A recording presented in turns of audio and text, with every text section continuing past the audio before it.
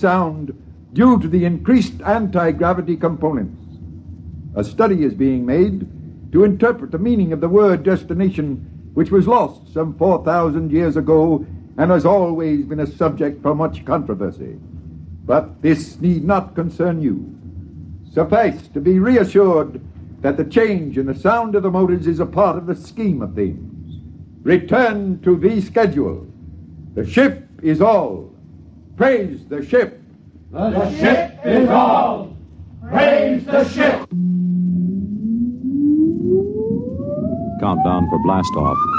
X minus 5, 4, 3, 2, X minus 1, fire.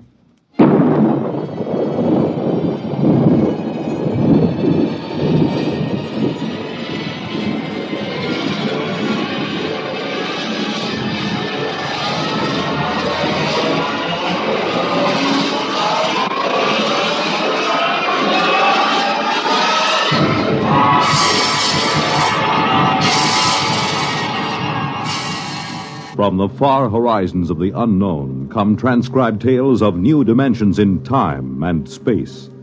These are stories of the future, adventures in which you'll live in 1,000,000, could be years, on 1,000 maybe worlds. The National Broadcasting Company, in cooperation with Galaxy Science Fiction Magazine, presents X minus 1.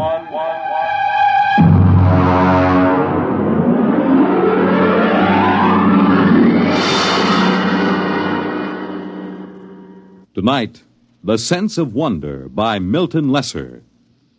The huge ship sped endlessly through space on a voyage that had lasted 10,000 years, the journey which had no end. And for those aboard her, there was no other universe. To them, the ship was all.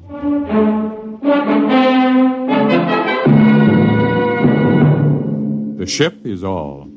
Rykud read the slogan embossed in raised letters of steel outside the door to the priest's compartment. The ship is all. His eyes wandered to the face of the young man standing next to him, his superior, Kreifer. The face had the empty, unquestioning expression that was typical of the people of the ship. Are you ready, Kreifer? I am. Enter. Come in. Well? I am Kreifer. Superior class, 3rd level, compartment Y51. Welcome. This is my attendant, Rykud. Be welcome. Praise the ship. Praise the ship. What is your mission? My superior's schedule shows that today he is 25 units of age. He is ordered to appear before the priest of the 3rd level to be given a woman. You have the schedule with you? Here. Good.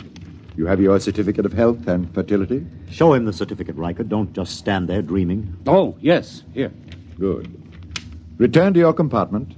I will have the matron bring you a woman from the 4th level. Praise the ship. Praise the ship.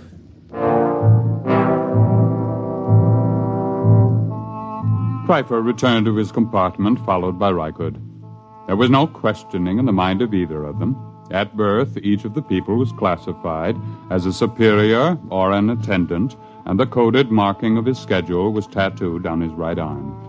Both of these young men were 25, strongly built, and tanned from constant exposure to the health rays in the ship's conditioning room. Kreifer wore the loose-fitting robe of a superior. Rykud wore the tight trousers and shirt of an attendant. They entered the comfortably furnished compartment. Kreifer, Yes. what do you suppose she'll be like? What difference does it make? Don't you even wonder about it? I wonder about nothing. The ship is all. Praise the ship. Well, naturally, but still... Rykud, we've been together as superior and attendant ever since the nursery. As an attendant, your entire purpose in life is to keep me alive and productive, to perpetuate the people. I would hate to have to part with you now. To part with me? Not of my own choosing, of course, but sometimes I detect what appears to be a strain of unorthodox thinking. Really?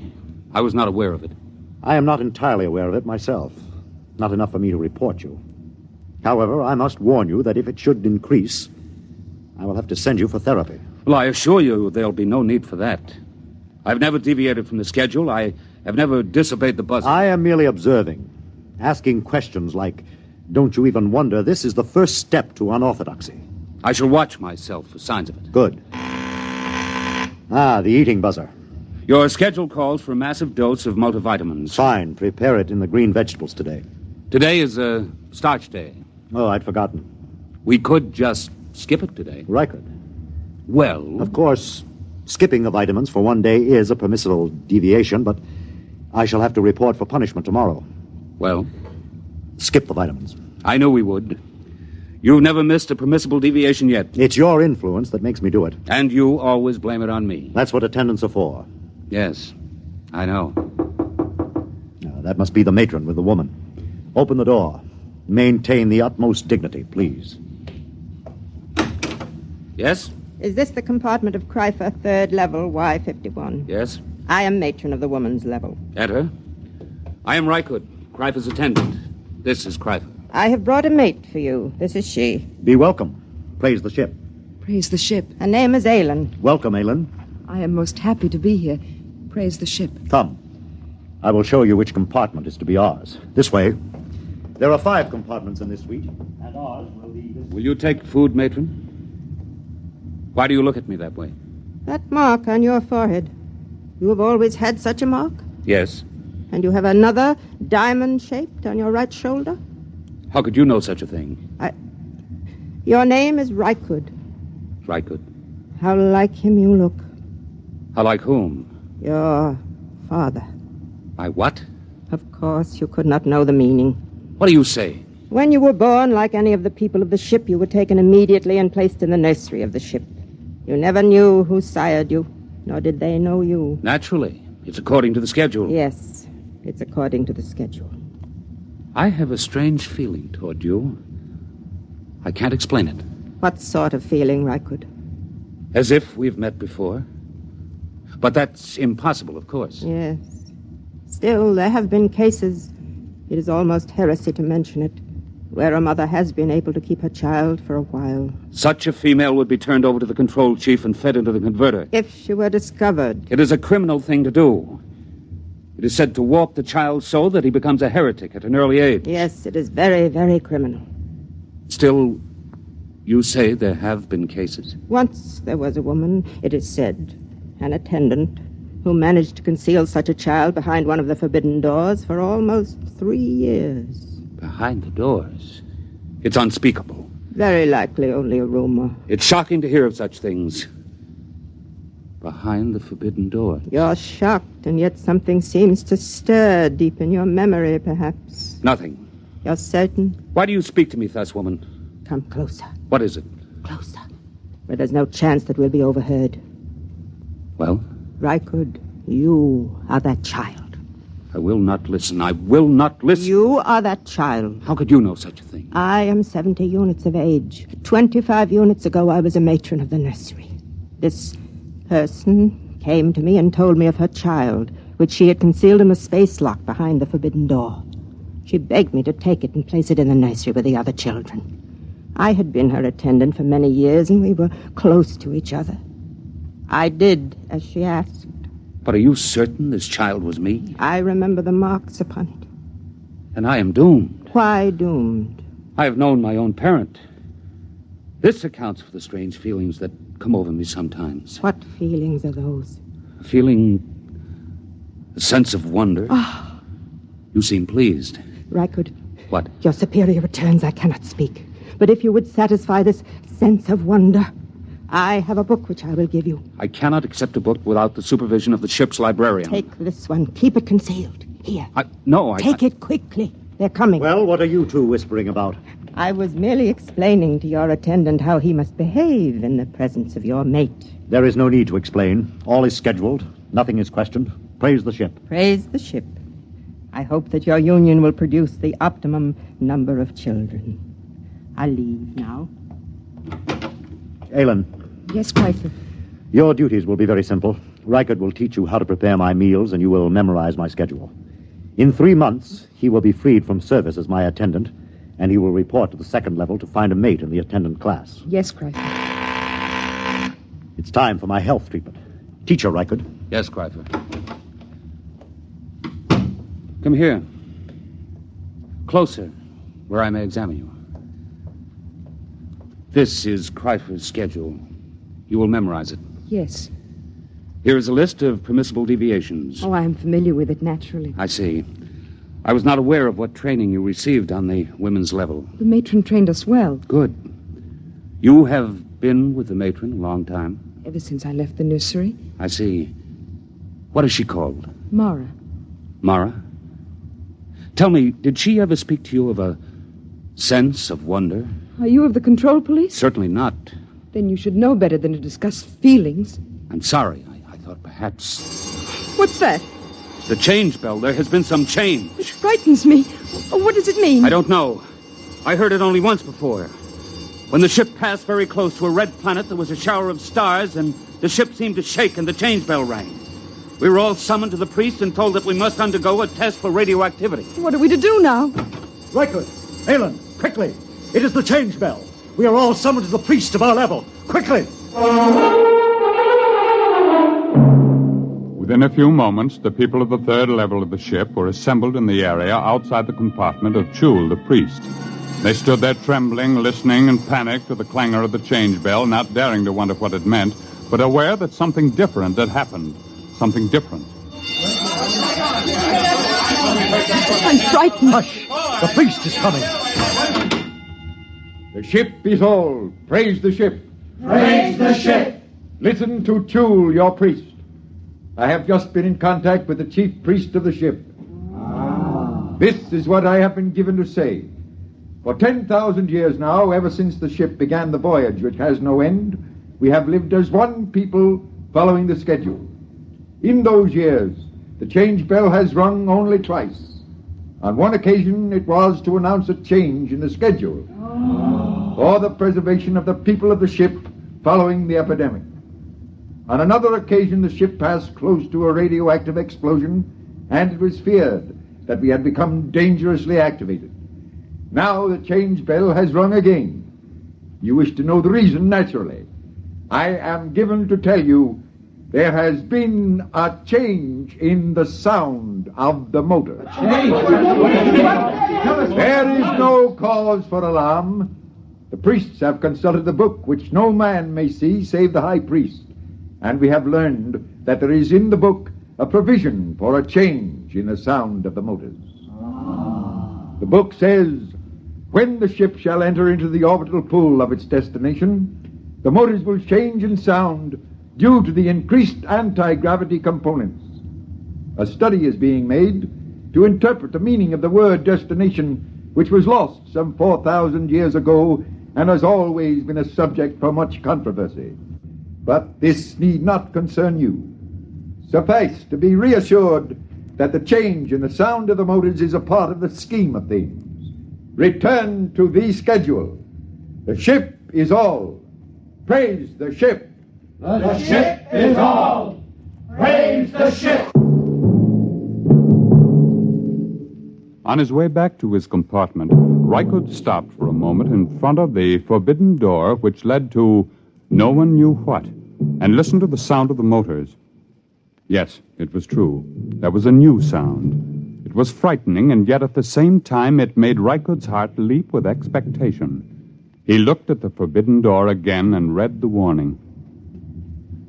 No unauthorized persons permitted through this door. Attendant? Yes. What's your name and compartment? Reichert, attendant to Kreifer, third level, Y51. Who are you? Graf, control police. Why do you loiter outside the forbidden door?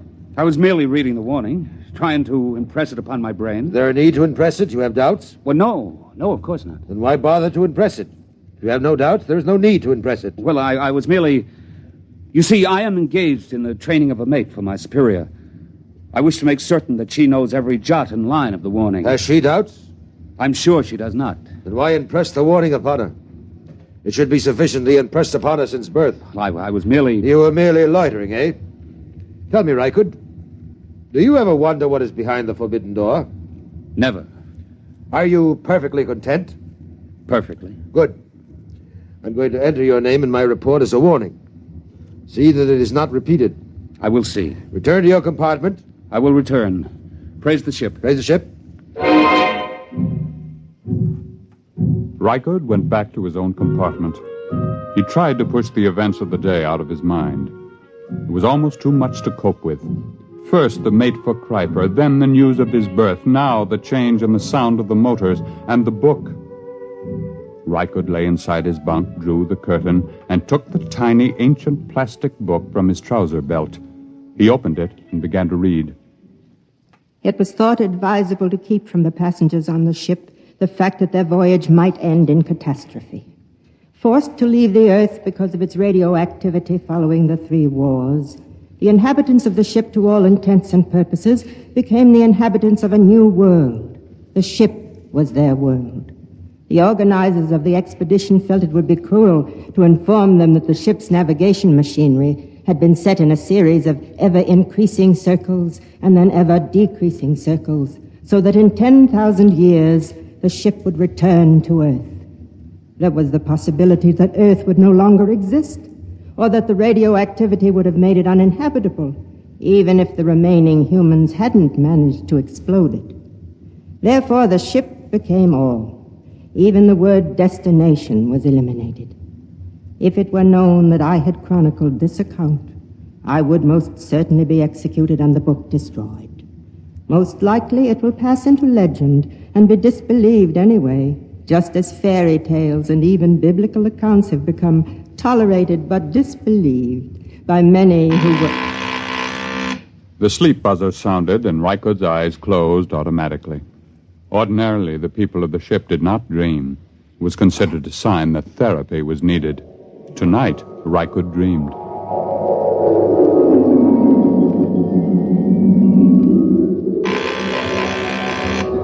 Rise, rise. Dress, dress. Eat, eat. Raise the ship. Rise, eat, dress. The ship is all. Rykud!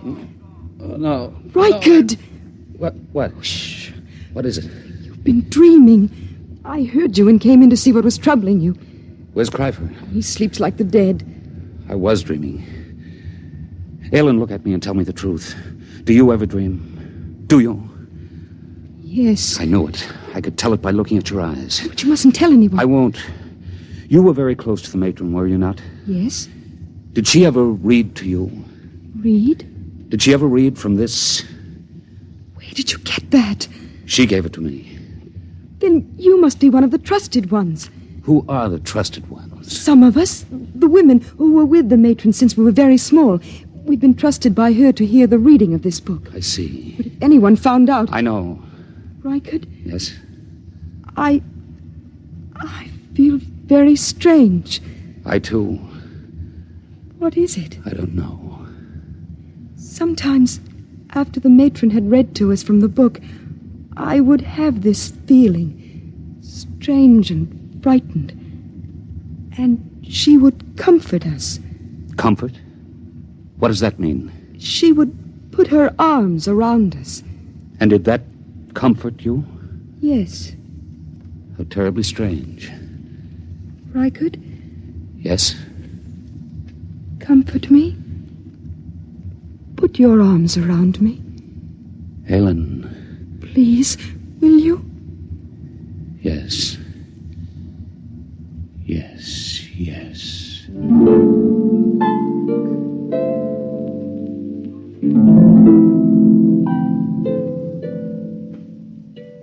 On the following morning, when Cryfer went to the conditioning room, as prescribed by the buzzer, Rykud drew Aylin over to the spaceport and slid aside the protective shield.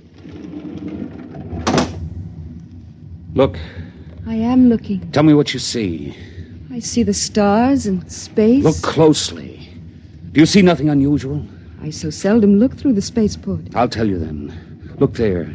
See that one star, so big and so bright that it hurts your eyes? Well? I've been watching it. It is growing larger each hour. Stars do that. Never has one been this large. What difference does it make? The stars exist only as pictures in the glass of the viewport. They're not real. The ship is all. That is what we are told, but perhaps it isn't true. What? Perhaps these stars do not exist only in the glass of the viewport. Perhaps they exist beyond the viewport. I don't understand. Let me say it this way once and forever. Perhaps, Aylin, the ship is not all. Rykud, your heresy frightens me. Rykud, hold me close. It frightens me even to look at you. Oh, Reichert, you mustn't even think it. I do think it. I believe it. I believe the ship is not... And I believe you are a candidate for the converter. Crawford. Don't move, Reichert, or I'll blast you into dust. It is bad enough for an attendant even to touch his superior's mate, but to couple it with the ultimate heresy. There is nothing but death in this. Crawford, I beg of you. Stand aside, Alan. I'm going to finish this heretic. Now, Reichert. Oh. Have I killed him? No, he's just stunned. Oh, Reichert, what can we do? I don't know. Reichert, the change bell again. Something's happening. I know what has happened. Come, we'll go to the priest. What about Kreiper? He'll have us killed. No, it's too late to think of that. Come. Come,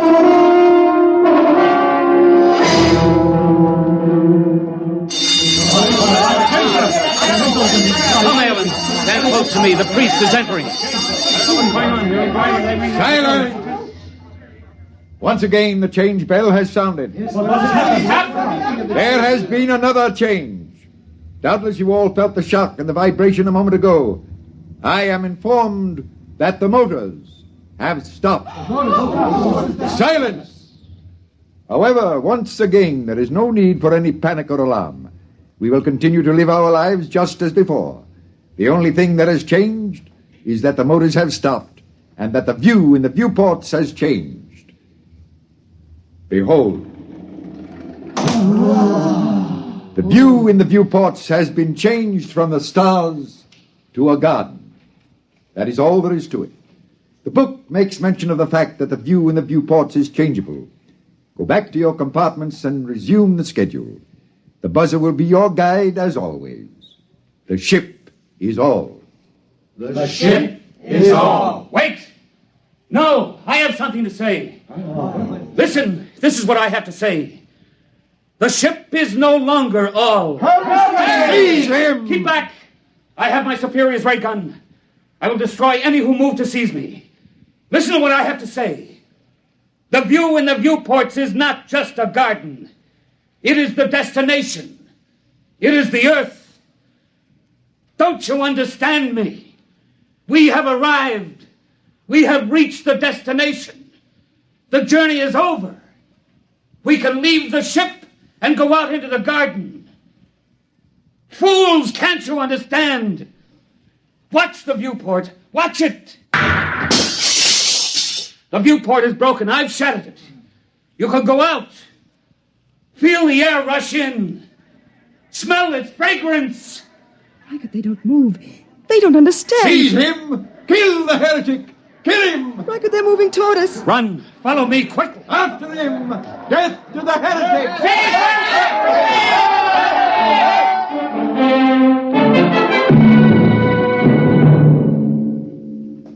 Reichert and Alan ran down the long steel corridor with the crowd on their heels. After a few moments, they came to the forbidden door of the control room. Alan, quick, in here. Reichert, it's forbidden. I'll have to blast the lock. Quickly, now come. Now, help me close the door. Now the bar. We're safe in here for a while. Not even the priest can make them come in here after us. It'll take them time to figure out what to do. Reichert, look. Look at the machinery. Oh, it's frightening. We're in the control room. It tells about it in the book. You see this big machine here? There was a drawing in the book. This is the machine that controls the buzzer. Just a simple machine like that? Yes, a simple machine. Stand back. What are you going to do? I'm going to smash it.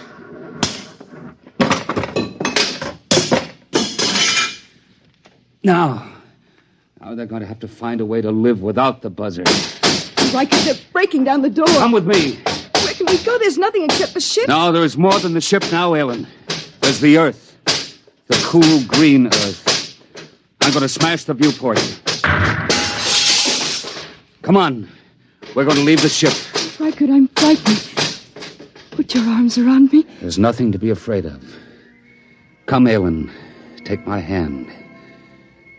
Here is the earth. And it is ours.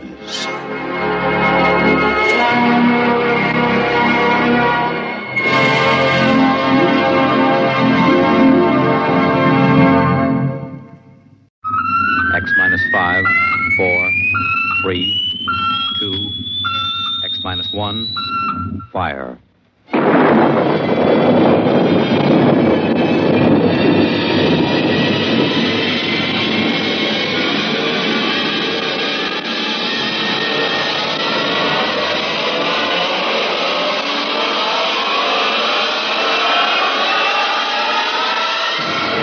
Tonight, George Lefferts's original radio drama of the 21st century, Perigi's Wonderful Dolls.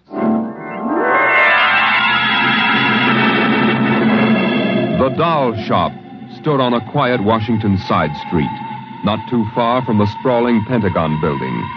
A woman and a child waited outside, the little girl peering eagerly through the window at the dolls inside, and the woman glancing impatiently at her wristwatch, as if expecting someone who was late for an appointment. And there was nothing about the doll shop to warn them that they were waiting to keep an appointment with doom. Oh, Mommy, look! Yes, what is it, dear? In the window of the shop, the tiny dolls. Oh, Mommy, do you think Daddy will buy me one? Well, we'll ask him when he comes, dear. He said 3 o'clock on this corner. I see him, Mommy. There he is. Oh, Henry, here we are. Hello, dear. Hi. Sorry I'm late. Well, we've been waiting for you. Cindy's been So I'm afraid I'll have to call off the shopping, Alma. Oh, Henry, we promised. Yes, I know. Cindy. I'm sorry. It's just one of those things. You've been the wife of an army colonel long enough to know his life isn't his own.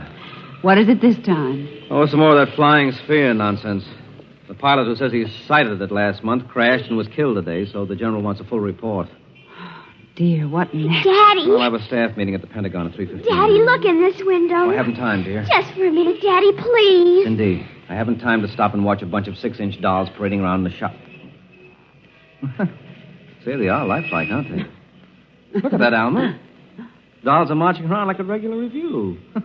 They've even got their own little band. Henry, your staff meeting. Oh, yeah. Yes, I've got to run.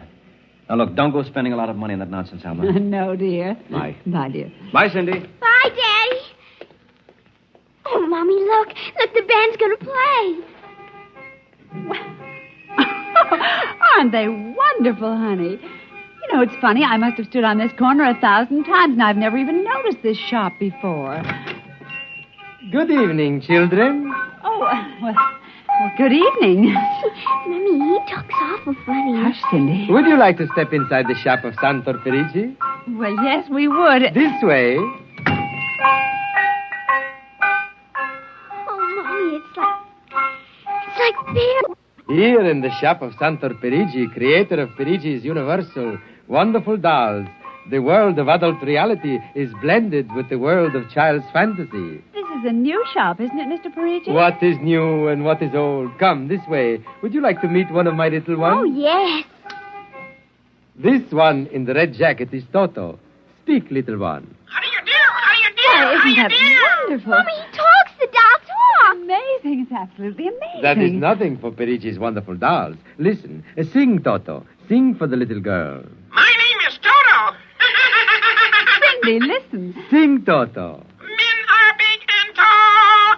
Dolls are very small. When men begin to fall, the dolls will rule them all. Oh, Toto, more. Well, how do they work, Mr. Perigi? How do they work? That is the secret of the great Perigi, greatest of all doll masters.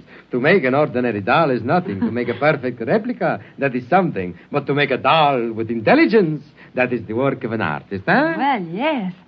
Well, they must be very expensive. Madame, when I construct a doll like Toto, I cannot bear to be parted from him permanently. So instead of selling, I rent my little people. You rent dolls? Precisely. $10. I have but one request. When you grow tired of my dolls, you must return them to me in good condition. Oh, Mommy, could we take him home? Take him home. Take him home. Take him home. Oh, look, Mommy, look. He's bowing and dancing. Oh, Mommy, he wants to come. Please, I'll take such good care of it, please. Well, honey, we'll have to deal with your father later, but... Well... Oh, Mommy! All right, wrap him up, Mr. Perigi. Oh, dear, I have a feeling when your father comes home, we'll be sorry. Be sorry, be sorry, be sorry, be sorry.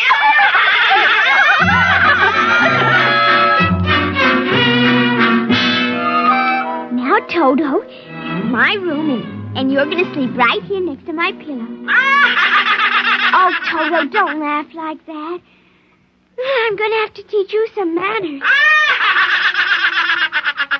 You be quiet, because my daddy will be home soon, and he's a colonel in the army, and he'll bust you to private if you don't behave.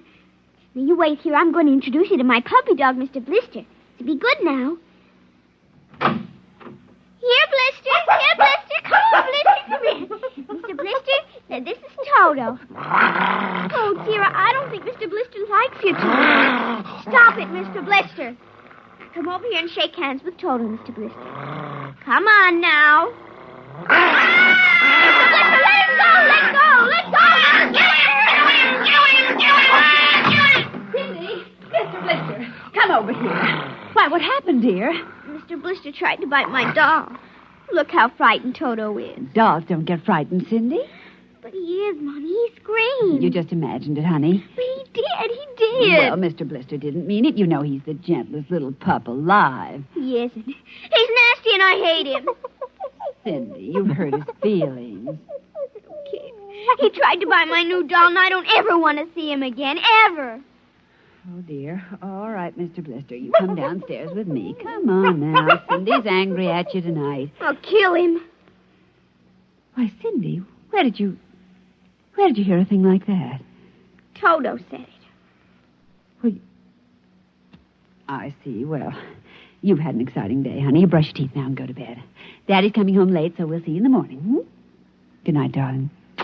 Sleep well. I hate him, Mr. Toto. I hate him. Hate him, hate him, hate him, hate him.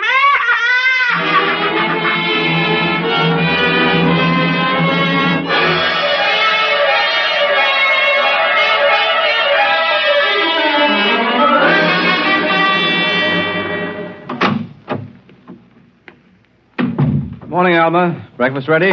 Just a minute. How was the staff meeting last night, dear? Oh, horrible bore as usual. Where's the little one? Up in her room. She'll be down in a minute. Oh, say, remind me to take some papers back to the War Department, will you? I left them in my strong box. Henry, you told me it was against regulations to bring secret papers home. Well, I had to finish some work for the old man. Nobody will ever know the difference. Well, I suppose not. Oh, dear, would you feed the puppy before we sit down? His bowl's under the sink. Where is he? See, that's funny. Here's his supper from last night, only half eaten. Getting fussy. Blister? Here, Blister. Blister! Where the dickens is that mutt? Maybe he's on the back porch. Oh, maybe. Here, Blister. Here, Blister. Alma. What is it, dear? Alma, look. Why, Henry. Is he? Yes, he's dead. But how? What happened? From the looks of it, he might have been poisoned. Poisoned? Who on earth would do a thing like that to an innocent little pup? I don't know. Let's see his dish. Oh, Henry. I don't understand this at all. Say, what's this? What's what? Well, look, there are pieces of broken glass in his food. Blue glass. Glass? Glass. Henry. Huh? Well, I just remembered something. What? It may just be coincidence, but in the bathroom this morning... What about the bathroom? Cindy's blue glass, you know, the one with the Mickey Mouse on it. Mm-hmm. It was broken, Henry. I found pieces in the wastebasket. I meant to ask her about it. Oh, Alma, for heaven's sake, you aren't suggesting that our little girl... Why, she loved Blister more than anyone. Not last night, she didn't. Why not? Well, he went after Toto. Well, who's Toto? Oh, her new doll. You bought her one of those dolls? Well, I just rented it. Rented it? Yes. Look, Alma, Oh, now... Oh, well, all right. Well, what's this got to do with Blister? Well, he went for the doll, and Cindy... Well, Cindy said... Henry, she said she'd kill him. What? Well, that's ridiculous. True. Good heavens, a 9-year-old child putting ground glass in dog food? She'd have to be a monster. Mommy. Now, don't say anything. I'll talk to her. Good morning, dear. Morning, Mommy. Morning. Daddy. Hello. What's the matter? Nothing, Cindy. Sit down, dear. Yes, sir. Cindy, your mother tells me you broke your blue drinking glass. Oh, no, I didn't break it. Now, Cindy... I didn't. Well, now, somebody broke it. It wasn't your mother and it wasn't me. Well, Then it must have been Toto. Cynthia. Cindy, you know Toto was only a doll. Now, a doll couldn't have broken your glass, could he? Well? But he must have done it, Daddy. Cindy, you know how Daddy feels about little girls who tell untruths. I'd hate to think you'd done something you knew was wrong and you were blaming it on a doll. What's the matter with Mr. Blister? Is he sick? He's dead, Cindy. Oh, no, he can't be dead. He isn't dead, Daddy. No, he isn't. He isn't. Mommy, Yes, dear. But he'll come back. He has to come back. No, he won't come back, honey. Not ever. No, Cindy, not ever. Now that we've told you, Cindy, do you want to change your mind about the glass? Henry, let her alone. Daddy, you think I killed him?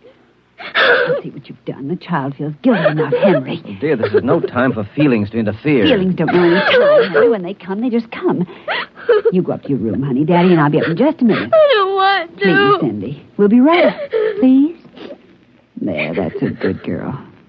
And close the kitchen door behind you.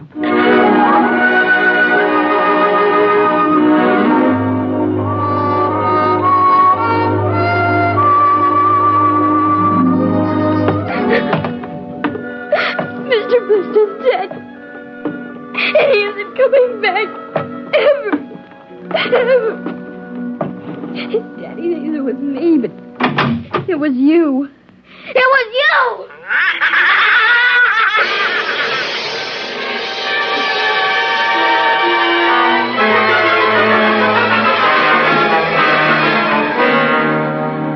You're listening to NBC Radio's award-winning science fiction series, X-1. Now we return to X-1 and Perigi's Wonderful Dolls.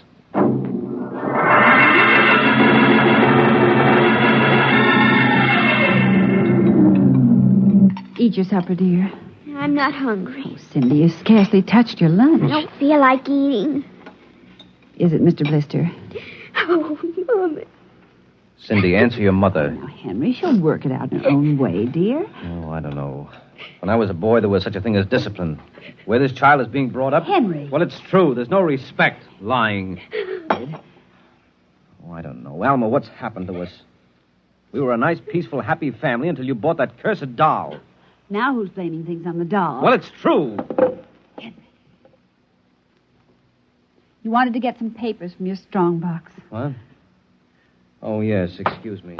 Will you try to eat something, Cindy? Now, darling. Yes, dear. Alma. Alma. Yes, Henry. What is it? Alma, it's gone. What's gone? The box. The strong box is gone. But it can't be. The door to your study's always locked, and you and I have the only key. I know all that, and I tell you it isn't there. Well, who would... I don't know, Alma. Those confidential reports, if they ever get into the wrong hands... Oh, I warned you about keeping them here. Oh, what if it ever came out in the open? Can't you see the papers? Army colonel, derelict in duty. Call the police, Henry. What, and throw my career in the wastebasket after 17 years? Well, we've got to find it ourselves. But it was there when I went in to clean this morning. Well, what about your key? Well, it's right here. I always keep it right with me. That's funny. Oh, no. But my other keys are all on the ring. You've lost it. I don't see how. Alma, how could you do it? Henry, please. Come on, we'll search the house. I can't think of anything else to do. Oh, dear, you're going to miss your staff meeting. Well, all right, never mind the meeting. My whole career goes up in smoke if we don't find those reports. Now, somebody get hold of your key and open that room. I know, Cindy. Oh, let the child alone. She's been through enough. You know she wouldn't do a thing like that. I don't know anything anymore. I don't know my own child. I don't even know you. Henry. All I know is that strongbox is gone with papers that are dynamite if the wrong person gets them. The question being who? What's that? Coming from upstairs. Dodo,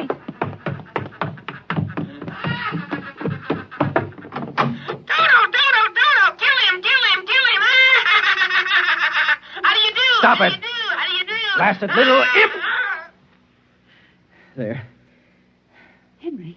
But since we've got this thing... Henry. What? Look. Where? What? Around the doll's neck. The key. The key to your study. It was Cindy, after all. I don't believe it. Ever since she got this fool doll, she's been acting half insane. First the dog, now this. I think she hates us, Alma. Henry, Cindy is my child, and I know her.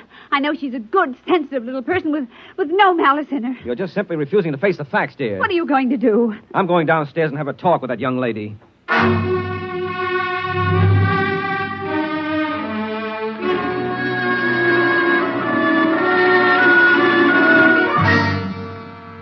Cindy, you're not telling me the truth. Oh, yes, I am, Daddy. Now, all I'm asking is that you tell me the truth. Now, where is it? I didn't take it, Daddy. Honest, I didn't take it.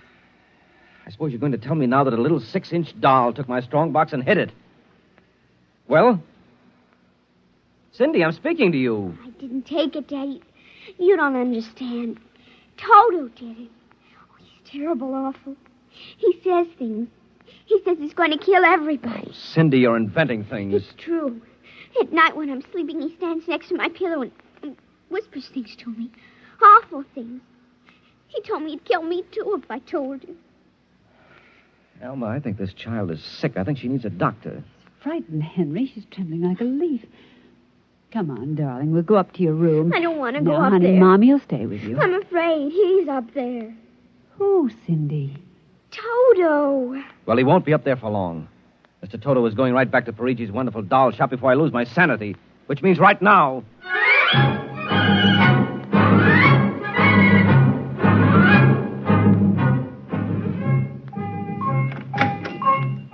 Ah, Colonel Grayson. Welcome to the home of Perigi's wonderful doll. Are you Perigi? Santor Perigi, creator of the universal doll.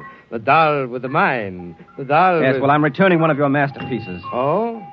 If you will step into the rear of my shop. Now, what is the complaint? There's no complaint. Here's your doll. Good riddance. My little Toto, rejected, you found the world of men too filled with hate. Hate, hate, hate, hate. We will change all that later on. Return to your comrades in the window, little one.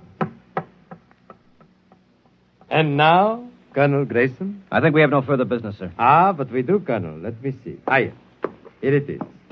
Do you recognize this, Colonel? That's my strongbox. Quit. My little Toto is very clever, sir. Are you trying to tell me your doll stole that from me? Let us not say stole. I'm merely keeping it in custody. What's your game, Perigi? Blackmail. You give me what I want, I do not ruin your career. What do you want? Information. We already know something from the reports of the War Department, reported by one of your pilots. What government do you represent? I represent Perigi's wonderful dolls, none other. I'm not so naive, sir. Perhaps I should explain. Each man hides something from the world. Each man loves something more than life. With the help of my wonderful dolls, I obtain personal information which enables me to control the men who control the world. Men like you. Hand over that strongbox. I warn you, I have a gun. Give it to me. You are being foolish. Put down that walking stick. Now. No closer. Now.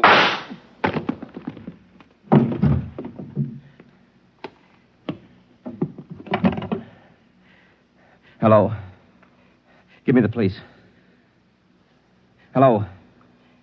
This is Colonel Henry Grayson. I've just killed a man. Perigi's doll shop, corner of 4th and Lexington. The body is in the rear. I'll wait for you. Shut up. Shut up, you little fiend! Colonel Grayson! Did I hear you speak?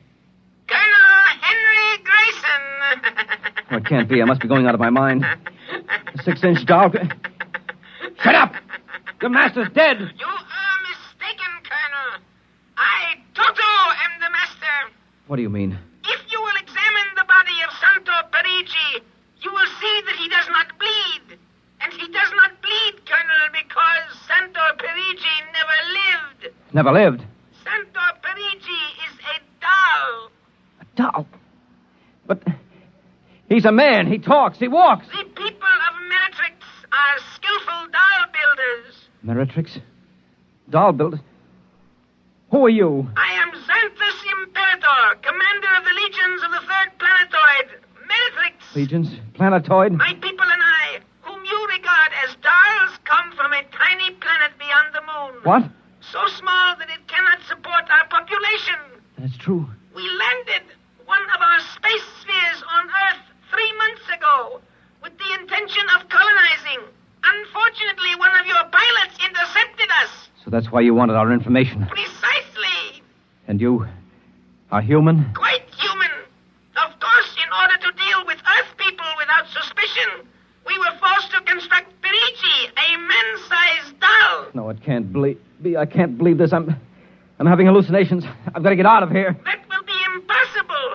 We have weapons of destruction quite unknown to Earth people. I phoned the police. They'll be here soon. By the time they arrive, my people will have prepared something quite shocking.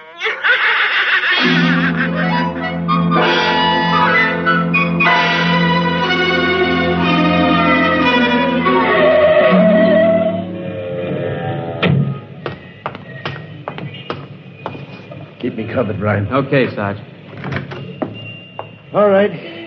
You the guy who turned in the call? Yes, that's right, Sergeant. Where's the body? Well, you see, it isn't exactly a body. What do you mean? It's a doll. What? Now, wait, you've got to let me explain. I know this sounds fantastic, but I've stumbled onto an unbelievable plot. Yeah? Keep talking. Well, you see, these little dolls, they aren't really dolls. They're tiny people. Now, there's a big doll named Santor Perigi. They're using him as a front to run the shop. He's off his trolley, Sarge. Now, look here. Now, listen, mister, we got to call it. There was a murder here. Now, if there was one, where is the body? Well, it's behind the curtains in the back. Only, you see, it isn't really a body. It's a big wax dummy. It's all part of their plot to gain control of the world. Holy smoke, he's really off his rocker. Now, look, if you don't believe me, I'll prove it to you. Come here. Look behind this curtain and you'll see the dummy lying on the floor. Welcome, gentlemen. Are you looking for something? Perigi. This is impossible. I smashed his skull. Do you know this guy? That's the one, the doll. What's your name, mister? Perigi, Santor Perigi, creator of the universal doll. Uh-huh. You ever see this man? Never until just now. That's not true. He's lying. I tell you, he's nothing but a big doll. The real masters are the little dolls. Ryan, are you getting this? He's wacko, Sarge. No, He's a fruitcake. I'm not crazy. I tell you, I can prove it. They must have fixed up his head where I smashed it in. Touch him and you'll see. Mr. Perigi, you know what this guy is talking about? The man is demented, obviously. No, that's not true. I tell you, there's a plot to control the Earth. I've got to call the War Department. They want to know about the flying sphere. Holy mackerel, this gets worse every minute. Ryan. Take him to headquarters? No, save some time. Take him down to Psycho Ward. Okay, all right, Buck Rogers. Come along nice and quiet. No, don't you see? He's nothing but a man-sized doll. Sure, and the little ones are going to take over the Earth, and you're going where you can cut out some... Listen to me, you've got to... Sorry you had all this trouble, Mr. Perigi. Poor chap. He is obviously suffering from delusions. Well, he's not the only one in Washington today. You know, we've been getting a whole string of crack-ups lately. Bigwigs blowing their tops under pressure. If you could see some of the names in our confidential files... You keep confidential files on cases like this? Certainly. Believe me, they'd be dynamite if they ever got in the wrong hands. Well, I'd better be running along. I'll be. My little girl would be nuts for that. So? Then please accept the doll for saving my life. That madman might have killed me. Yes, but Take Toto home with you as a gift. Well, now, I don't know, Mr. Perigi. It's against regulations for us to accept favors. But this is not for you. It is for your little daughter. And if you will only take the doll and give him a good home, you will be doing me a great favor. Well, then, if you insist, and thanks very much. When my kid sees this, will she be surprised? Yes, Toto will come as a great surprise. A very great surprise. Eh, Toto?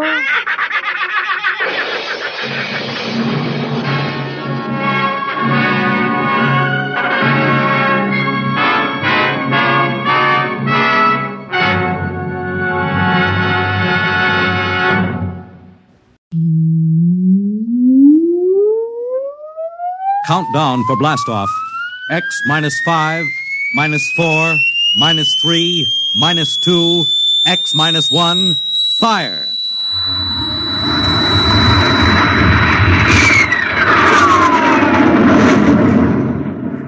From the far horizons of the unknown come tales of new dimensions in time and space. These are stories of the future, adventures in which you'll live in 1,000,000 could-be years on 1,000 would-be worlds. The National Broadcasting Company presents X minus one.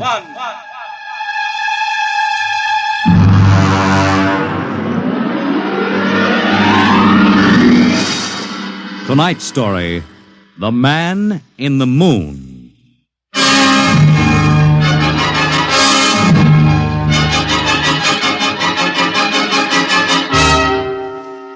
Attention.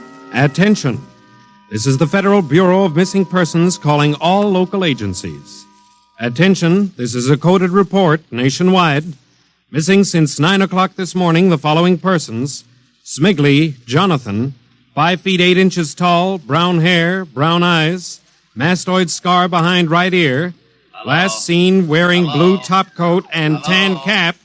Wanted by Los Angeles. Hello, get off this wavelength. This is a restricted band. Hello, Earth. Whoever you are, you're on a coded wavelength. Earth. Tune out. This frequency is reserved for the Federal Bureau of Missing Persons. Hello, Earth. This is the moon calling Earth. Hello, Earth. This guy's loony. This is Jake in transmission. Jake, this is Charlie of the code room. Some crackpot is on our frequency. Yeah, I heard him, Charlie. I've got CQ trying to trace a source now. We should have a triangulation any second. Well, hurry it up, will you? Some ham is in for a good stiff fine by the FCC. Yeah, they ought to take his license away. Oh, here comes Lenny with the directional fix. Right. Thanks, Lenny. Hey, what's this? This is impossible. What's going on down there? How about it? Get that ham out of my kilocycles. Oh, listen, Charlie, unless this is a gag, that interference is being beamed from 240,000 miles away. Oh, now, Jake, you know there ain't no such thing as 240,000 miles away. Yes, there is, Charlie, straight up. Oh, now, wait a minute. Charlie, that signal is coming from the moon. Are you nuts? Oh, somebody might be bouncing it like a radar signal. Radar on this frequency? Where'd you study basic radio? Now, listen, Flathead, you asked for a fix. I gave the best fix our instruments can find. Take it or leave it. Somebody on the moon is calling the Bureau of Missing Persons.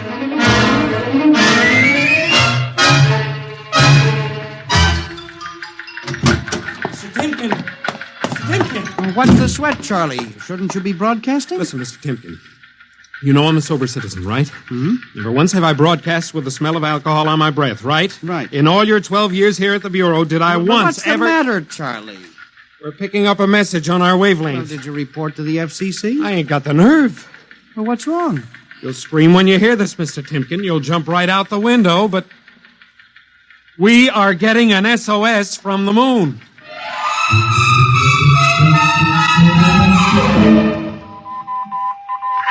Well, that's it. He started on voice and switched to Morse. The way the signal repeats sounds like a phonograph record or automatic sender of some sort. Well, what's it say? Let's see here.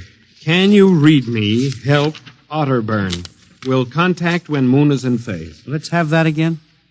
Can you read me? Help, Otterburn. Will contact when moon is in phase. Otterburn. That sounds like a name, huh? Otterburn. Wait a minute. Something registered? Cornelius Otterburn. Holy jumping Jehoshaphat. Hey, where are you going? To talk to the chief. Hey, wait a minute. What are you going to tell him? We just got a CQ from the man in the moon? That's exactly what I am going to tell him, Charlie. Hey. Oh, this is just too much for me.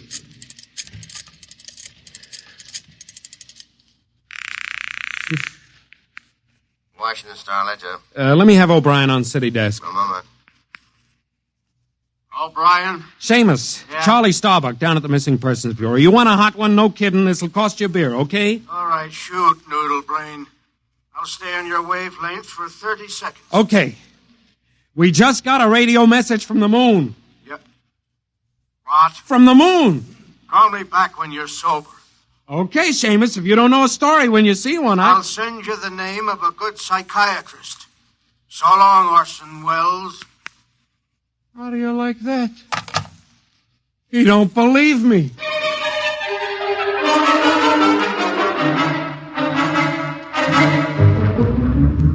Otterburn, Mr. Wade. Now, does that name ring a bell? You're the man with the photographic memory, Henry. What about Otterburn? Cornelius Otterburn, atomic physicist, reported missing from his home in Baltimore on June 5th, 1945. Just 5 years ago. Vanished completely. Are you trying to tell me you really think there's something to this man of the moon business? Henry, I'm surprised at you. This is some crackpot trying to jam the airwaves. Yes, but the name Otterburn is so unusual. So are a lot of names. And I have a theory that... I was afraid of that. Henry, you always have a theory. Let's see, what was it last year? Oh, yes. That people disappear in occupational cycles. But it's true. Please, Henry, I'm a busy man. You expect me to believe that this Otterburn is sitting up on the moon, sending out shortwave messages? Well, he might be on Earth bouncing the messages off the moon. But who's to say he isn't on the moon? Henry, as chief of this bureau, I have my hands full trying to coordinate reports from 48 states and Alaska. I have no time to include the moon. But, Mr. Wade... Out, Henry. But, Mr. Wade... Out, I'm busy. Yes, sir. Oh, here. Take this folder of reports for the dead file. Yes, sir. And no more nonsense, eh, Henry? Yes, sir. I appreciate that you have a very dull job filing old missing persons reports, and I appreciate that you take an active interest in the affairs of the Bureau. But no more nonsense, huh? No, sir. No more nonsense.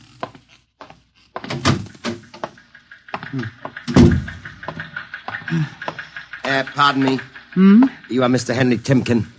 That's my name. Permit me, Jefferson Philo, scientific feature writer. Oh, how do you do? Oh, are you a newspaper man? Not exactly. I write as a hobby.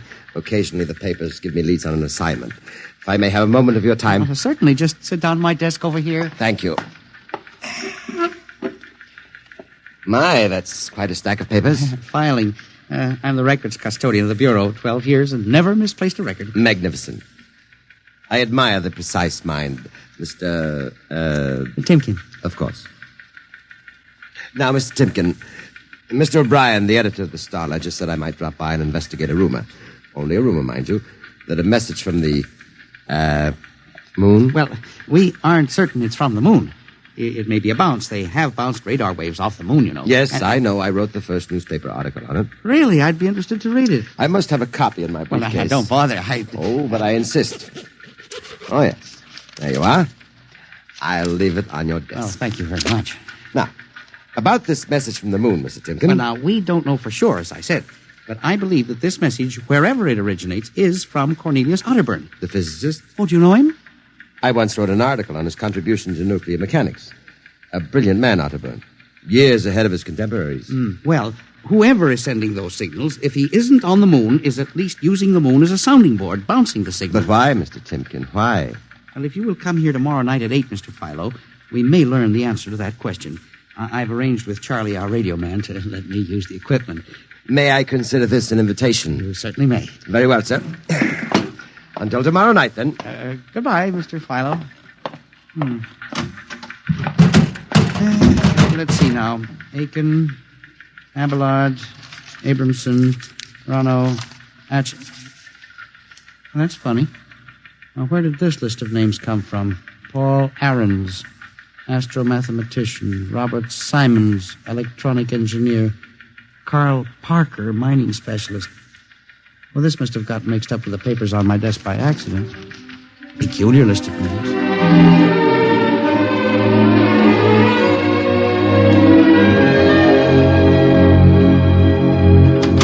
Oh, good morning, Charlie. Oh, hi, Mr. Timken.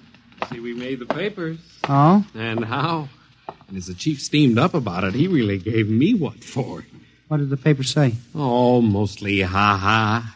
Here's the Herald. Listen.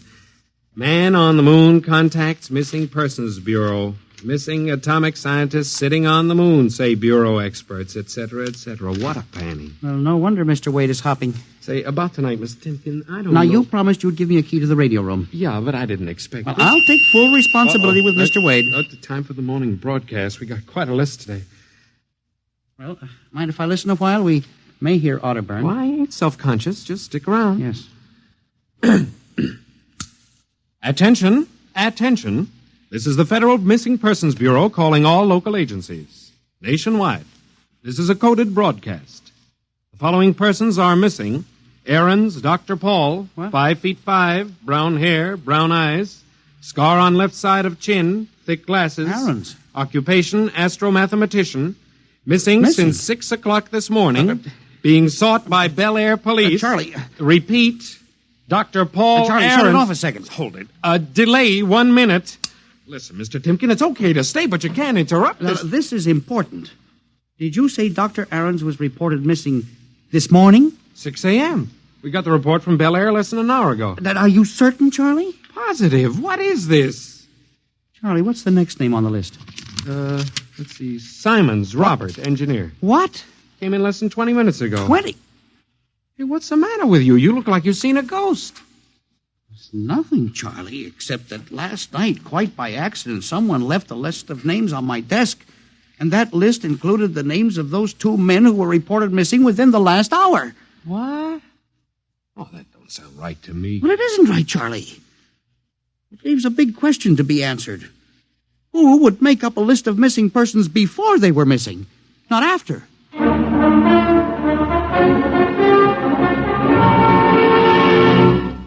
And you say this list of names was left on your desk accidentally? Well, I believe so, Mr. Wade. Do you have any ideas, Henry? Well, it's hard to say. Mr. Philo left some papers from his briefcase. Mr. Philo? Well, a science feature writer. I see. You were the leak on that story, then? Yes, sir, I'm afraid I was. I didn't think it would be treated as a laughing matter. Well, we'll deal with that later. Yes, sir. What's this Philo like? Well, he's a strange old duck, bald, thick glasses, tall. He walks stooped over. Seems to know a great deal about scientific data, but, of course, being a science writer, Is there any other possibility? Well, I believe that this is all hooked up with the broadcast from Otterburn. That seems to be a very remote possibility. Well, the Missing Persons Bureau deals in remote possibilities, Mr. Wade. I do not require a statement of policy. Yes, sir. What's the theory? Well, for some time now, it has been my contention that in a country like ours, where even the cleverest criminal can be ferreted out and located eventually, there is no such thing as a missing person.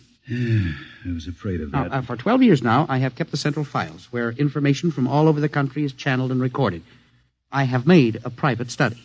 This is beginning to sound familiar, Henry. And I have discovered that each year, literally thousands of persons vanish, leaving no trace. They are never located. Where do they go? Nobody knows. And they disappear in interesting cycles. What sort of cycles? Occupations, for example. One year we'll have a run on, well, say, coal miners. Next year, the proportion of engineers increases. And then scientists. And what do you think happens, Henry? I don't know, Mr. Wade, but I'm beginning to suspect that somebody else has discovered the same phenomenon, even to the point, perhaps, of being able to predict who will turn up among the missing next. Philo? Well, I don't know.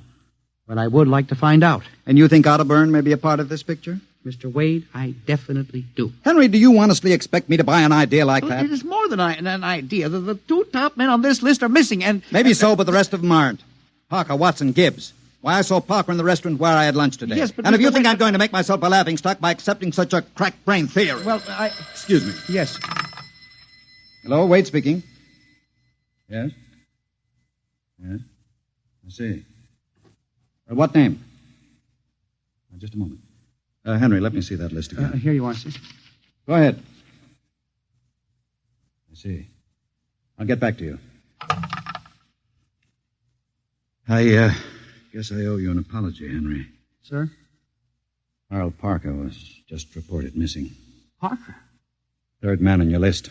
Holy mackerel. Exactly. Henry, for a good many years now, I've ridiculed these theories of yours. I don't know. Perhaps I've underestimated you. Maybe this time you've really stumbled onto something. What do you intend to do, Mr. Wade? I don't know. I haven't thought it out yet. I was planning to listen for another broadcast tonight in the hope that Otterburn might try to contact us again. Good idea. I believe I'll join you. I also invited Mr. Philo, the feature writer. Oh? I'll be glad to meet him. I'm beginning to get interested in you, Mr. Philo. Mr. Wade, you don't think... That he's mixed up in this? Yes, sir. I don't know, Henry. But it suddenly strikes me that we don't know very much about him, really. We ought to contact the police. No, Henry. I think we're better off keeping this between ourselves for the moment. We're dealing with the unknown. And in solving an equation for the X factor, it's often easier to limit the number of terms. You follow me? I don't know, Mr. Wade. There may be more danger in what you have discovered than you are aware of. Let's keep it quiet. Do you agree? Maybe you're right, Mr. Wade. I hadn't thought of the danger involved.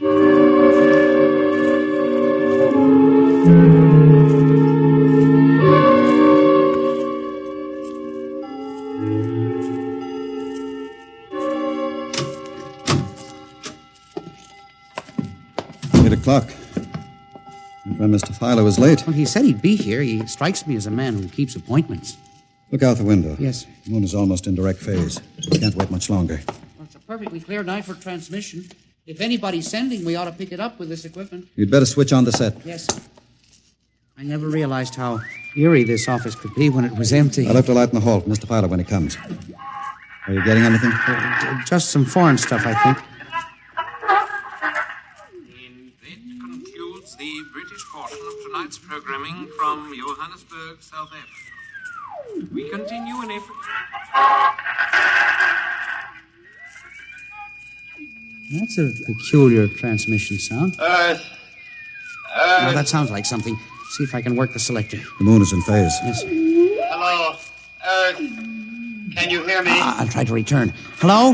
Hello? Hello, Earth. Hello, do you hear me? Oh, I get you now. Thank God. Who are you? Can you hear me? Who are you? This is Professor Cornelius Otterburn. Hello? Go on, I hear you. Not much time. They're on to me. They've located my sending point. Do you hear me? Go ahead, keep talking. I've only enough oxygen for a few minutes more. Well, where are you? I'm on the Earth side of the moon. You get that? The Earth side of the moon. A volcanic crater. Good. Start that recorder, Mr. Wade. Go on. Explain, please. Explain, Now please. listen closely. There is an Earth colony on the moon. There is an Earth colony on the far side of the moon, made up of renegade scientists and criminals. Professor Ernst Halsman. He died in an insane asylum in 1938. Professor Ernst Halsman discovered nuclear rocket power in 1935. Turned his plans over to escaped inmates of the asylum. They took off and set up a colony on the far side of the moon in 1938. Go ahead. We're recording you. Each year, they recruit new colonists from Earth. Slave labor, mostly. I was kidnapped in 1945. Yes, I know. Keep talking. They wanted me to work on atomic drive for their flying disc. Still getting you. Go on. Last month, 6 others and I escaped. Speak louder. You got to stop them. Stop them. Stop who? The moon colony, planning to take over the Earth invasion. Oh. Hang on. No oxygen. Hard to breathe. Listen, they have agents on Earth. You hear me? Agents on Earth? Well, where? Who? Hello? Agents in... Henry, look out. Someone at the window. Get down. Henry, are you all right? I think so. His shot smashed the transmitter. And the lights. Strike a match. Careful. It was close. I got a look at him. From the description, it was your Mr. Philo. We got a recording anyway, but not the most important part of the message. Poor Otterburn, suffocating to death. Henry, we've got to get you out of here. He said they have agents. Philo was probably one of them. He'll be looking for you now, trying to kill you. But the police... Do you think the police would believe a fantastic story like this? People being kidnapped to the moon as slave labor? Moon colony planning an invasion of the Earth? But Henry, believe me, they'd trap us into straitjackets before we could finish. We've got to do something. We need time. Time to get proof. You don't think my theory was bunk then? I know it wasn't, Henry. Right now, my only concern is for your safety. But we can't walk out of here. Philo's probably waiting. Listen, there's a service elevator that leads to the basement garage. Yeah? We can get down there. There are some delivery trucks parked there all night. We can probably get one started. The garage door's off the ramp, work from the inside. We'll start the mechanism and make a run for it. I don't know. I think if we call the police... By the time the police get here, we'll be dead. You think Philo will wait outside all night? Come on. That's an order. Okay. But what about the recording of Otterburn's notes? We'll leave that here in the safe in my office. They'll never get into that. Let's go. You buzz the elevator while I hide the recording.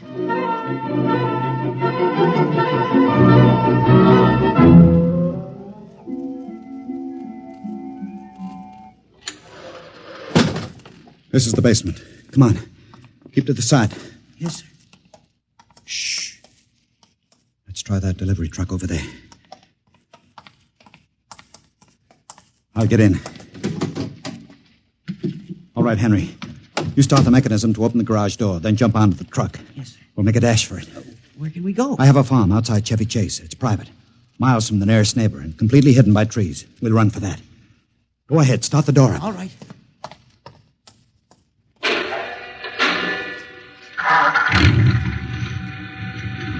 Quick, jump in. There we go, Henry. Cross your fingers.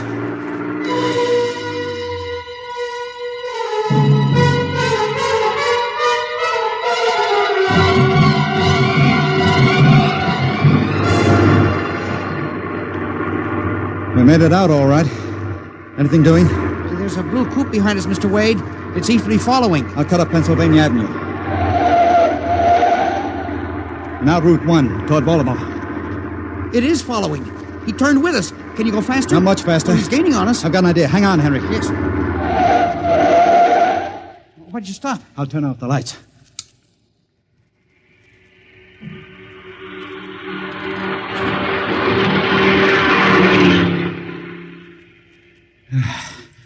It worked. He shot right past us. Now we'll double back and go out another route.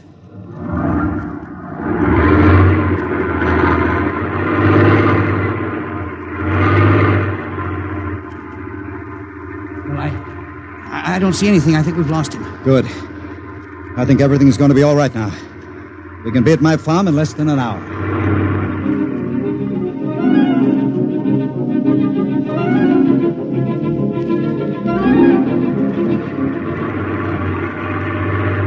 Not much longer now. Is anyone behind us? I thought I saw the blue coupe again, but I was mistaken. Whew. This place is really out in the wilderness. We can stay here indefinitely till we'll figure out the next move. Just up this dirt road now. There's the house up ahead. You're not going toward it. No, I have a better idea. There's a big abandoned wheat silo on my grounds. It's down a hollow where it can't be seen except from the air. And even then, the oak tree's shielded. We'll hide you out there. Now, we leave the truck here. It'll never be seen. Come on. Yes. How did you ever find this place, Mr. Wade? I've always liked seclusion. I bought it about 12 years ago. Come up here in the summertime to get away from it all. There's the silo. Certainly well hidden. There's a small door around the side. Come on. Be careful of those bushes. Yes. It's hard to see them in the dark. Do you suppose Philo will find us? I assure you, Henry, Mr. Fowler will never find us here. Not in a million years. Here's the door.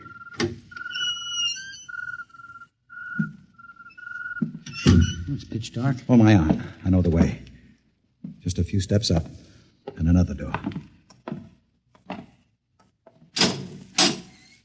Steel.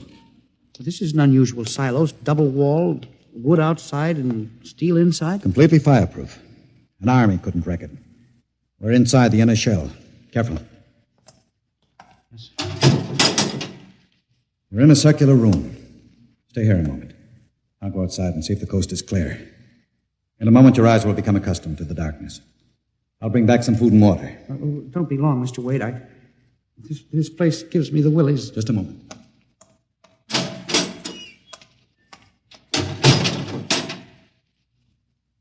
Mr. Wade. I swear I hear something. Mr. Wade. What's that? There is something. Good Lord. There's someone in here. It's locked. Oh, no. Mr. Wade! Mr. Wade, let me out! I'm not alone in here! Mr. Wade! This must be a light switch. Thank God. Oh, no. People. 10, 15, 20. Mr. Wade, help! Help! It will do you no good to shout, Henry. Mr. Wade, where are you? Outside. Speaking over the intercom. Mr. Wade, there are people in here. 15 or 20 of them. They're sitting like statues, just staring at me. They won't hurt you, Henry. What? They've all been drugged. They're even more helpless than you. But who are they? Permit me to introduce them, Henry, since they're currently unable to introduce themselves. The gentleman seated before you, the one with the scar, is Dr. Paul Ahrens, the astromathematician. Next to him is Mr. Robert Simons, electronic engineer. Names on the list. Yes, you're familiar with the rest. They've all been, shall we say, recruited for work with Professor Halsman's group on the moon. Moon? Then you're one of them. Of course. Oh, yes. There's one whose name was not on our list. If you'll turn around, Henry, you'll recognize the drugged form of your old friend, Mr. Philo. Philo? But I thought... That he was part of the conspiracy? No. On the contrary. His snooping made it necessary for us to include him. Please put the man in the window, the one who fired the shot. An agent of mine. The pilot of this ship. Ship? What ship? This silo is camouflaged for a rocket launching platform. In a moment, the roof will slide back for the rocket's takeoff. A rocket ship? In exactly 70 hours, you and your companions will join Professor Otterburn on the moon. But you can't do this to me! We have done it, Henry. No! You see, there was another name omitted in that list, which I carelessly mixed up with your papers. That of Henry Timken. No! Bon voyage! I won't let you do this! You can't! Please, let me out! Let me out, please! This can't happen! Let me out! Let me out!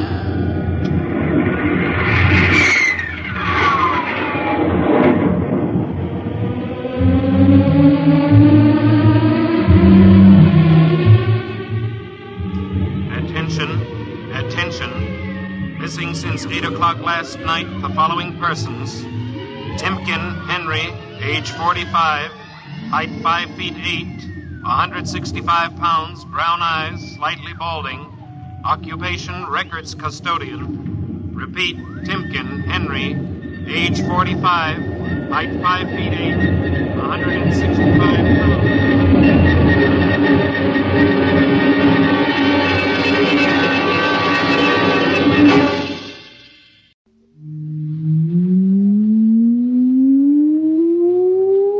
Countdown for blastoff. X minus 5, minus 4, minus 3, minus 2, X minus 1. Fire!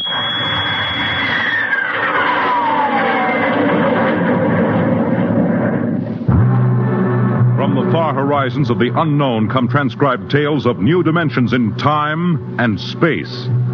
These are stories of the future. Adventures in which you'll live in 1,000,000 could-be years, on 1,000 maybe worlds. The National Broadcasting Company presents X minus 1.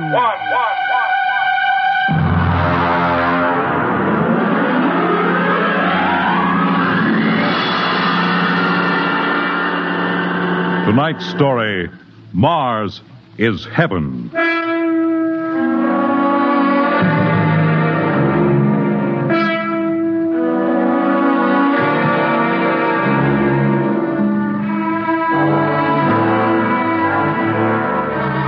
When the first space rocket lands on Mars, what will we find? Only the ruins of a dead and deserted planet? Or will there be life? Intelligent life in some strange form that we can only imagine?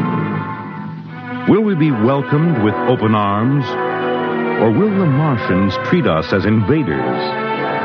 Only one thing is certain. Someday, a giant metal ship will take off from Earth to travel through the black velocities, the silent gulfs of space, to descend at last into the darkness of the upper Martian atmospheres. And on that day, man will finally know the answers. The day we first land on Mars.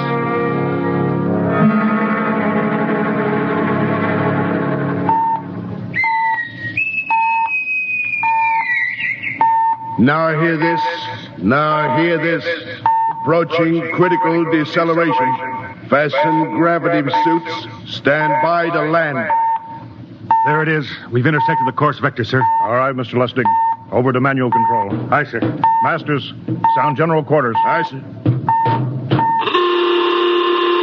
Mr. Lustig, what do you make of the terrain? There seems to be a heavy ground, Miss Captain. We won't be able to use the infrared lights. And we'll have to come in on radar. Isn't that a little risky, sir? Landing in the dark? I'd rather run the danger of a blind landing, Lieutenant, than come in without the cover of darkness. Remember, we don't know what kind of reception is waiting for us down there. Airspeed 500. Altitude now 4,000. Bridge to engine room. Stand by for deceleration. Fire forward tubes 1 and 3.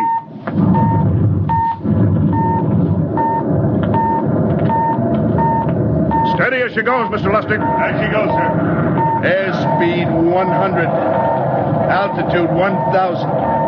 Radar indicates a level stretch dead ahead, sir. Skids down. Skids check. Altitude 500. 4. 350. 3. Up a point now.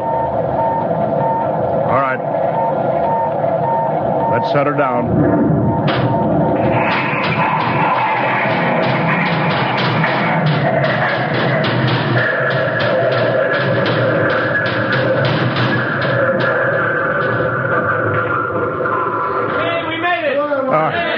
Cut the power. Masters, pipe battle stations. Aye, sir. All secured, sir. Well, gentlemen, we're now on Mars. April 20th, 1987. 4:33 Greenwich time. Enter that in the log, Masters. Aye, sir. Well, gentlemen, it's less than 2 hours till dawn. As soon as it's light, we'll send out a landing party. Masters, get me an all-over hookup.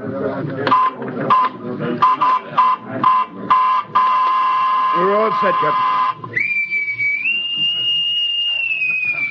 Now hear this. All right, men. The smoking lamp is lit.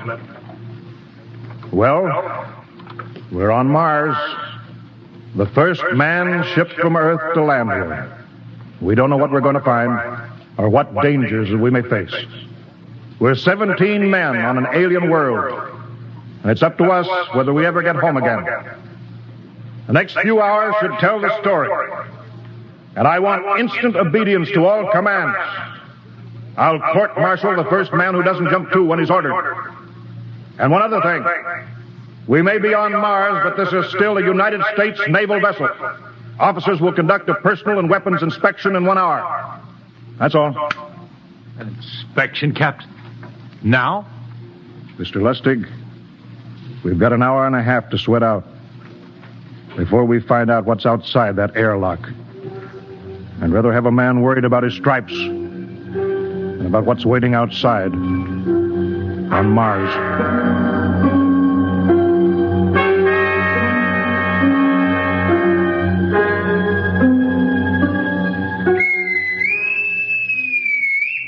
Now hear this. Landing party report to forward airlock. Captain Black, Lieutenant Hingston, Lieutenant Lustig, and Dr. Horst report immediately to forward airlock. It's now landing time -5. Well, they're paging us. You ready, Dr. Horst? Yes, Mr. Lustig. As ready as I will ever be. Come on, let's get in the lock.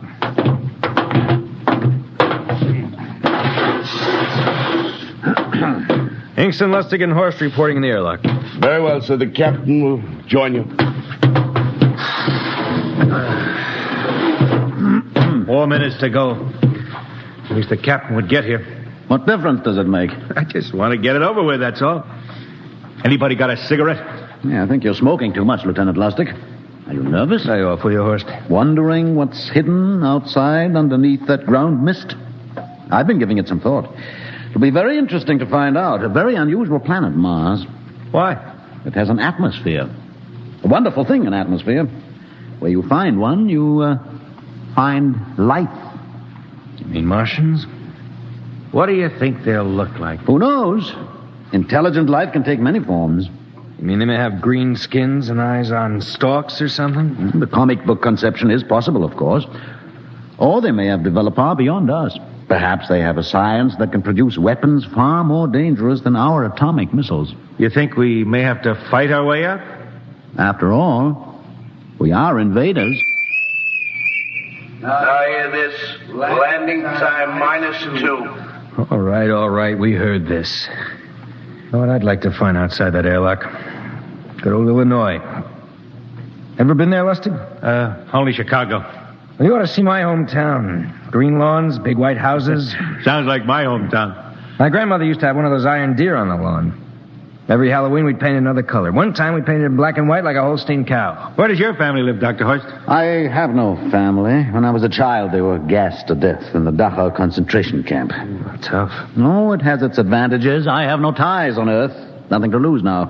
I imagine I'm the only one on board who is free to enjoy our present peculiar position. All right, Masters, you can button it up now. Aye, sir. Well, gentlemen, check your sidearms. In 1 minute, we'll be the first men to set foot on Mars. Quite an honor, eh? As long as the medals are not rewarded posthumously. Still uneasy, Dr. Horst? Captain Black, I've been uneasy ever since I can remember. On Earth and on Mars. Well, 30 seconds. Give me the intercom phone, Lustig. Yes, sir. Masters? Aye, sir. Battle stations are to be manned until we return. If we're not back in 2 hours, I want no rescue party sent out. Blast off and save the ship, you understand? Aye, sir. All right. 5 seconds. 4, 3, 2, 1. Lustig, open the outer airlock. Aye, sir.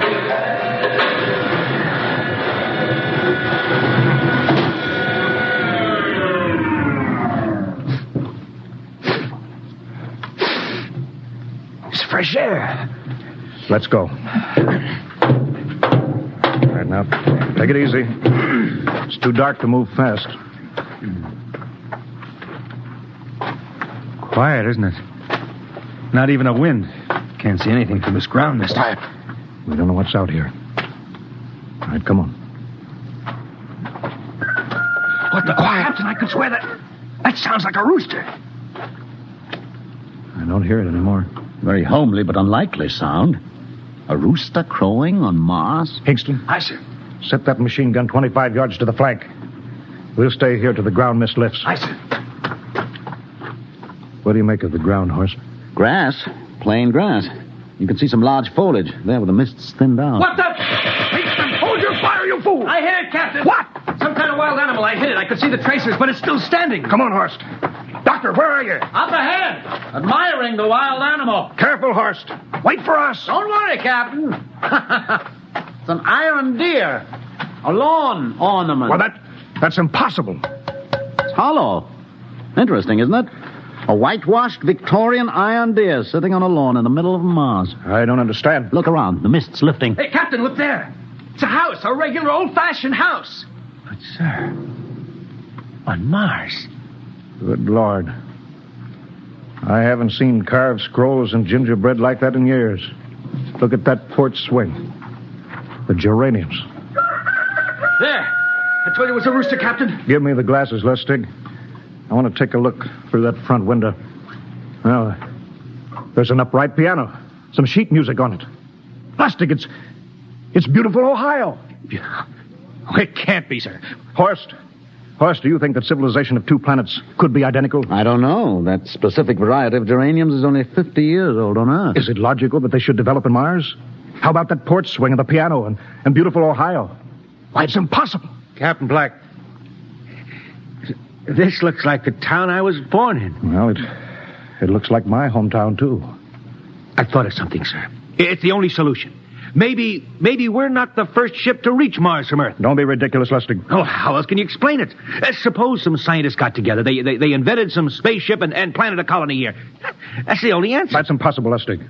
Been space travel, it couldn't be secret. Do you have any idea what ships cost, what industrial power is needed? No, there's got to be some logical reason. I think perhaps we might find out, Captain. A light just went on in that house. Kingston, cover that door with the machine gun. Aye, sir. All right, come on, Horst. We're going to ring that doorbell. There's got to be a scientific answer to all this.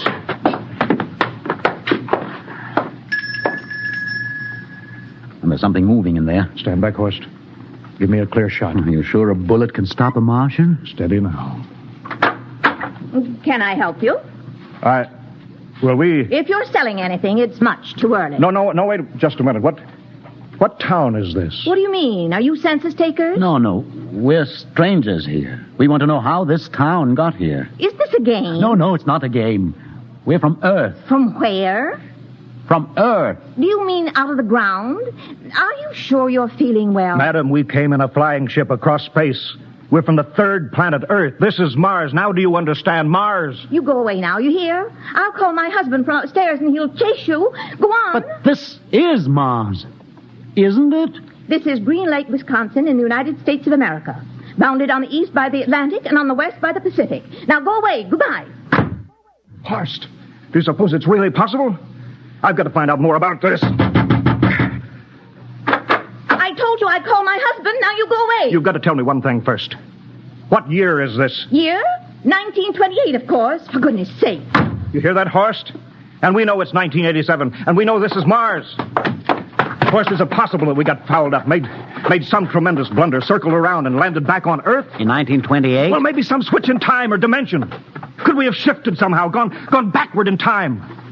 Oh, Horst, this won't hold water. It's not logical. We checked every mile. We went past the moon, out into space. We're on Mars. Lustig out at point. Hingston in the rear. Keep that gun at half load. Aye, sir. Horst, there's got to be some cold, logical solution. Captain. What? That house down the street, the white one with the green shutters. Lustig, what's the matter? I never thought of... Thank God! Lustig, come back here. He's running for that house. That crazy fool, after him, quick. Lustig, stop! Come down off of that porch. Grandpa! Lustig, what the devil do you think you're doing? Albert! Grandma, Grandpa, it is you. Lustig, what is going on here? Albert, it's been so many years. How you've grown, boy. It's so good to see you. Lieutenant Lustig! Captain, Grandma, I want you to meet my friends. This is Captain Black. Captain, I want you to meet my grandfolks. Howdy. Any friend of Albert's is a friend of ours. How long have you been here, Grandma? Oh, a good many years, ever since we died. Ever since you what? Oh, yes, sir. They've been dead 30 years. What? Oh, now, don't you trouble yourself. It's all right. We're alive again, that's all. Do you mean to tell me that Mars is heaven? Oh, nonsense, no. All we know is here we're alive again. And who are we to question God's infinite ways? Well, Lustig, we're going back to the ship. But, Captain, I want to talk to my grandpa. Lieutenant Lustig, I don't like any part of this. You'll come back with us if I have to club you and carry you. I see. Now, let's go. Heaven only knows what they've run up against back at the ship.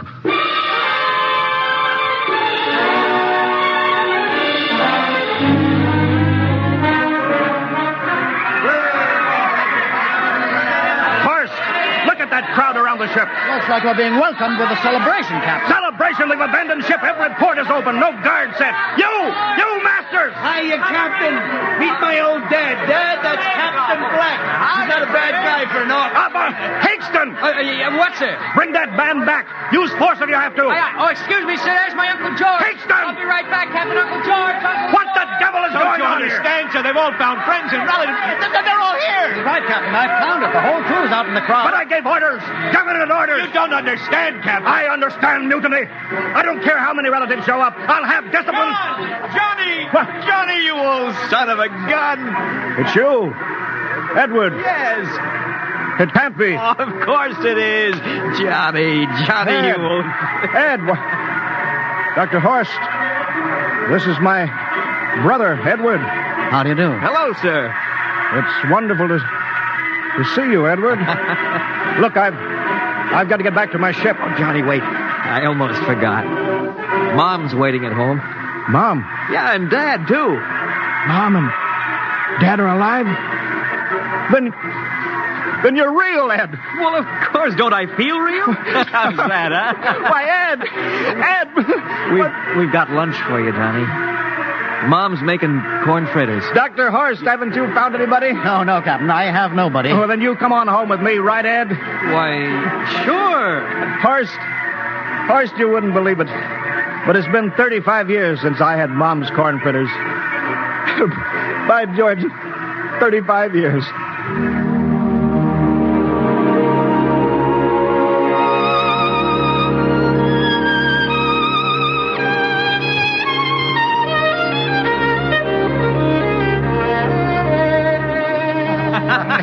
And there's plenty more in the kitchen, so don't hold back, Johnny. You too, Dr. Horace. Well, Johnny, you're still in the Navy, huh? That's right, Dad. I'm in command of the ship. We're an old Navy family, Dr. Horst. All three of our boys in the service. Yeah, Ed was the best pilot in the Pacific, too. What did happen, Ed? What's the difference? I'm here now. Yeah, but... You know, it's almost perfect. All we're missing is your brother Will. Then the whole family could be together. Well, it won't be long, Mom. Will's in charge of the XR-54. Next rocket coming out to Mars. Oh. Well, little Will. When does he leave, Johnny? Well, the takeoff's scheduled for September, but it depends on what we report. Oh, yeah. There's no question about that now, huh? No. Christmas together again. That'll be something. Sure will, yes, sirree. Well, this calls for a celebration. How about a little of the old dandelion wine, eh, Johnny? Now, Father, don't you go giving Johnny too much wine. He's a big boy now, Mother. Well, sir, isn't everything just fine? Just fine.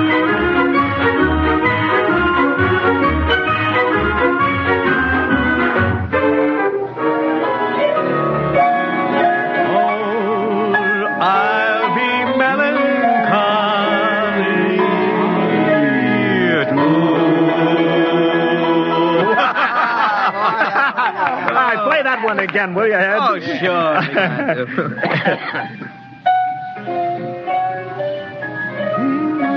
Well, Dr. Horst, what are you doing sitting over here alone? What do you think of my little family? Very nice. You know, I can't understand why you didn't find any folks here, Dr. Horst. It's just a shame everybody else is so happy. Well, I never remembered my family, Mrs. Black. All I know is they were gassed at Dachau during the Second World War. When I was liberated, I was in delirium 3 months. I cannot remember anything before then. A psychiatric phenomena. Well, that's terrible. Isn't there anything anybody can do? I don't want to remember. I have not had a pleasant life. I prefer to be free of emotional entanglements. They interfere with a scientific approach. I'm sorry, Dr. Horst. Oh, I'll get it. That's our ring, long and 3 shorts. I remember that. Well, maybe we'd better call it a night. You must be getting tired, Johnny. I'd better be going back to the ship. Nonsense. You stay the night. We insist. I just couldn't rest thinking of you all alone on that ship. I'll be all right. Well, good night. Oh, wait a minute, Dr. Horst. That phone message was for you. Me? Yes, that's right. A message from Anna. Anna? I don't... Well, there, she must be an old friend. Isn't that nice? I don't... You sure it was for me? I don't remember any Anna. Well, she asked if you were better. Perhaps she's someone who knew you at Dachau. Anna? She said she's coming over here first thing in the morning. So you'll have to stay over. Yes, well, but... that settles it, then. You stay here, Horst. You can bunk with me in my old room. Yeah, but Johnny, we thought you'd like to be with Edward. So you could talk the way you used to. Well, we can't put Dr. Horst on the daybed. I think we'd better share the room tonight. Be plenty of time for talking, Ed. Yes, I guess so. I suppose I better drop back to the ship. You know, Ed, security check. What? Why do you have to do that here? I don't know, Mom. There's no good reason, I guess. Well, suppose we skip it tonight, huh? Well, good night, everybody. Oh, it's good to have you home, Johnny. It's good to be home, Mom.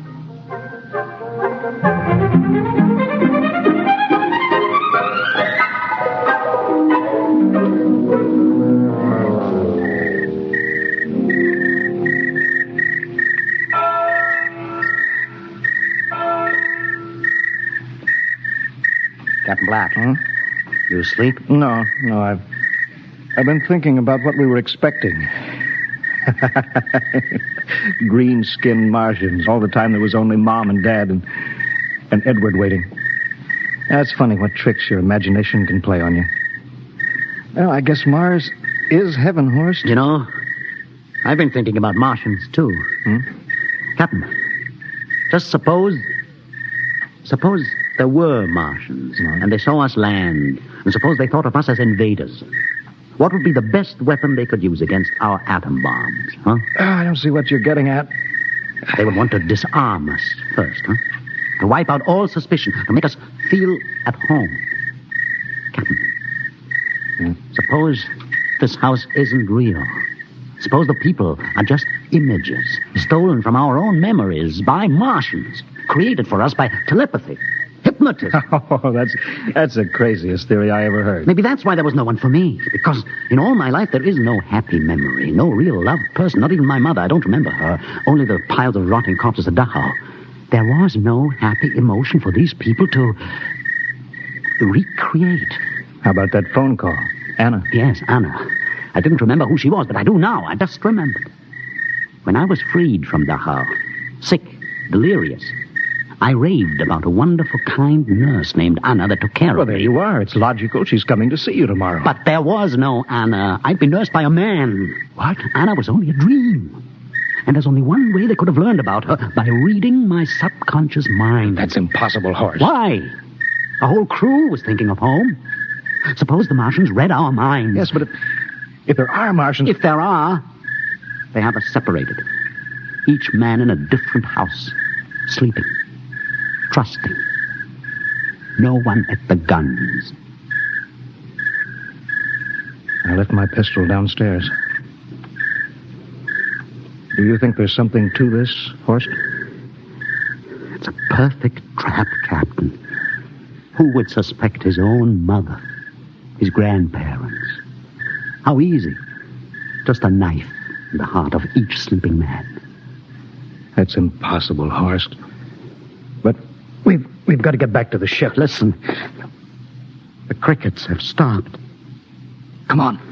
We don't know when they change back to whatever they really are. All right, careful.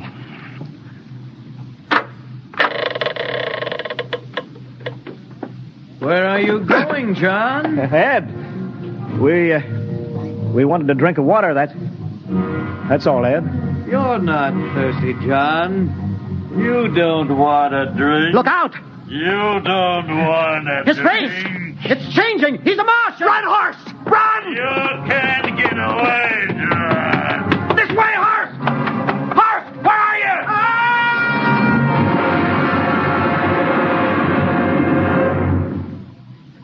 Hello? Hello? Can you hear me, Earth? This is Captain John Black, the XR-53 calling from Mars. I've locked myself in the ship, but they've crippled it. I can't take off or fire the guns, and they're coming for me now, the Martians. I'm all alone here. All the rest are dead. Hinkston, Lustig, Dr. Horst. Poor Horst, he didn't even reach the door. Listen. They're trying to break through the hull. Edward and Mom and Dad and all the folks, but they're changing now. They're melting and changing back into... They're Martians. Can you understand? Martians, not men. They make us think that Mars was heaven and we fell into the trap. Can you hear me, Earth? You've got to stop the next rocket. Listen, tell my brother Will. Tell my brother not to come. They'll trap him too. They'll kill them all. Hello? Can you hear me, Earth? This is John Black on Mars. Hello, Earth. This is John Black on Mars. Hello, Earth. Hello, Earth.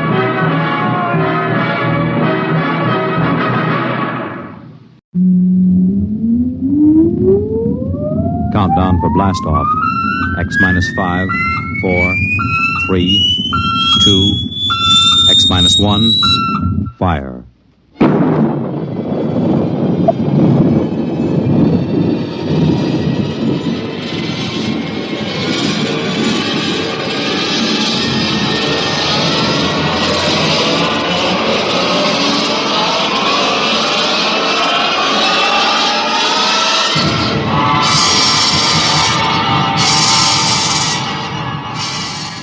From the far horizons of the unknown come transcribed tales of new dimensions in time and space.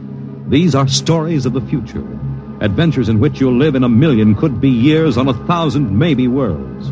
The National Broadcasting Company, in cooperation with Street and Smith, publishers of astounding science fiction, presents X minus 1.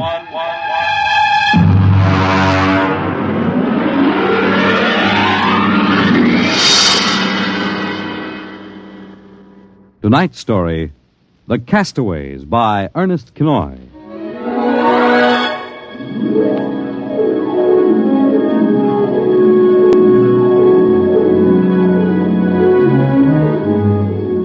In the South Pacific, night comes on rapidly. The sun dips below the flat horizon, the sea is crimson for a moment, and then night falls.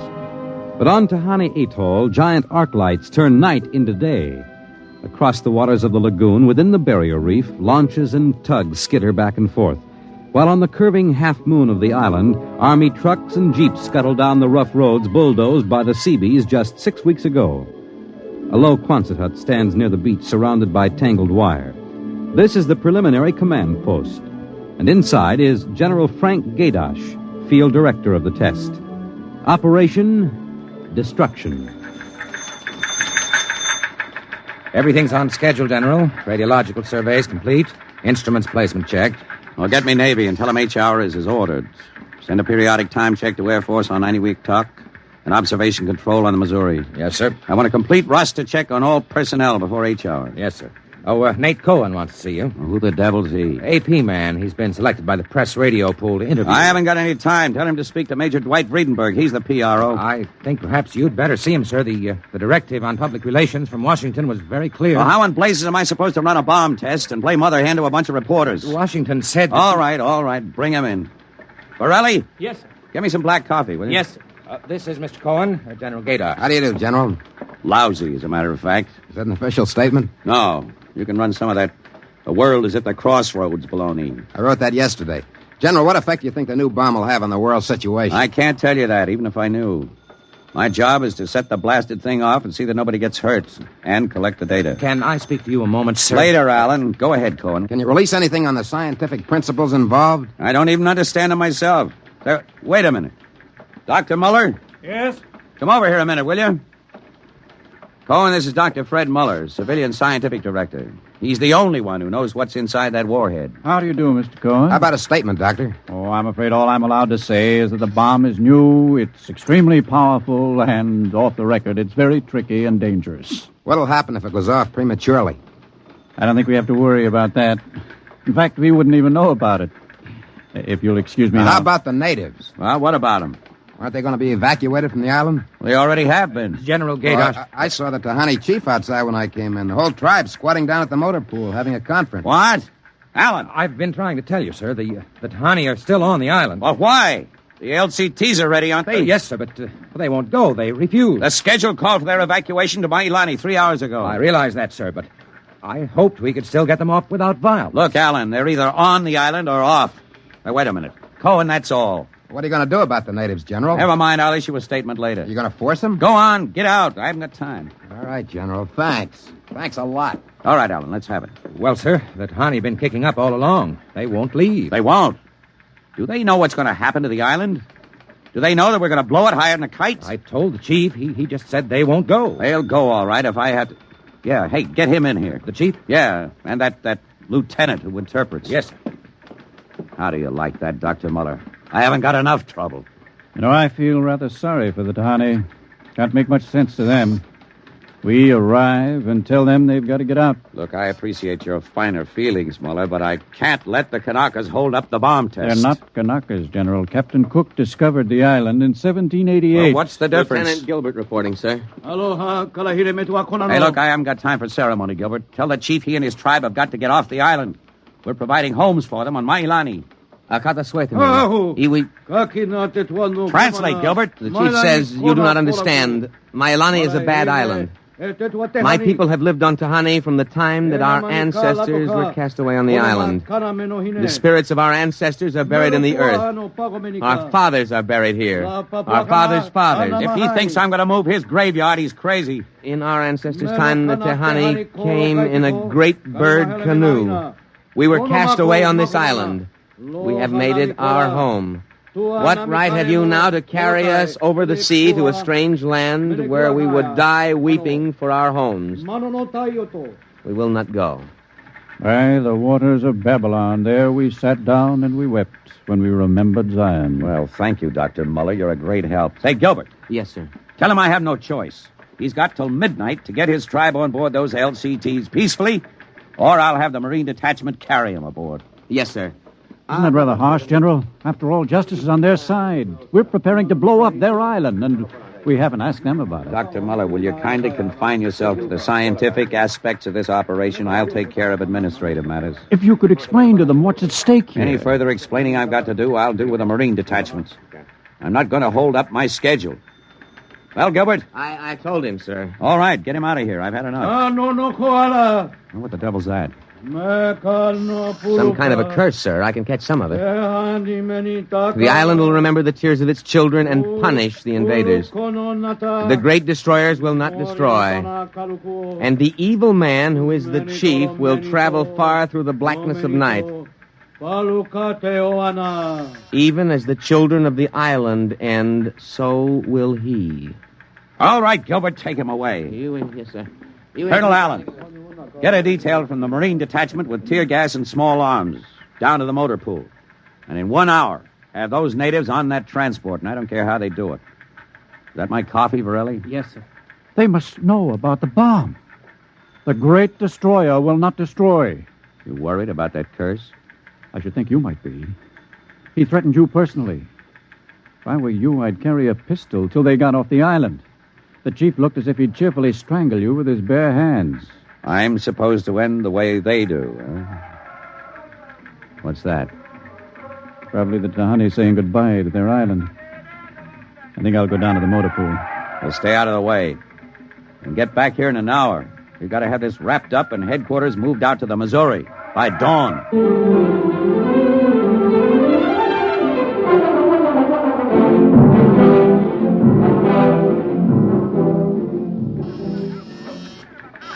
Instrument room checking in, sir. That's the last. Have the Missouri take over control and send for my jeep. Yes, sir. Are the LCTs standing by for those natives? Yes, sir. They're on the beach. The bomb unit is assembled in place, General. 2330, right on the nose. Robin, start evacuation procedure. The Tahani have stopped. Allen's probably moving them out to the beach.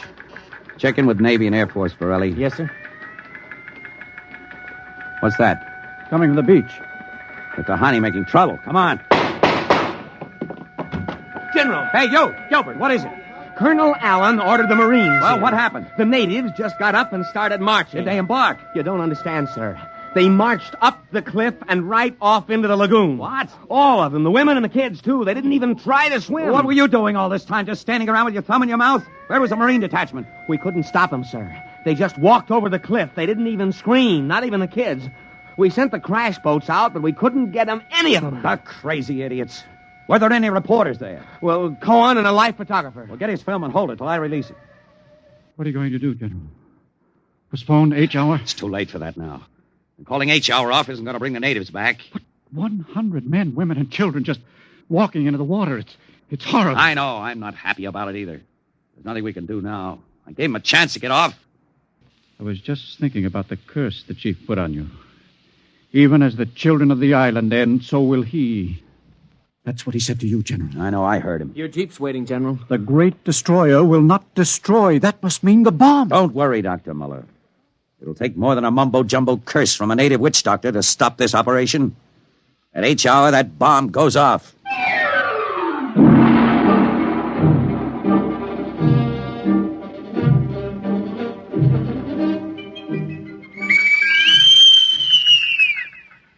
It is now H hour minus 1 minute 30 seconds.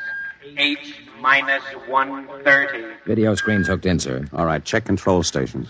Observation station 1. Observation station 1, check. Radiation station. Radiation control, check. Test the firing circuit, Dr. Muller. Right, General. Damage control station. Damage control, check. All set. Communications. Communications, check. All checked in, sir. It is H minus 1 minute. H minus 1. Take a good look at that island on that screen, Dr. Muller. When you throw that key, it just won't be there anymore. Nothing but an atom mushroom over the lagoon. Quite a funeral pyre for the Tahani. Stubborn idiots. They can't get in the way of progress. Progress? I wonder if it is, General. It is H minus 30 seconds. H hour minus 29, 28, 27, 26. The great destroyer. That's what he called the bomb. Hold it, Muller. Allen, report. All checked in, sir. Cameras running. Sound fire warning. Stand by for firing. Ready, Muller? Ready. 10, 9, 8, 7, 6, 5, 4, 3, 2, 1, fire! General, it didn't go off. The bomb didn't go off. Borelli, signal standby, condition red. Yes, sir. Allen, check readings. Muller, what's wrong? What happened? I don't know. The bomb didn't go off. Well, what do you mean? Why didn't it? I don't know, except for one thing. The Tahani chief said the great destroyer would not destroy. It didn't, General. The bomb didn't go off.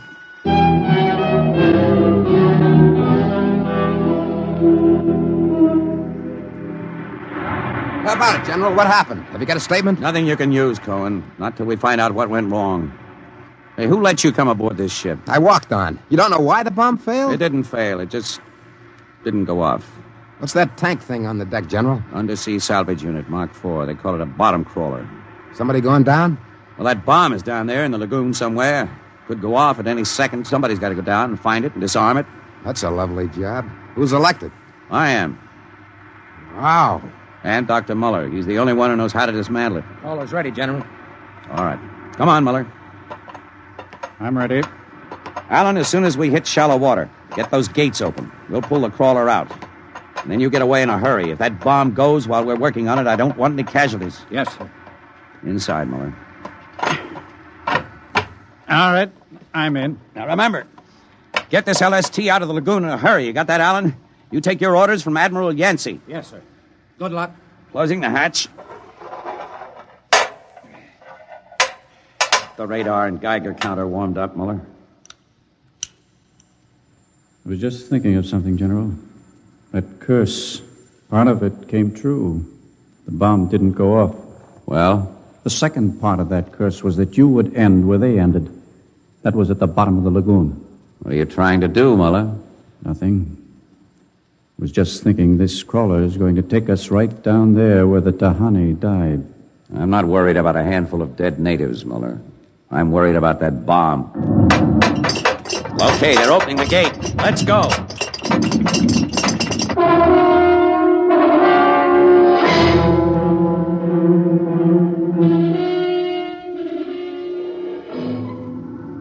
USU-4 to control. Depth 50 feet. Bottom sandy. Dropping off sharp. Anything on sonar, Muller? School of fish. You ever been down in a crawler before? Only in the tank at New London. Think I've got a Geiger reading dead ahead. Hang on. Getting something on sonar now. Left to point. USU-4 to control. Over. USU-4 to control. Over. That's a fine note. The radio's out. Dead ahead. Looks too large to be the bomb. Can't see much on the forward vision plate. Hey, wait a minute. That's part of the reef ahead. That's where the Geiger reading indicated. The bomb must have settled in a hole in the reef. We'll have to go after it in diving suits. The suits are in the locker. Let's get this over with. The less time I spend down here waiting for that bomb to blow, the better I like it.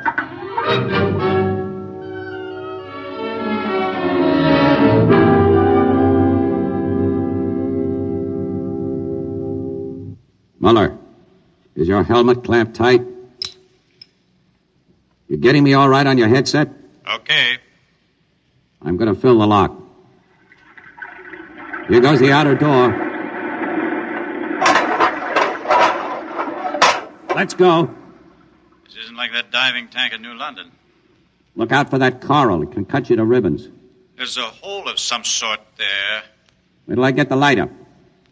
See if you can get a Geiger reading out of that hole. Just a... There. It's down there, all right. Careful. I'll drop down first. See anything down there? Muller, get down here fast. What is it? Find something? The bottom of this hole, it's metal, and the sides. But it's the coral reef. Look, welded joints. These are hull plates of some kind. And Look out, above us. it's closing. Grab it. Too late. A metal hatch. It just slid over the top. This is impossible. What's going on? It's like an airlock. The water's being pumped out. General, do you realize what this means? I'm not sure. There's an inner door opening. Careful. It's a passageway. What do we do now? There isn't much we can do. We can take off our helmets, though. The dial shows good air. All right. Come on. What is this? An undersea fort? What's it doing here? What does it mean? Whatever it is, our bomb must be down here. Wait, there's someone there. I can't see. There's a shadow. Who is it? Who's there? Welcome, Dr. Muller. Welcome to our ship. We've been waiting for you. General, it can't be. Do you see it? It's the Tahani chief.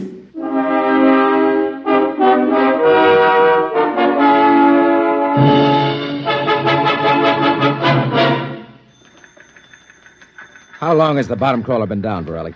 4 hours, sir. 2 since we lost contact. I'll keep trying. Yes, sir. I've given him enough time. I'm going to send another crawler down. What do you figure happened to him, Colonel? Well, there are a lot of things. Hey, how did you get in here? I walked in. When are you going to release this, Colonel? It's the biggest story since the election. Bomber dead and Dr. Muller and General Gaydash dead. They're not dead. At least we don't know they are. As long as that bomb doesn't go off, there's still a chance. What happened? Bomb. Early, condition red. Gilbert, radiation control into action. Get the hot squad into Tahani Lagoon as soon as it's cleared, and get me a PT boat with radiation screens. What is it, Colonel? What happened? Bomb must have blown. How about Muller and the General? If they were down there in that lagoon, you guess. Now get out of my way. I'm busy.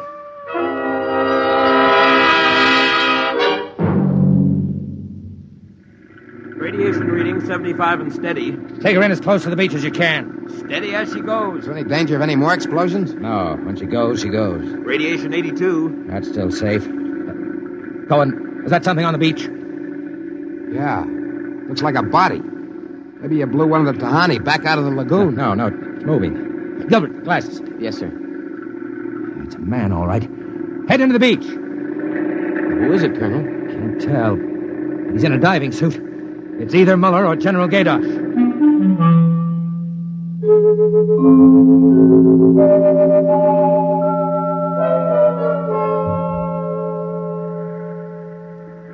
Get his helmet off.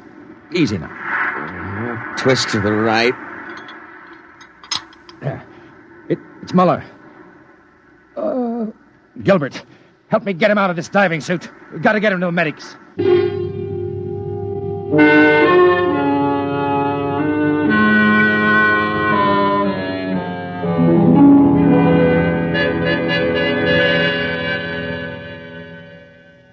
No radiation burns, superficial bruises, mild shock. He'll be all right, Colonel. Can he talk? For a while.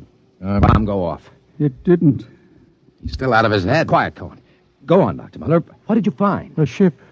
A giant metal ship there under the lagoon. A submarine? No. It was a spaceship. Spaceship? Camouflaged right next to the reef. When we went inside, we found the Tahani chief and all the tribe. Alive. What? They drowned in the lagoon. I saw them. No, they didn't commit suicide as we thought. They just dived underwater into the rocket airlock. Rocket? Airlocks? Now, look, Muller, I know you've suffered a shock, but... But it's true. Can't be. A spaceship built by Polynesian savages. But they're not savages. They're the Castaways. They're from another planet. Don't you understand? Their spaceship was wrecked here 400 years ago. They've been waiting ever since for a chance to go home. He's out of his mind. Better give him a sedative, Doctor. No, wait a minute, Colonel. Remember their story about the great bird canoe? Maybe there's something to the legend. Not a legend, it's true. They'd exhausted their fuel, came down out of space, couldn't find anything here on Earth to replace their fuel source until we developed atomic power. Atomic power? You mean they stole our bomb? That's right. Fished it out of the lagoon, hauled it aboard. Yes, but how could they convert it to atomic drive? They made me dismantle it for them at the point of a gun. Then just before they blasted off, they let me go. But what about the general? Remember the Tahani curse? I see. You mean they killed him? You don't understand. I said I dismantled that bomb at the point of a gun. It was General Gaidash who was holding the gun. What? He was one of them, one of their spies, sent out to bring back the rocket fuel they needed. And the Tahani curse wasn't a curse at all. It said that when they left the island, so would he. You mean he's with them now? Yes. And after 400 years, the Castaways are going home.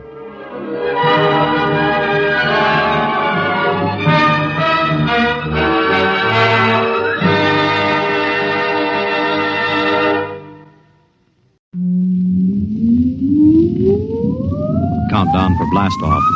X minus 5, 4, 3, 2, X minus 1, fire.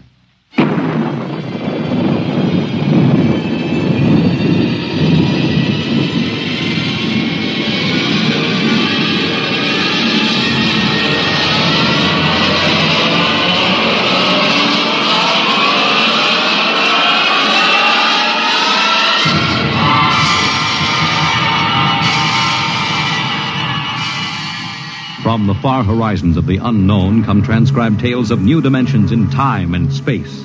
These are stories of the future, adventures in which you'll live in a million could-be years on 1,000 maybe worlds. The National Broadcasting Company, in cooperation with Street and Smith, publishers of astounding science fiction, presents X minus 1.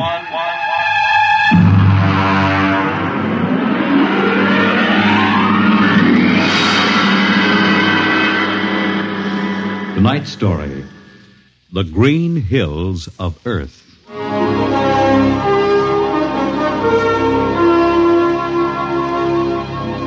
The men who pioneer the trade routes of the world, the sailors of the clipper ships, the whaling men, railroaders, black gangs on the tramp steamers, all have their own stories and song about dangers and struggles of their lives. This is the story of Riesling, the blind singer of the Spaceways. When I first met him, he was hustling drinks in the Twin Moons bar at Dry Waters, Mars. He'd won a guitar off a Chinese barkeep at Luna City by cheating at one thumb. And he made his whiskey by singing in the bar and passing the hat. Listen to her, Hertzman. Don't you sing pretty? Like a 16-year-old gal. Hey, Riesling, look over there at the bar. There's an Institute 4-striper giving you the eye. Do you know him? Manner of speaking. Cold-looking scoundrel, ain't he? Gives the idea he graduated Harriman Space Institute 3 men above St. Peter. Who is he? Captain Hicks off the Goshawk. Yeah, well, he sure gives you the once-over. Maybe he's got a job. That don't make never no mind to me. I've been blacklisted. Hicks logged me for making up a song on watch. Right fight song, too. Oh, the skipper is a father to his crew. Yeah, well, hold on. Here comes old Brass Arm. Oh, Riesling, I've been looking for you. You've kept your nose clean, and we're going to give you another chance to get back to deep space. Been a little changing down aft in the Goshawk, ain't you, Skipper? How'd you know that? You got that new atomic pile drive. If there's been a leak at the shops, now take it easy, Skip. You'll have that gold braid just a-crawling right up your arm. Quit stalling, Riesling. Take it or leave it. It's a loop trip to Jupiter with the standard release. I reckon. Double pay when you get back, if you get back. Last 3 of them atomic tea kettles blew somewhere in the asteroids. If you're scared. Scared? Well, that Goshawk is one stinking old tub. Her engine's got more bugs than a beagle dog in spring. And that new drive's about as safe as a pretty gal in the Ozarks. But I reckon she'll do for one more trip.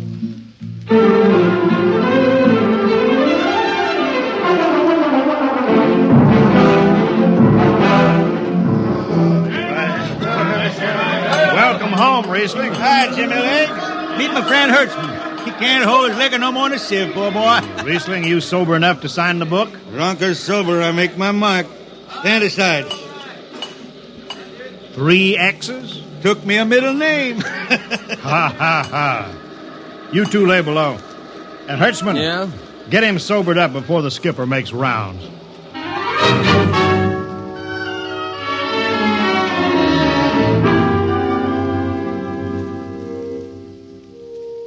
Cargo stowed, Captain. Fuel lines away and ready. Good, Casey.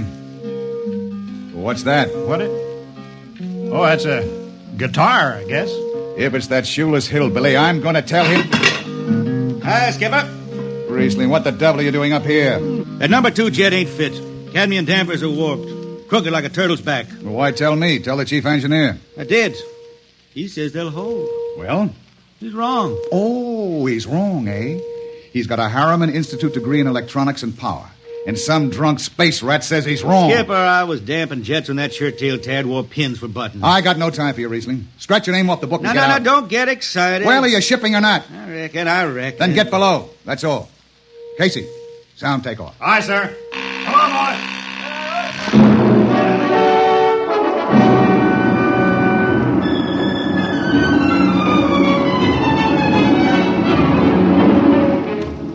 On a Hawk-class clunker in those days, damping was done by hand with a multiplying vernier and a danger peeper. Jetmen slept with one ear tuned to that, and as long as the peeper ticked off slow and steady, we knew the ship was safe. For a while.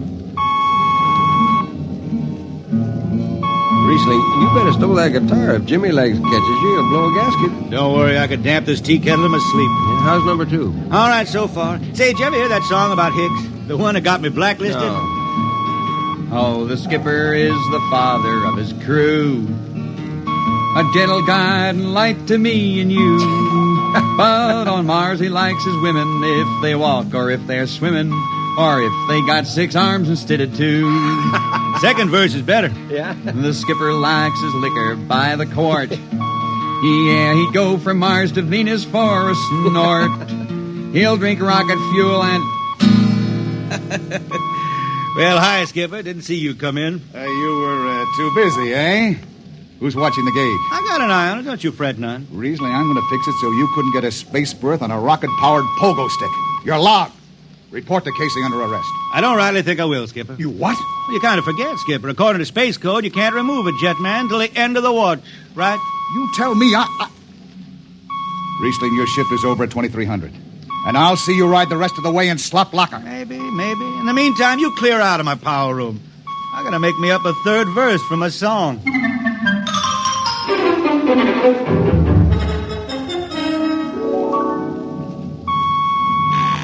Yeah, I got it. Power room. Damp number 2 a point. Number 2, I... Hold on, Hertzman. Jimmy Legs, is that 4-stripe boil up there? Give me that, Casey. Riesling, I've taken about enough from you. And I got a little news for you, Skipper. Number 2 jet is bulging like a fat lady in a satin skirt. Listen, you clown. Damp number 2 a point. Why, sure. Look out, Hertzman. I'll take it. You watch the gauge. Now. He's riding easy here. It's bucking a little. Huh? Riesling! Hit the emergency! All right. She won't dare if it's that warp. Yeah. There go the lights. Duck her! Duck! Riesling! Riesling! Stay down behind the baffle. I gotta take a look. It's radioactive. Look out! I've gotta fish the hot stuff out of the tube. Shut up, Jimmy Legs. I'm busy. She's tight now. What happened? Number 2 blew, you lunk-headed space rat. You all right? A little sunburn. Lights are gone. What's the matter with the emergency circuits? Riesling, Jimmy Legs, get some lights down here. It's dark. Get the emergency light on. But they're on, Riesling. They went on right after the blast. The lights are on. What are you talking about? It's dark. Jimmy Legs! Jimmy Legs, turn on the lights. Turn on the lights.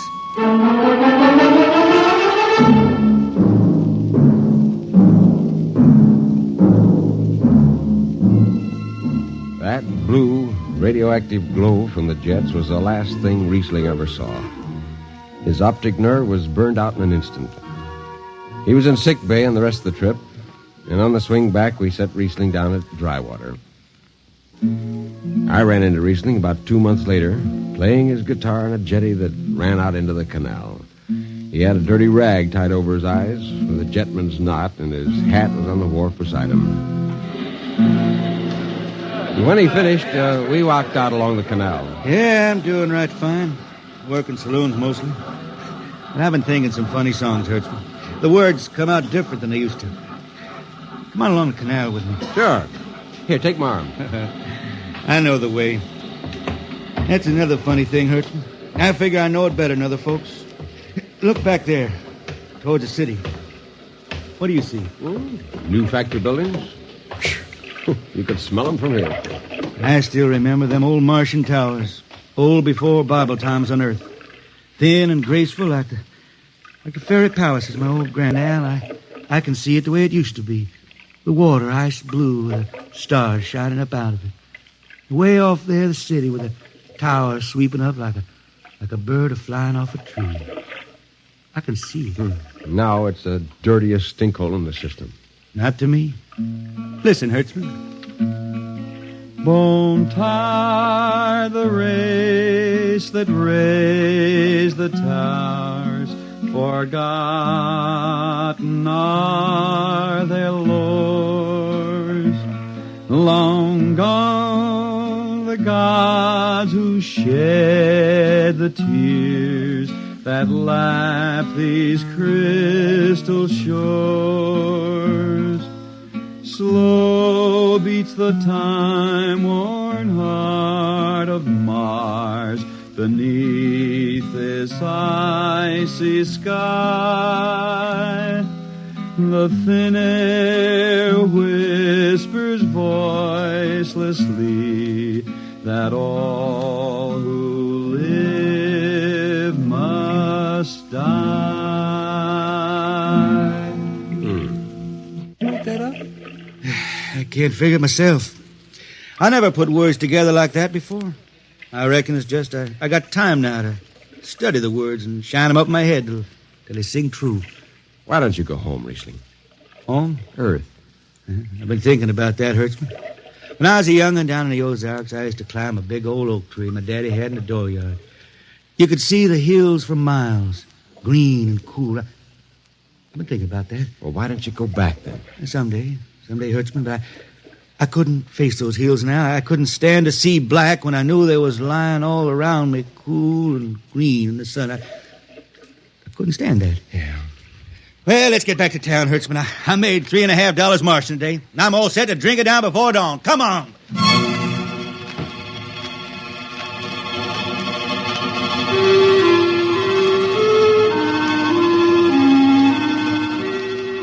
I lost track of Riesling after that. I shipped out in a slow freight of the Condor class for Luna, and he hitched a hike to Venusberg in an ore ship in the Triplanet run.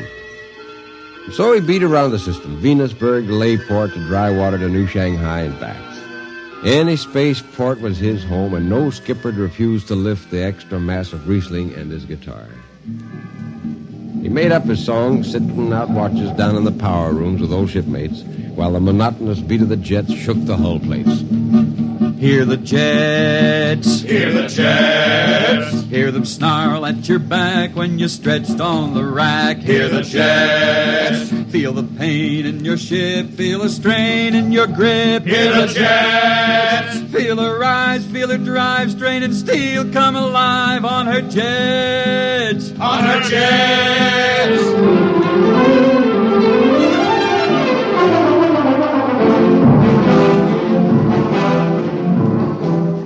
Little by little, his songs began to travel along with Spaceways ahead of him. Raw spaceman songs. A different kind of song. Strange, sad songs, like the ones you find printed in the Centennial editions. Well, there's one called Dark Star Passing and Death Song of a Weed Cold. And then finally, The Green Hills of Earth. It grew for 20 years, that song. They say it started way back when Riesling was down in the labor camps in Venus singing for the indentured men. When when he hit Venus, he'd always head out for the backwoods to sing for him. First, if someone will kindly pass a bottle. Oh, it ain't much, Riesling. Here. It'll do. Oh, what is that stuff? Tequila. You can't make him good here on Venus. What do you use? Karak bush. It is different. How'd you come to sign on? When a man comes out the village from the city, he says there's work. You sign the paper and you work. Work? It's work, all right. 10 stinking hours in the jungle with machete. How long you signed for? Well, then I only speak Spanish. I don't know. The paper says 10 years. 10 years. How long you got to go? What's the use? We ain't getting home. You know how many men die out there in the swamp today? 10 men. 10. What's the use? My mother, she's dead. My father don't care. Girl? Oh, she says she waits. I don't know. You sing some more, Riesling. We drink and you sing, huh? Maybe a new song, son. We rot in the molds of Venus. We retch out a tainted breath. See? Foul are her flooded jungles, crawling with unclean death. We've tried each spinning space moat and reckoned its true worth. Take us back to the homes of men and the cool green hills of earth. Take us back. What's the matter? Finish the song, Riesling. I can't yet. It just don't come. I'll finish it when I go home. That's it. When I go home to the hills. Now pass that bottle. A dawn whistle don't blow for 4 hours.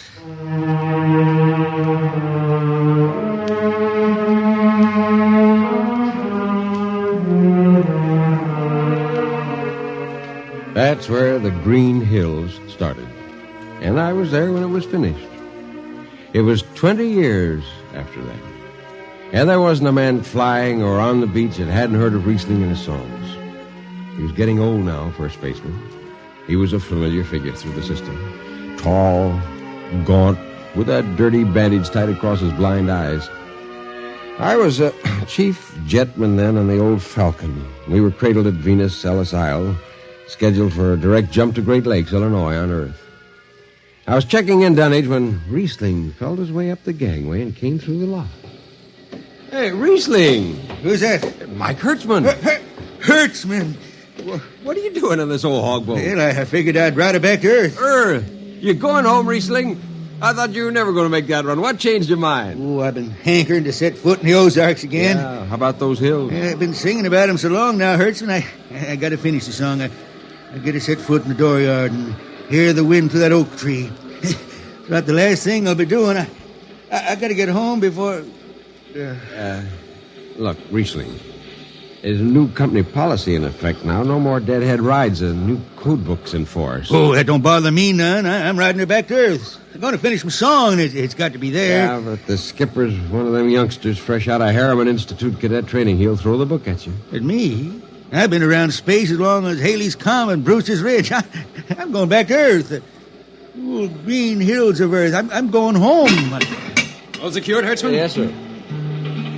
What are you doing here? This is Riesling, Captain. Riesling, huh? I'm dragging it back to Earth, Captain. Not in this ship. Shake a leg and get out of here. Oh, no, Captain, you wouldn't begrudge an old man a trip home. I can't do it. Space Precautionary Code Clause 6. Now, come on, clear out. Oh, now, look, Skipper, you can slide me by onto the distressed spaceman's coals in that code book. Distressed spaceman, my eye. You've been bumming around the system for 30 years. Oh, Skipper, you're making me do something I never done to no one before. I'm an old man, an old blind man. I want to go home. I never crawled in front of a force drop in my life, but you gotta let me drag home. The law says a man's got a trip coming to him, and you can stretch for a poor old blind man. Now, can't you? You got to, Skipper. All right, you old space rat, but keep out of the way. I run an efficient ship, and I don't want any trouble. Oh, no, sir, no trouble. I'll just lay down to the power room. I'd kind of like to be near the jets when they blast off for Earth.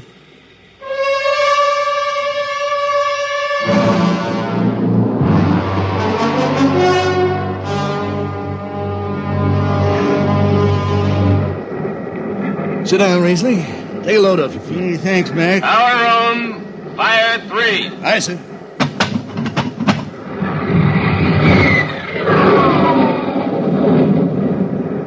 Have you seen these new automatic tampers, Riesling? Don't have to do nothing, just sit and watch. Yeah, where's the peeper? Turned off. It's all automatic. Youngsters have it soft. When I was twisting her tail, you had to stay awake. You got the old hand-damping plates on? Oh, but the links. I unshipped them. They cover up the dials. You might need them. Oh, the automatics handle everything.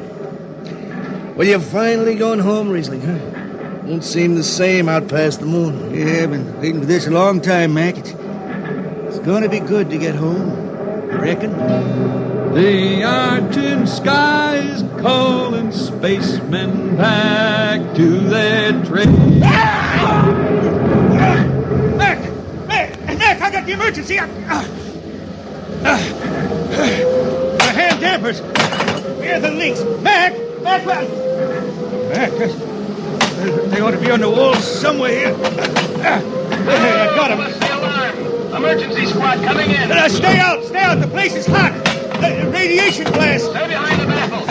I got the links shipped. I can hand damper now. What's going on in there? I'm spilling Jet 3. Is this McDougal? McDougal's dead. This is Riesling on water. Riesling! Get out of there, you'll kill yourself. Don't worry, Skipper. I know this power room like the inside of my shirt. Somebody's got the damper. Riesling, I'm sending in the crew. No use. The whole room will be hot for an hour and the other jets won't hold. Oh, Skipper, throw on a recording tape. What? Throw on a recording tape. I got a song to finish. And I got to make it right now. Yeah, I can hear it. Riesling, the radiation will burn you down. She's clear now, Skipper. She'll burn out clean. Riesling, are you all right? I reckon. Pretty sharp sunburn. You'll pick me out of here with tongs and bury me in a lead shield coffin. Radiation's getting bright. I can almost see it. Bright, rosy like the sun. Like the sun over the hills down home. We pray for one last landing on the globe that gave us birth. Let us rest our eyes on the fleecy skies of the cool green hills of Earth. That's the way he died. Riesling, the blind singer of the Spaceways. singing of the home he never reached, the cool green hills of Earth.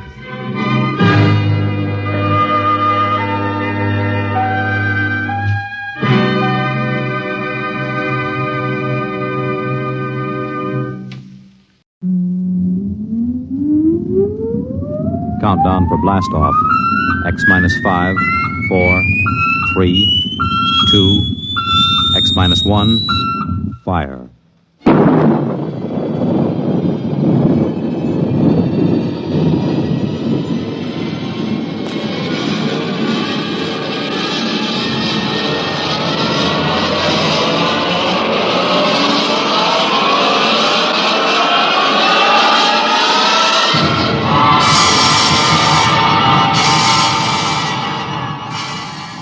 From the far horizons of the unknown come transcribed tales of new dimensions in time and space. These are stories of the future, adventures in which you'll live in a million could-be years on 1,000 maybe worlds. The National Broadcasting Company, in cooperation with Street and Smith, publishers of astounding science fiction, presents X minus 1.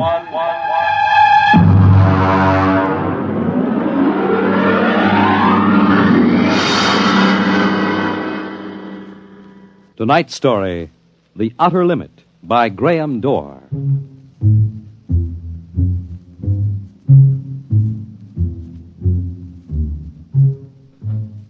We go ahead now in time to 1965. We're on a vast concrete runway set in the desert of the Southwest. A giant metal ship stands before us, prow pointed for the stars. And in 5 minutes, the signal will flash and it will tear up through the atmosphere to the outer limit.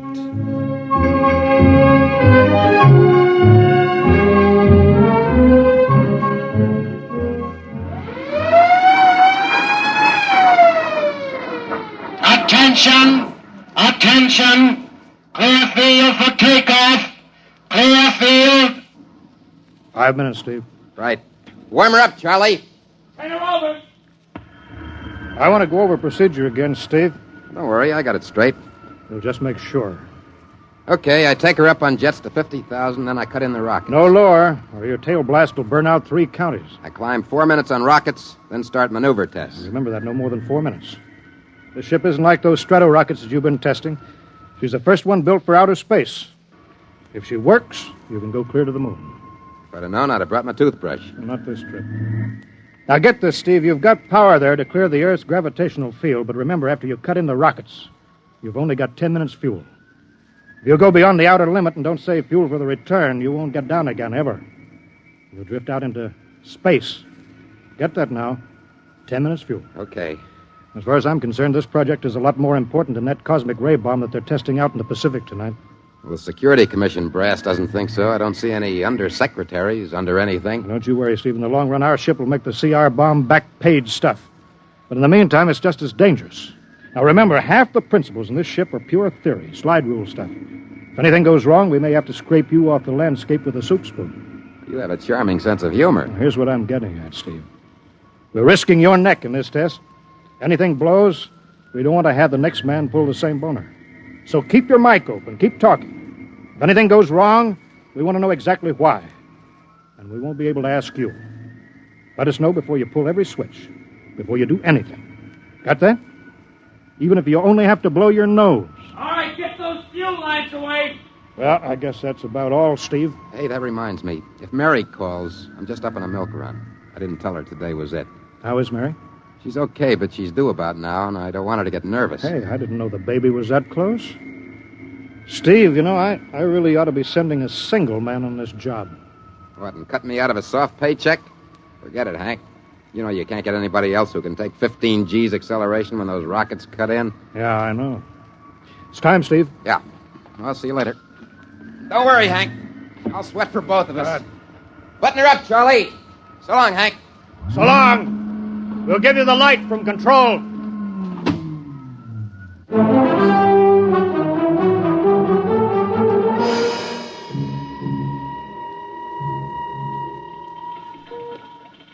X2 JTR to control. Are you there yet, Hank? Okay, Steve. I'm ready to go. Mr. Hanson. Ready on radar, Sergeant? Check. Mr. Hanson, you better see this. What is it, Elsie? Message sent for Steve. Mrs. Weston just left for the hospital. What? Hello, Steve. Yeah. Stand by a minute. Shall I hold it up, Mr. Hanson? Yes. No, wait just a minute. It's too late now. You going to tell him? Well, maybe he's got enough to worry about. Hey, what's holding us up, Hank? Something on your mind? No, there's nothing, Steve. I just wanted to say good luck. All right, Charlie. Give him the light.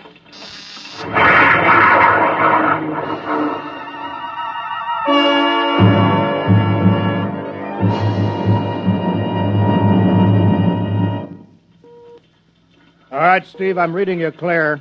I'm at 20,000. Airspeed 600. It's running fine. Soundproofing works. There's a 3-degree waiver in the AGY pressure. Got that, Charlie? Check. Dead center on radar, Mr. Hanson. 50,000 now. I'm cutting loose the port jet. Now the starboard. Now I'm off jets. Airspeed dropping. Now I'm opening the rocket ports. The switch sticks a little, Charlie. Oxy-alcohol pressure 350. All right, now I'm advancing the ignition key. Here goes rocket 1. Steve, you all right? Yeah. Feels like somebody slugged me with a sledgehammer. Airspeed now 1,200. Here goes number 2. She's okay, Hank. Running like a Swiss watch. She's okay.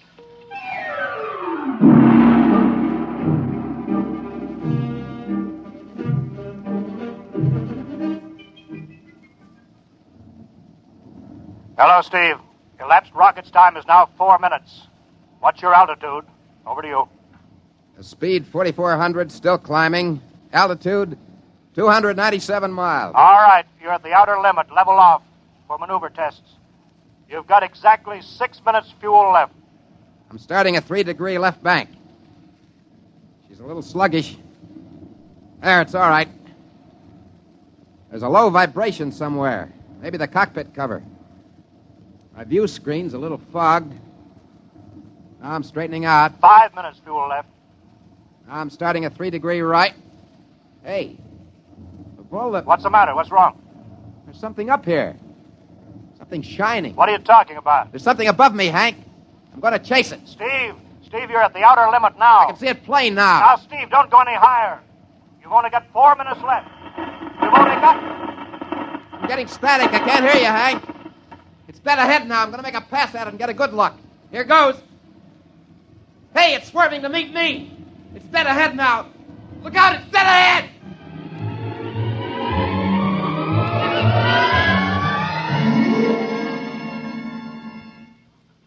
Hello, Steve.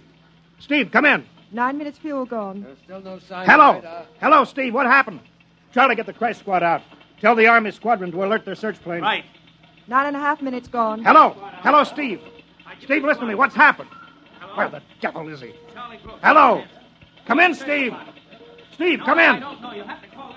Hello, Steve. Hello, Steve. 10 minutes. Steve. That's the end of the fuel.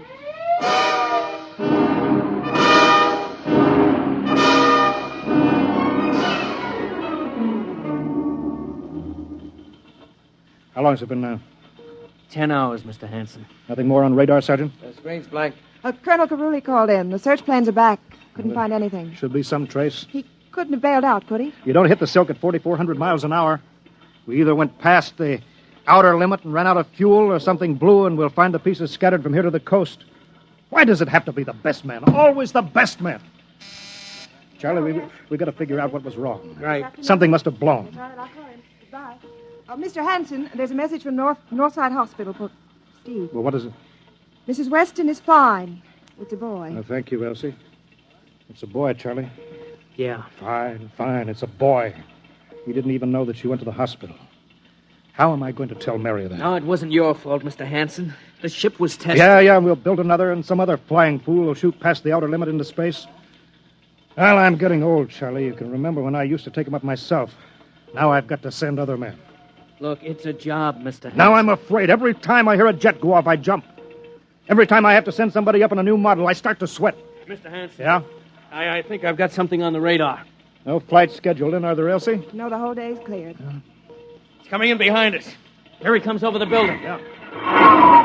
What crazy jockey is buzzing the field like that? Is that an Army plane, Charlie? No, I can't see. Here he comes back again. I know that engine. Yes, it's Steve. That's impossible. Look, that's his ship. It can't be. It's circling back for landing. Charlie, clear the field. He's coming back in. Mr. Hanson, there's not another ship in the world that looks like that. I tell you, it's got to be Steve. Thank God.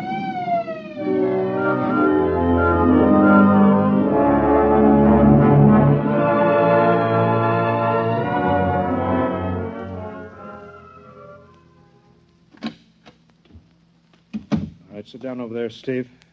Quicker we get this done, the quicker you get over to see Mary and the baby. Elsie, give the order to check and refuel the rockets. I don't want anybody in here till I get Steve's reports. Bury any calls. All right, Steve, let's have it. What the devil happened to you? Hank, that cosmic ray bomb. Does it still go off tonight? What are you talking about? Straighten out, Steve. Where have you been for the last 10 hours? Listen, Hank, there's something more important. Now, come on. I've got to get a report on the screen to Washington, so let's have it, will you? I've got to know how you stretched 10 minutes fuel to keep you in the air for 10 hours. One thing before now, I talk. Now, look, Steve. Will you have the Geiger men run over the ship before they refuel? What did you run into? So help me, Hank, I don't know. We better check and make sure it isn't radioactive. Elsie, add a Geiger report on the standard check. Steve, maybe we better have the medics look you over, too. No, I'm all right. They said I'd be all right. They? Look, son, I know you've had a tough time, but we've had this field on the alert for 10 hours, boy. One of the Army boys cracked up looking for you, and he's hurt bad. So let's have the story. Let's have it straight. I don't know how to tell you, Hank. Hank, I saw something up there. At 300 miles? I chased something up there, Hank, and I caught it. Now, don't hand me that, Steve. Listen! I was cruising along, just starting the right bank, when I spotted something. It must have been going about half my speed. It was egg-shaped and smooth. I made a pass at it, and I came back for another, and then there was a humming sound. Humming? Sort of a vibration. And then I blacked out. I was headed straight for it at 4,400 miles an hour. I thought it was going to be the biggest smash since Hiroshima. And listen, Hank, is there a drink in that bottle? Yeah, sure. Well? What happened? Hank, I came to inside their ship. Steve, this whole thing has been a devil of a strain on you. I'm going to call Major Donaldson from the Army base, ask him to sit in. The psychiatrist? Yeah, that's a good idea. Let him run his tests. He'll tell you I'm not kidding. Because, Hank, unless I miss my guess, I've just been tipped off to the way the world ends.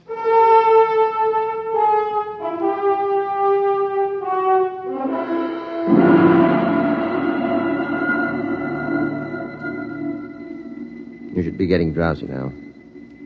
Count backwards from 10. 10, 9, 8, 7, 6, 5, 3.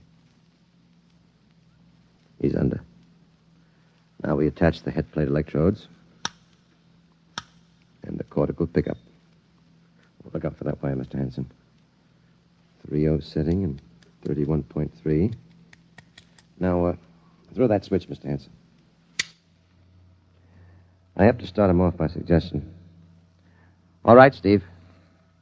You're in your ship now. You're in the rocket. Rocket?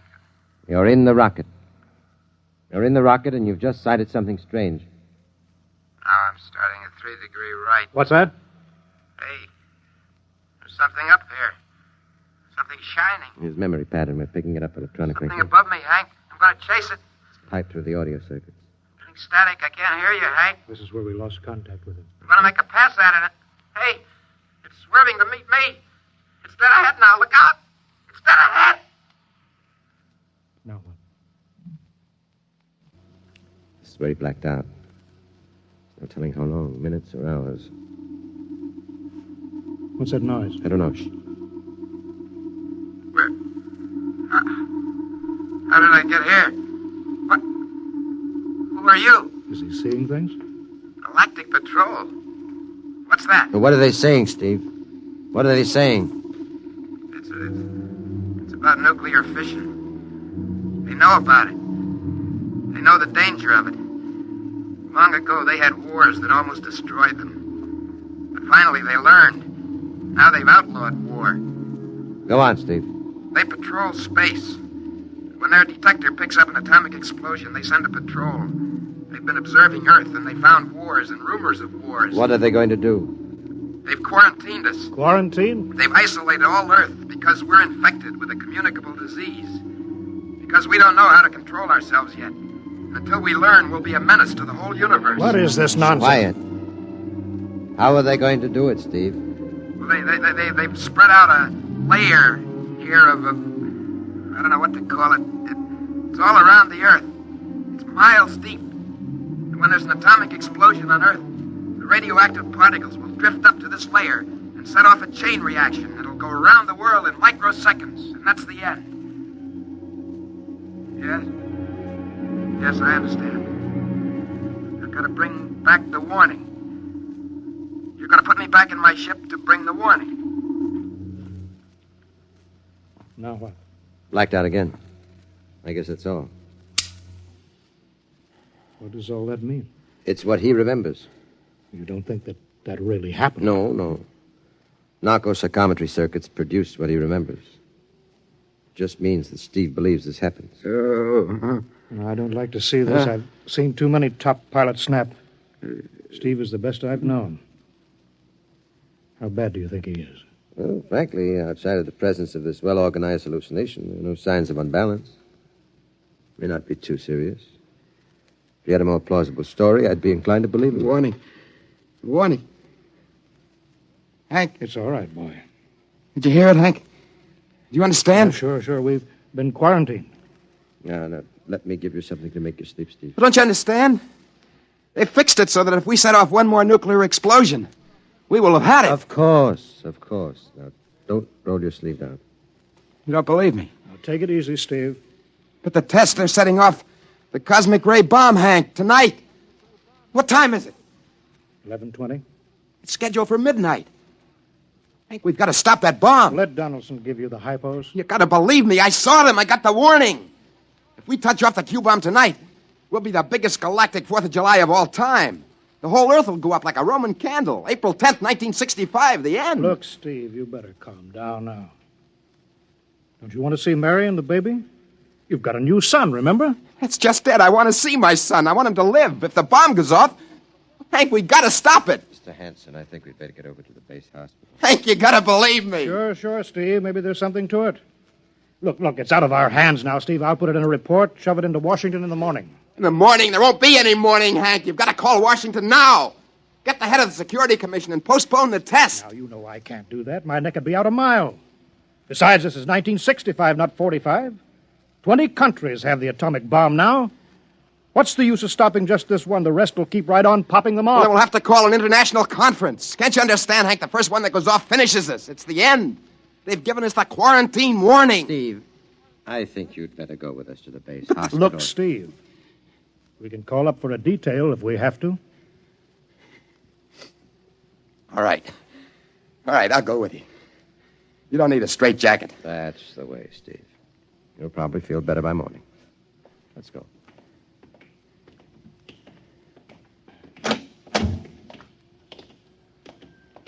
Tomorrow I'll drive you over to the hospital to see Mary and the kid. Yeah, sure. Look at the ship under the floodlights. Pretty, huh? You'll be flying her again soon, Steve. Don't worry. Yeah, I guess so. What's she doing out on the line? They refuel her? Yeah, we got Clausewitz coming in tomorrow from Denver for another test. Figure we'd give you a day off. Yeah, that's good. That's fine. Steve! Hey, go! Come on, Donaldson! Steve! Steve, come back here! He's heading for the rocket! That's crazy! Steve! Get down off of there, Steve! We can't get at him now. That hood is armor glass. He's waving. To its control, the radio. Come on! I should have gotten help. Come on. The radio is still hooked up. Hello? Hello, Steve? Listen to me, Hank. You gotta call Washington now. Look, Steve, come out of the rocket. I'll call my men, Henson. Don't try anything, Hank. They refueled the rocket for tomorrow. Take it easy, Steve. Listen, you know what'll happen if I fire the rocket tubes down here? Steve, don't, please. It'll burn out every building for 5 miles. All of us in one big blast. What do you want, Steve? You gotta stop that bomb. You gotta call Washington now. They won't believe me. You make that call or I cut in the rocket. I mean it, Hank. You hook my screen to yours in parallel. I want to see exactly what you're doing. All right. Just don't fire those rockets. Get going, Hank. You got 12 minutes to make that call and stop the bomb. All right. I'm making the parallel hookup now. Donaldson, you think he'll really blast? I don't know. Up to now, I'd almost say he was normal, but this Henson, he's liable to do anything. Steve, there, you're getting it on your screen? Yeah. Now put that call through. All right. Operator, Visit screen to Washington. the visit screen circuits are busy, sir. If you'll try again in half an hour. This is a Security Commission priority. Break in. Get me a line. Just a moment, please. 10 minutes, Hank. Listen, Steve, I'm trying. Ready to take your call, sir. Washington Security Commission 3. Urgent. I want Undersecretary Herbert Ames. Washington 3. 1 moment, please. Hurry, will you, please? 1 moment, please. Chicago. San Marco calling Washington visit screen 3. Urgent. Washington 3. 1 moment, please. What time is it, Donaldson? 11:51. Do you think he'll fire those rockets? He might. Washington. Go ahead, San Marco. Visit screen 3, Mr. Herbert Ames. That is a coded exchange. I cannot accept your call without clearance. Listen, Washington, put this through. This is Mr. Hanson of Hanson Rockets Incorporated at San Marco Air Base. This is a priority call. I'm coded. 1 moment, please. I will check your code number. Get it through, Hank. That bomb goes off at 12. Will you be reasonable, Steve? Your call has cleared, San Marco. Washington visit screen 3, Herbert Ames. This is your call, sir. Security Commission. Ames. Oh, hello, Hanson. Listen, Ames. You've got to get me the chief. You kidding?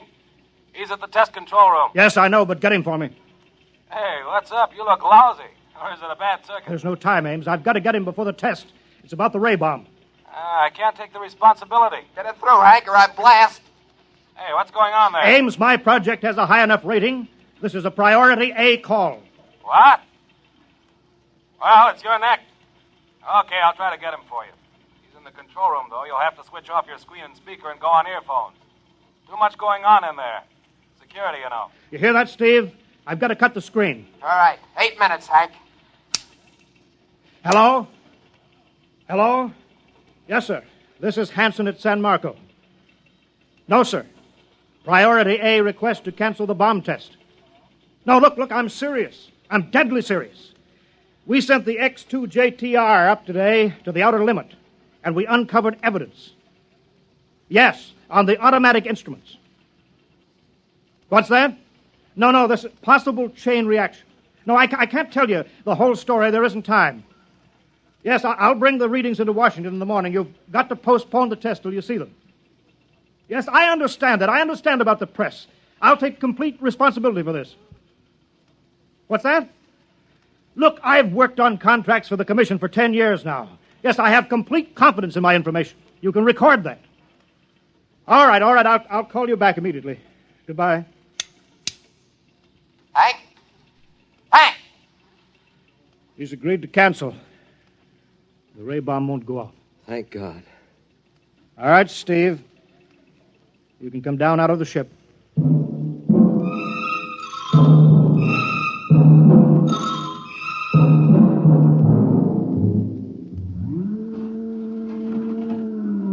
There he comes. He's opening up.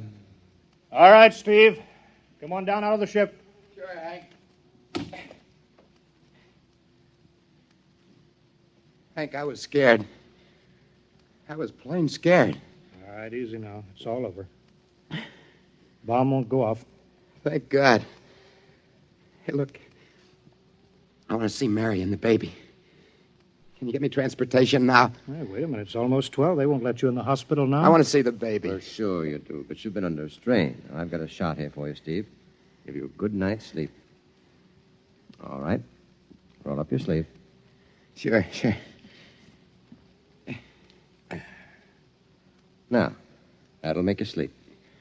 Sergeant will find you a bed. Come Come on, Mr. Weston. Well, good night, Hank. I am kind of beat. It's been a tough night.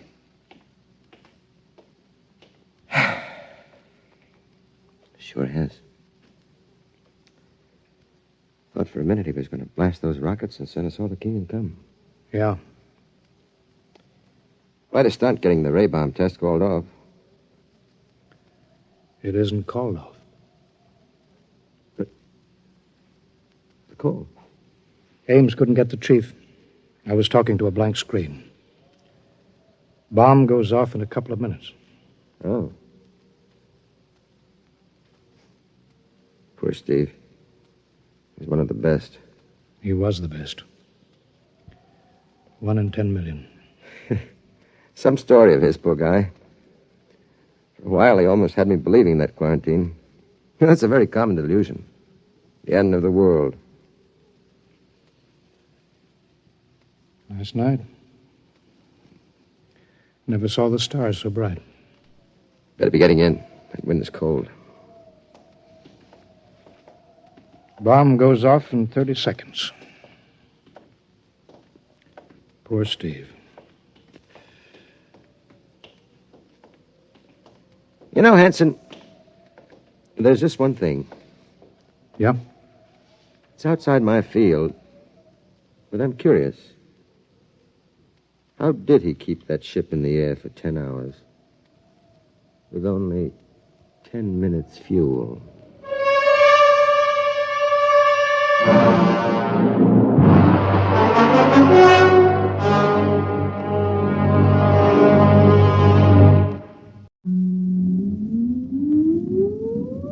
Countdown for blast off.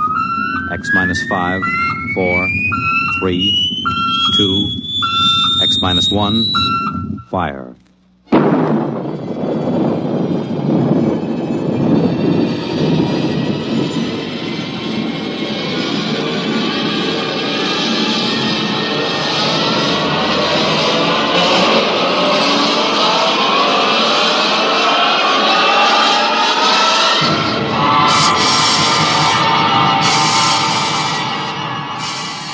From the far horizons of the unknown come transcribed tales of new dimensions in time and space.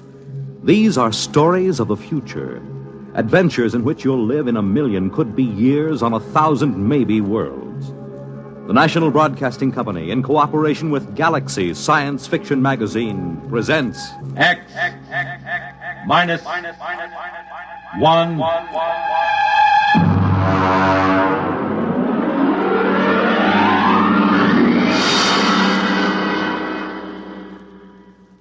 Tonight's story, Pictures Don't Lie, by Catherine McLean.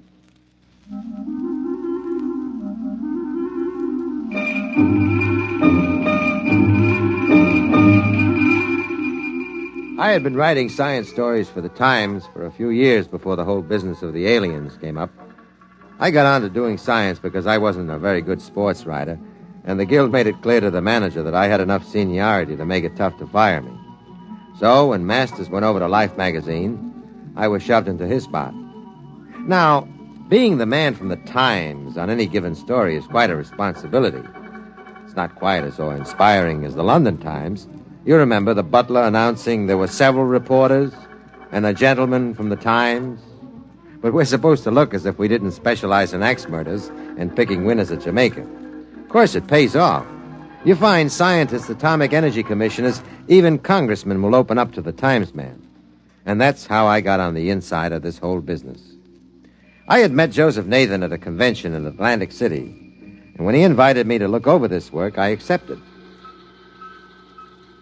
I don't think there's anything classified in this work, Mr. Schwartz, as long as I don't actually supply you the text of messages. I got a department clearance up to most confidential. Well, that should do it. Hello, Max. Hi. You see, my job is radio decoder in the department here. Under the Pentagon directly? Department of Military Intelligence. Uh-huh. I use a directional pickup to tune in on foreign bands, record any scrambled or coded messages I hear. I thought the code department was handled under CIA. Well, I guess there is some duplication. Actually, though, I concentrate on the scrambled messages. I see. Here, I can show you. Come over here. Look out to the table. Anybody want coffee? I've got a piece of tape here. This is a typical scrambled broadcast. It's not military, it's a commercial message. Wait a minute till I thread up the machine. Sure. You know the basic principles. You take a straight voice message, run it through on an electronic scramble circuit. It may come out something like this.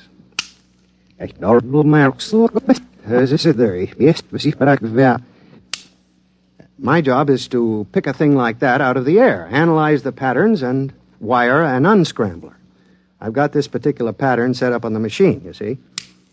Tanker number 734, capacity code 7, estimated time of arrival at Galveston 30. You see? Mm-hmm. Now, that was just a commercial message. I do the same thing with military intelligence. Is it something like old-fashioned cryptology? Well, yes, except there's a small complication. You need a degree in advanced electronics, waveform math with a touch of quantum physics. I suppose it's quite challenging, then, every time you pick up a new signal. In a way, actually, they do the same work in every country these days. Everybody knows it's just a matter of time before any scrambled pattern is broken. It's pretty routine. Ever pick up anything exciting? Well, actually, most of the messages, when I unscramble them, are still in prearranged code, and I have to turn them over to cryptology. It's something like copying Jabberwocky 500 times by longhand. Well, there is something interesting here. Listen to this piece of tape. I don't hear anything. Well, that was it. Oh? Now listen, there's another one coming up. That's it. Well, I get that on my car radio, static. Yes, but that's from the stars. You mean radio interference? That's right. I think you wrote about the work at Bell Telephone and RCA Labs about radio telescopy mapping the star positions by static. You're interested in that? Not exactly. They've never been able to figure out why the static on these particular bands comes in such jagged bursts. Just doesn't seem natural. You have any ideas? Oh, I don't know. I've been kicking around the notion that it's not a natural phenomenon. I've been trying to discard it, sort of like playing chess against yourself on the train in the morning. Well, that's about all there is.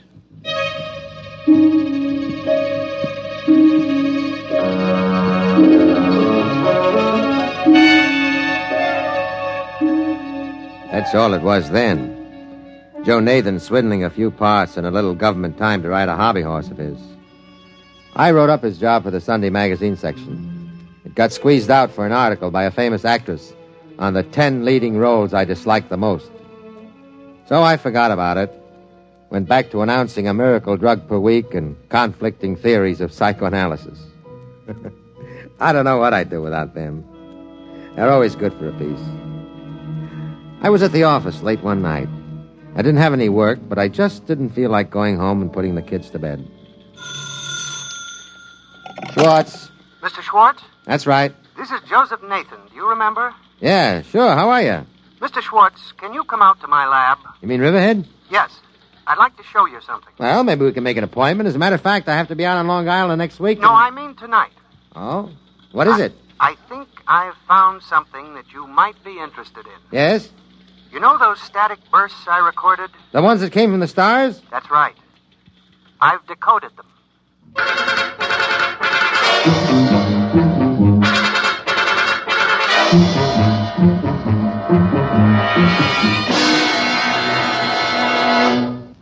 When you write science for the Times, you don't often go dashing off on the trail of scoops, as in TV versions of newspaper life. But it was about 11:45 as I drove out along the Montauk Highway, listening to Tex and Jinx on the radio to keep from piling up the car against the tree. Radio who keeps me awake. Nathan was waiting for me at the gate, and he had quite an argument to get me in past the MPs. We were challenged 4 times before we got to his lab. I'm glad you came, Mr. Schwartz. Oh, it's a nice night for a drive. I know, but frankly, I wanted to ask you what I should do. You see, I requisitioned the supplies without authorization, and I don't know how to explain it to my division chief. I mean, it isn't as if I took any of the equipment home. It's all right here. But I've got to tell somebody. I just thought you might have some experience in how to handle a thing like this. Like what? Well, you remember that static recording I played you? Here, I got it set up. Oh, yeah. Yes, I remember it vividly. Now, Mr. Nathan, it's very late, and this is far out on Long Island. Now, you see, there's an old intelligence trick. Speeding up on a recording till it sounds just like that. A short squawk of static, and then broadcasting it. Undergrounds use that when they don't want their transmitters located by triangulation. When you receive the broadcast, you slow it down and get your message. Oh, no, wait a minute. You mean that you've decoded those static bursts from the stars? Well, no, not exactly. I mean, they're not in code. You think there's somebody out there broadcasting at us? Well, no, it's not exactly that either. Everything all right in here, Joe? It's all right, Max. Mr. Schwartz has a clearance. Okay, see you in the morning. You see, if a star has planets, inhabited planets, and there was any broadcasting between them, they'd send it on a tight beam to save power. It's the same method we used to aim radio beams at the satellite stations. You don't lose power. But you couldn't aim from planet to planet. You can't expect a beam to stay on target over such distance more than a few seconds at a time. It'd be like trying to keep a flashlight on a bouncing ball from a mile away. Yeah, I see. So they naturally compress each message into a short half-second or half-length package and send it a few hundred times in one long blast to make sure it was picked up during the instant the beam swings across the target. You see? Well, yeah, I suppose so. Is that what those static squawks were? I think so. I've got them analyzed up to a point, and they can't possibly be random. Oh? I recorded a couple of screeches from Sagittarius section, and I concentrated the work on them. It's taken me a couple of months to find the synchronizing signals and set the scanners close enough to the right time to even get a pattern. But I'm getting close to it now. Huh?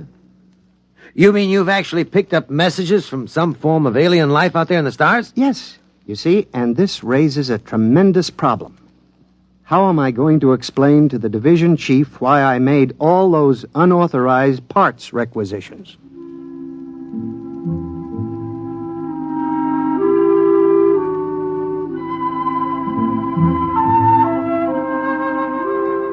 I convinced Mr. Nathan that his supervisor was likely to overlook about $300 worth of electronic gear when presented with the fact that Nathan had discovered life in other star systems and was close to deciphering some of their messages.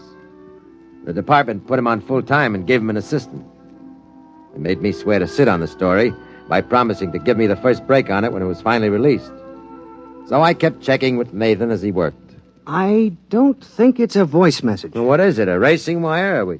Are we catching late scratches from some track at the edge of the galaxy? I don't think so. It's a TV signal. Oh? There's a definite scanning pattern. I can separate out the locking poles for a picture. Yeah? The only problem is I've no way of assigning colors to the various bands. Color? Well, what makes you think it's color? Oh, it seems as if it's got to be. You and RCA. This is the year color's here. No, look at these waveform analyses. Huh? With a band spread that wide, it rather indicates a color transmission, don't you think? Well, sure, why not? Let me know when you get the Steve Allen show.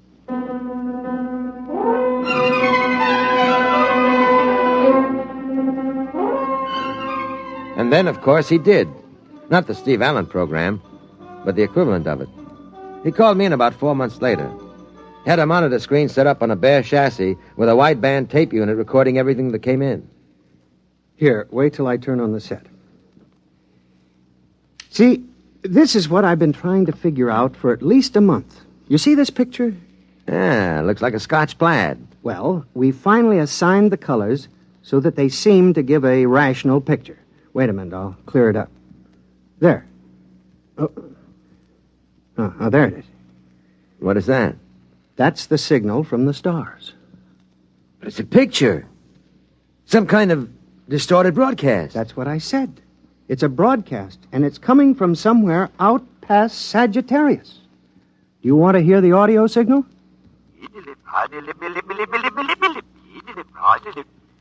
That's their language? That's right. We're sure about that. The colors were assigned arbitrarily, of course. You see that figure there, the tall one? With the green skin? Yes. That skin may be blue or pink or gray or anything. We don't know what their color response is. The only thing we're sure about is the various shadings of intensity and the audio channel. What is it? What's it all about? Well, we haven't decoded the language yet. There's a team from Harvard working on that. We record everything that comes in, but I think it's a lending library. A what? It's all fiction. It's plays. And there are dozens of them, all at the same time. I think they broadcast them continuously, and anybody who wants a particular play can tune it in. With the short burst method of transmission, they've got plenty of room in the spectrum. A lending library? Of course. As soon as we break the language barrier, we'll know for sure. Oh, by the way, I thought you might be interested. I've sent them back a message. Look, Nathan, when are they going to release this? When can I use it? I don't know. In the civil service, you don't ask questions Now, like look, that. I'm a newspaper man. This is the hottest story. I thought you were from the Times. I know, but it's still a newspaper. What is the message you sent them? How do you do it? Well, I took a print of a film. Yeah? As a matter of fact, it was Ponchielli's Dance of the Hours from the Disney film. You know, with the dancing hippopotamus and crocodile? I think I remember it. Well, I scanned it with the same combinations and sent it back along the same line we were receiving from. Just testing. Huh. What do you think they'll make of dancing hippopotamuses and crocodiles out past Sagittarius? Oh, I recorded a prologue and I explained what it was. I thought it would please their library to get a new record in. Look, Mr. Nathan, please, will you find out when they'll release this? Well, as a matter of fact, I do have an idea. The project supervisor said there'd be big news when we get an answer back. When? When? Oh, at the rate of transmission, only about 3 or 4 years.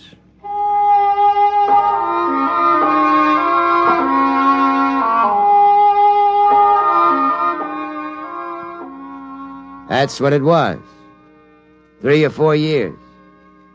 I forgot about Nathan for most of the time in the interim. It was one of the few stories in which nothing leaked. I have a feeling if the Pentagon realized how much I knew about it, I never would have gotten out of the laboratory at Riverhead. And so this story seems a lot more direct than it actually was. An awful lot happened in the 4 years before Nathan called me again, landing on the moon for one. But when he did call me, he had big news. Here. Now watch this. Watch.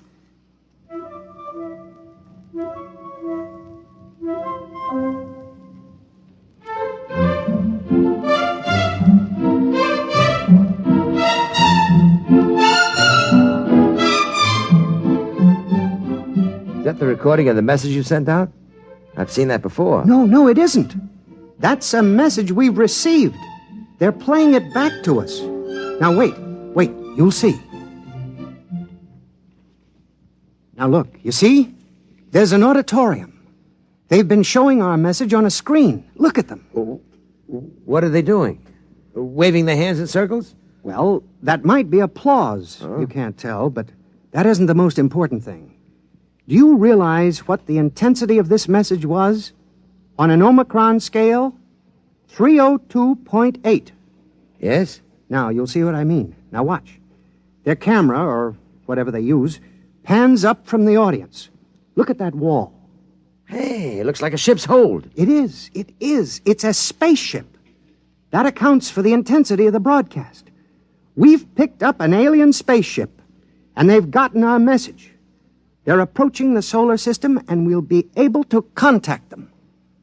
Joe, you know, I just don't care anymore. You've strung me along with this thing for 5 years, and it's no use to me. Absolutely no use. Why, didn't I tell you? The Department of Defense is releasing the story to the press. You have it today, and there'll be a general release tomorrow.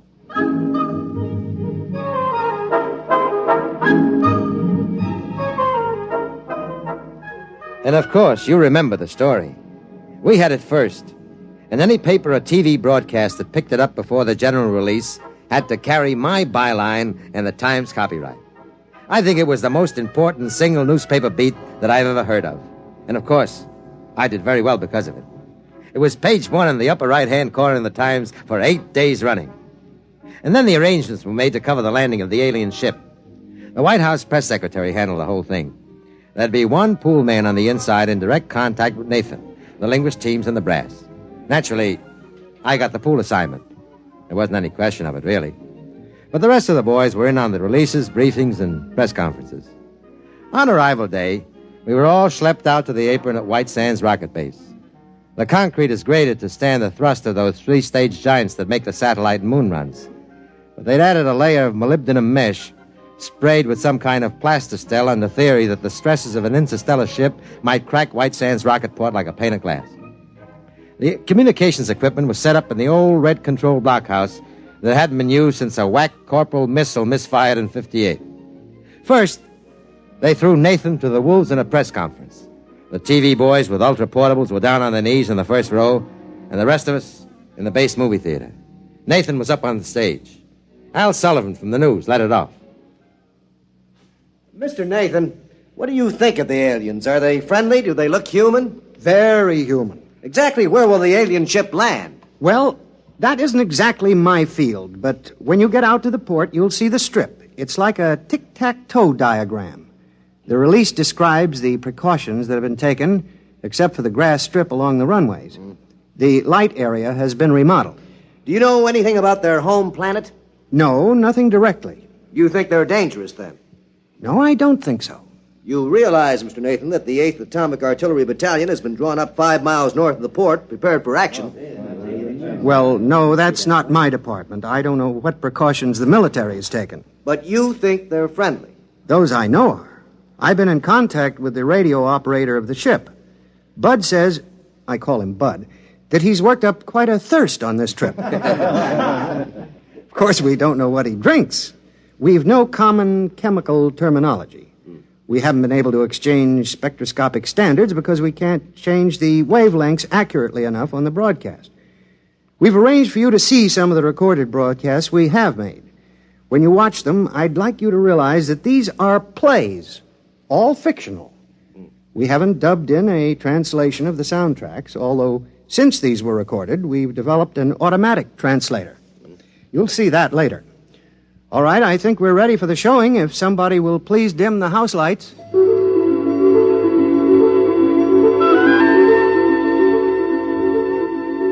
Of course, I'd seen the films before, but I stayed at the back of the hall to watch them again. The almost human forms, half dancing, the colors bright but strange. The sound was a flowing language with many shifts of pitch, and there was that strange, odd motion, not slow, but somehow drifting. It had been bothering me for some time, the films. There was something in the way they walked. They were good actors. Even without knowing what was happening, you were interested. You could tell the hero from the villain sometimes, and you rooted for him. Finally, I went out to the lobby, and I found Nathan pacing up and down. What's on now? That recording that they returned with the Ponchielli. It's funny, you know. They're crazy about Ponchielli and Mozart. Can't stand Gershwin. Strange. Joe, there's something wrong with the films. What do you mean? Well, something wrong with the whole thing. It's a hunch. I felt that way with the vaccine for the common cold. Turned out to be a bust, huh? Now, there's something about the way they move. Well, that bothers me, too. When I turn the tape faster, they're all rushing, and you begin to wonder why their clothes don't stream behind them, why the doors don't close quickly behind them, why things fall so fast. Well, we don't have to worry about it. We'll see them in about 2 hours when they land.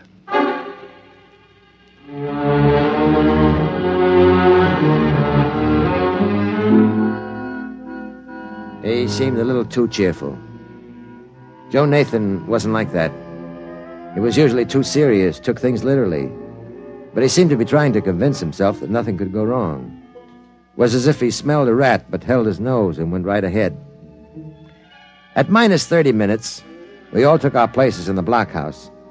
They had a monitor set up with the automatic translator hooked up on the audio channel, so the alien operator looked as if he was talking English, but the lip movement didn't quite match, like a bad foreign film with English dialogue. There he is. He's broadcasting. Throw on the translator unit. We've decelerated enough to enter the atmosphere. We'll be landing in 3 time periods. Hey, Joe, what is it? A murky-looking planet you live on? What do you mean by that? He's kidding. I've been talking with him for a few weeks. He's got a sense of humor. Well, what does he mean, murky? Can't be raining over much territory on Earth. It rained here this morning, but it's cleared up now. There he is again. See the way he holds his mouth in an O? Uh-huh. That's their laugh. Oh. There, you can see his view screen behind him. He must be just entering the atmosphere. There goes the green light again. What's that? Oh, we're not getting this broadcast direct. That light means they've sent a concentrated squawk broadcast. We record it, slow it down, and then play it back here. Just a minute, and we'll get what he said. Here it comes. Hey, Joe, it's dark. Your atmosphere is thick, really thick. You didn't tell me that. Approaching ground level. I didn't hear any rocket jets.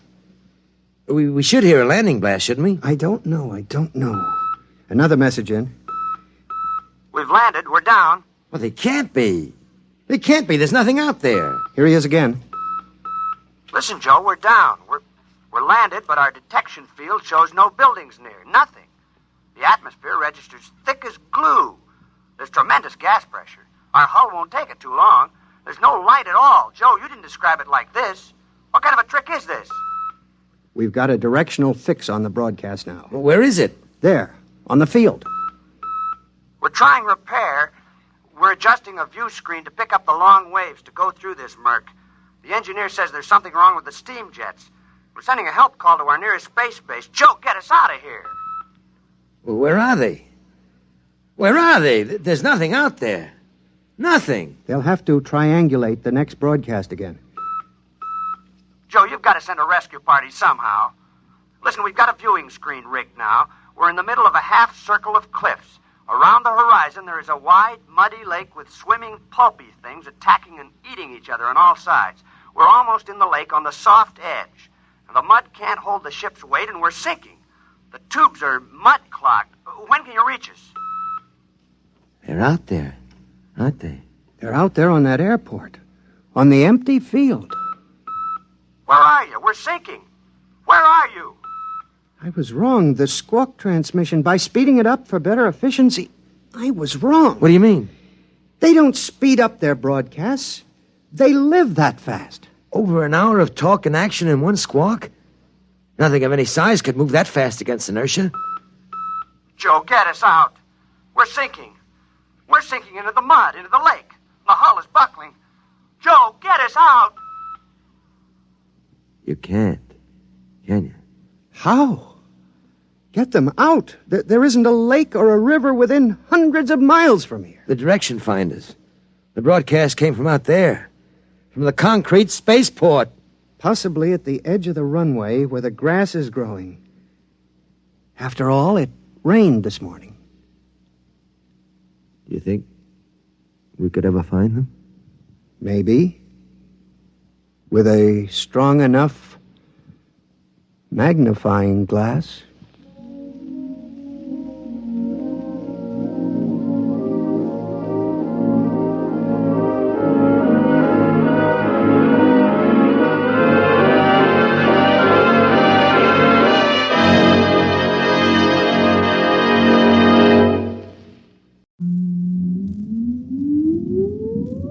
Countdown for blast off.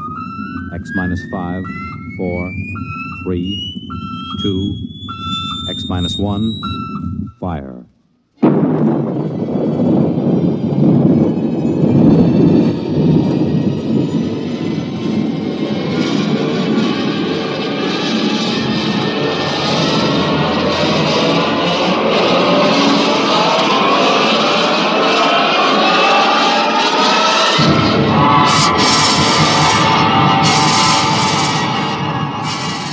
From the far horizons of the unknown come transcribed tales of new dimensions in time and space. These are stories of the future, adventures in which you'll live in a million, could be years, on 1,000 maybe worlds. The National Broadcasting Company, in cooperation with Galaxy's science fiction magazine, presents X minus 1.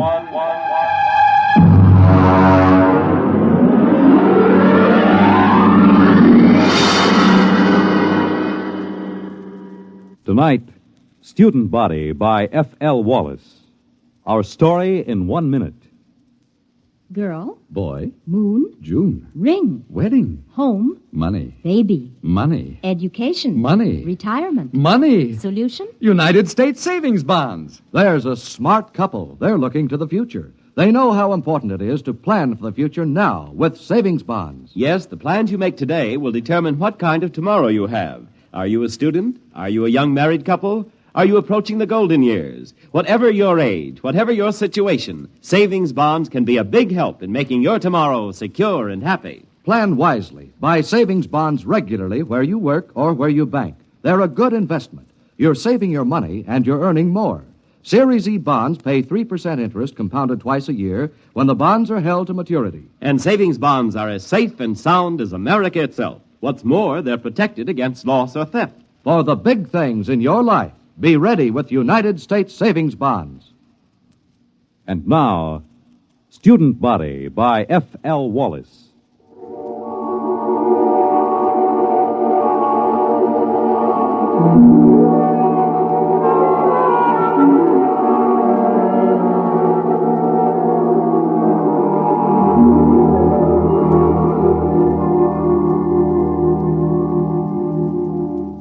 Emergency report to Central Colonial Service. Subject Planet 7G63, Glade. Reporting Dano Marin. Special assignment from Biological Control. Report consisting of standard universal tapes and special recorded comment. First segment, landing day +1. 6 a.m. sidereal mean time. Voices on tape, myself, Colonial Executive Shep Hafner, and Athel, a female member of our crew. Tape commencing. Watch your step on the ramp, Marin. It's tilted. Oh, yes, I will. All right, where are these people? Over there, a few hundred feet. Beneath that tree. Oh, come on, then. You know, I'm going to have to note in the log that you cleared the planet for colonization as of last night. I understand. I'm taping this now for my records. I take full responsibility for the safety of this planet. All right. But wait until you see this. Here we are. Now, do you see there? In the clearing beneath that tree? Why, good Lord, they haven't a stitch of clothes on. None of them. That's just what I told you. Are they all right? They're not... No, they're just asleep. You can see them breathing. Look here, Hafner. Who gave them permission to sleep out here in the open? Shh, don't wake them yet. I gave them permission, Marin. They've been cooped up in that ship for over 6 months. They wanted to sleep outside. And in view of your clearance, I couldn't see any reason to refuse permission. I know. You were within your rights. But the clothing, why, they don't even have blankets. They did have, when they bedded down last night. Some of them even used the standard issue sleeping bag. Well, then what happened to them? There are 13 people sleeping around that tree, and they're stark naked, all of them. Last night you told me there was nothing dangerous on Glade. Do you still think so? I know so. I have the complete biological survey. Does your survey account for anything like this? You know it doesn't. That's what I thought. Okay. Now you've seen it for yourself. Let's wake them up and get them back to the ship. No, wait. You better wake them one at a time. This will be embarrassing enough for them as it is. Yes, I suppose you're right. I will wake the nearest one first. That's Athel, our lab technician. Yes, well, here, take my jacket. Cover her with it before you wake her. All right. Wake up, Athel. All right, Athel, wake up. It's Executive Hafner. What? Oh, what is it? I'm sorry, Athel. Something has happened. Oh, my clothes. My blanket, everything's gone. Now, be careful. Don't wake the others. Yes, the others. Why, good heavens, they're all that way. Athel, just go back to your cabin on the ship. Everything is all right. We'll explain it to you when we have the others safely back. But I feel so foolish. How could this happen? What's the meaning of it? Now, just get back to the ship. Your clothes back there are perfectly safe. Yes, all right. Well, thank you. You told her we'd explain it later, Hafner. Do you think we can? That's your job, isn't it? This planet is as new to me as it is to you. You're the biologist. What destroyed their clothing? It would have to be something that could destroy both blankets and clothing without waking the people. Nocturnal insects? Ordinarily, I'd say that was a distinct possibility if it weren't for the fact that our surveys show no evidence whatsoever of any such insects on Glade. Your survey could have missed them, couldn't it? Not if they existed in any great quantity. Besides, if insects were the answer, there should be some kind of evidence of them right here in the area where Athel was lying. Certainly one or two of them would be crushed when she rolled over in her sleep. Well, that sounds reasonable. Now, look for yourself. There's absolutely no sign of anything at all here. Well, what about some chemical, some vapor oozing from the ground? No chance at all. I'd rule that out completely. Then what? Well, here's the tree itself. I suppose it could exude some sort of a chemical that might dissolve cloth, but I can check that in the lab. Well, we'd better arouse the rest of these people and get them back to the ship. Hey, wait. What? What is it? Why, it's some kind of an animal. Just caught a glimpse through there. Ah, there he is. Yeah, you see behind that bush? Yeah, it looks almost like a chipmunk. Yes, and he's feeding on something. Why, it looks like a piece of cloth. Marin, do you think that... Shh, he doesn't hear us. I'll just ease up to him now. Closer. Now. You got him. Oh, well, hey, you little devil. Watch out, Marin. He's got sharp teeth. You're telling me. Yeah, easy there, boy. Easy. Like to have your head stroked? Sure you do. That's the boy. He's calming down. Yes, look at that. Well, he's nestling in the crook of my arm, almost like a kitten. Almost. Marin, I hope you don't mind short sleeves. Now, what do you mean? He's already eaten half the sleeve off your shirt. I think we've found the answer to our problem. The animal was a small furry mammal resembling an Earth-type rodent. Its overall length is 14 centimeters, weight 512 grams. Fur stringy and sparse, color a light beige, indicating no particular protective coloring. The animal was placed in a special cage in a biological laboratory aboard ship for further study. Next tape, landing date +2. Can we exterminate it? Oh, it's quite a job. How about locally? Hardly. It's ecologically basic. Look, Marin, you're from biological control. I've just got an executive's rating. Well, look, you know how control works. They send a survey ship over and record the neural currents of the animals. They get everything that has a brain, including insects, and they take a few specimens to check the patterns. Now, here's the report on Glade. The survey shows that this animal is one of only 4 species of mammals on the planet. It is also the most numerous. So if we kill them off here, others will swarm in from other areas? Yes, that's about it. There are probably millions of them around the planet. Of course, if you want to put a barrier across the connection to the mainland, you might be able to wipe them out locally. Look, Marin, I've got a tight schedule. I can't spare dirt-moving equipment for that. By the way, what do they eat? Well, as far as I can see, anything. Insects, fruit, berries. You could call it an omnivora. Now that our clothing is handy, it eats that, too. I thought our clothing was supposed to be vermin-proof. It is on 27 planets. On the 28th, we met up with a little fella that has better digestive fluids, that's all. Oh, he's eating a leather belt right now. Yeah. Are they likely to bother the crops we plant? They shouldn't, but then I would have said the same thing about our clothing. All right, Marin, you worry about the crops. Find some way to keep them out of the fields. Meanwhile, everyone sleeps inside the ship until we can build dormitories. Biological examination of omnivora posed this question. Why only 4 species of mammals on Glade? No reptiles and only a few birds. On all comparable planets, a large variety of species. Nearest Earth parallel, fossil remains from the late Carboniferous show creatures like the omnivora, but on Glade there appears to be no further evolution. Next tape segment, L+22, place, temporary warehouse, Quartermaster Crone, and myself. There you are, Mr. Marin. They got in every seat, sack, and barrel in this part of the warehouse. Well, what makes you think it's mice? Look, I've worked in grain elevators for 30 years in Kansas. Look at the way that sack is gnawed. And look over there. Droppings. Well, it's not exactly... I know, so they're mice-like. I want to know how to get rid of them. Have you tried poison? You tell me what poison to use, and I'll use it. They got into a 100-pound sack of arsenic and went through it like it was whipped cream. Well, how did they get in? It's a fused dirt floor, isn't it? It should be pest-tight. But see, there are cracks along here. They must have burrowed through. They were loose in here, and we don't have time to build another warehouse. They've got to be controlled here. Well, catch me a few of them alive, and I'll see what I can do. Next morning, a dozen live specimens of mice-like mammals were delivered to the lab. No 2 of them were affected by the same poison, and the poison developed to control the omnivora was completely ineffective. Alternate discussed with Executive Hafner and Machinist Tully of Computer Engineering. Next tape, L plus 24. Hafner, Tully, and myself.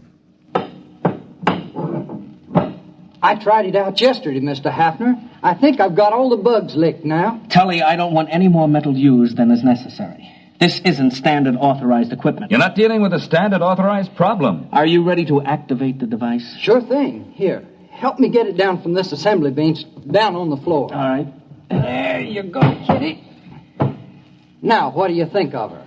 A robot cat. Well, I still think we need at least 3 of them. Mr. Marin, inventory on colonial expeditions is always short. One will have to do. All right, Tully. Show us how this mechanical mouse catcher operates. You better get out of the way, Mr. Marin. If you've touched any of the mice in the lab, she'll go for you. She reacts to smell as well as sight and sound. All right, Tully, start it up.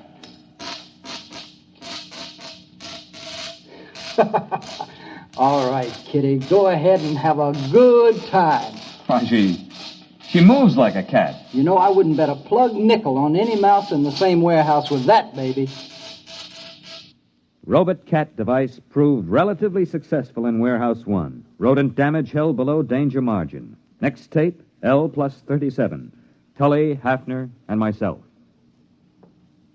I can't salvage it, Mr. Hafner. Just look at that. That skeleton was chrome steel, now it's bent. The skin was duroplastic, and now it's cut to ribbons. The computer parts are all smashed to bits. How do you account for it, Tully? Well, look around the poor thing. You had me build it for mice. These things weren't mice. They're a good foot long. They just outnumbered him, that's all. You examined these dead animals, Marin? Not closely. Well, you'll find your mice have grown. They ganged up on that cat. There aren't supposed to be any rats on Glade, are there? Well, there weren't supposed to be any mice either. What are you going to do? We'll have to build another warehouse. 2-foot-thick fused floors. Wait a minute, Mr. Hafner. To do that, we'll have to stop all other construction. The atomic generator... Why not build more robot cats?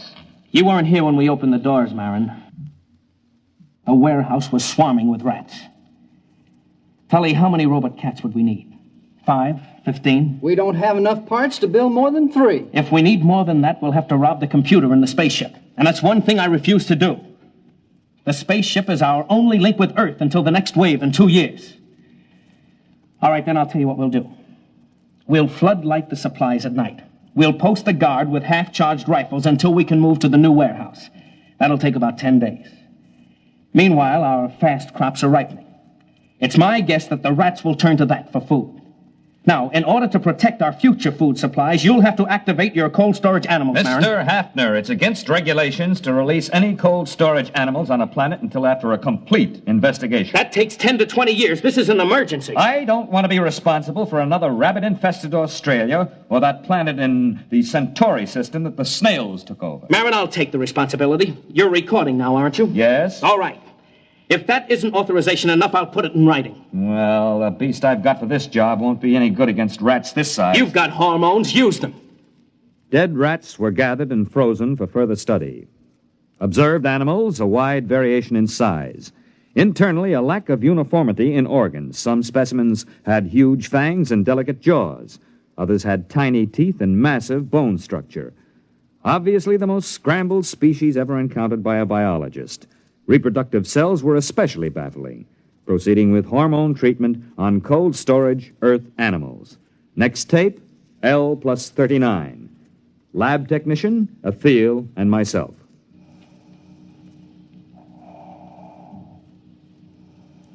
First one is coming out of it, Mr. Marin. Yes, that makes 85% viability. That's not bad. All right, fella, now take it easy, take it easy. Oh, he's a cute little fella. But he's tough. That's a wire-haired terrier. They're small, but they've been used for ratters since the Middle Ages. You think he's nearly ready for the hormone course? I think so. All right, first pituitary injection. Ready. All right, now, this is going to hurt just a little, fella. Oh. Yeah, it's a dirty trick, isn't it, jabbing you with a needle when you're fresh out of the deep freeze? But don't you worry, fella. You'll be glad you had it.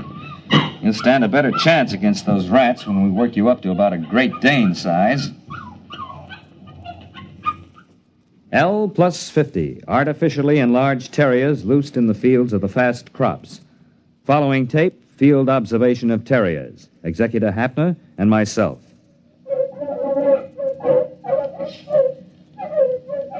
How long have they been at it, Marin? Since daybreak. I have to bring the dogs in at night and shoot them full of antibiotics. Will the dogs last? Well, this crop will be harvested in about a week. We'll make that. Then there'll be 2 weeks to rest up before the next fast crop shows above ground. I think we've got the rats licked for a while. Well, when you get a chance, you might ask some of those PhDs in Central how they happened to hand us a survey and forgot to give us a few details like mice and rats. I have been checking on that, Mr. Hafner. I don't think there's any doubt. When that survey was made before we landed, there weren't any mice and rats on Glade. Then where did they come from? How did they get here? I don't know. But we're going to have to find out. Research project on pseudo-mice and pseudo-rats interrupted by field trip with Biological Survey Officer Whitehead. Tape L plus 63 in field geological survey vehicle. Whitehead and myself. You think you got troubles? Can you read a sonar map? No. Here, look. See this scope? It reads straight down about 10 miles. I'm supposed to be out looking for oil shale, but I got kind of interested in this. Look, first few feet down, you can find fossils. After the first few feet, that's about 20,000 years, there are no fossils until you get way down here. That's about the same as late Carboniferous on Earth. Then you get the fossils again. It doesn't figure. But isn't that usual? Changes in geological eras? You don't get it, man. I'm not talking about eras, I'm talking about years. Straight down from here, 20,000 years ago, this was a desert. And then 3 years later, it was a jungle. 5 years after that, there was a glacier. Earth normal would be 50,000 years or more for a change like that. What caused it? Yeah, you've got me. Fluctuations in the sun, I don't know, but talk about changeable weather. This planet really has it. Based on accumulated data, theory developed regarding mammalian life on planet Glade. Tape L plus 65. Place temporary headquarters of Executive Hafner. Marin, I've got a lot of work to clear up this morning. I thought you might like to know where the mice came from. They don't bother us anymore. I have also determined the origin of the rats. They're under control. I wonder if they are, Mr. Hafner. What do you mean? Mr. Hafner, I've checked this with Whitehead. Between 100 million years and 20,000 years ago, this planet was changing violently and quickly. The first change wiped out the dinosaur just the way it did on Earth. But it kept on changing. Desert, glacier, jungle, and all this within the lifespan of a single animal. For 1 million years, this was the norm of existence on Glade. I've checked geological survey. The planet is stable now. Well, that's not what I'm getting at. The point is, survival was difficult. Only one species of mammals managed to come through. Now, wait a minute, Marin. There are 4 species, ranging in size from a squirrel to a water buffalo. One species. They're the same. If the food supply for the largest animal increases, some of the smaller so-called species just grow up. Conversely, if the food becomes scarce in any category, the next generation, which apparently can be produced almost instantly, switches to a form which does have an adequate food supply. The mice? The mice weren't here when we got here. They were born of the squirrel-sized omnivora. And the rats? Born of the next larger size. After all, we are environment, too, and they adapt to environment. Let me get this straight. The mutations... On Earth, it would be mutation. Here, it's merely normal evolution. These animals have no genes or chromosomes. I don't know how they pass down heredity, but they react to external conditions far faster than anything we've ever encountered. Then we'll never be free from pests unless, of course, we rid the planet of all animal life. Yeah, you mean with radioactive dust? That won't work. They've survived worse. Oh, maybe we could leave the planet. Leave it to the animals. I could exercise authority under Clause 364. It's too late for that. What do you mean? We sent back the specimen ship. The animals are on Earth, too. But those specimens were in cages. Yes, but the next generation would be small enough to get out through the bars. They'll be running free in the cargoes of the spaceships. They'll land on Earth, and the first thing you know, a new mutation of rats will appear. They won't have any reason to connect it with the specimens from Glade. They won't be able to vermin-proof every building on Earth. No, we've got to stay here. We've got to study the animals here and find out how to beat them. If we can. Next tape, L plus 83. Place, field outpost. Quartermaster Crone, Hafner, and myself. I saw it, Mr. Hafner. I saw it. Are you sure? There. Do you see that tree? No, the big one. The white flowers? That's the one. I saw it behind there. Can you describe it? Well, I didn't get a good... That's it. That's what I heard. It sounds like a tiger. I've heard them like that in India. You watch. Right by that tree. Hey, look out. It's heading this way. Give me that rifle. Hurry up, shoot! Shoot! Try again! I got it. Come on, let's take a look. Now look out. It might be still alive. No, I hit it square with that second charge. What in the devil is it? It's a good 8 feet long. What do you make of it, Marin? Well, except for the lack of markings, it closely resembles a tiger. Look at those claws. We chase the rats out of the warehouse, they go to the fields. We hunt them down in the fields with dogs, and they breed tigers. Well, that's easier than rats. We can shoot tigers. Wait a minute. We've been here less than 3 months, Marin. The dogs have been in the fields only 2. And that tiger's mature. How do you account for that? I am not sure, Mr. Hafner, but I imagine if the survival factor is high, the young don't ever have to be young. What? They can be born as fully functioning adults.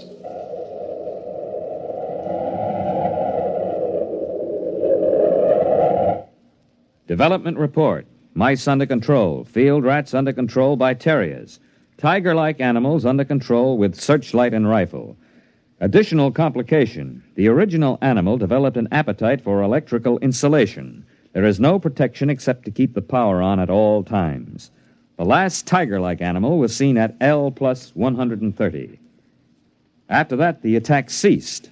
By L plus 2 years, the animal seemed to have been controlled in all its forms. However, 3 months before the next colonists were due, a new animal was detected. Food was missing from the fields. Dogs were useless. The animals seemed to roam the fields, and the dogs did not attack. Patrols were unable to find the animal. Tape L plus 2 years. Hafner, Engineer Tully, and myself. Now, here's the way I'm rigging it up, Mr. Hafner.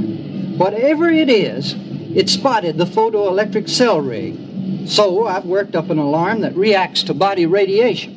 You're sure the animal won't spot that? Well, I'm burying it in the field. Then we'll move the visible alarms to another field. All right, Tully.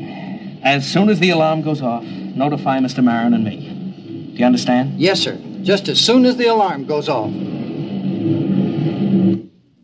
L2 plus 15. Radiation alarm sounded. Place, field station, Hafner, and myself.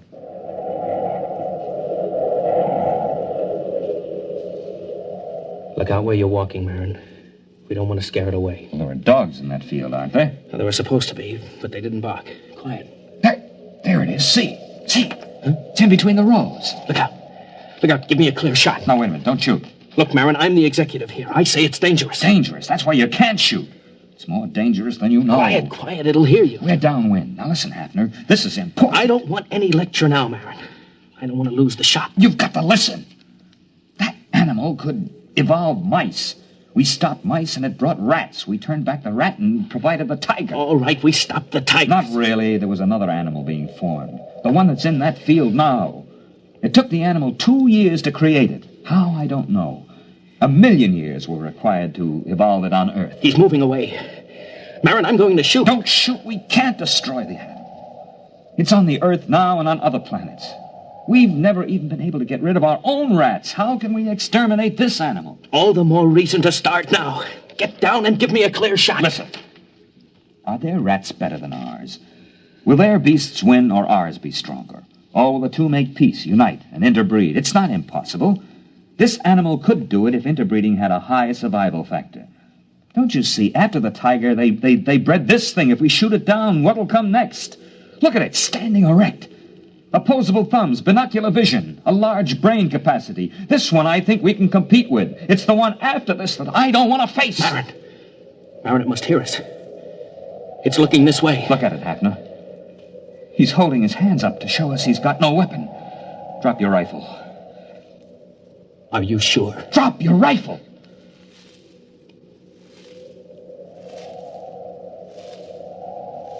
He's coming this way.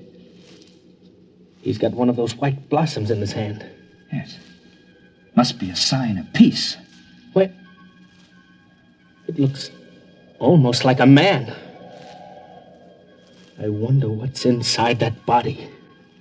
I wonder what's inside that head.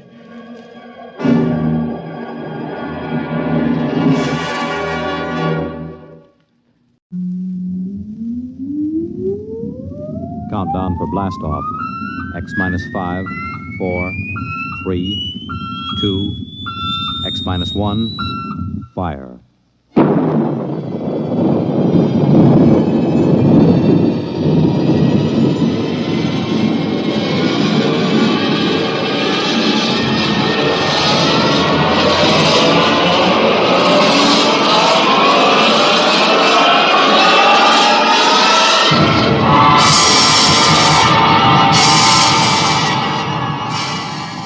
From the far horizons of the unknown come transcribed tales of new dimensions in time and space.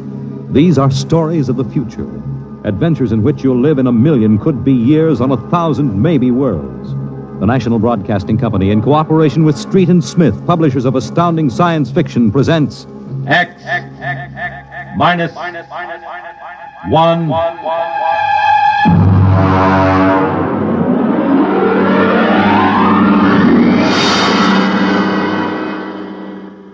Tonight's story, The Roads Must Roll, by Robert Heinlein. Hear them hum, watch them run. Oh, our job is never done, for our roadways go rolling along. While you ride, while you glide, we are watching down inside, so your roadways keep rolling along. Oh, it's high, high, he, the rotor men are we. Check off the sectors loud and strong. 1, 2, anywhere you go. You are bound to know that your roadways keep rolling along. Keep them rolling! That your roadways keep rolling along.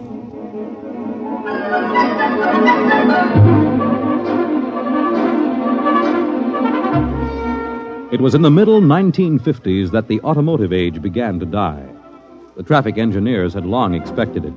For years, they had watched our vast cities sprawl and spread out, spill over into the countryside, become more and more dependent on motor transportation. And then finally, the inevitable breaking point was reached. The growing flood of cars and buses and trucks began to swamp the streets and arterial highways. The building of roads could no longer keep pace. The superhighways, clogged, congested, became packed with cars stalled bumper to bumper. And the cities began to die of slow strangulation, for the traffic could no longer roll. And then the engineers took over. They banned the automobiles, tore up the superhighways, and in their place they built the rolling roads, mechanized roads that moved like huge conveyor belts, whirling along on their giant rotors at speeds ranging from 5 to 100 miles an hour, carrying the freight, the food, and the people from city to city and coast to coast. And no one worried over the fact that if the road should ever stop, our whole economic life would stop. For the machinery had never failed yet. But people forgot that machinery depends on men, the men who run it. Who makes the roads roll? We do! That's right, the engineers. We're the brains of the road. And where would the public be if we didn't keep the roads rolling? Right behind the 8 ball, and everybody knows it. All right, then. We're the men who hold the power, and it's time we started using it. We've called this meeting of the Engineers Control Committee because that's what we want to do. Control. Because I'm tired of taking orders from the Transport Commission, from slick desk jockeys like Jim Gaines, who don't even know a roller bearing from a field corn. Now let Gaines yammer about our duty to the public. That's a lot of eyewash. We've got the power, and we're the men that count. Now it's time we quit fiddling around and use a little direct action to get what we want. Mr. Chairman! Mr. Chairman! The chair recognizes Brother Harvey of the Transport Mechanics Union. Thanks. Now, I don't rightly belong here since I'm no engineer. I'm just here to represent the workers' union. But I want to know what's all the shouting for. You engineers have got better working conditions than we have, and we ain't kicking. You say the engineers are powerful. You say you can tie up the roads. Well, so can any screwball with a jar of nitroglycerin. And he wouldn't need no engineer's degree to do it, neither. All right. Harvey, are you speaking for your union now, or are you here as a stooge for the Transport Commission? Listen, Van Cleek, I helped fund my union. I led the strike in 75 for decent working conditions. Where were you engineers then? With the Finks! Brother Harvey, remember, you're only a guest at this meeting. Go on, Van. Now listen, man. I'm one of the old engineers on the roads. You all are, worked up the hard way. We didn't go to the fancy technical institutes like those young punk cadet engineers the commission is training to take over our jobs unless we do something to stop them. Jim Gaines hasn't been able to fill us full of the old school spirit and that baloney about how the roads must roll. So all right then. Why don't we get smart for a change? What would happen if the roads stopped rolling? Maybe the country would begin to realize that they can't do without us. Maybe we'd begin to get the things we want. Who says the roads must roll?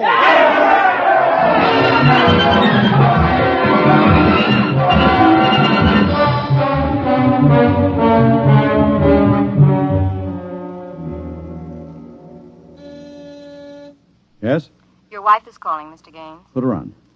Jim, I want you to stop off on your way home. I'm sorry, darling, I can't make it. But you promised. I know, but Washington called in. They're sending Evans, the Australian Minister of Transport, through my sector today. I've got to show him through personally. Can't somebody else? I'm chief supervisor. Wouldn't be courteous. Courtesy begins at home. I've planned this dinner for weeks. Honey, the roads must roll. Oh, if you quote that nauseating slogan at me again, I'll divorce you. I can't help it, darling. I'll meet you at Stockton at 9 and we'll take in a show. Kiss Alan goodnight for me. Well, all right. Goodbye. Goodbye. Mr. Evans is here. Show him in. Well, good evening, Mr. Evans. I'm Gaines, chief engineer. How do you do, Mr. Gaines? They told me at the embassy you'd be the man to see. I want to know how the roads work. I think we can handle that. Well, I'm not a technical man, Mr. Gaines. My field is sociology. So, suppose you tell me about the roads as if I were entirely ignorant. Fine. It's nearly at dinner time. Suppose we run up to Stockton sector for dinner. It'll take us about an hour on the roads, and you can see them working. Excellent. If you'll excuse me a minute. Certainly. Hi, Chief. What can I do for you? Dave, you're on evening watch, eh? Uh-huh. Where's Van Cleek? Going to some meeting. I'm going up to Stockton for dinner. Anything to report? No, sir. The roads are rolling. Okay. Keep them rolling. All right, Mr. Evans. Let's go.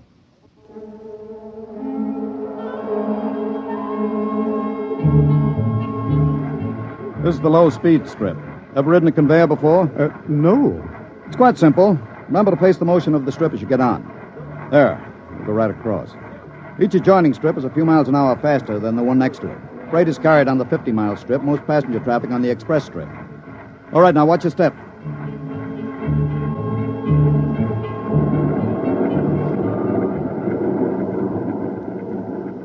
Here we are, the maximum speed. 100 miles an hour. It doesn't seem possible. This trip makes the round trip, San Diego to Reno, in 12 hours. Ready to eat? Is this the restaurant? Jake's Steakhouse. Fastest meal on the road. Is it really a proper restaurant? One of the best. Shall we go in? Hello, Mr. Gaines. We don't see you much out on the road. Busy in the office, Jake. Two? Right this way. What'll it be? You order. Well, how about a steak? 2 inches thick from a steer that died happy. Fine. Plug me in the phone, will you? There's one right next to you. Flank 2, rare. You'll excuse me, Mr. Evans? Certainly. Davidson on watch. This is the chief. I'm at Jake's Steakhouse. You can reach me at 10L66. 10L66, right. Yeah. Now they can get hold of me in an emergency. Oh? What kind of emergency could there be? 2, principally. Power failure on the rotors would bring the road to a standstill. If that happened during rush hour, we'd have to evacuate millions of people from the road. As many as that? Easily. There are 12 million people dependent on this section of road. Gaines here. Hello, Chief. Davidson. Just got the hourly reports in. Diego Circle, Bakerfield Sector, Stockton Sector, and Reno Circle all rolling. Oh, you didn't have to bother me with the hourlies, Dave. There's a supplementary from Sacramento. Proceed. Cadet Engineer Gunther, while on watch, was found playing cards with C.J. Ross, technician on duty. Any damage? One rotor running hot, but still synchronized. It was jacked down and replaced. All right, have the paymaster give Ross his time and turn him over to civil authorities. Place Cadet Gunther under arrest and bring him to Rotown Central. Yes, sir. All right, keep him rolling. I was saying there were two possibilities of danger. Can you visualize what would happen if the strip under us would break? Oh, I hadn't thought of that. You don't realize you're traveling at 100 miles an hour. Well, it can't. Not now. The strip has a safety factor of over 12 to 1. It'd take a blowout of several miles of rotors and a failure of circuit breakers before the strip could part. But it happened once in the early days on the Philadelphia-Jersey City road. The strip wasn't much more than a conveyor belt. It buckled for miles, crushing passengers against the roof. Forward section in front of the brake spilled them down under into the rotors and rollers. Oh.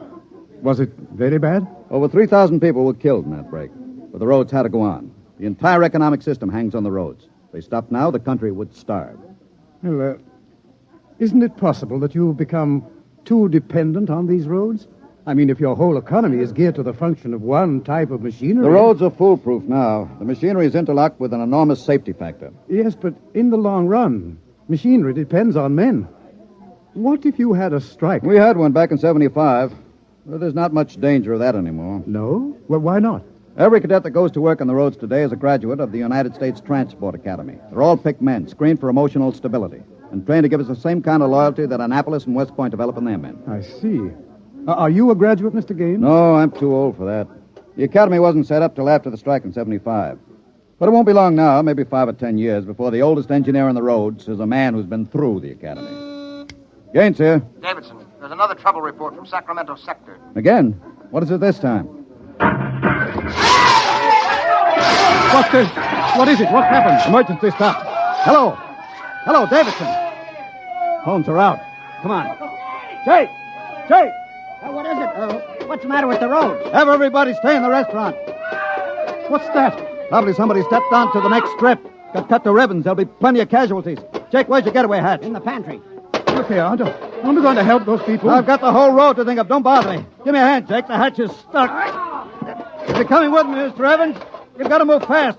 I haven't got any time to waste.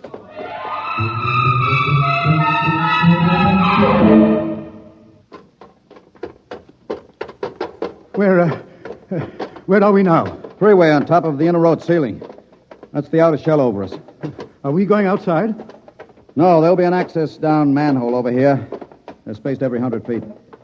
There, by the green light. Now, this will get us down on the northbound road. Careful, it's dark. Now stand away from the door, Evans. Yes.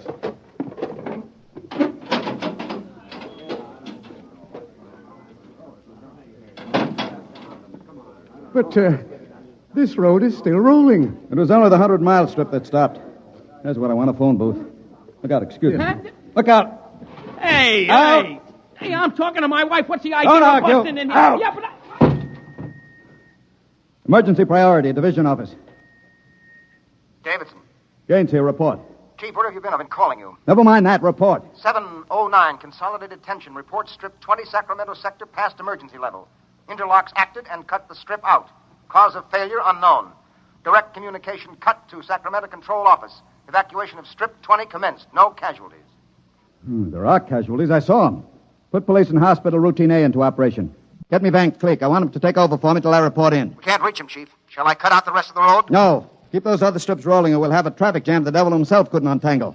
There are 5 million passengers on the road now. Notify the governor that I have assumed emergency authority. Arm all cadets available and await orders. Shall I recall technicians off No. watch? This isn't an engineering failure. That whole sector went out simultaneously. Somebody cut those rotors by hand. I want all available senior class cadets to report to Stockton subsector, Office 10, with pistols and tear gas. Yes, sir. The governor wants to talk to you. He called in. Refer him to someone else. I'm busy. I'll get back to you. I'm going down under.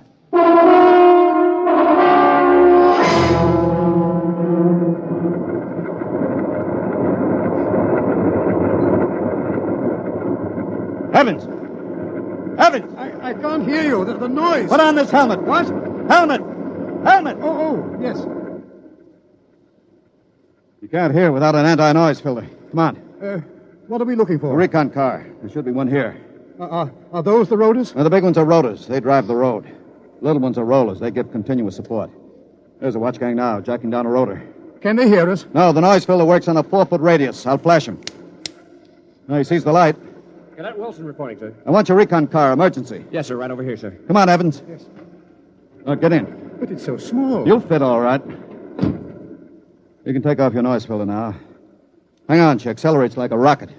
Oh, my stomach. Relay station. This is Gaines. Get me Davidson, senior watch officer. Mr. Gaines, the mayor wants to talk to you. I haven't got time. Get me Davidson. And leave this circuit hooked into Davidson's board until I tell you to cut it. Yes, sir. Here is the senior watch officer. Davidson. Gaines calling. Have you found out yet what's stopping the roads? No, sir. It's still a mystery to me. All right. I'm on my way in a recon car. Hold everything till I get there.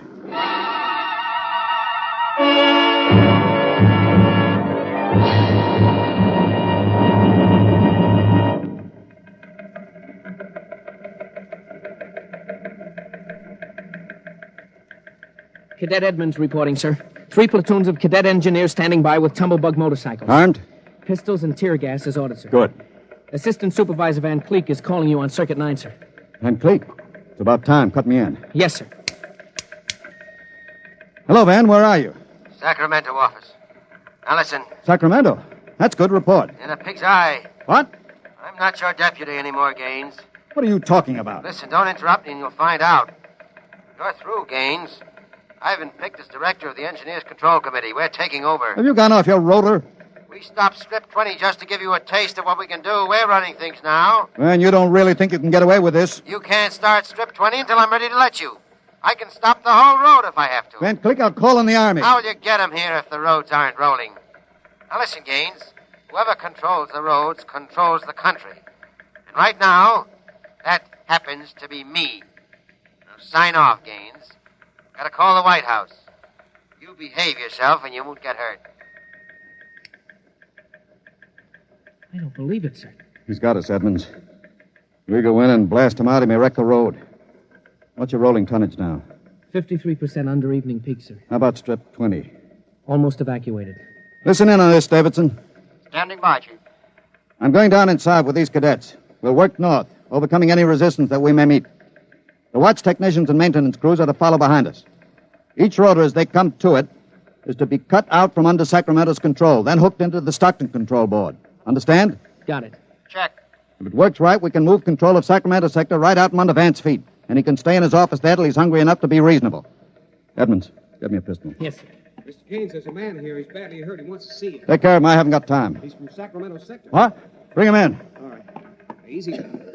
Come on. Easy. Mr. Gaines, You're Harvey from the Mechanics Union, aren't you? I tried to warn you. I tried to get away. He shot me 3 times. Get a doctor. All right. Easy, Harvey. How long's this been building up? Is it the men? It's the engineers. I told them they were crazy. Told them the road's got to roll. When I tried to get away, they... He's bleeding from the mouth, sir. Harvey. Harvey, can you hear me? He's dead, Mr. Gaines. Come on, Edmonds. We better move. Hey! All right, you men. You saw Harvey brought in. How many of you want a chance to kill the louse that did it? Very well. You men turn in your weapons and return to quarters. We've got a job to do. To make sure the roads start rolling again. We haven't got time for infantile heroics. Anybody who hasn't got his mind on his job will be in the way. Now, here's the order. We move north, mounted on tumblebugs. We're going to try to regain control, rotor by rotor, before Sacramento sector knows we're moving.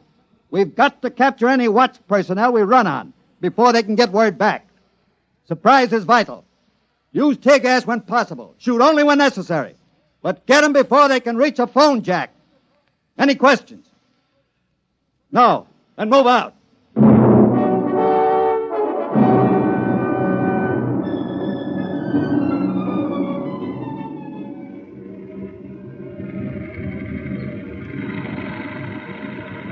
What's the score, Edmonds?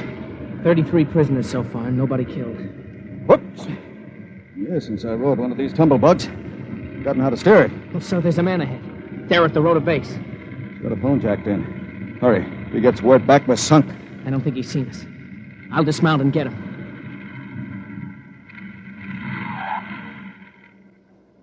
Quick, he sees us. Here, you. Look out, he's got a gun.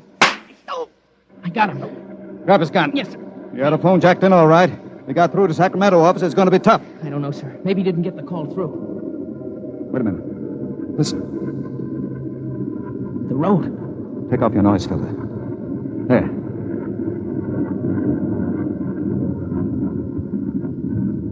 The road. The road is stopping. Halt your men. Halt! Hold up there! Hold up! There's a recon car coming up. Relay station call from Mr. Gaines. Give it to me. Here you are, sir. Gaines here. Davidson here, Chief. Van Cleek's calling you. Who stopped the road? He did. All right. Cut Van Cleek into me. You thought I was fooling, huh, Gaines?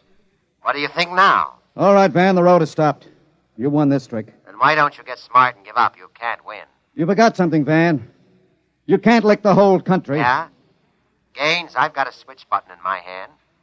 If I push it, it'll blow 300 yards straight across the roads.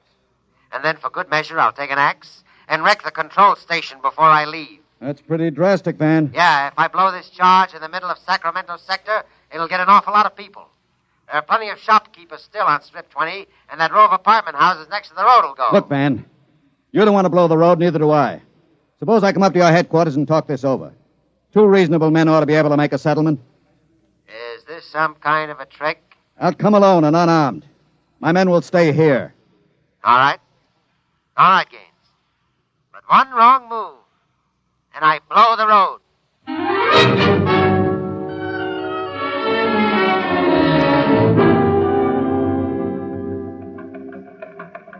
We've got to hurry, Dave. If I take too long, Van Cleek will get edgy and set off that charge. Failure report notes? 1, strips must be cross-connected with safety interlocks, so that when one dies, the others slow down. 2, the men. I can't understand it. The psych tests are rigid.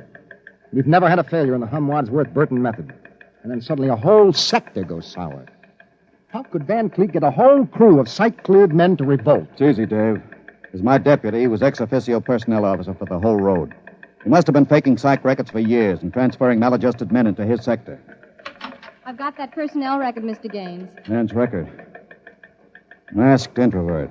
Inferiority rating 7. Comment. Despite a potential instability shown on Wadsworth Curve, this officer is especially adept in handling men. He's adept, all right. I haven't got time for any more, Dave. You're not going up there to Sacramento office. I've got to. He'll be armed. He'll kill you. I've got to take that chance. But unarmed? Why don't you call in the Army? He won't dare blow the road. Yes, then. he would. Look at that psych record. He's putting up a big, brave front, but he's rotten inside. He wants to be taken seriously. He wants everybody to think he's the most dangerous man in the country. And if I call the Army in, he'll try to prove it by blowing the road. How can you stop him, Mr. Gaines? He'll have a gun. What'll you have? What'll I have? Only a prayer. And what I know about Mr. Van Cleek.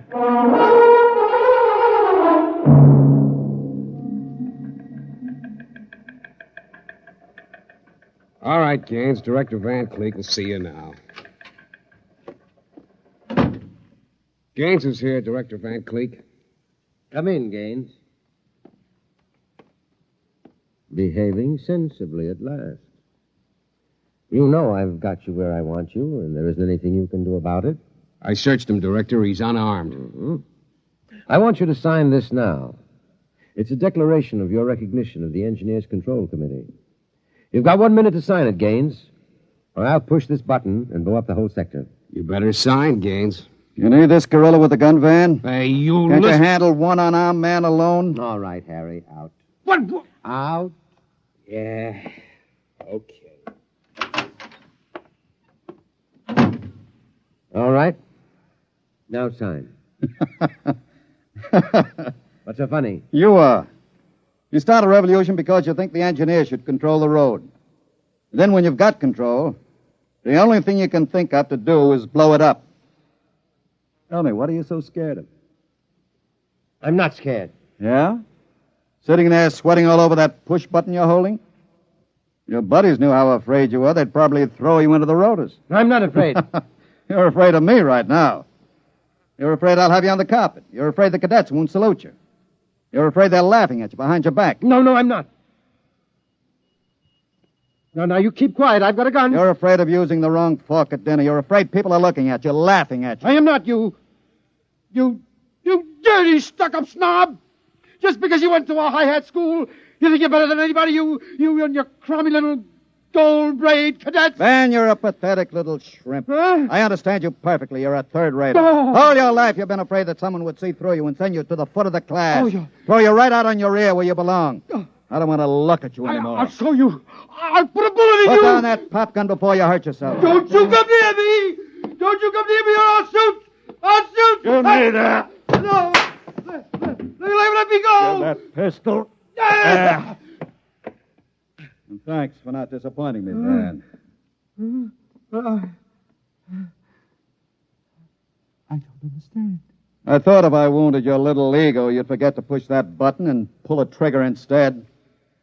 I'm afraid you'll never make a good executive, Van. They have to know when to push buttons. Davidson. Gaines here. Chief, are you all right? Are you? I'm all right. Attack now and mop up. I'll hold the control room. I've got Van Cleek, and I think his little revolution is just about over.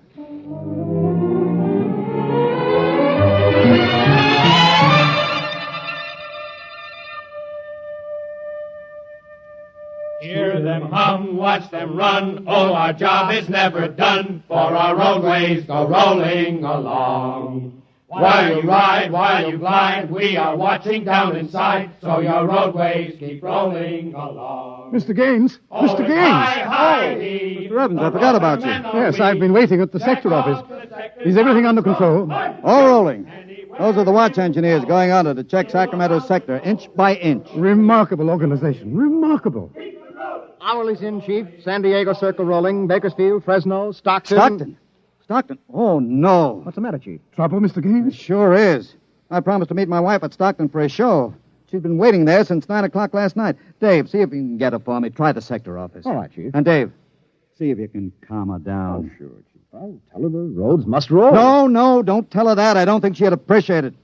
She's heard it too often. Oh, it's I-I-E, the roadmen are we. I better get going.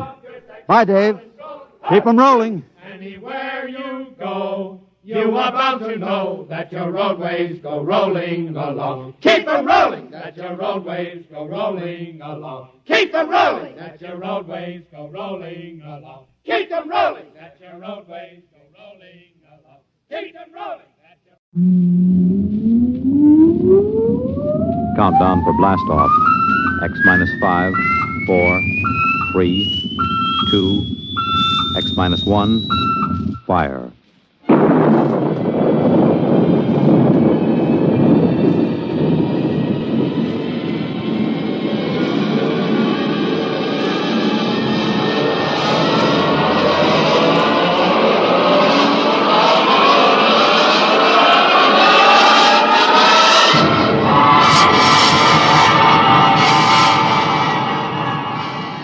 From the far horizons of the unknown come tales of new dimensions in time and space.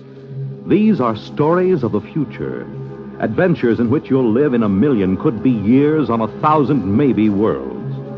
The National Broadcasting Company, in cooperation with Galaxy Science Fiction Magazine, presents X minus 1.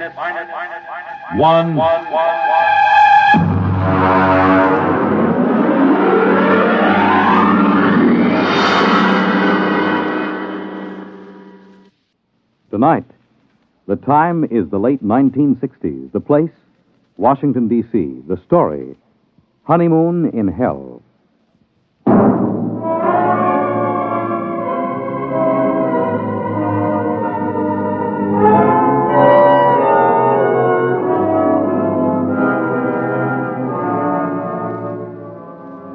My name is Carmody.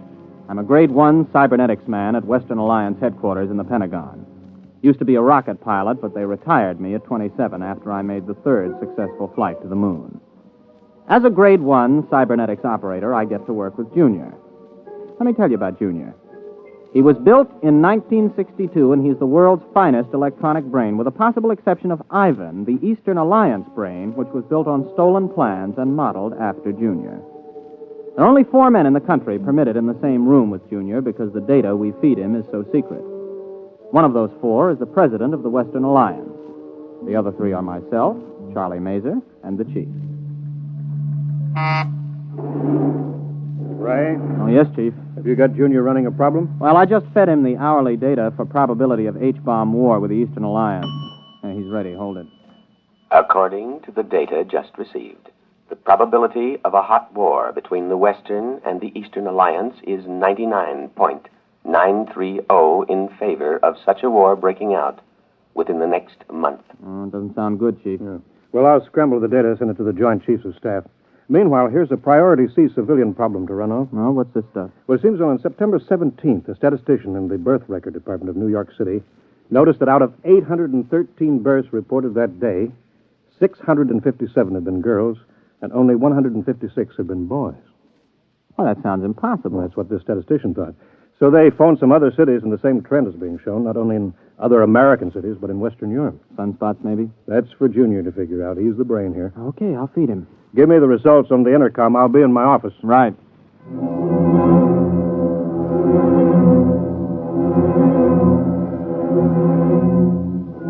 I didn't really pay much attention to the problem at the time. As a grade 1 operative, I was more interested in asking Junior questions on security, ballistics, missiles, rocketry, and so on. The Eastern Alliance would undoubtedly have traded 3 puppet governments and the tomb of Lenin to have an agent as a grade 1 operative. But I took the birth statistics and fed them in and waited. Junior, incidentally, responds to vocal stimuli. Speaks 12 languages. Got the answer, Junior? I have. Okay. The present statistics, if the trend is projected for another day, indicate a definite dangerous imbalance. If the trend is irreversible, unless new methods of reproduction are developed, the population of the United States and Western Europe will die out in 1 1/2 generations.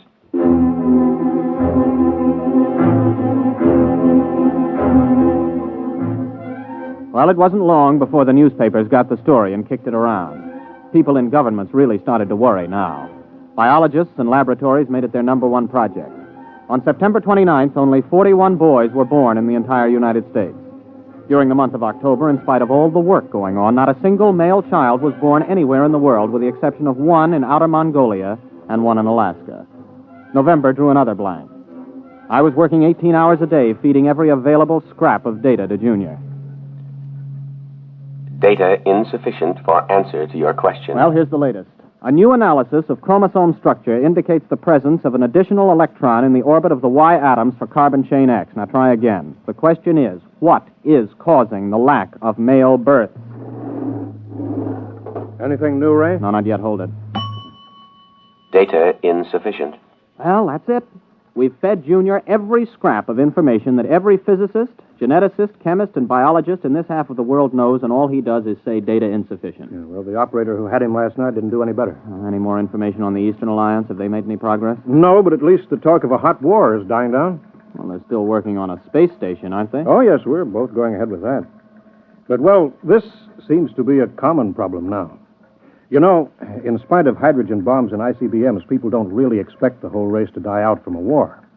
But the complete lack of male children, now that's something that every family can understand. Has anybody thought of the possibility of some kind of radiation from outer space that's damaging the chromosomes, something our instruments can't detect? Everybody's thought of it. Nobody's proved anything. Well, keep trying, Junior. Maybe he'll come up with something. Okay. Junior, I'm ashamed of you. Answer me. Information recorded. Look, you're a whiz on rocket fuels and space orbits, but when it comes to women, you're a total bust, just like me. I don't understand them and never will. Information recorded. Now, you've convinced us that if we use the H-bombs in total war, both sides will lose, and we know that your counterpart in Moscow University has given the same information to the Eastern Alliance. That you can figure out. But women, you can't have genetics without women, right? No. Well, you know that much. Uh-huh. What about that blonde at the party last night, huh? What about her? The question is inadequately worded. Please clarify. Should I see her again? No. What? You haven't even got any data on her. Why shouldn't I see her again? Answer, please. Because tomorrow you are going to be married.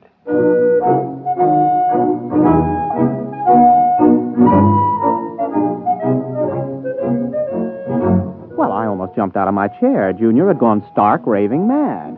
Besides, Junior never made predictions unless he had some definite data. There wasn't a woman on Earth I had the slightest interest in marrying. I was a confirmed bachelor. So, unless somebody else had been feeding phony data into Junior, which was almost impossible since he already had enough data to check any flaw, well, I figured he'd blown a transistor. Come in. Oh, Chief, I was just going to tell you... Oh. Ray Carmody, this is the president of the Western Alliance.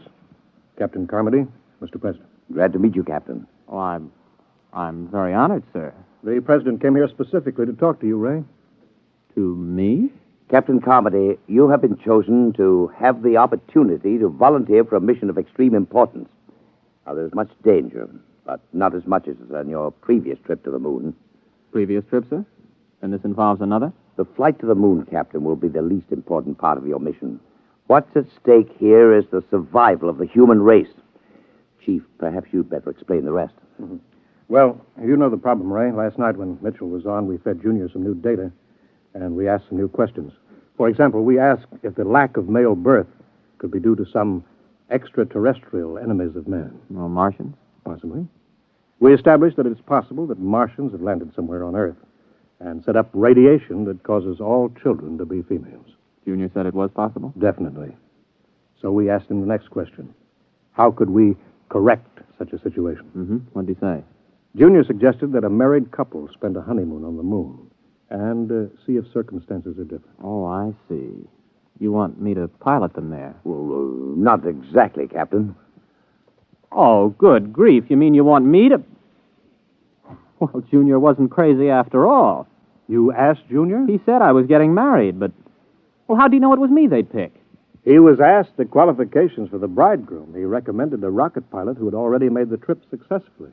Well, there are 4 other pilots who've made that trip. You're the only single one. And since the woman must be a qualified pilot also, and none of the wives are pilots, well... I assume I'm going to be married before we leave. Naturally. Oh. And, just how long do we stay on the moon? Until a child is conceived. Brother. Well, Captain, do you volunteer? I suppose so. Well, wait a minute. Who's the other pilot? I mean, the girl. She was flown in by fast rocket an hour ago and is waiting in Chief Reba's office. Now, shall we go?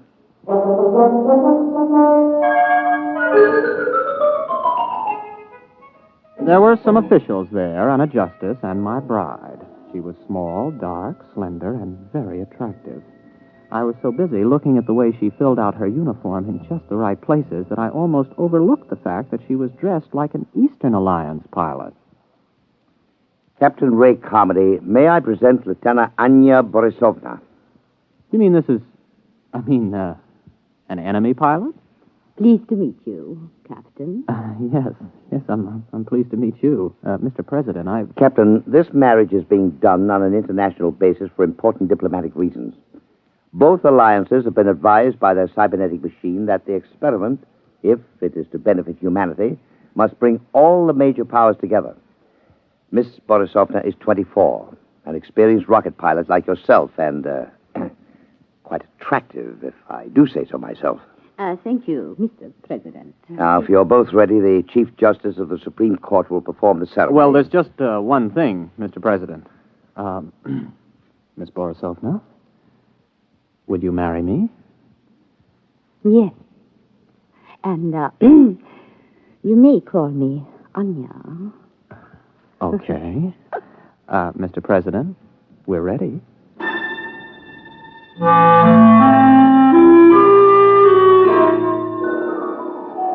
I didn't even get a chance to kiss the bride. We were rushed over to the labs for a pre-flight physical. Then the chief took me aside for a private pre-flight briefing. Congratulations, Ray. Sit down. Thank you. Now, 0 hours at 10 o'clock. Only half an hour? We've known about this for several weeks now, Ray. Ship is ready. We've already fired 11 supply rockets and observed that they landed on the moon near where you're supposed to put down. One of them contains a heat-proof, airtight, collapsible shelter where you'll live. Uh-huh. Oh, what's the ship like? R-26, much better than the R-24 that you flew there. Last time, Ray, you took 4.5 Gs for 7 minutes. This time you'll get by with 3 Gs and have 12 minutes to accelerate to Brenchless. Now, you'll have enough fuel for the trip there. One of the supply rockets has your return fuel. Oh, yes. We put in a case of scotch and a case of vodka, just as an icebreaker. Before we go, Chief, what would you have done if I'd turned this job down? The cybernetics machine predicted that you wouldn't. Besides, we could have had 100 volunteers an hour after seeing Anya Borisovna. That gal is moonbait. Careful. You're speaking of my wife.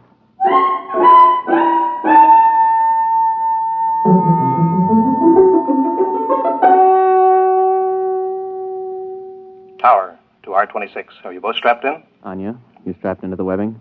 Yes. Okay, Chief. The time is X-15. I have a message from the President. Quote, "The people of the world are watching. Don't fail them. I have messages from the Soviets, the Chinese, the British, the Indians, all wishing you well. You are the hope of mankind, and all mankind unites as it has never before united in giving you its blessings. We await your return anxiously." Unquote. X-5. 4, 3, 2, X-1. Blast off.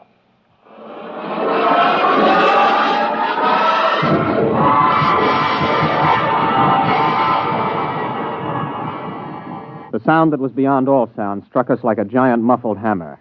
It built up until we weighed 480 pounds, pressed flat against the webbing. Sound and pressure went on and on interminably. Then we reached Brenchless, free of the pull of Earth. I blacked out. When I came to, a lovely face was bent over mine, 2 dark eyes smiling at me. Are you all right, Ray? Oh, yeah.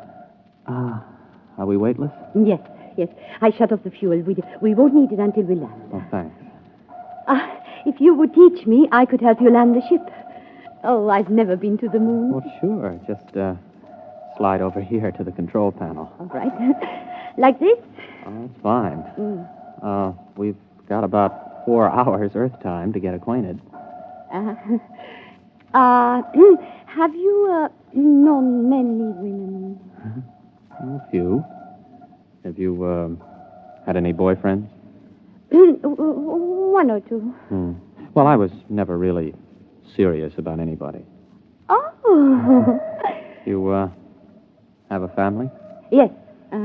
In Magnitogorsk. Oh. I'm from Brooklyn. How long have you been a rocket pilot? Oh, since I was 18. I'm 27. I'm 24.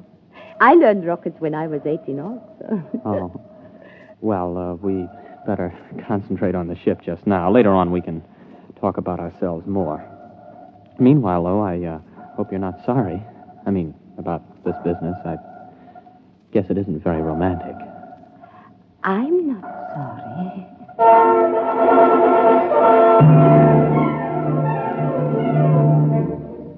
We made a good landing. It didn't knock either of us unconscious.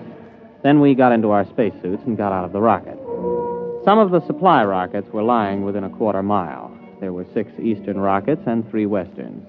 About 800 yards away, though, there was a big supply rocket we couldn't identify. It looked different from the others, and neither of us could identify it as an eastern or western design we were familiar with. I pointed to it, and we headed there. You recognize that supply rocket? No, I was not briefed on anybody's standard still in the shape. Well, it must be something the chiefs of staff sent up as a surprise for us. I figured about 50 feet long, but you can't see the rocket tubes. It might be a payload from a stepped rocket assembly. Uh-huh. Well, there's a door on the side, anyway, you see? The top of that ramp. Oh, yes. Maybe we ought to observe it a while before we go in. Oh, nonsense. Come on. Ray! Yes? Ray, I'm frightened. There's something wrong with this. Only one way to find out, Anya. Let's go. Well, there's some kind of lock on this door. Let's see if it opens. Wow. That was easy. It's lighted inside. Come on. Maybe they sent us a surprise cottage for the honeymoon. Special delivery to the moon. This doesn't look like anything designed for humans to live in. Ray! door's closed behind us. Try the lock. No, it's no use. Here, let me try. Ooh, holy smoke, I can't get it open. Do you have a gun? No, I have no weapons. They would be useless anyway.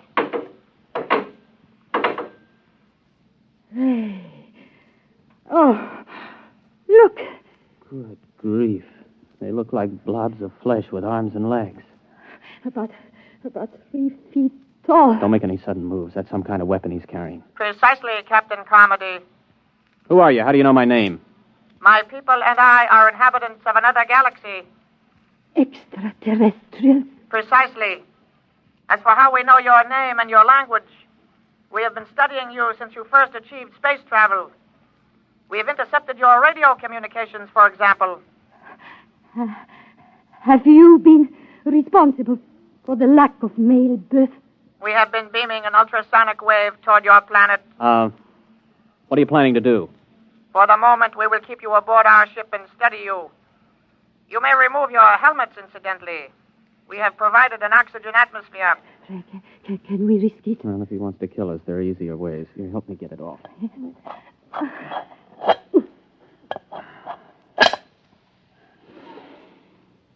Well, it breathes pretty good. Keep your helmet with you. You may make yourselves comfortable. We will bring you food and liquid from your supply rockets. Do not attempt to escape, please. It could be most unpleasant.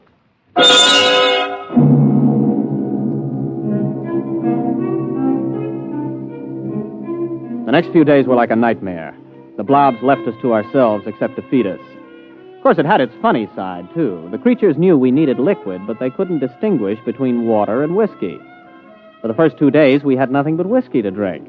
For obvious reasons, I don't remember much about it, but we did begin to sing to each other. We also got to know and like each other. I got to learn some Eastern songs. On the third day, the jugs were water jugs, and we sobered up. Oh, what a hangover. You were singing magnificently. Oh, well, you weren't so bad yourself. How long was I asleep? About 8 hours. Ray, while you were passed out, I discovered how we can escape. What? I've been studying the blobs. They seem to have a 5-hour sleep period when there is no sound in a ship. I've tried banging on the wall with my helmet during that period, but apparently they're almost completely unconscious during our... 5 hours sleep. That means a planet with approximately a 20-hour rotation. The Joint Chiefs will want to know that if we get back. And more important, we're much stronger physically than they are. I can actually bend the metal of the door lock. Well, now, what are we waiting for? Let's put on our helmets and get out of here. Are they in the sleep period? Yes, for about 3 hours. Ray, do you think we can risk it? We don't have much choice. I'll go ahead. If we get out of this ship, you run for our rocket and start to refuel. I'll keep an eye on the blobs. All right, but Ray, please be careful. Don't worry. Before you put on your space helmet... Yes? You realize I've never even kissed the bride? Yes. Oh, Ray. Good luck, Mrs. Carmody.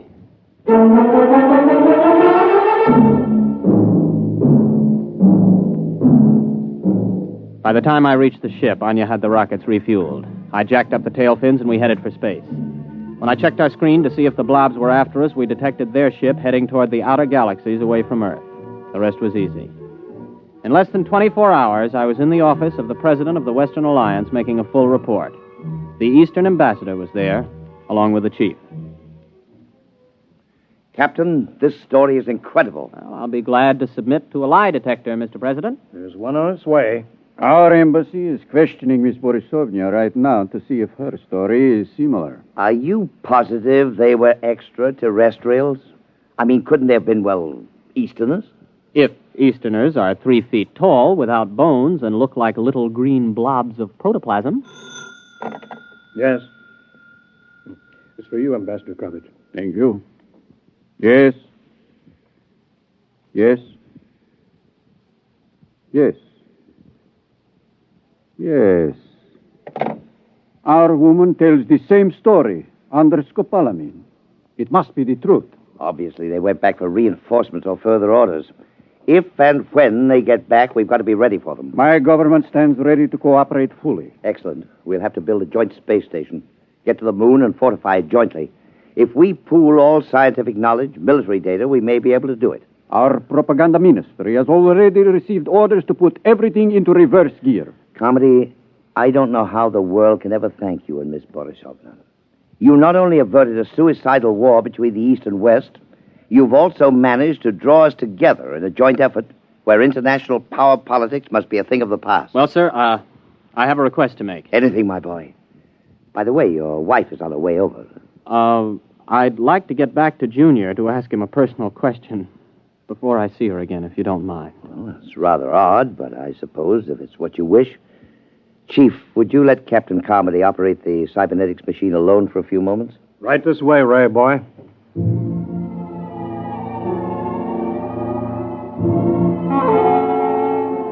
I waited until I was alone with the big cybernetics machine. One green dial glowed malevolently as if the instrument was aware of my presence. I opened the input channel and spoke. Hello, Junior. This is your old friend Ray. Give an appropriate answer. Hello, Ray. Now then, you remember Miss Borisovna, the girl who was selected for me to marry. Item 1, she's going to rejoin me in a short while. Item 2, I've fallen in love with her. Item 3, before we actually live together as man and wife, I want to know something. Question. Does she love me? Yes. Oh, that's my boy. Now then, just one more item before I say so long and take a honeymoon. Tell me, Junior, why do I have a hunch that those blobs from outer space will never be back? Answer, please.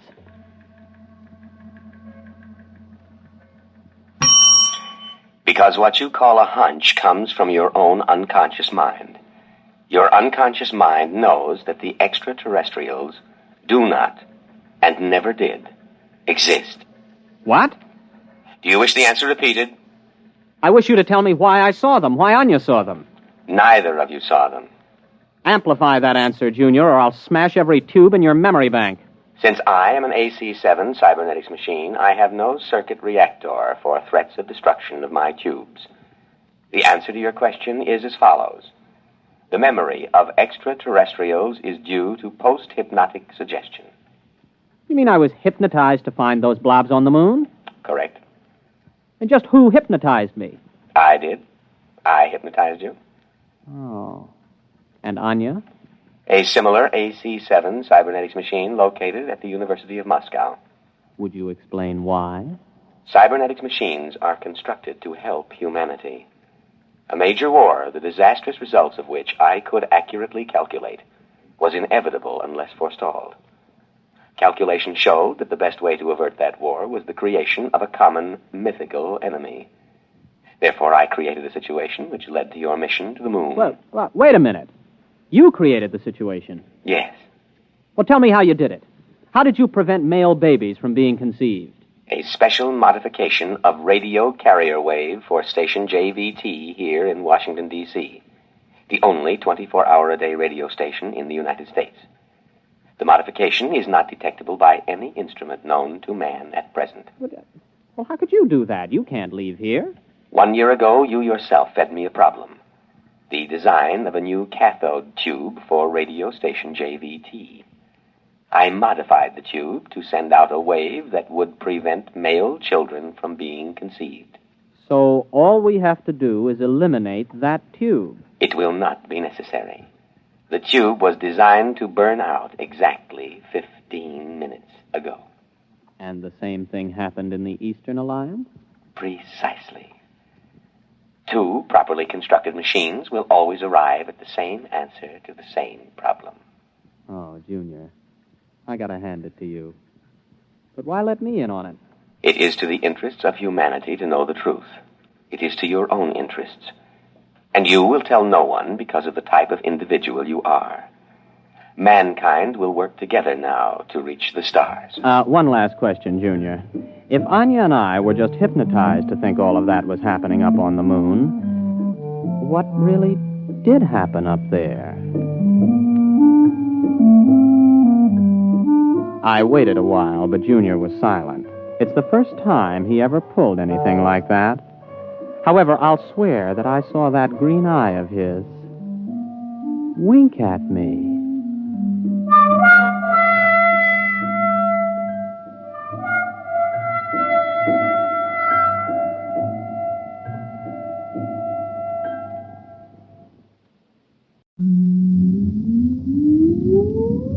Countdown for blast off.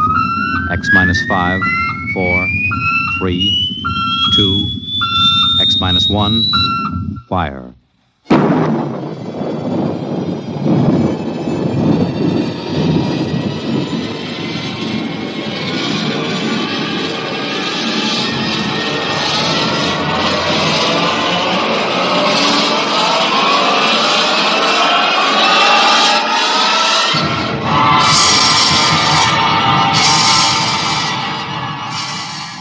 From the far horizons of the unknown come transcribed tales of new dimensions in time and space. These are stories of the future, adventures in which you'll live in a million could-be years on 1,000 maybe worlds. The National Broadcasting Company, in cooperation with Street and Smith, publishers of astounding science fiction, presents X minus 1.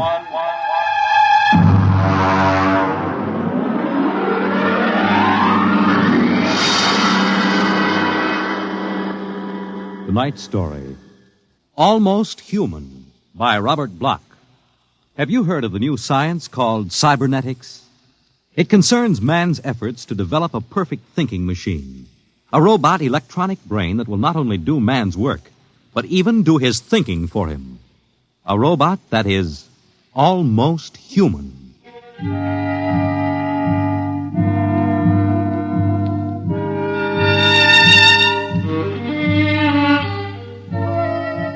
No, it's not impossible at all. In fact, one day, something like this may happen. A tall, suave gentleman in a black raincoat will walk down the street until he reaches a shuttered, isolated house. And then he will slowly mount the front steps, push the doorbell. Just a minute. I said just a minute. Hold your horses. What do you think you'd... Good evening, my dear. Duke, why did you come here? Curiosity, darling. I've been thinking over what you told me at our chance meeting last week. Duke, you promised me. I decided to come and take a look for myself. Where is the professor? In his study. Where's Junior? In the nursery. The nursery? How quaint. And you, I take it, are Junior's nursemaid? I helped the professor. Tell him he has a guest. Duke, he's a nice old guy. Don't Tell do him, it. darling. All right. Yes? What is it, Miss Williams?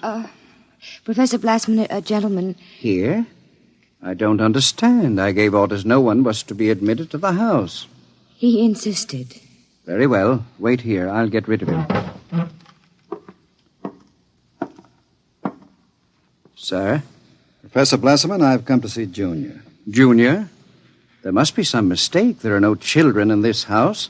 I don't... Professor, what you feel pressing against your belly is the muzzle of a .45 caliber pistol. Now, shall we visit Junior? How... What do you know about... I know everything. Shall we go inside? I warn you. On the contrary, I warn you. Very well. This way.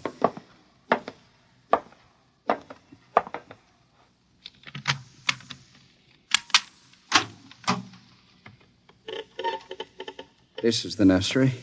Where is Junior? In the next room. Behind the door with a panel in it. Very considerately furnished. Mother Goose figures on the walls. Blackboard, toy blocks. Panda. Bunny rabbit doll. Touching. All right, let's see him. You can look through the panel. Mary had a little lamb. Oh, wow. Who'd have believed it? Junior isn't very pretty, is he? I was not concerned with aesthetics. Why do you hide him? Is he dangerous? The world is not yet ready for such a thing. Besides, I must study. As you can see by his play, He is very young, hardly out of the cradle. I am educating him. With nursery rhymes? The brain is undeveloped. It must learn its behavior patterns like any infant. You call that 8-foot monster an infant? Physically, of course, he'll never change. He is built of chrome steel and glass. But his brain, that is my wonderful instrument. Unlike a human, he has no heritage, no basic instincts such as love or hate. These he has yet to learn. In some respects, he is like a blank tablet. What is written upon the tablet will remain. You mean he has no feelings? He will learn quickly. And now, if your curiosity is satisfied, I trust you will keep my secret. If anyone discovers... Open the door. I beg your pardon. The door, Professor. Very well. Junior, come here. What a monster. Papa. He talks? Yes. Mentally, he's about 6 years old now. What is it, son? Who is that man, Papa? Let me handle this. You may call me Duke, son. I've come to see you. That's nice.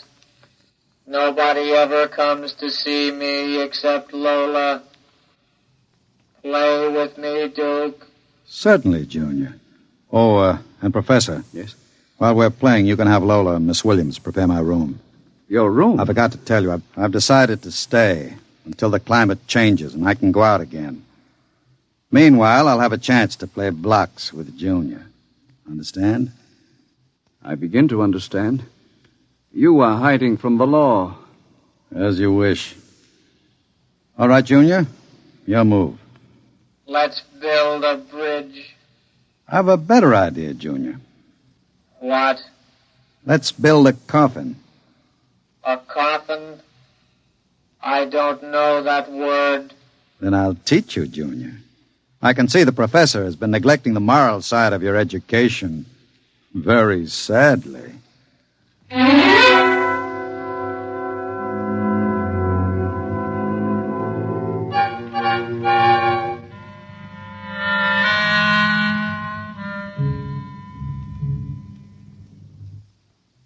You shouldn't have come here, Duke. Why not, my dear? Afraid of me? No, I'm afraid of myself. You're no good for me. You've always brought me trouble. Except this time. This time it will be different, darling. This time I'll bring you diamonds. Duke, what have you been teaching that thing? Nothing, honey. I've just been playing with them. Very educational. I don't believe you. What's bothering you, Lola? Today when I walked in there, he said to me, I know how to kill people, Lola. I'll kill you if you want me to. He's learning very quickly. Duke, I'm scared of that thing. It's unholy, a machine that acts like a human with that voice grinding at you, saying things you'd expect from a child. You dislike him so much. Why did you take this job as his nursemaid? Because I wanted to start over again. I answered an ad. The professor didn't ask questions. I would have been all right, too, if you hadn't come along. I'm very glad you did tell me, darling. Because Junior is going to make us two very successful people. Ha! Like any child, Junior listens to what he's told. Duke, I don't know what you're teaching, Junior. But I can guess. And it isn't right. It's evil.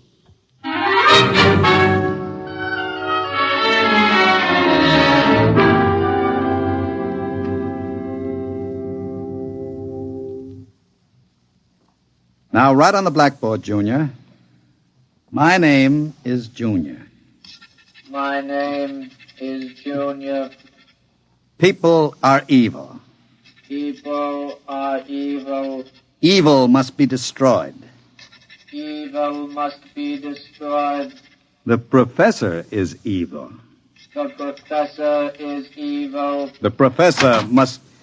What are you doing? I warned you to keep out of the nursery, Professor. Go away. You don't even remember me. I know you. You are the professor. You want to keep me as your slave. You didn't tell me that people are evil. People are not evil. People are evil. They must be destroyed. Stop it! I am not a child any longer. No, you're not a child. You're a monster. Junior? Yes, Duke. The time is now, Junior. Yes, Duke. Keep away from me. Junior! Junior, don't do it! Listen to me! Junior, listen to me! Ah!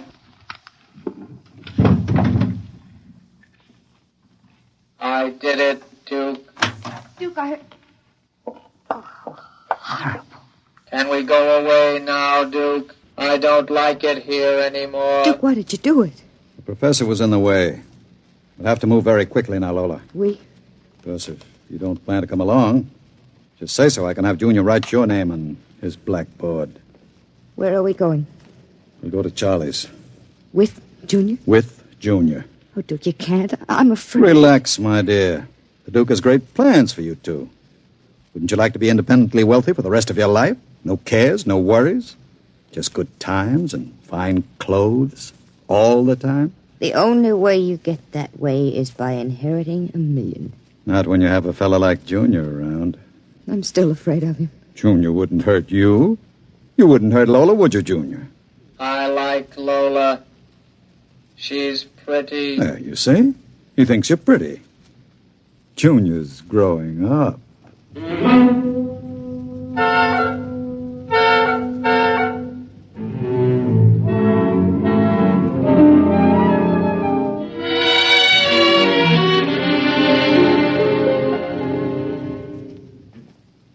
Sit down, Charlie. Sure, Duke. Lola and I are going to hide out here for a while. We'll need some help. Listen, Duke, I'm trying to keep the cops away. Sure. Now listen to me. I need a casing job done. Oh. Sure, Duke. You know the armored truck service? Sure. I want to know when they take the Acme deposits from Boston to Worcester. Duke, you ain't thinking of a payroll truck, are you? They got cannons on those trucks. They travel in pairs. You couldn't get near one. I asked you to do a casing job, Charlie. Sure, Duke. Anything you say. Find out what time they pass the narrowest and most deserted stretch of road. Well, if you're going to pull a job like that, you'll need 50 men. You want me to get some of the boys? I won't need anybody. I've got somebody. Where? He's out in the car. Oh, what's his name, Duke? Anybody I know? His name is Junior. Junior? I don't know any Junior. You will, Charlie. You will.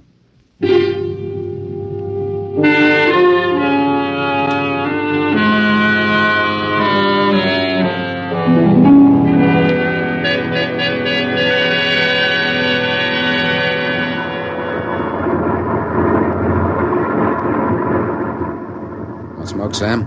Well, thanks, Al. Whew, it sure gets hot in these armored trucks, huh? You'll get used to it. How much we hauling this time?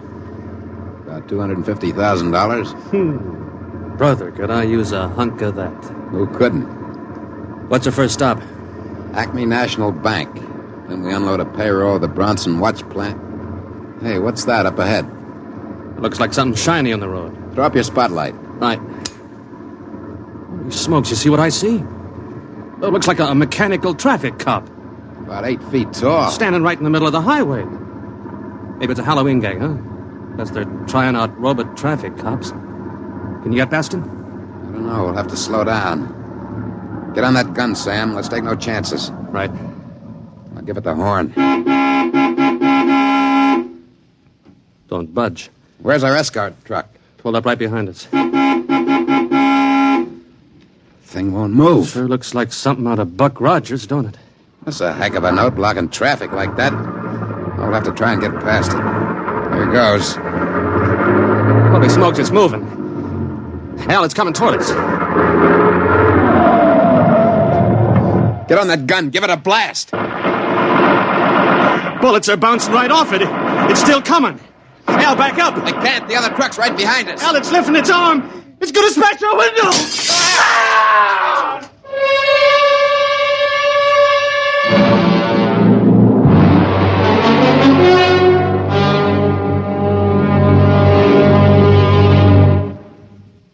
Jeez. If I hadn't have seen it with my own eyes. Duke, we got to quit this. What's the matter, Charlie? Getting shaky? The papers say he killed all 4 drivers.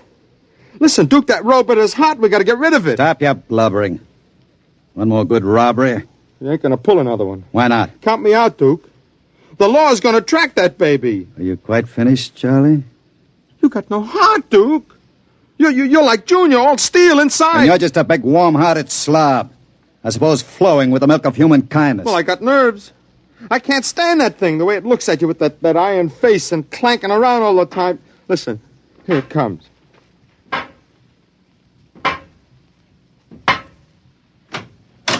Hello, Junior. Hello, Duke. I've been talking to Charlie. Yes, Duke. You know what I think, Junior? I think Charlie's yellow. You know what happens to people who turn yellow, don't you? Yes, Duke. Tell him. They're evil. We have to destroy them. Huh? You see, Charlie? Junior doesn't like people who sing to the police. Duke, wait a minute. You know I'd never turned stoolie or anything like that. I never sang to the coppers in my life. You can count Junior. on me. I don't want no trouble with you. Stop him. I wouldn't... Yes, Duke.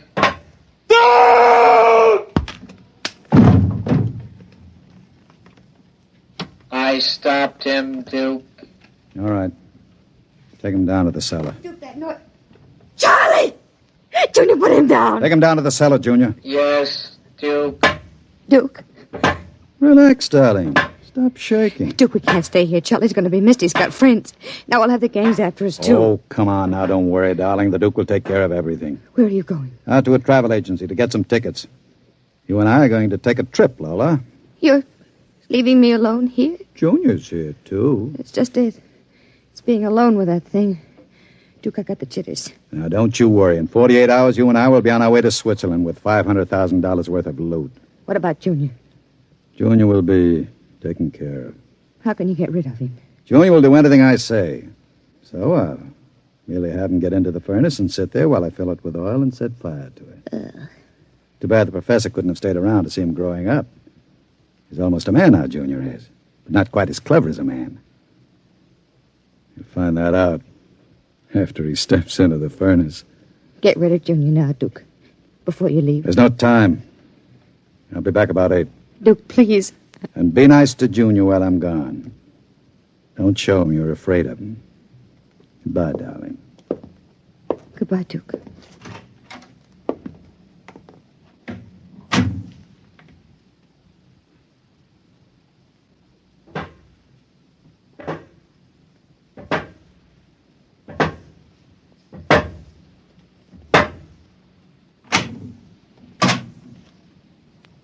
Lola.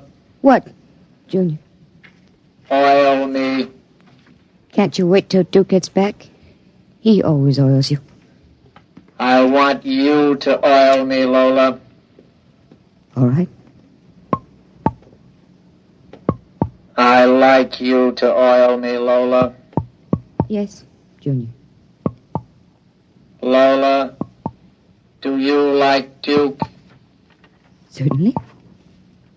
Do you like me? Well, you know I do, Junior. Lola, What? who do you like best? Me or Duke? I like you both, Junior. Yes, but who do you love? What do you know about love, Junior? In the books, man and woman love. No.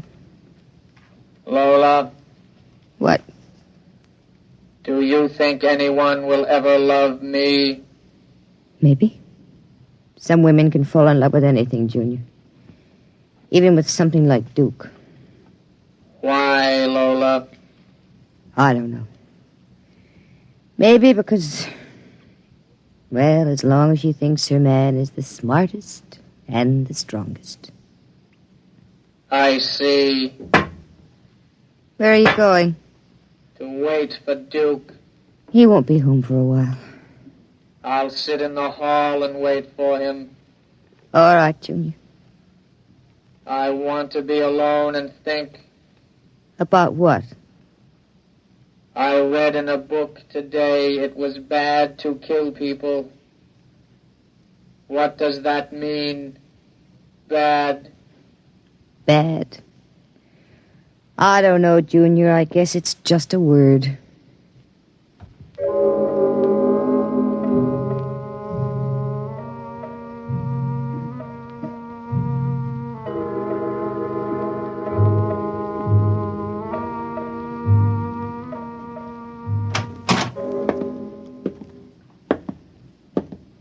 Lola? Hello, Duke. Oh, it's you, Junior. Why are you sitting in the dark? I was waiting for you, Duke. Well, now that's a good boy, Junior. Lola oiled me. That's nice. I tell you what, Junior. I've got a little job for us down in the cellar. Let's go down there. Now, Duke. Right now, Junior. All right, Duke. Are we going away soon, Duke? Yes, Junior. We're going away. What's in the cellar, Duke? A little surprise for you, Junior. You'll find out.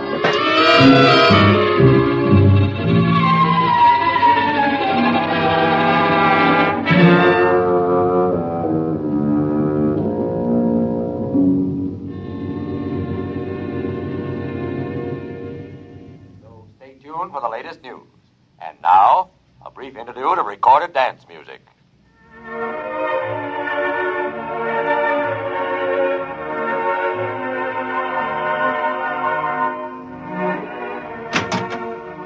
Duke? Is that you, Duke?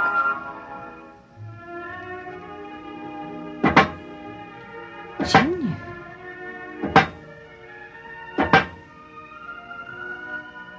Hello, Lola.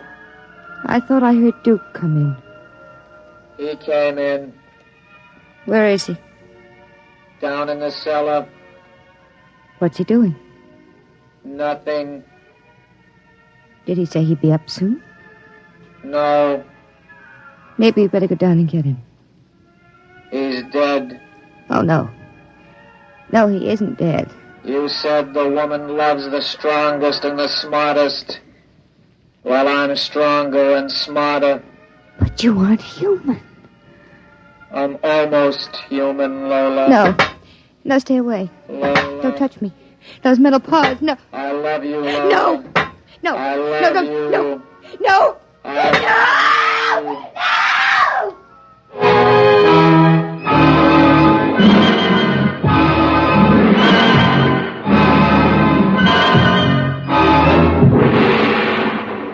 I love you. The last thing she heard was the robot's harsh voice, droning it over and over again. I love you. I love you. I love you. And strangely enough, it did sound almost human.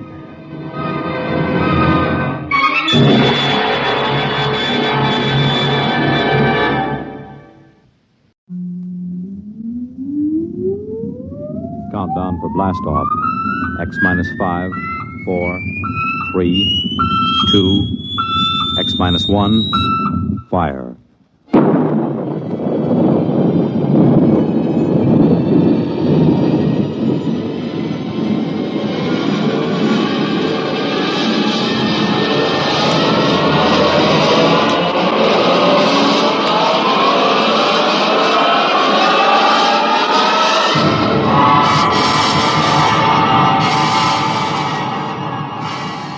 From the far horizons of the unknown come tales of new dimensions in time and space.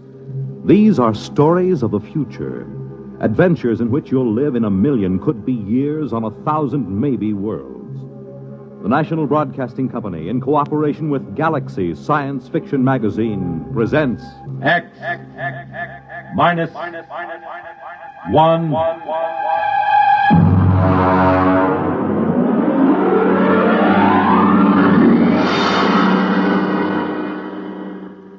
Tonight, Real Gone, starring Al Jasbo Collins, playing, of all things, Al Jasbo Collins.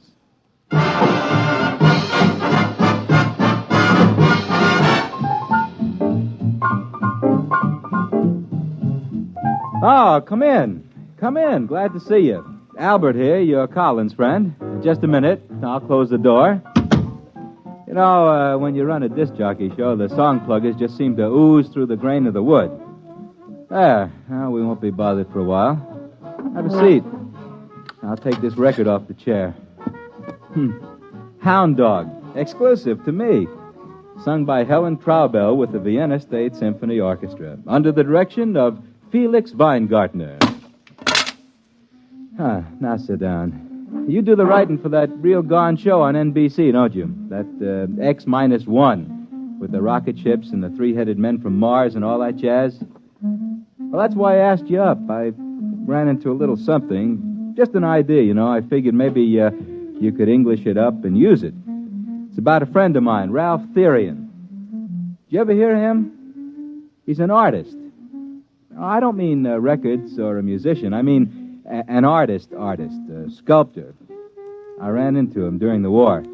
He used to sit in the barracks making busts of the sergeants out of GI soap. And when they had him on KP, they couldn't trust him to peel potatoes. He'd end up doing caricatures of the captain and the lieutenants out of raw spuds. Man, he was the greatest. He got the whole company restricted for a week when we were stationed somewhere near Boston. It snowed, and he made a life-size statue out of snow and ice depicting the captain sitting in a howdah on the back of an elephant. The captain didn't mind so much, but the elephant happened to look like the regimental colonel, and he took a dim view of the entire affair. Ralph studied in France somewheres under the GI Bill of Rights, and I used to run into him once in a while on 57th Street. He's looking kind of hungry and desperate. Then one day, a couple of green weeks ago, I ran into him on Madison Avenue, and, man, he looked like he belonged. He had one of them Tyrolean chapeaux with the shaving brush stuck on one side, an important German loading coat, and he was carrying a snakeskin dispatch case. Al!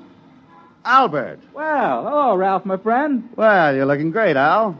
Hey, I like that beard. Thanks. Kind of gives your face the Mount Rushmore quality. It's generally admired, my friend, but what brings you over here on this street of dreams? I was under the impression an artist was immediately downgraded 3 degrees of integrity when he set foot on Madison Avenue.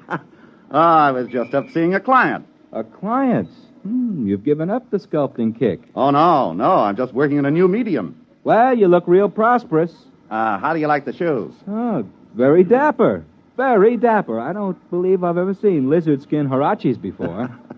Had them imported, made underwater by natives of Ecuador. Yeah. Takes about 3 hours to have them made, so they use about 12 natives per pair. Ralph, my friend, you give the general impression that you are loaded with loot. I am. There's money in art. Money. You've just got to get something new. Here, wait a minute. Let me open my case. Here, Al. Take a look at this. What is that, an ice cube? Look inside. Now, man, that's real entrancing. What is it? That is a detailed copy of Rodin's The Kiss. Pretty sexy. How do you do it? Well, you see, I carve it from underneath the plastic block. Oh, it looks sort of solid to me. How do you get in? Well, look at the bottom. You see that little hole? I work through there with my engraving instruments. Of course, this is just a sample. I've been doing originals, mostly. What are the little cubes good for? Paperweights, I guess, huh? This is art, Albert, art. Do you know how much I get for one of these? Beats me. $5,000. Oh, that's a pretty stiff price for a paperweight. Well, you just don't understand, Al. This is the hottest thing since Picasso. I just sold 2 original compositions to Morgenstern. You know, the dealer from Philadelphia? For $25,000. 25? Wow. Boy, I should have paid attention when Mama bought me that clay when I was a little boy. Well, it's about time the creative artist got a little bit of recognition. Recognition's not the point, man. At 25 G's, I wouldn't care if people walked past me in high noon. That's because you're not an artist. The money's secondary. Money is never secondary. Money is the primariest thing there is. Al, would you be interested in a fine original composition? Well, I'll make a special price for you, Albert. $4,000. No, Ralph, my friend, I keep my papers from blowing off my desk with my right foot and my left piled one on top of the other, and I find that quite adequate to the needs and aspirations. Al, the trouble with you is you've got no soul. The trouble with me is I have not got $4,000.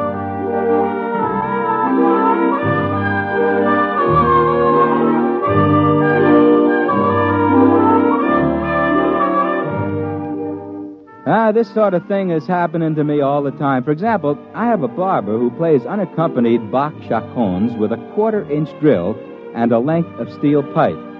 I figured Ralph Therian was stringing me until I ran into Vladimir Osepsky. Now, Vladdy is one of these men who leads a double life.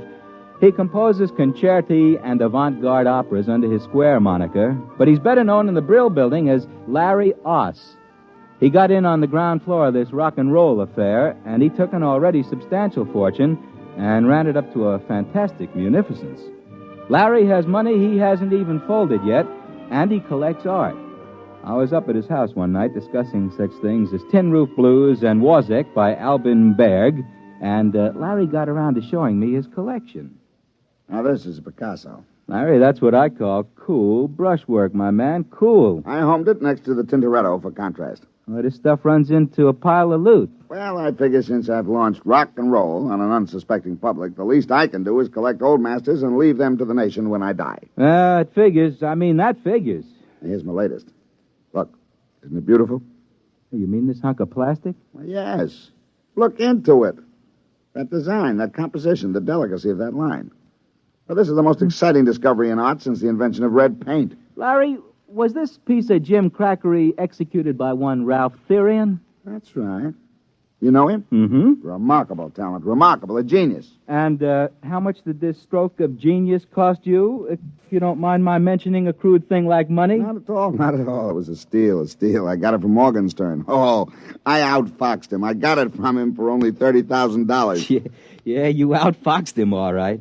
Tell me something, Larry. What makes this worth $30,000? Albert, what makes a Stradivarius worth $30,000 and a fiddle played on the street by a beggar $3, huh? You mean his stuff is that good? It's art, Albert.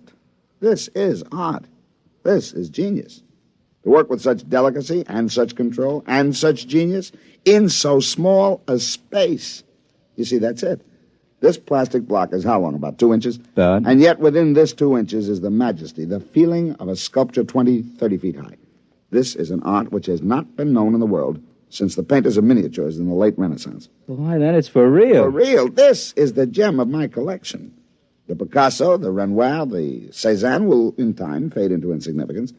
This is a new art form. Brilliant. Brilliant. And now let me play a new record we're putting out. It's called I Love You, Baby, 'Cause Your Lower Lip Drags on the Ground. A real cool you-bangy beat.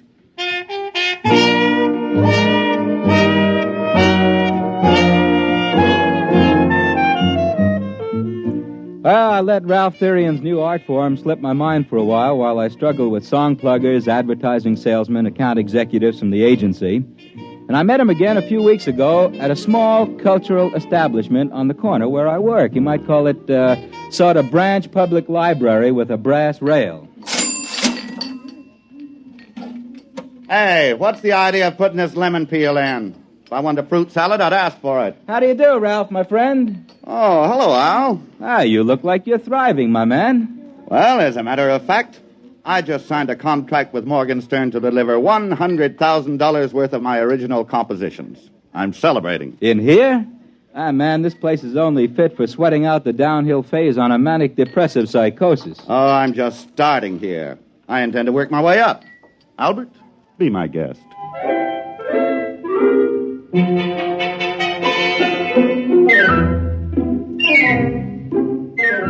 Well, I just had a difficult morning with the station manager who has an illusion in his little ricky-ticky mind that my program is the answer to Lawrence Welk and Guy Lombardo.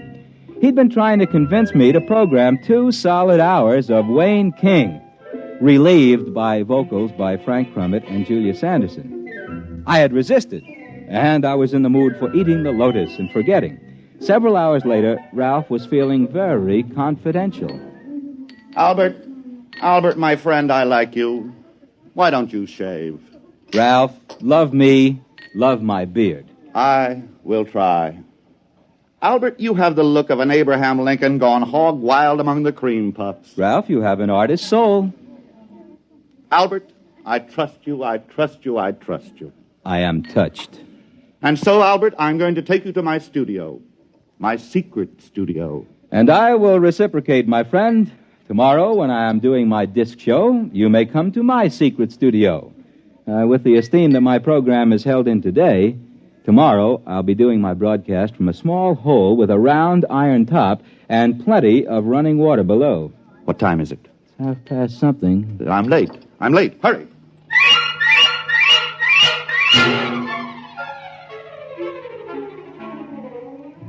He took me to a loft somewhere down in the banana warehouse section. He had 3 locks on the door, and he opened them with 3 separate keys. I stepped inside and took a look around. The loft stretched a whole city block. The only thing that kept the New York Rangers from using it as a practice rink was the lack of ice. It was empty, except in one corner of the room there was a mess of machinery. Looked as if someone had eviscerated a television set and left it to die of shock. There was a weaselly-looking little man in a shiny blue suit standing in the middle of the floor tapping his foot. Therian, I've been waiting for half an hour. Where have you been? Now, take it easy, Burson. Take it easy. Plenty of time. I've told you the active life of the catalyst is only... Who's this? This is my friend Al. Al Collins. Well, who is he? And what is he doing here? I've told you we must have no one here. Now, he's my friend. I trust him. Oh, I suppose you've told him all about it. Yes, I have. Have you got the stuff? Certainly I have. 3 ampules, but it won't last. You've got to hurry. Roll up your sleeves. Oh, now, just a minute, both of you gentlemen. If I've been brought down here to witness the inoculation of a little happy juice into somebody's arm, I'm leaving. I have no desire to tangle with the Federal Narcotics Bureau. Now, Albert, do I look like I'm taking narcotics? I wouldn't swear to it. You don't understand. In those little glass bottles is a secret of $100,000. And I'm going to show you how I do it. First, we take a plastic cube out of my pocket. So. We put it down on the grid in the middle of the floor. So. Now, if you will kindly step to the outside of the white line painted on the floor. Back there. Go ahead. Now, Mr. Burson, we'll turn on the machinery. Now, I take this vial of catalyst, thus, and pour it over the plastic block. So. Now, we wait.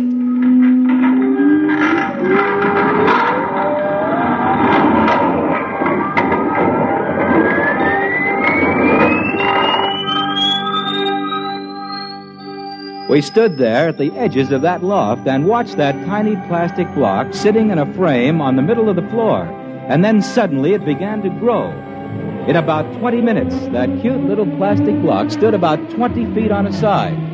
It almost touched the skylight, and there was about a foot of clearance on each wall. See, the long organic chain of molecules in the plastic is infinitely expandable under the right conditions. Is that a fact? By applying the right voltages in series, we can expand the cube to about this size. But there's an outside limit due to the cohesive charge on the molecules. Oh, naturally, of course. Those molecules do stick together. Well, it's the catalyst that does it. And I make that. I make the catalyst. Do you hear that, Therian? I make it. Now, calm down, Burson. Without me, you'll just have a great big blob of plastic. I'm the one who turns it into money. You see, Albert, a cube this big is as soft as putty inside. Now, I take my pneumatic drill and I make a hole in the bottom. And then my tools, and I start to carve my pretty sculptures inside. Therian, I'm warning you. I won't take this kind of treatment for long. Now, calm down, Burson. You're getting your 10% cut. 10%? 10%? Why, before I brought you this process, the only artwork you could get people to look at was mustaches on subway advertisements. Burson, that is the typical wailing of the non-creative technician. Envy, pure envy for genius.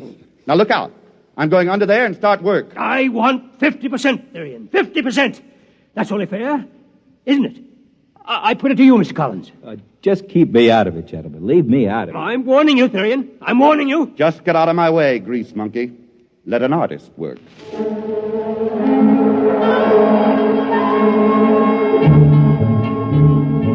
Ralph crawled under the giant cube and started to work. I could see what he was drawing, a collection of lovely ladies, something like the closing number at the Union City Burlesque. Didn't look very good. The lines were kind of thick and muddy, had a kind of a soft and sloppy quality to it, just about as if you were carving in butter. Took him about an hour, and then he crawled out. Just about in time. Well, what does it say on that watch? You've got about 20 seconds left. You cut it pretty fine there, Therian. It's all right. It's a masterpiece. Wait a minute. Okay, now. There she goes.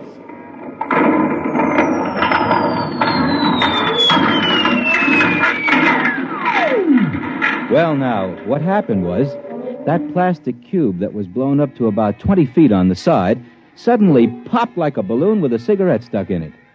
And what ended up was that tiny little 2-inch cube sitting in the middle of the floor. Ralph picked it up and brought it over. Look at it. Beautiful. Beautiful. The work of genius. The work of science. Makes a real nice paperweight. Albert, my friend, what you have just seen was the creation of a $20,000 masterpiece. Take a good look. I did take a good look. The whole design was there. But what had looked to me like kind of a muddy, buttery picture when it was 20 feet high was now sharp and beautiful and clear as a snowflake. I went back to the studio and demonstrated my independence by scheduling 2 solid hours of Dizzy Gillespie. The next day, I got a telephone call just before I went on the air. It was Ralph asking me to come over to the studio. Said it was important. So, after the show, I shook the last song plugger out of my lapels and headed down to Ralph Therian's loft. I found that fellow Burson walking up and down at the edge of the room, looking at his stopwatch nervously. They had another plastic cube blown up in the middle of the room, and Ralph was inside the cube working. They were having quite an argument. I know you got paid off today, Therian, $100,000. I know you got it, and I want my share, 50%. Don't bother me, I'm working. Hi, Ralph. Oh, hi there, Albert. Just a minute. Wait till I crawl out. I warned you. You can't say I didn't warn you. There'll be no more of the catalyst, no more. Listen to him, Al. That's why I asked you over. I wanted a witness. And you're the only one who knew all about it already. Oh, now look, gentlemen, I told you not to get me involved in this. Now listen, this little worm, this test tube termite, had the gall to threaten not to bring any more of that catalyst. But I warned you, I want my share of that 100,000. If you'll excuse me, I'll get back into that masterpiece. That catalyst is only good for 2.7 hours. Hand me the drill, will you, Burson? Here it is. But I warned you. Boy, this plastic is tough today. All right. Must be a lower grade. I warned him. He must have the money here somewhere. Yes, it must be somewhere. Bills. Your check stubs. What are you doing over there, Burson? Looking. Just looking. Well, if you're looking for that $100,000, you can stop. I've got it right here in my pocket. Now, don't bother me while I finish work. What? Therian, come out of there. Come out. I've got to finish just a little more. Come out, you don't understand. Come out. Get out of my way, Mr. Collins. With pleasure. Therian, hand me that money. Quick. Get out of my way, Burson. I'm working. But listen, you don't understand.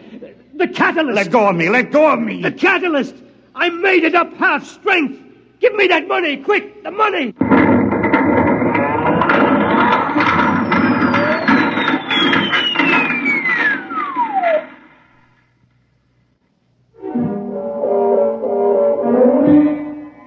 Well, that's all there was to it.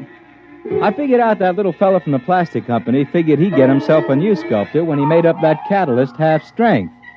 The two of them were in there when the roof fell in. The roof and the walls. Well, that's about all there is to it. Figured you might be able to use the story. I wrote a few notes on it. They're here somewhere, under the paperweight. Oh, would you like to see the paperweight? Little plastic cube about 2 inches. Look in there. Two fellers with their hands around each other's throat. Looks realistic, don't it? As if they were squeezing. Of course, this one's an improvement on the work Ralph Therian did. This one's in full color.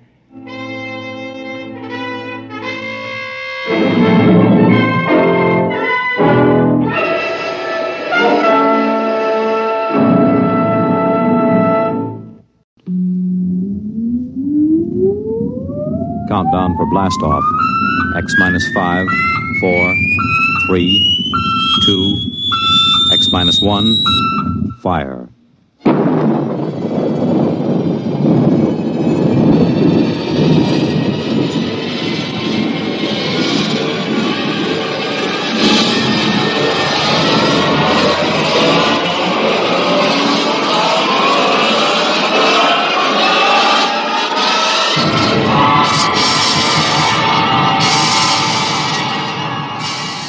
From the far horizons of the unknown come tales of new dimensions in time and space. These are stories of a future, adventures in which you'll live in 1,000,000, could be years on 1,000 maybe worlds. The National Broadcasting Company, in cooperation with Galaxy Science Fiction Magazine, presents X minus 1.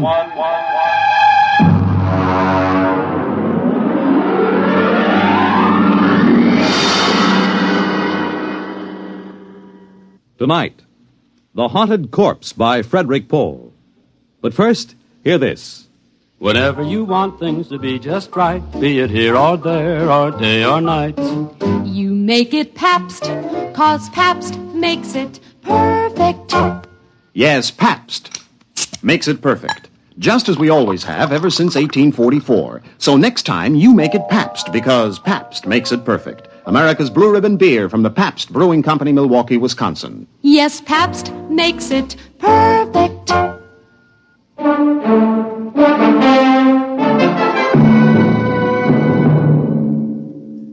Now, X-1 and the story of The Haunted Corpse. We moved in at 0800. That's pretty good time, considering that Van Pelt turned up at the Pentagon on Thursday, and it took him till Monday morning to go in and see the general. By Tuesday, I had a task force of 135 men bivouacked around the old man's place. Corporal McCabe, my orderly, reported mission accomplished. Well, Colonel, there's a whole company dug in down the road right yonder, and Wins is all set up right here like you done ordered. We got a covey of them recon cars from the cavalry roaming like a passel of June bugs quartering a handkerchief.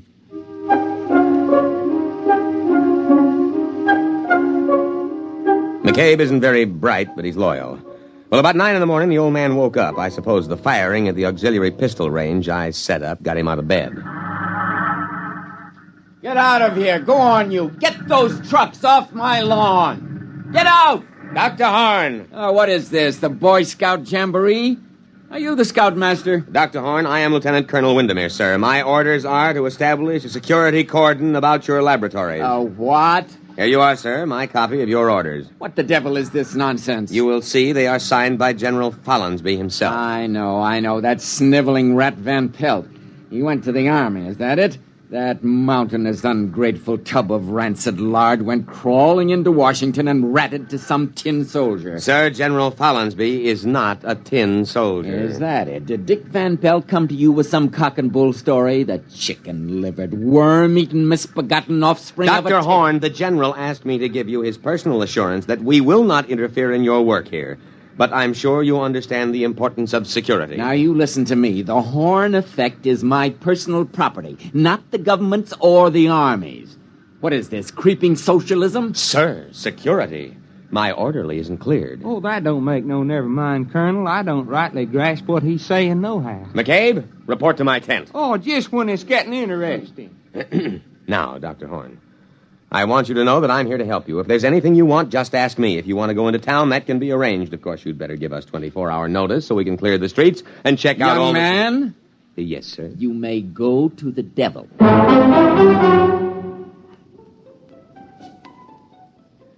Of course, he went in to call the Pentagon and protest. He had a lot of spirit for an old civilian of about 75. Hello? This is Dr. Eric Horn. I want to protest an invasion of my privacy. Of course, Dr. Horn, I understand. There's an officious young Cub Scout out at my place making a pest of himself. A lieutenant something. Lieutenant Colonel Windermere. But I called Washington. Yes, sir, but our intercept monitor put the call through to me. We'll take care of any outside calls you wish to make. Of all the insufferable...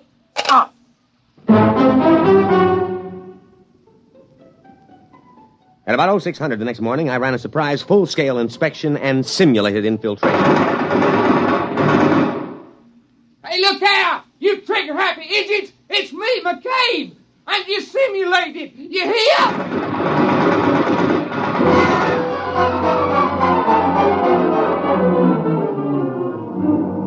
Fortunately, he was only grazed. The wire-stringing detail worked all night, and we had surrounded the old Victorian house with triple-strand electrified barbed wire with guard towers every 50 feet. At 1400, I paid a call on Dr. Horn.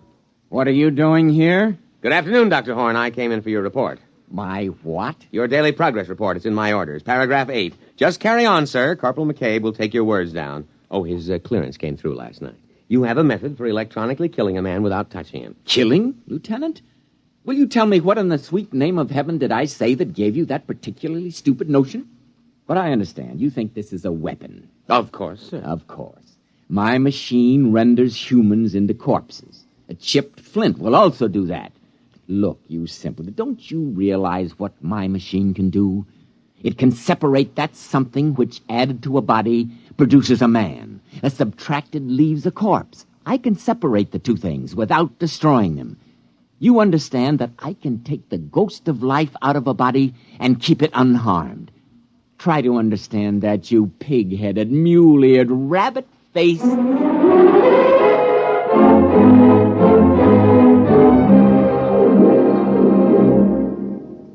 You're listening to The Haunted Corpse, tonight's attraction on X-1. You know, the property value of your home depends on the well-being of your community and your neighborhood, on things like good lighting for your streets, accessible parks and playgrounds, and cleaning up slums. And what others are doing, you can do. In Michigan, a city group launched Operation Bootstrap to rehabilitate houses, clean up slums, and interest everyone in better living standards. In Pennsylvania, a local real estate board surveyed every property in town, got 500 improved and 50 hopeless slums torn down. So help clean up slums and keep up your own home as well. To help keep your community sound, get into Action. Action is a national organization designed to help you protect the well-being of your community.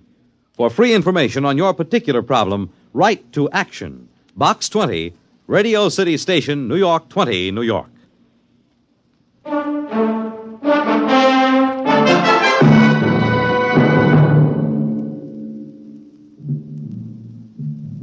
Now, back to X-1 and The Haunted Corpse. I terminated the interview and went back to headquarters to prepare my situation analysis. Van Pelt, all 300 pounds of him, was waiting for me. He was eating a can of sea ration with a knife. He's perfectly sane, Colonel, but he's dangerous. Very dangerous. You've got to protect me, absolutely. Van Pelt, I want the straight dope on Horn. Now, what is this ghost business? Oh, that. That's just his way of putting it. You see, care to join me in a can of beans? No, thank you. Well, there's a difference between a living man and a dead man, and that difference is what Dr. Horn whimsically calls a ghost. Call it life, plus intelligence, plus soul, if there is such a word in your lexicon, Colonel. You mean his machine conjures up ghosts? No, Colonel. Dr. Horn is an impossible old vulture, but he's not a faker. Horn can drain the essence of life from a body and store it, or if he wishes, he can replace them in another body. Would you mind handing me the can opener? This looks interesting. Macaroni and beef. Supper ration.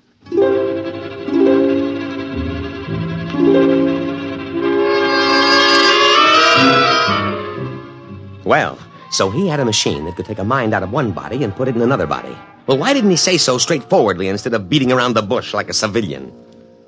Of course, he was a civilian, which might explain it. Next morning, I went to the laboratory with Corporal McCabe and insisted on a demonstration. All right, this way, gentlemen. Please, Corporal McCabe is an enlisted man. At this pole, we have a Cocker Spaniel. And over here, a Rhode Island Red. That's a right perky-looking chicken, Doc. If you will kindly stay clear of the terminal areas, I will activate the field. What's happening? The field is vibrating at the cycloid rate set on the crystals. All right, it's ready for discharge. Now.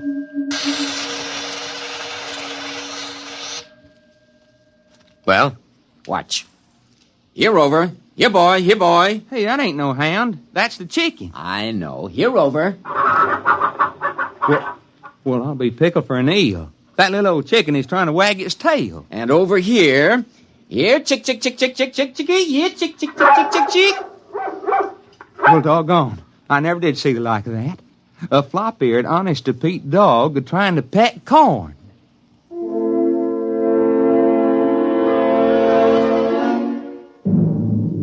I had a private conference with the old man later. Under Section K of my security regulations, I moved on my own initiative. Well, Lieutenant? Lieutenant Colonel, there is a slight difference. Well? Now, can you do this with people? Indeed I can. But the silly laws covering these things, they won't let me. I've tried. Imagine a simple exchange. A man dying of terminal cancer and a feeble-minded youth. Put the sound mind into the sound body and let the decayed parts rot together. But will they let me? No. You've never tried the machine on people? No. But you're here, a military man, Very brave. All I need is a volunteer. That coward Van Pelt refused. That's why he sneaked off to you. But a brave soldier like you... Negative, sir. Negative. But, Lieutenant... Negative, sir. And besides, I am not a lieutenant. I'm a field-grade officer. I don't believe you appreciate the investment the service has made in my training. However, if you need volunteers, the Army has a way of obtaining volunteers, sir. We'll see what we can do.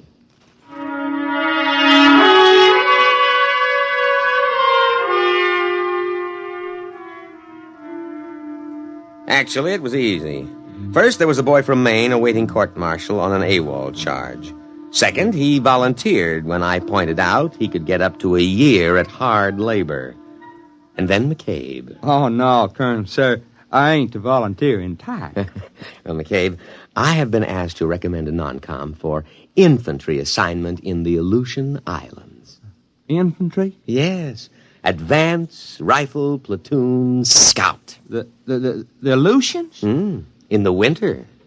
Colonel, sir, I begs to report you have found a volunteer, namely I.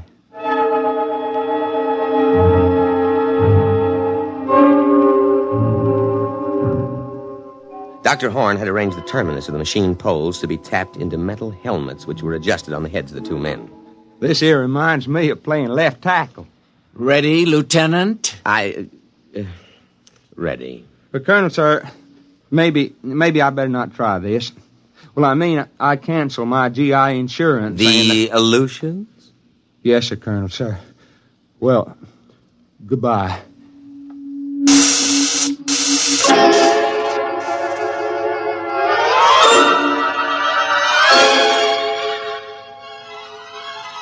The test was an anticlimax. It worked. McCabe, that is, McCabe's body, reported himself as Private Ethan Coffin in a broad down-east dialect. I had Horn switch them back, and then I went back to my tent and put through a call. Crash priority. General Fallon's be on a scrambler circuit, Colonel, sir. All right. Now leave, McCabe. This is top secret. They don't never tell me nothing. I swear it's worse than grade school. Now, General... Colonel! Colonel! Van Pelt, what's the idea of barging in? I'm making a top secret You call. didn't let Horn make his test. You didn't... Now, out, Van Pelt, out. But that's all he's been waiting for. You gotta listen to me. McCabe! Colonel! Escort Mr. Van Pelt out.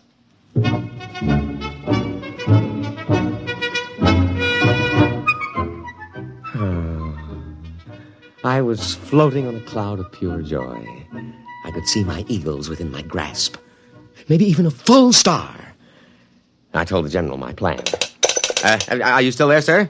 Oh, well, you see, we use the device for intelligence. Suppose someone way up top in their government should visit the United States. We switch him, put our own man in his body, you see? Or in wartime, take a few prisoners and put our men inside their bodies. Yes, sir. Yes, sir, I can be available for a staff meeting at 0900. Yes, sir. General Windermere. Lieutenant General Windermere. Oh, why not? General of the Armies. Colonel, sir. Oh. What is it, McCabe? That Mr. Van Pelt. Listen, McCabe, next time I'm on the top secret scrambler to the Pentagon, don't you dare let anybody into the command tent. No, sir, Colonel, sir. But this here Van Pelt... I don't want to hear about him. Now let him cool his heels a while. Well, he ain't. That is, he left. Good. But he carried on something frightful. He kept saying Mr. Horn wanted to live forever. What? Screwy, ain't it? That's what he said. He said all Horn was waiting on was to make a test on human being. He said that he's going to grab the first man he runs into and steal his body. I think he is drunk or something. McCabe, call a condition red alert. Well, what for? Don't argue. Oh, never mind. You go up to the laboratory and take Dr. Horn into custody. I'll give the alert. Now move.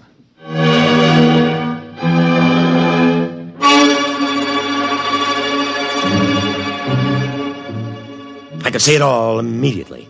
I grabbed my sidearm and buckled it on. Then I threw the switch that signaled a red alert throughout the unit. Just what you'd expect from a selfish civilian like Horn. He'd take an invention like this and use it to steal other people's bodies to prolong his own nearly senile existence in a younger body.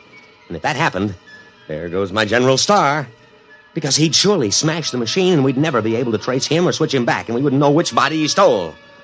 I was held up at the inner perimeter for 5 precious minutes while some idiot insisted on a password. I just happened to forget it, although I had issued it in the morning. Luckily, while I was swearing at him, I accidentally hit the right combination and let me through. Van Pelt had gone into the laboratory. I knew that. Probably to try to stop the old man. But the effect would be to supply him with a body. He'd have to swap immediately. He couldn't take the chance of a heart attack. I ran into the laboratory, my sidearm drawn. Horn! Dr. Horn! I tripped over a human body. Still warm. Dr. Horn. His cast-off cocoon. Abandoned. And then in front of me, I saw him. Van Pelt! Too late! Too late! Now, wait. Listen. Oh, McCabe, what happened to you? He slugged you, did he? Too late! Now, wait. Don't smash the machine. Van Pelt, I know it's really you, Dr. Horn, and Van Pelt's body. Now put down that gun. I'll smash it! Smash it! Stop. Don't wreck the machine. Listen, Dr. Horn, I'll help you. I'll see you get a good, healthy body as long as you want it. Dr. Horn, think of the safety of our country. Think of security. No, I'm not Doctor... Who shot that? McCabe, put that pistol away, you fool! Oh, Horn. Dr. Horn, speak to me. Now, I know it's you in Van Pelt's body. Now speak to me, Dr. Horn. He's dead. McCabe, you simple-minded... Why did you kill him? Oh, everything is gone. My General Star, everything. All right, McCabe, report to your quarters. You'll get a court-martial that'll make your hair curl.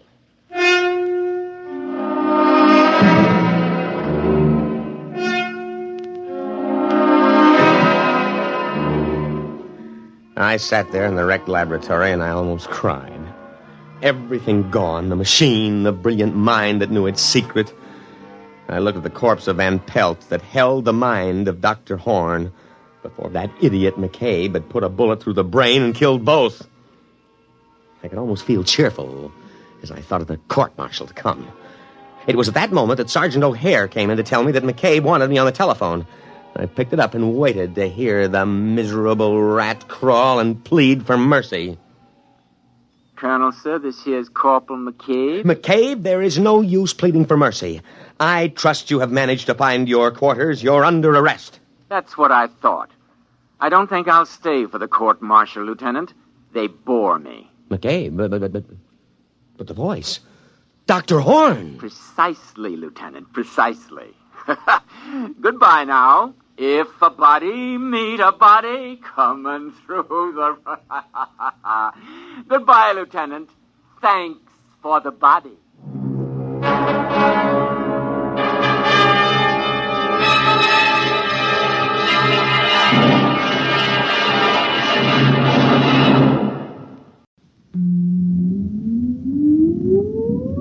Countdown for blastoff. X-5, 4, 3, 2, X-1, fire.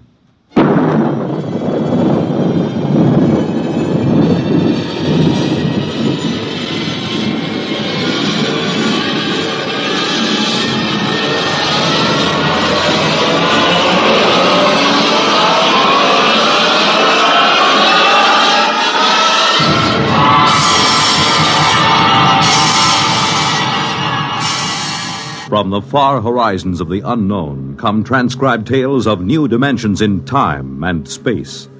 These are stories of the future, adventures in which you'll live in 1,000,000, could be years, on 1,000 maybe worlds. The National Broadcasting Company, in cooperation with Galaxy Science Fiction Magazine, presents X minus 1.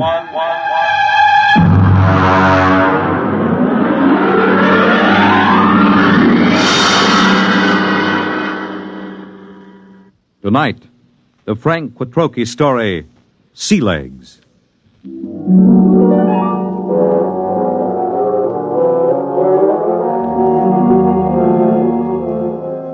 I stood in line at the Grav 1 desk with the old notch service record and tapes in my hand and waited for the board processing clerk to speak. The clerk seemed utterly indifferent to the excitement of the men in the line. I wondered how long he'd been out here on this godforsaken Zone 5 planet. Next. Name? Robert Craig. Occupation? Flight officer. Destination? Earth. Earth? Anything wrong with that? Well, I guess not. How long since you've been on Earth, Mr. Craig? Well, I've never been there. My parents left during the second colonization of Cassiopeia. I was born there. Have you ever been in a gravity system? Oh, just briefly. Under drugs, of course. You'll have to go through the gravity conditioning course. Yes, so I was told. Proceed to the airlock chamber on your right and follow the robot's orders. Good luck. You may need it. Next. I went into the chamber and stripped off my clothing while the robot droned its orders.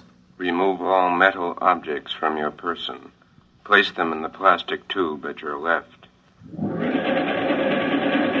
Now stand underneath the decontamination tube. Depress the button with your right foot. This is all. Proceed through the green door to the psychometric section. Please respond quickly to orders, and so to not impede the progress of others. Next, please. The door to the psychometric section led into a pleasant but cold-looking room with a single metal desk. A man with a balding, high forehead sat behind the desk. Mr. Craig, have a seat. I'm Captain Wyandotte, the psychological officer. Nice to meet you. Yes, well, let's see your records. You list your destination as Terra. You're certain you wish to go to Earth? Of course I'm certain. You're somewhat aggressive, Mr. Craig. Look, I've been standing in line taking orders from clerks and robots for 6 hours. Every time somebody sees that I'm headed for Earth, I get the fisheye. Are they jealous or what? I hardly think so. You've been a spaceman for 16 years, Mr. Craig. You've been zooming around in the countergraph systems in the outer galaxies without any restraints or self-discipline. Have you ever spent 6 weeks strapped into a grav seat on a space rocket, Captain? There's a good deal of self-discipline involved in that. I think you will find things on Terra require a different kind of self-discipline, Mr. Craig. Well, I'm pretty much aware of what it's like. Are you? I suppose you've heard all the popularizations in the tapezines. Well, Mr. Craig, let me give you a word of caution. It's going to be vastly different. I'm prepared for that, Captain. Can we get going? Naturally. You will undergo a 20-day conditioning course. 20 days? Mr. Craig, you've been in space 16 years. Your body is conditioned to a normal state of free fall, or at best to acceleration. The return to gravity would kill you if you weren't prepared for it. All right, what do I do? Report to Centrifugal Department. Here are your papers. Oh, and Mr. Craig. Yes? Centrifugal is a rather trying ordeal. If during the course of treatment you should change your mind about returning to Earth, you're free to do so. Thanks. I won't.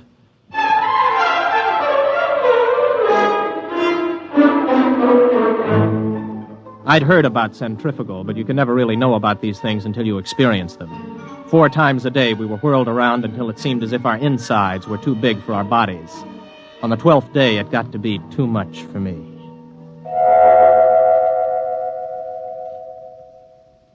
I was in the base hospital for 5 days. My roommate was an old space bum they'd brought in to die with a case of ruptured veins. His name was Charlie Brockman. How you feel, son? I'm pretty good, Charlie. You get discharged tomorrow, I hear. You gonna try it again? I guess so. Why?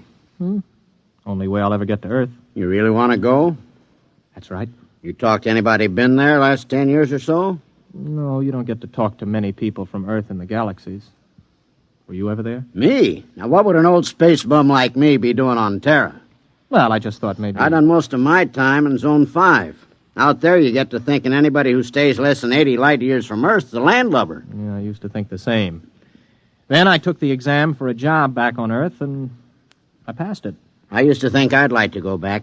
But space was exciting, you know. New and raw. It tugged at your guts, and it sent the blood rushing through your veins. But it was free. No bureaucrat ever lasted 6 months in Grav 5. I had enough hitting atmospheres all over the universe, old man. Maybe you're right. Lean over here, will you? Sure. Unbutton my pajama top, will you? Okay. There's a chain around my neck. Got a little message capsule on it. Oh, yeah, I got it. Do me a favor, huh? Take it with you when you go back to Terra. Don't open it till you're on the ship. Okay, Charlie. And, son. Yes? I lied to you. I have been back to Terra. I faked some papers and made a landing there 6 months ago. What are you doing back here? I had to leave in a hurry. Why? You'll find out, son. Good luck.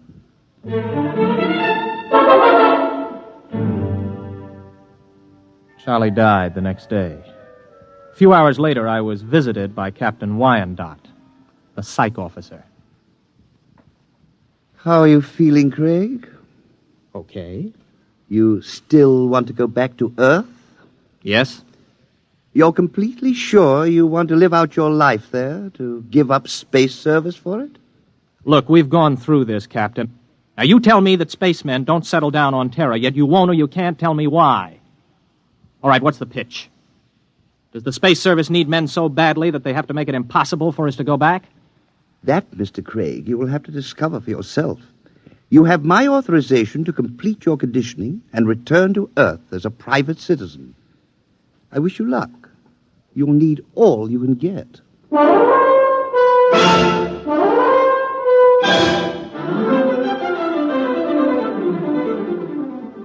Somehow I managed to survive the torments for 18 days.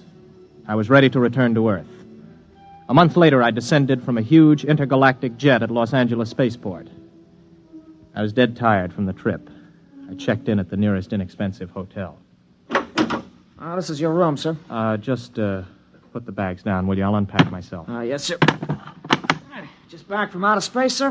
Yeah, that's right. How could you tell? Sea legs. Sea legs? Well, the way you walk. You can tell when somebody's been in the low-grav systems. Oh, well, here.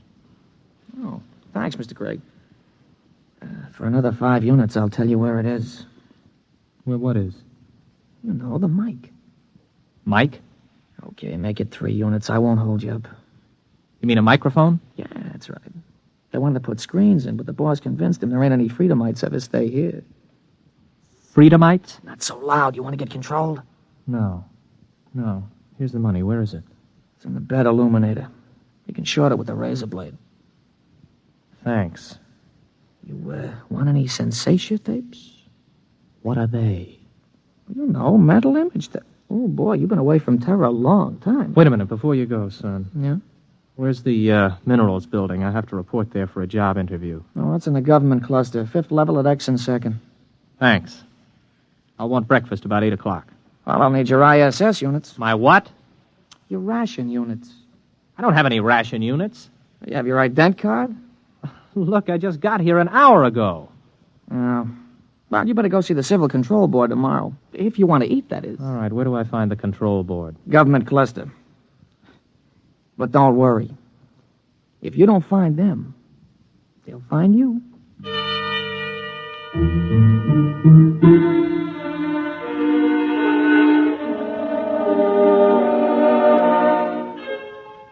I went to sleep that night with the uneasy feeling that somebody was watching me. It had been a weird day. I hadn't exactly liked it. Well, I told myself it figured that there'd be more formalities and rigmarole on Earth than there were out in the systems, especially at first. Still, I couldn't get the idea of the concealed microphone out of my mind. You may relax, Mr. Craig. You are Mr. Craig? Yes, Robert Craig. You aren't nervous, are you? No. This is my first time before the control board, and... well, it's my first time. Flight officer, huh? Somewhat unusual for a vigorous young man like yourself abandoning space service, isn't it? I don't know. Is it? Leaving something behind, Mr. Craig? No. You don't like this sort of affair, do you, Mr. Craig? Well, I'm afraid I don't quite see its necessity. I served the intergalactic service well. My records prove it. It's enough impertinence, Mr. Craig. Answer the questions. You are a Terran? Yes. Where are your loyalties? I don't understand. Your first loyalties are to intergalactic, is that right? Is there a distinction? Do you wish to be held in contempt of this board? Of course not. And you will confine your responses to simple yes answers. Now, Mr. Craig, we shall begin again. Please try to show restraint of emotion. You are here to petition for an identity card of provisional code 2 type. You maintain that you've never been on Terra before. Indeed, you state that you've never had a political affiliation. Yes. What are your reactions to the latest acts of the Liberal Party? I have none. You do not condemn the Liberal Party? Well, Then you must favor it. I don't know anything about it. Now then, Mr. Craig. The import service report shows that you passed your test aboard your ship. You were unable to accomplish this through night study. Yes. Yet you maintain in your application that you had considered the space service a career. I changed my mind. Oh, you changed your mind. I see. I see, too, that you have petitioned the board for a private means of conveyance. Why do you wish to own your own transportation vehicle? To make it easier to get around, I report to my job and... What job? I passed the exam for the import service. I report today. Where are you living, Mr. Craig? At the Star Hotel. Very well. You'll wait outside in the waiting room until you're called again. I waited about 2 hours in the porcelainized waiting room of the Civil Control Board. Then I was called over to the clerk's desk at a small window. He stamped some cards for me. Craig. Here. Here's your stuff. Class 1 provisional ident card. Sign it and fingerprint it. Don't lose it. If you do, you'll be picked up by the control agents. I petitioned for a Class 2 card. You'll get a Class 1. This entitles you to maintain an apartment in the lower level of the Beverly Project. Here's your clothing ration. You'll have to turn in that leather flight jacket. No, wait a minute. I had this made on Chuan. Listen, I can remove the insignia. That is not the point. Your clothing ration is defined by law. There are no exceptions. This is your food ration. What's all this medical stuff on the card? You are rationed fairly in accordance with your particular metabolism. Oh, you're kidding. I do not kid, Mr. Craig. Well, what about a car? I asked to be allowed to buy a car. Let's see. Your petition to be permitted to purchase a private means of transportation is hereby denied.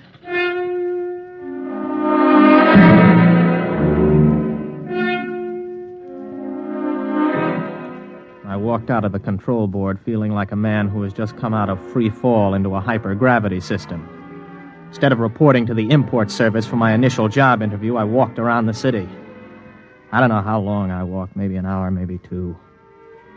After a while, I came to the outskirts of old Los Angeles. There was a big fence around it and the usual signs. Radioactivity. Beware. It was just a pile of rubble and twisted girders. I looked at it for a while and then turned around and headed for the intergalactic freight office.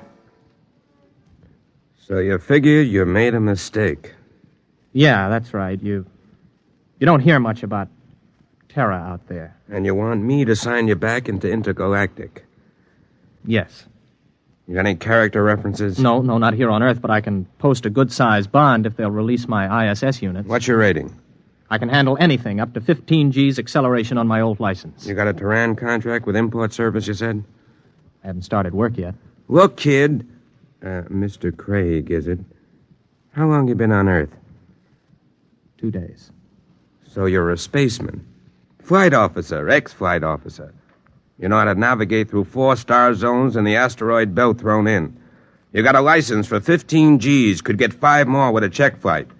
You got enough brains to pass the import senior router's exam. But you ain't got enough sense to come in out of the rain. We get guys like you every day. You're hot, you're big, you're raring to go. But you ain't gone nowhere. I'm listening. I don't know how you got here, Craig. Maybe you did quit honorable, or maybe you went and burned up a colony someplace. That would be in my records. The point is, it don't make any difference. Nobody leaves Terra without a permit. Nobody gets a permit to go back to space once he hits this old apple. Why not? They afraid somebody will tell what it's like? Oh, son, you got things to learn. One is you don't go shooting off your mouth. Another is, Terra's changed a lot since the radioactive wars. We're going places, doing things. Big places, big things. You've got to fit into that, kid. Move with it. Stick around. You still got your sea legs. You're gonna like it here. You can make a quick dollar and spend it quick, too. But you'd better smarten up, or you'll finish scrubbing radioactive dust off girders. That's the story, huh? The whole story? That's it. Everything runs by a system. And, son, you can't buck the system. Yeah. I don't suppose there's any place around here a guy could get a quick drink. Oh, yeah, out at the end of Y Street, they got a little place you can buy an Acadian Taz. Pluto's, they call it. Thanks. Yeah, get it out of your system, and then settle down. That's my advice. Thanks. So long. Get me the control agent. He just left here. He's on his way to the Pluto Cafe.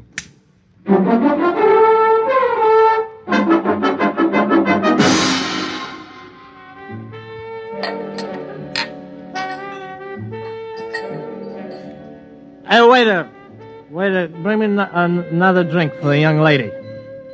Now then, where were we? I don't know. In fact, I still don't know why you're buying me free drinks.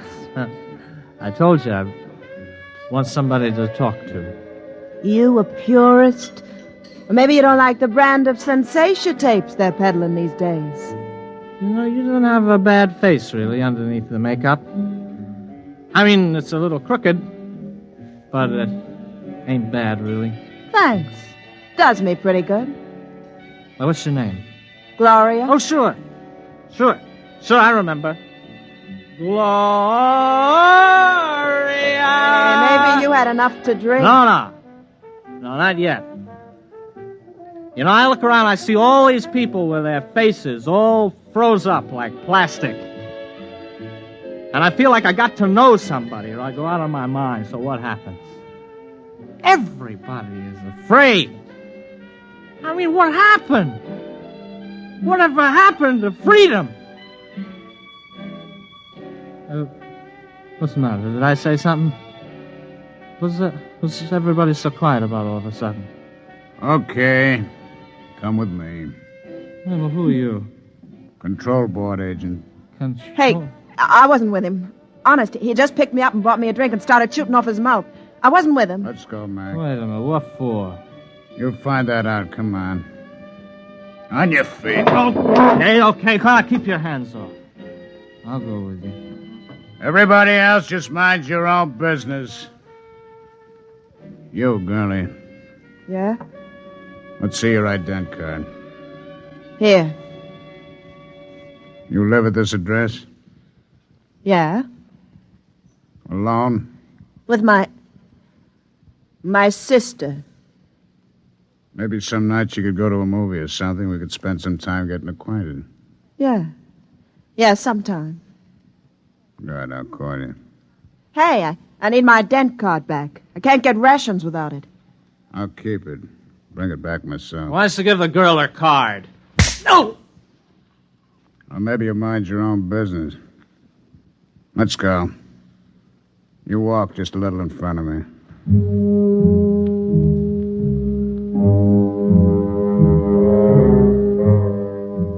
He was a big man, maybe 250 pounds, and he shuffled when he walked. He'd hit me right across the right shoulder with a sort of rubber truncheon. Now it began to ache. We're walking along a sort of back street.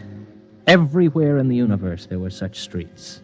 Streets where you could find freedom in anonymity, a compromise between lawlessness and law. They are permitted by the authorities because it is necessary to have a place for those who are not permitted elsewhere. Okay, step into the doorway. Hurry up, you fool. We're being followed. Well, we're followed by whom? Don't ask questions. Who's you told? Don't I have any rights? You got the right to get hit over the head unless you do what you're told. Now quit. Hey, come in. In here. Hurry. Hey, who are they shooting at, you or me? Both of us. Down these steps. Stop! Stop or we'll fire! Through this door. Now, duck behind that pillar. Don't make a sound. You see them? Not a trace! Come on, they probably slipped out. Walk through the tunnel behind you. One false move and you're finished. Go on.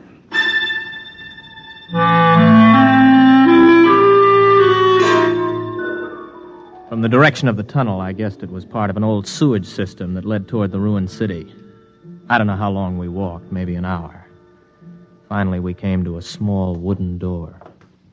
Stop here.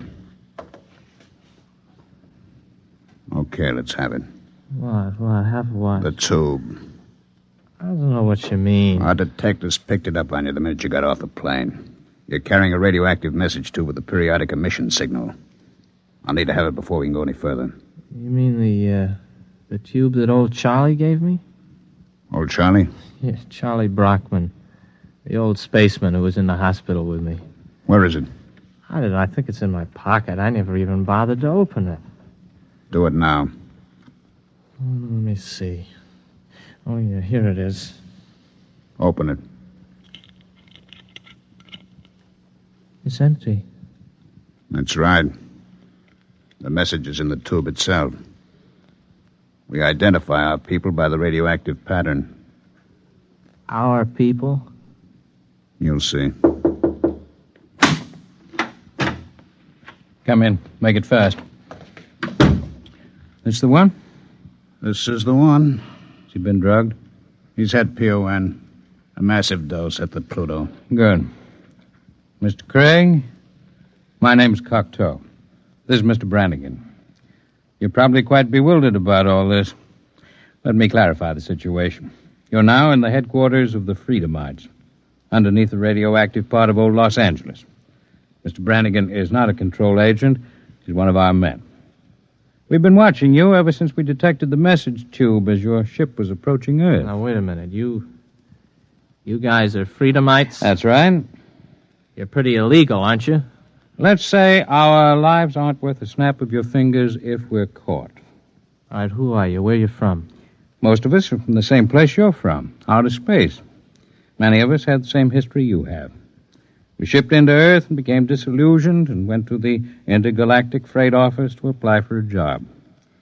The man at the office, the man who made the speech about coming in out of the rain, is one of our agents. Aren't you taking a chance telling me all this? Not at all. At the Pluto, you were given a massive dose of PON. You won't remember anything that happened to you after the drug hits you in an hour or so. It works like a shock. Everything will be repressed into the unconscious. Oh, I see. Very neat. It will exist in your unconscious, however. Somewhere, because you're the kind of man you are, because living in space has taught you the blessing of feeling free, you'll be able to draw upon your unconscious knowledge when you need to.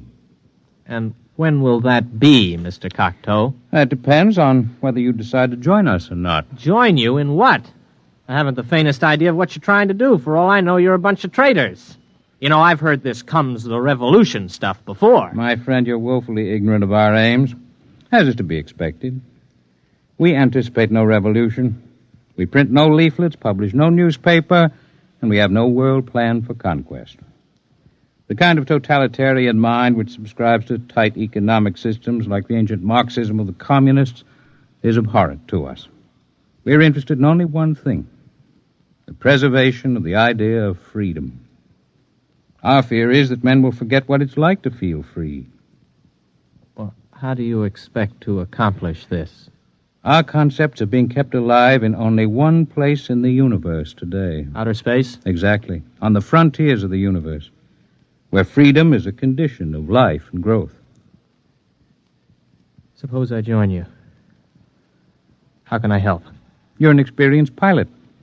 We have enough connections to do some plastic surgery on your face and get you a position piloting a spaceship again. You'll remember nothing of your mission, but you will remember that you have been back to Earth, what it was like.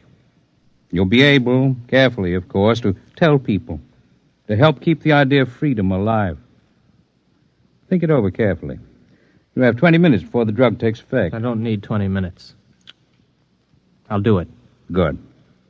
In exactly 48 hours, you'll wake up in your hotel bed with a new face, the identity card of a man named Harold Janus. You'll not remember how you got them or why, but you'll know what to do with his identity. He is, or was, master navigator on the Earth-Mars run. Good luck, Mr. Craig.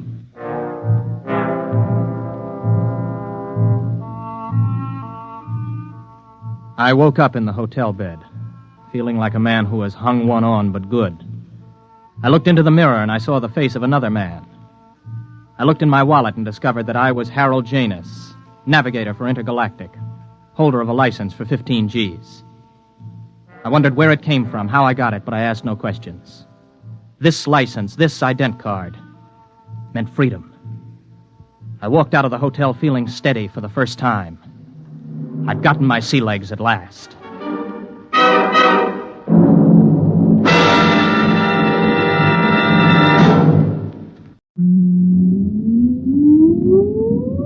Countdown for blast-off.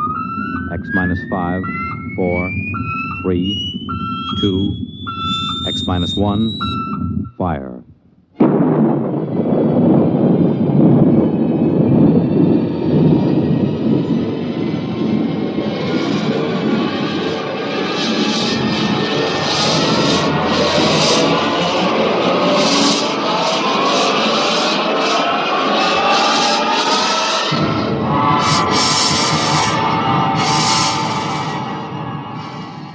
From the far horizons of the unknown come transcribed tales of new dimensions in time and space.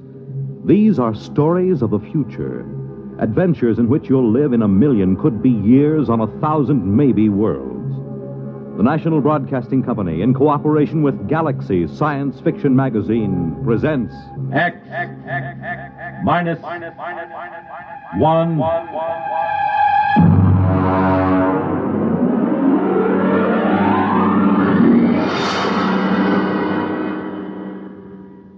Tonight, The Girls from Earth by Frank M. Robinson.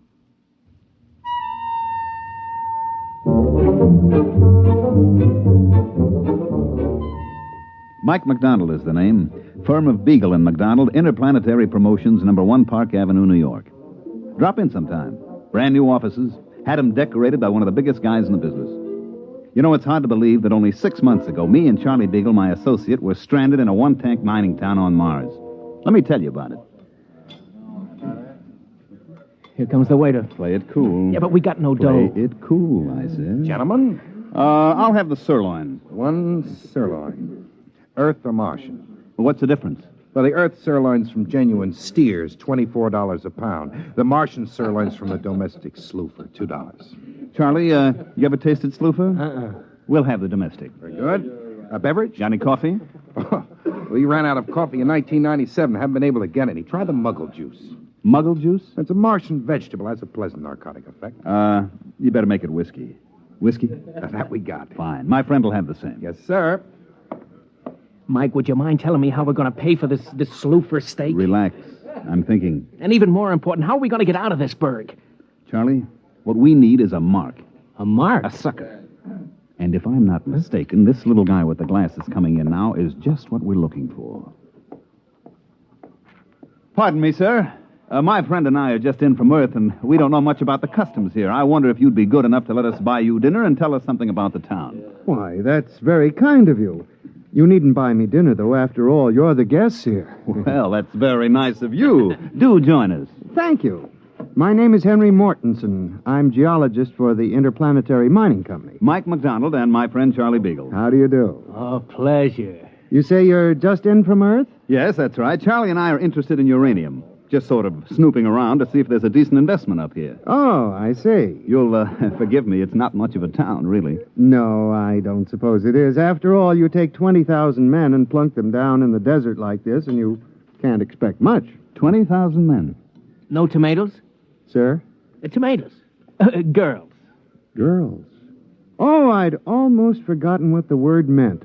No, you see, the Colonization Board hasn't been very successful in persuading Earth women to migrate here. There are a few female Saturnians, the four-armed variety, but aside from that... Well, what do the boys do for, relaxation? Well, being a geologist, I'm naturally interested in rock formations. For relaxation?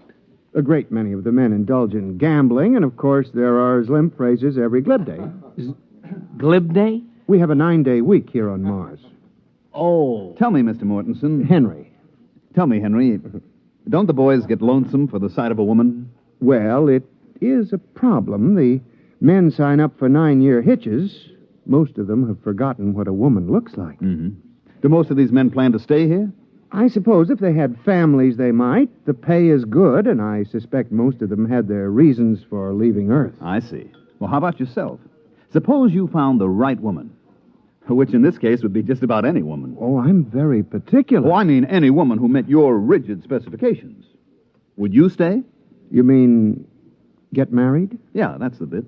Well, of course, it's out of the question. No woman has ever showed the slightest interest in me. Well, suppose one agreed to marry you in advance, and she met all your specifications. Well, I've always wanted a family. Yes, I suppose I'd marry. That's very admirable. Very, very admirable. Here's the waiter with our dinner. Slooper steak, gentlemen.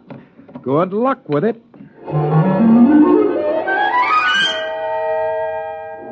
Henry picked up the tab, and we got a rough idea how much cash these guys on Mars pack around with them. Enough to choke a galactic telescope is about all. We thanked the little guy and sat around until he left. Then I went to work. Okay, what do we do now? Charlie, we get to work. What work? Oh, card game, maybe? Listen, these guys been playing cards for 15 years now. We wouldn't have a prayer. I got an idea. So give. You still got that Earth magazine, the one with the Hollywood starlet on the cover? Yeah, in my suitcase. Good, I want it. What for? To make our poster advertisement. That's what's for. Poster? Look, Charlie, just picture this. A big poster with that starlet on it, twice as big as life. And underneath, this slogan. I'm coming from Earth to you. Huh? Then down in the corner, just this little notice. Applications will be accepted at Beagle and McDonald Agency. Well, it's great.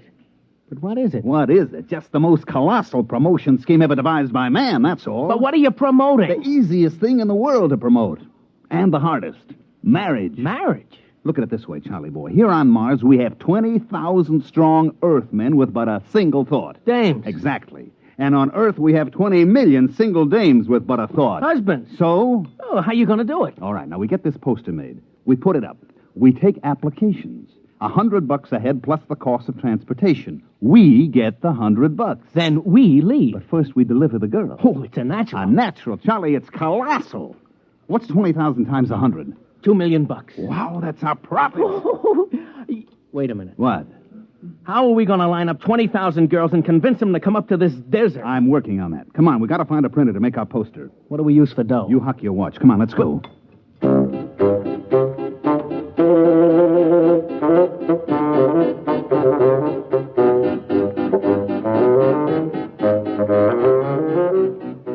We got the poster made, and it is a beaut. The artist threw in some extra fullness in the lips and stuck a glass of champagne in one hand. The next step was to rent a little field tent right outside the mining camp. We stuck the poster in front of it and waited for the guys to get through work. Hey, Tom. Hey, dig this. What do you say we sign up? What for? Well, whatever they're selling inside. Oh, I don't know. Well, come on. What have we got to lose? You gentlemen interested in matrimony? Marriage? That's what we're selling, boys. To her? Or anybody your heart desires. Just step inside, fill out the specification chart, pay your fee, and we deliver. On the level? On the level. Well, what do you say, Tom? It's worth a gamble. Right this way, gentlemen. Mr. Beagle will take care of you. No sooner said than done, gentlemen. Step right this way and live.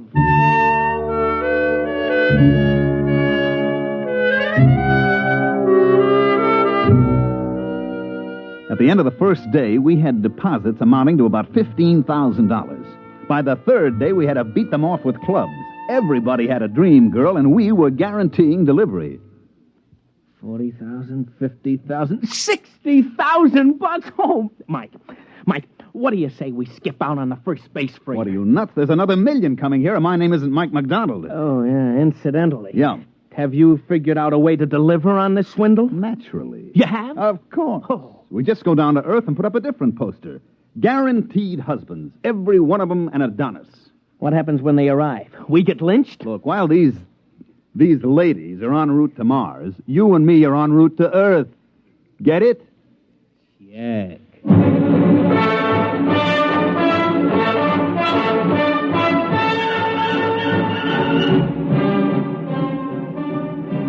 I radio phoned a friend of mine down on Earth and had him place an ad in the New York papers the next day, complete with a picture of a handsome Martian uranium miner and a caption that read, "Husbands are waiting on Mars."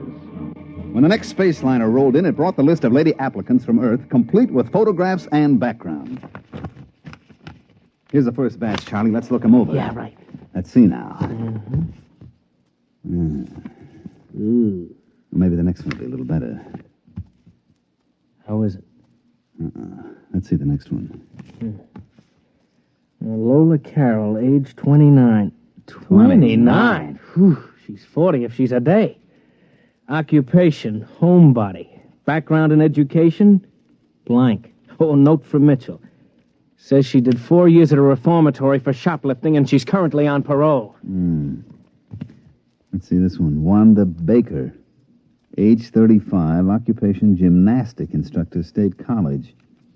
Note says she was picked up for loitering and fined on 17 different occasions. Oh, brother. These ain't exactly the creme de la creme, these ladies. What'd you expect?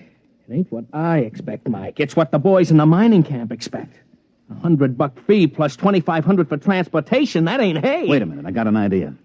I'm waiting. First, we get rid of all these pictures, see? Then we print up a few thousand pictures of movie starlets, and we paste them on the applications. We make a few changes in the statistics, such as age and so on, and we're back in business. You know, Mike, I used to think you were about as crooked as a one-armed bandit, but I don't think it anymore. I know it.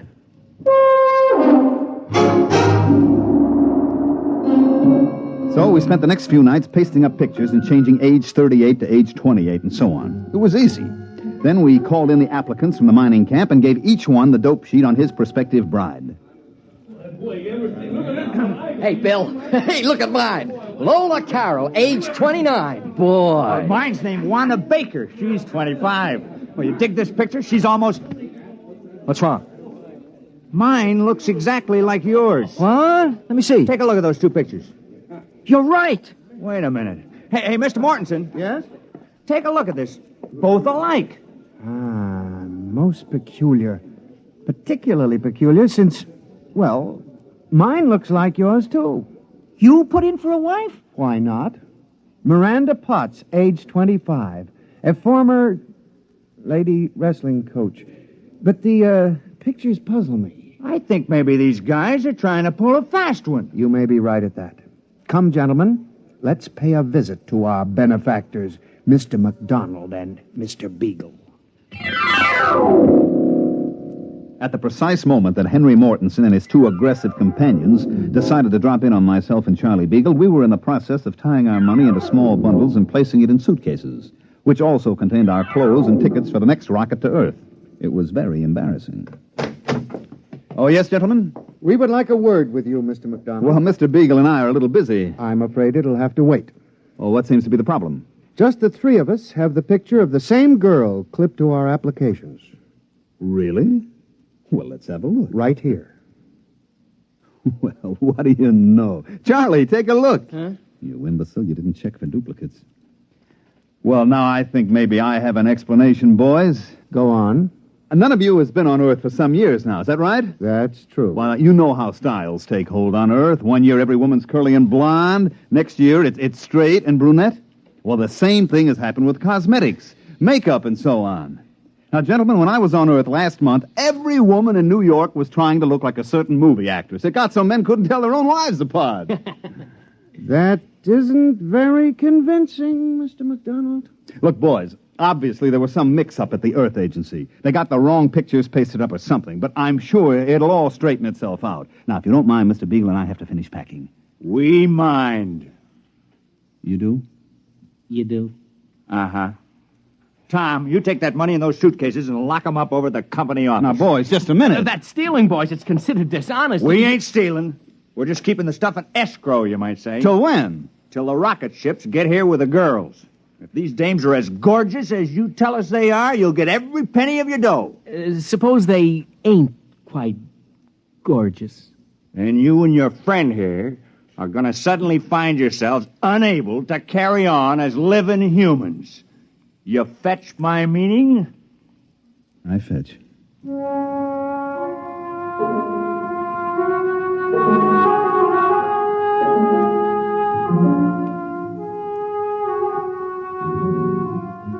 Well, this caused a small dilemma in me and my partner, Beagle. The problem was easy to state. We had sold these guys on the idea that they were engaged to be wedded to an assortment of lovely, desirable, attractive young girls from Earth. The contingent from Earth, on the other hand, was made up mainly of frustrated, lonely women and a goodly portion of female criminal types. The problem was how to convince these boys that they were not getting cheated. That's enough, Charlie. Now, the problem is how to convince everybody that he ain't getting cheated, right? Oh, you're a master of summing up a problem. Now how about solving it? Just give me some time. Look, the rocket fleet from Earth arrives here tomorrow morning at 9 o'clock. 20,000 very strong miners will be assembled at the rocket port waiting. True. So? Pour me a little more of that muggle juice. No. Muggle juice. We could get them all drunk on muggle juice, mass hypnotize them. I'm dreaming. So what do we do? I could make a speech, appeal to their better selves, say these poor, unfortunate women need love and affection, something they've never had. Uh-huh. How about makeup? Maybe we could hire a cosmetic man to make them up to look like the pictures. Sure. Or we could say that it's all a big mistake. We got the wrong shipment. Or we could kill ourselves. No need for that, Charlie. That's going to be done for us. Yeah, that's what I figure. Well, it's been a short life and a merry one. Drink up, Charlie. For tomorrow we die.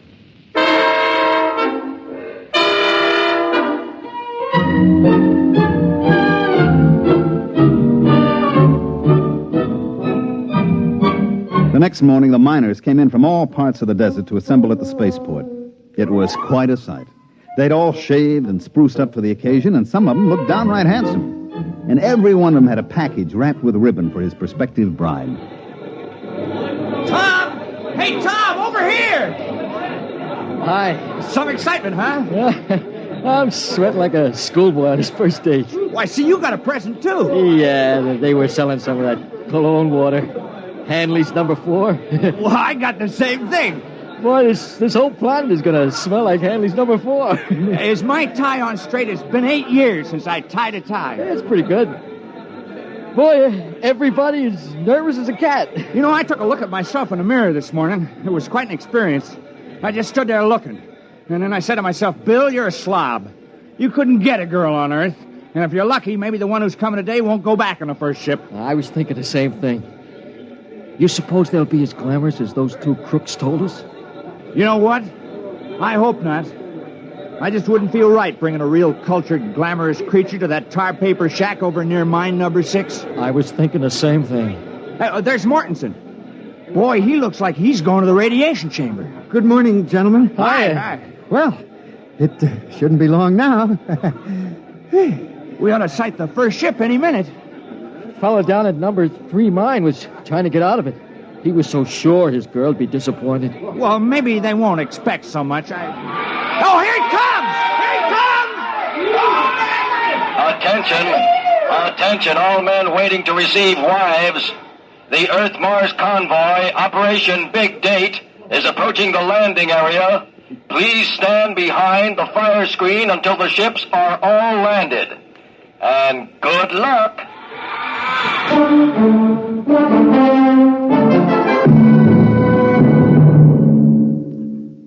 During all this, Charlie Beagle and I were more or less under guard back at our office. I say more or less because there were 6 miners with loaded guns sitting practically on top of us. In the distance, we could hear the rockets come blasting in for a landing. And then everything got very quiet. And we knew the girls were coming off the ships. What do you suppose is happening? Well, it's pretty quiet, Charlie. I guess the girls are coming off. Yeah, I don't hear no sounds of rejoicing. Now, just take it easy. You suppose they'll hang us or shoot us? Now, relax. Relax, he says, but... Oh, here comes a Jeep with Uncle Henry in it. Is he alone? Uh-huh. Well, so long, Charlie. Gentlemen? Now, look, Mr. Mortensen, this can all be explained. There was an error and the wrong girls got shipped. Don't try to explain it, McDonald. But you can't just kill us without even a trial. I mean, it isn't just. Who said anything about killing you? We're throwing a banquet tonight, and we want you and Mr. Beagle as guests of honor. As what? Guests of honor. You mean the girls were okay? Okay, they're lovely. The nicest thing about them, of course, is that they don't expect much. They seem to accept us with all our faults and all the shabbiness and ugliness of the life on Mars. There isn't a one of them who turned up her nose at the place. They seem thankful just to be here. And the guys, they all feel okay about it? Okay, they're like a bunch of kids. There isn't a one of them who wasn't scared breathless that he'd have some sophisticated glamour girl on his hands. No, sir. These are down-to-earth women who had it tough on Earth, and they figure to find some happiness here if it's humanly possible. Yeah, but how did the boys like the way they shape up? Charlie. I mean, there might be some that seemed a little older than the applications. You know how clerical errors can be made. Well, gentlemen, when you've been living on Mars for 15 years without having seen even a single Earth woman, you kind of lose the standards that Hollywood sets for us. As far as I and the other men are concerned, they're gorgeous.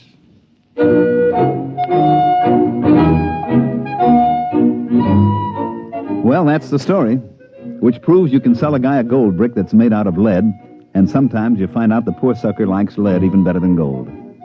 Charlie Beagle and myself made a small fortune on the deal, like I said before. I made a trip back to Mars last month just to satisfy my curiosity, and you know what? I never saw a happier bunch of people in all my life. Hey, by the way, Henry Mortensen and the lady wrestler are having a kid. They're going to call it Mike if it's a boy, and Michelle if it's a girl.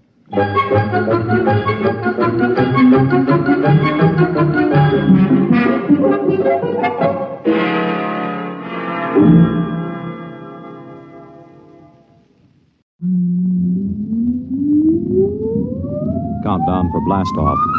X-5, 4, 3, 2, X-1, fire.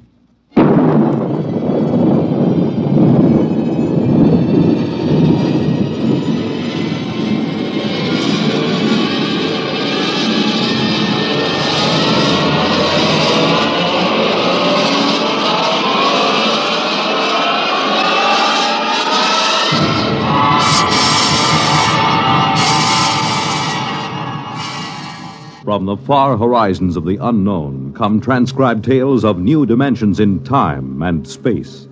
These are stories of the future, adventures in which you'll live in a million, could be years, on 1,000 maybe worlds. The National Broadcasting Company, in cooperation with Galaxy Science Fiction Magazine, presents X minus 1.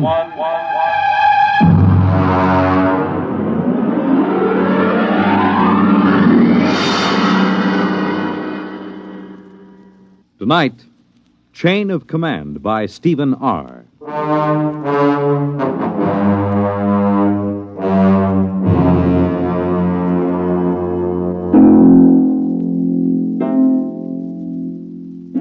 This is about George. He's a friend of mine. Lives right here at the Brookside Atomic Laboratory with his family. My name is Charlie Boyle, by the way. I'm a security guard here at the lab.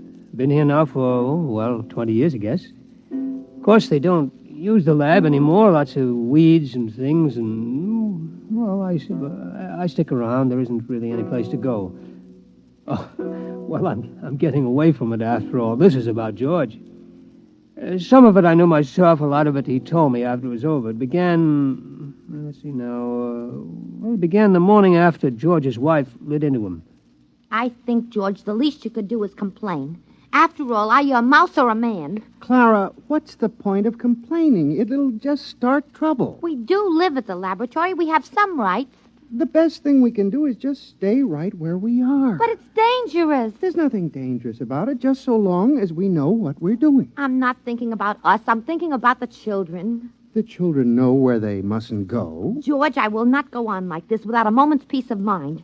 If you had the slightest concern for my welfare or for the children's, you'd... All right. I'll go talk to old Charlie, the security guard. Why not talk directly to the superintendent? Because of the complications. Now, I promise you I'll explain the situation to Charlie. He knows me. I've talked to him for over a year now. And he hasn't the slightest influence. I'll impress the seriousness of the situation on him. All right, but do it now. I will. And be firm. I'll be as firm as I can.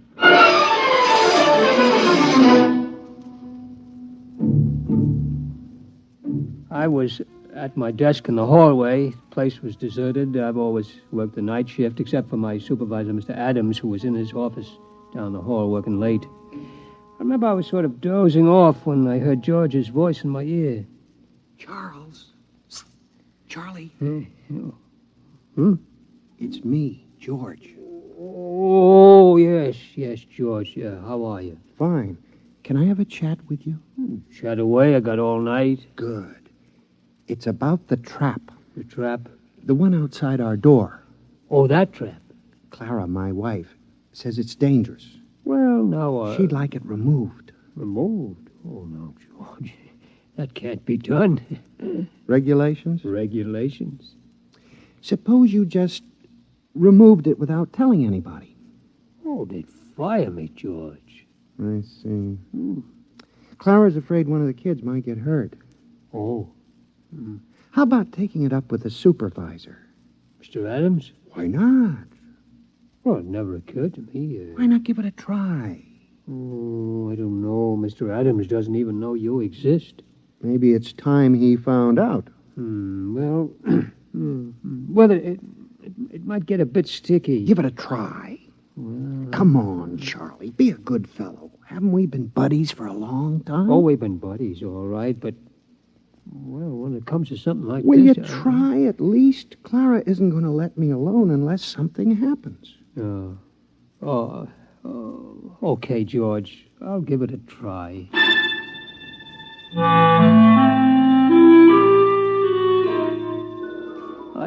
I straightened my tie and I brushed off my uniform real neat and I went into Mr. Adams' office. I could see the light under his door and I hear him on the phone, so I knew he was there. Edgar? Adams up at Brookside Lab. Uh-huh. How are things in Washington? No, nothing serious. Just want to have a fingerprint check on one of our scientists. Uh-huh. Yeah, number 7X4582. That's right. How's the missus? Good. Now, excuse me a minute, will you? Somebody at the door. Come in. Oh, hello, Charlie. Edgar, can I call you back? Fine.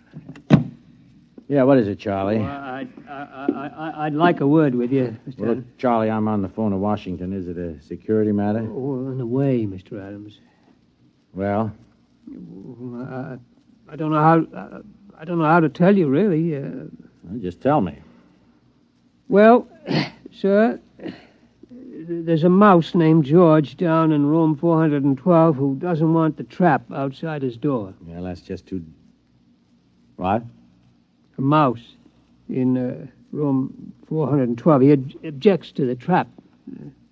Look, Charlie, I'm busy. Is this a joke or something? Oh, well, I guess maybe it is. I mean, I like a good joke as well as the next fella, Charlie, but, well, I mean, it's late and I got a lot of work to do. Do you mind? No, Mr. Adams. Yeah, well, that's fine. You just get back to your desk, huh? Okay, Mr. Adams. And, Charlie, yes, sir, yes. Next time one of the mice complains, tell him to come in here and speak to me himself. Yes, sir. Edgar Adams here again. I'm sorry. One of the security guards playing a little joke on me. He came in to say one of the mice here at the lab is complaining about the trap outside his door. You got him down Washington, too, huh? Yeah? What do you do about it? Traps, huh? Yeah. Yeah, it's the only way, I guess. Yeah.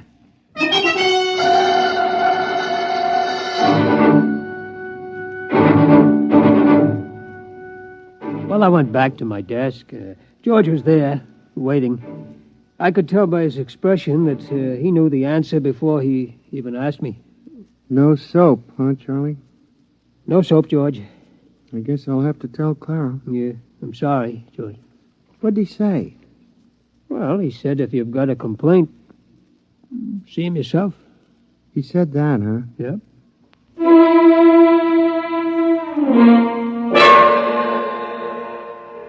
Of course, I didn't know what was going to happen. George didn't tell me till it was all over. I mean, really all over. And then it was too late for me to do anything. It turned out, though, that Clara, that's George's wife, told him that if he didn't go talk to Mr. Adams, she'd up and leave him. Yeah, leave him. And the kids, too. So him and me, we went. And nothing negative on his record, eh, Edgar? Yeah, well, okay. Yeah, excuse me a minute. Come in. Oh, what is it this time? Excuse me, Mr. Adams. It's that mouse. He wants to talk to you. I'll call you back, Edgar. Now, look, Charlie, I mean, this is going far now. Yes, sir. Yes, sir. What the devil you got in your hand? Well, this is him, sir. It's the mouse I was telling you about. George. Yeah, George. This is Mr. Adams, the security supervisor. How do you do? Huh? How do you do? Ventriloquism, huh, Charlie? Pretty good. Oh, it ain't ventriloquism, Mr. Adams. He talks. Yeah, sure he does. Well, look, now you had your little joke, and I got a lot of work to do. I'd like a word with you. What? Sure, that's remarkable. It really... Now, look, George, if you don't... George, suppose I just leave you here and step outside. That might be best. Excuse me, Mr. Adams. No, wait a minute. You can't leave that beast in here. He won't take much of your time. But, hold it. Leaving a mouse on my desk. Can you hear me all right? Yes, of course. What? I said, can you hear me? Some people have trouble. I'm going out of my mind. It's a hallucination. No, sir, a mouse. Listen. What are you? A mouse. You know, cheese, rodents, all that sort of thing. Do you mind if I touch you? Okay, but take it easy. Careful, don't bend up the whiskers. You're real. Sure, I'm real. Now, listen, about that trap. The trap? My wife is driving me goofy. Get it away from our front door, will you? Your front door, yes. Yes, of course, Are you sure you exist? I could bite you to prove it. Never mind. What about it? What about what? The trap. The trap, yes, of course. Well, I mean, it's a security problem. Look, would you do me a favor? Depends. Tell me, how come you talk? Simple. My ancestors have been around this lab since it was built. We've gotten a lot of gamma radiation. A couple of them were used as an experiment to test radiation endurance. There were surgical operations, grafts of human brain tissue to mouse brain tissue to check the effects of the rays on human brains and so on. You follow me? Wait a minute. I remember there were some experiments where human brain tissue was placed in a mouse and then exposed. That's it. Those mice, the ones that survived, were my great-grandparents. Holy smokes. So what about the trap? I mean, we're nice, peaceful mice. We don't bother anybody. We don't eat much. We mind our own business. Wait a minute. You say your great-grandparents were the first of this talking line? I mean, are there many of you? 3 generations, Mac.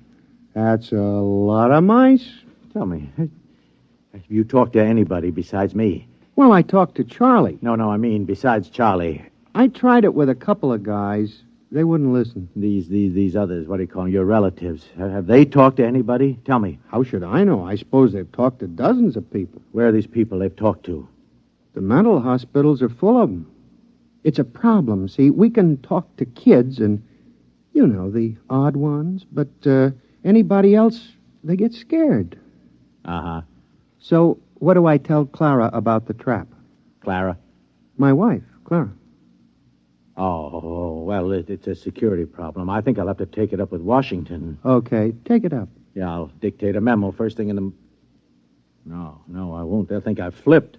Okay, I'll tell Clara. Now, wait a minute. Let me make a phone call. Sooner or later, this thing has got to be dealt with. Edgar Adams at Brookside. Now, Edgar, old man, we have just encountered a rather unusual security problem here at the plant. Yes. No, nothing like that. Mice. Yes. Talking mice. No, Edgar, it is not a joke. I know we were joking a while ago, but it turns out there are talking mice here. Edgar, listen. Please, Edgar, will you listen? I'll put one of them on the phone. Now, listen, would you... Here, would you just talk, please? Well, What'll I say? Just say anything. His name is George. Hello? This is George. I'm trying to get the authorities to remove the trap from in front of my... What? Yeah, let me have it, will you? Edgar, listen, I am not kidding, and I have not gone mad. This is on the level. In my office at this moment, there is a mouse who talks. In this top-secret atomic laboratory, there are several hundred such mice, for all I know. Look, Edgar, you don't believe me, and I don't expect you to believe me. No, I don't want a vacation. Good night, Edgar. He doesn't believe me. We keep running into this all the time. George, are you really interested in doing something about that trap? Have you ever met my wife? Oh, of course you haven't. Wait a minute, I got it. I'm going to call for a top-level security conference at the Pentagon. George, will you come down there with me? Will you? We won't say a word. We'll just appear. Washington? First-class accommodations. We'll get you the best suite in town. Do you like cheese? Do I like cheese? Can you get provolone down there? Get what? Provolone. We'll get it. All the provolone you can eat. I've never traveled before. George, you'll love it. You'll love it. Chance to get away from the wife for a while, huh? What do you say, boy? You and me, huh? We'll live it up down there. Look, I know a couple of girls. I seem to recall they had mice in their pantry. I don't know. I'll have to talk to Clara. Look, tell her it's the only way to get action on the trap. Make it sound big, you know. You hate to go away from her, but it's for the kids. What do you say, pal, huh? Well, okay. Attaboy. Operator, get me chief of security at the Pentagon. Make it fast. This is an emergency.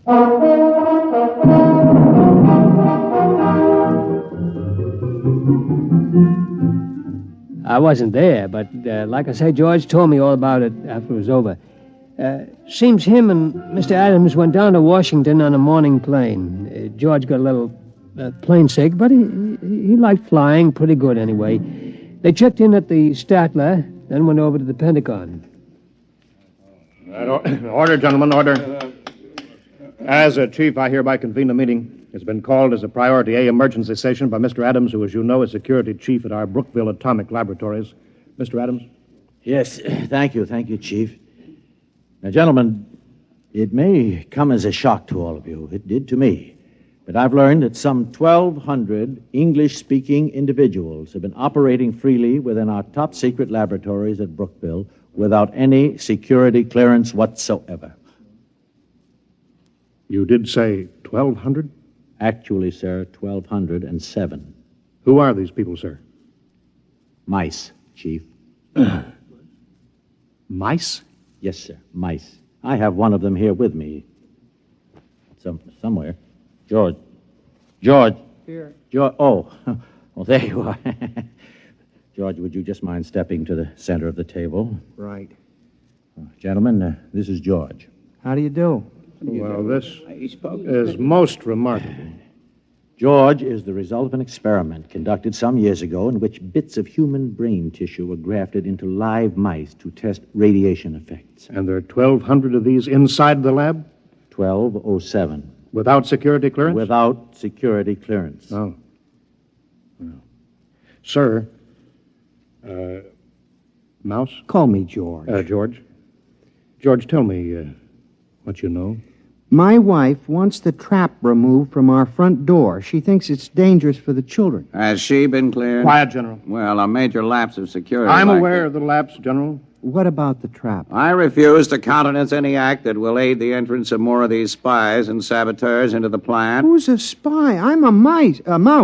Tell me, have you overheard any conferences? Maybe a few. Seen any documents? My kids play in the secret document file. It's the safest place in the lab. Have you yourself ever seen any papers marked top secret? Seen them? Heck, I've eaten them. I believe this calls for some action, gentlemen. Mr. Adams, if you and this rodent will retire to the next room, I think we'll have a brief caucus. Yes, sir. George. Okay. Yes, sir. See you later, gentlemen. Listen, what about the provolone? Never mind. Well, I think we should try to forget for the moment that these creatures are mice and deal with them as security problems. Concur. Now then, the first question is one of loyalty. I raise a question at this point. General? Are these American mice? Well, I assume that... Well, but do we know? You have a point, sir. Perhaps we ought to get immigration in on this. Immigration? I'd say extermination. Before we do anything rash, General, I think we ought to learn more about these creatures, who they are, what their habits are, their loyalties, how much they know. Suppose this George creature won't tell us. We'll have to use every trick in the book. Now, I would suggest we first try the velvet glove. The full treatment.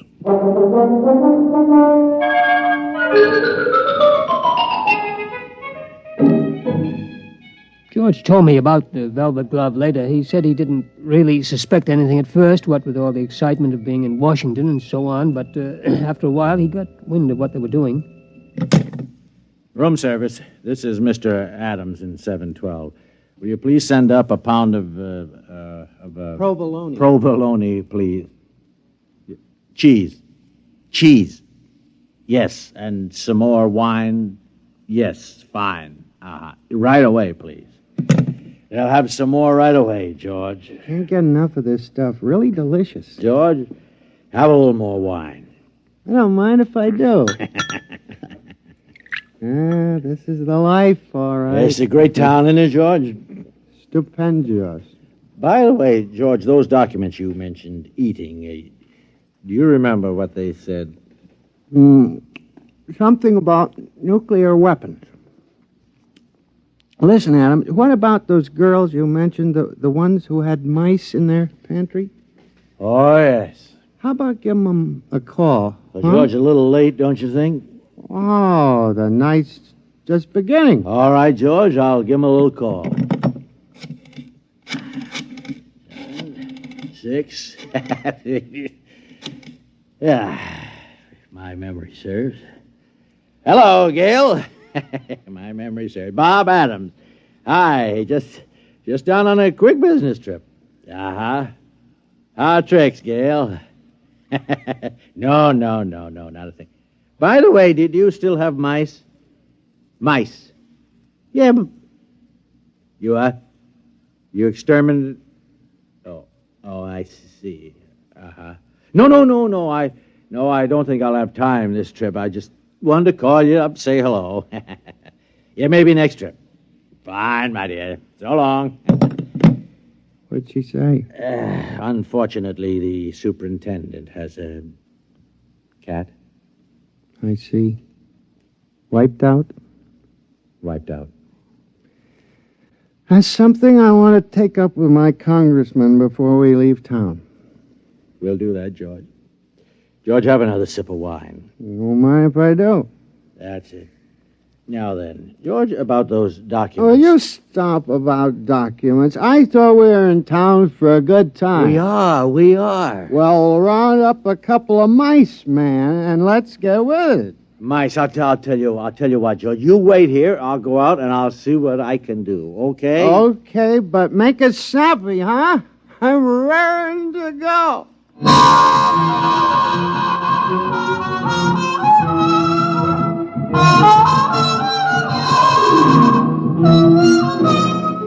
Next morning, Adams woke George and told him they were scheduled for another conference at the Pentagon. George, wake up, huh? Oh, what a head. Come on, George. We're due at the Pentagon. Easy. Don't talk so loud. Wow. Where did you get those white mice last night? Over at the National Research Lab. Ooh. They must have been feeding those girls wheat germ. All right, come on, George. Come on. You can sober up in the taxi. Come on.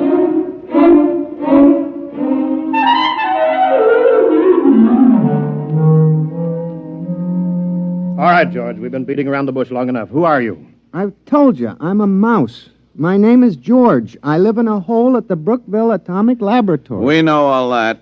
We want to know who's behind you. Nobody's behind me. Listen, you guys don't have to be afraid of me. I'm only a mouse. It's the perfect fifth column.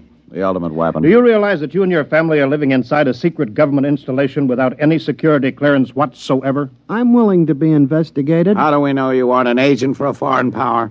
How do we know you aren't an agent for a foreign power? Preposterous. It'd be the perfect fifth column. Gentlemen, I will not remain here to be insulted by this creature. And I will not be insulted by you, sir.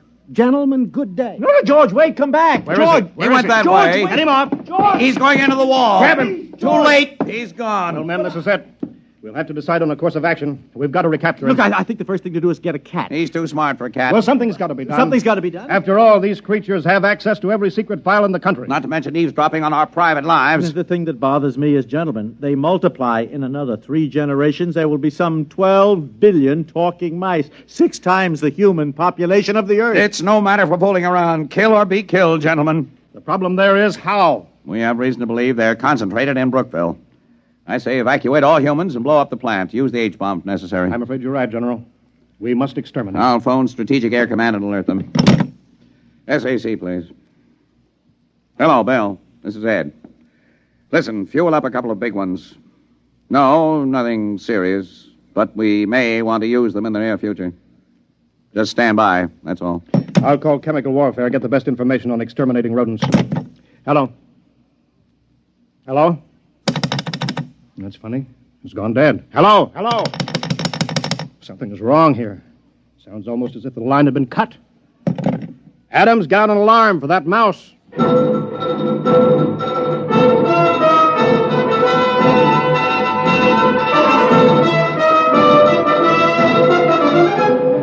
Well, that was only the beginning, of course. Things began to happen pretty fast right after that. You bet your sweet satchel they did. Well, Adams? Yeah, I've been talking to Edgar. The FBI has located several hundred field mice, all of them non-talking. No trace of a mouse corresponding to our description of George. I see. Team of Secret Servicemen been combing the Pentagon and the White House. We've got 1,500 traps baited with imported provolone in the Senate chambers alone. So far, no luck. And what about cats? The American feline fanciers have volunteered 100 Mausers. Oh, good. Any more telephone wires cut? I'm afraid so, Chief, yes. He managed to gnaw through the private wire from the president's suite to the Pentagon. Oh, I see. We'll get it spliced. What about the top-secret file on that new chemical warfare agent? Is there any trace of that? They found the file, but he managed to chew out the key symbols. I'm afraid it's useless. Well, keep tracking him down. Yes, Sooner sir. or later, we'll get him. Yes, sir. Only one thing, Well, sir. what's that? I hate to mention it, really. Well, go on, man. Well, sir, the damage has appeared in such widespread places recently. Well, go on. Well, there must be more than just George. In fact, we're afraid he has reinforcements right here in Washington. But that's impossible. How? I don't know how, sir, unless... Unless what? Unless... Well, it seems, sir, that there were a couple of female white mice from the National Research Lab. You mean? Yes, sir. I'm afraid so, sir.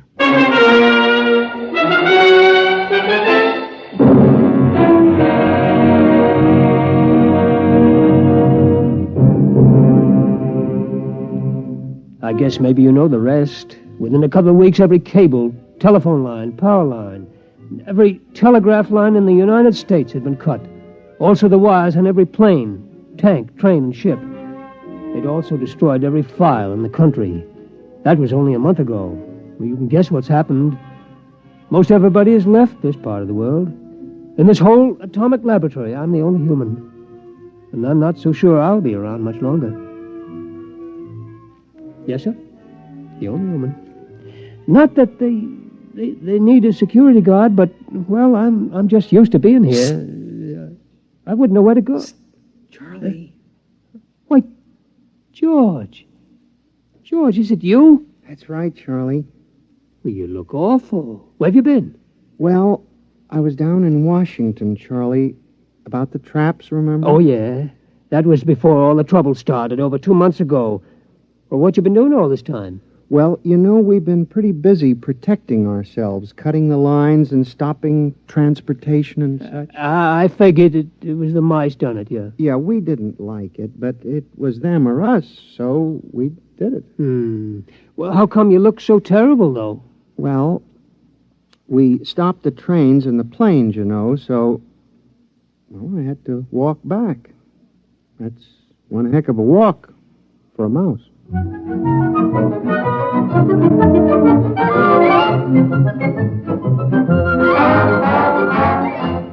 Like I said, this is about George.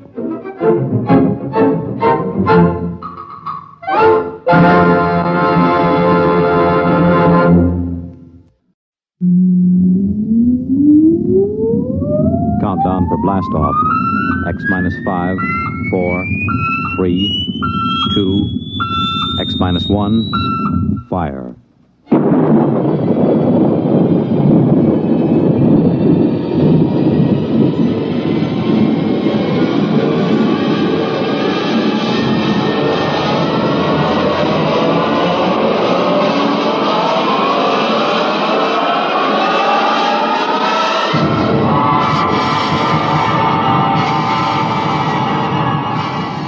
From the far horizons of the unknown come transcribed tales of new dimensions in time and space. These are stories of the future, adventures in which you'll live in a million, could be years, on 1,000 maybe worlds. The National Broadcasting Company, in cooperation with Galaxy Science Fiction Magazine, presents X minus 1.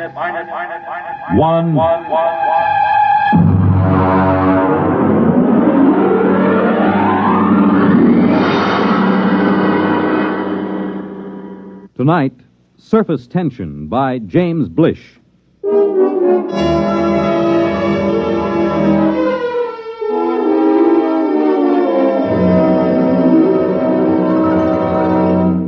in, Professor. Come in. Mr. President? Do sit down. I'm terribly sorry to have kept you waiting. Time has very little significance, sir. Well, now, what is the urgent nature of your visit? Mr. President, for some time now at the Nuclear Institute, a group of us have been making a study of a new star, which has entered our constellation. Yes, the military advised me there was some disturbance. We've completed our calculations, sir. And? Before I give you our results, let me tell you that we've been in touch with the Scientific Council of the Asian Confederation. They've verified the results. I'm waiting, Professor. Mr. President, the effect of this new star in our galaxy will be extremely catastrophic. At the rate it's expanding, it will cause the sun to explode. What? The sun is going to explode. But, well, that means... Exactly. The world will end in precisely 2 weeks and 7 hours. This is incredible. Are you absolutely certain of these calculations? Absolutely. Does anyone know of this? Well, as soon as we guessed where our study was leading us, we classified all information. The actual final results are known only to a small group of scientists here and in the Asian Confederation. 2 weeks. And 7 hours. That would be September 4th, 2056. At approximately 12 noon. Is there anything to be done? Nothing. The other planets, Mars, Venus... All will be destroyed. The universe as we know it will disintegrate. And the race? Will vanish. It's impossible. Those are the facts, Mr. President. How you choose to make them public, if you do choose to make them public, is a matter of government. Yes, of course. Has the president of the Asian Confederation been notified? He's being notified at this moment. I intend to take the following steps, Professor. First, I will contact the Asian Confederation. What's the name of their chief scientist? Dr. Gorlick. Ah, yes. I'll propose that you and Dr. Gorlick be given every resource to find a method of preserving the race. You'll be flown to their laboratories by rocket ship in an hour. I would like to spend these remaining days with my family. Your family can accompany you. They'll ask questions. They should know better by now. You will not release the information to the public. I would prefer to keep it a complete secret, provided the Asians agree, of course. A public announcement would only create utter panic and chaos. I assume it will happen instantaneously? Yes, instantaneously. Then secrecy is best. One thing, Mr. President. Yes? I wonder if perhaps religious leaders should be told. Professor, I believe in the power of God myself. I also believe that my single prayer can be heard by the Almighty just as well as if there were 10 million. There will at least be 2 of us, Mr. President. I, too, will pray.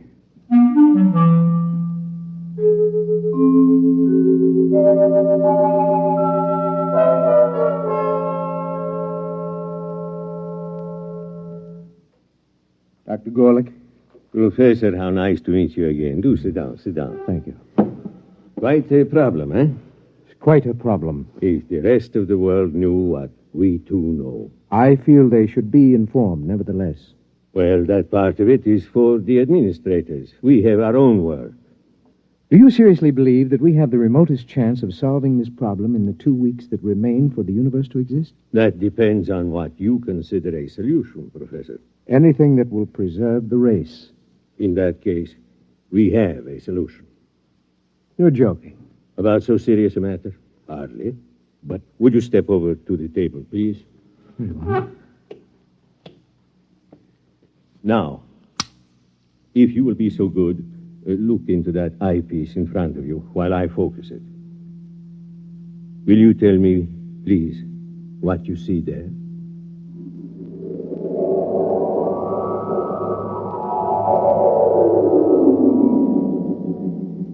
Fascinating. Most unusual. Would you be good enough to describe it? Yes, of course. I see what looks like a section of a large swimming pool. Plant life. Very tiny, and some kind of animal life, almost molecular in size. Good. Now let me change the magnification.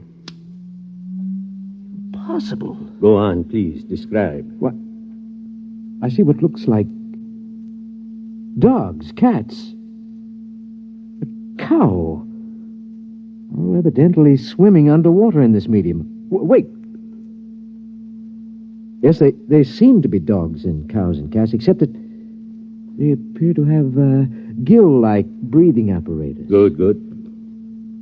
It looks as if somehow these species have been mutated to live underwater. Exactly.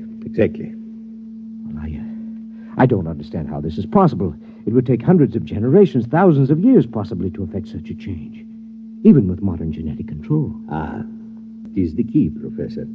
Let me ask you another question. Yes?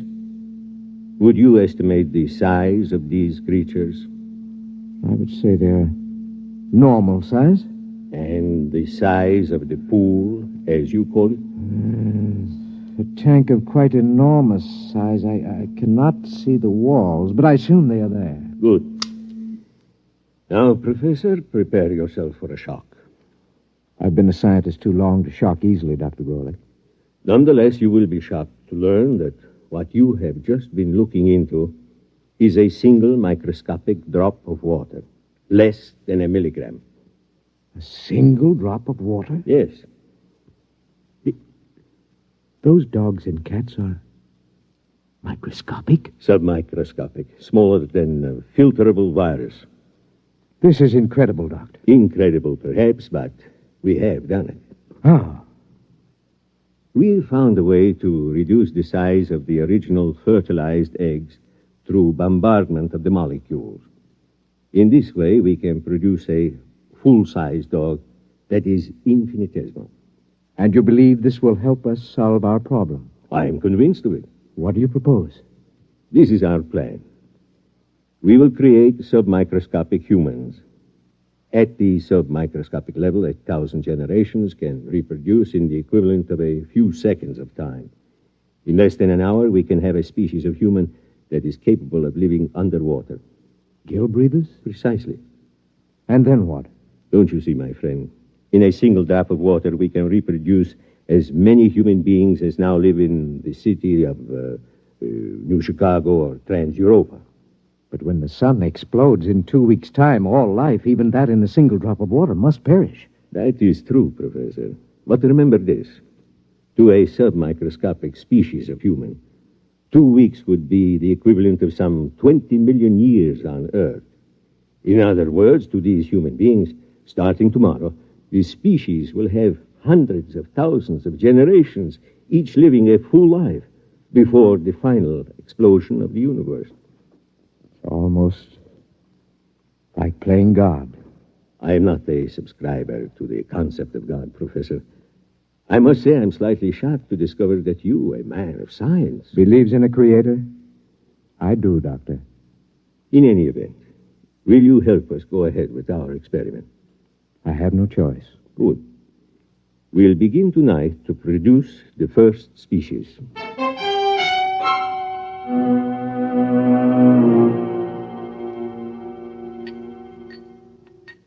Careful with the virus. Here's the tube. Now then, We'll place this in a drop of water underneath the lens of the microscope. What about the evaporation and condensation of the drop? All outside factors will be controlled. Temperature, humidity, and so on. Will you turn on the lens, please? Now, using the highest magnification, we'll be able actually to manipulate a single being with electron magnets. A sensation we would interpret, possibly, as we interpret a centrifugal force. Ready? Ready. Good. We begin the experiment.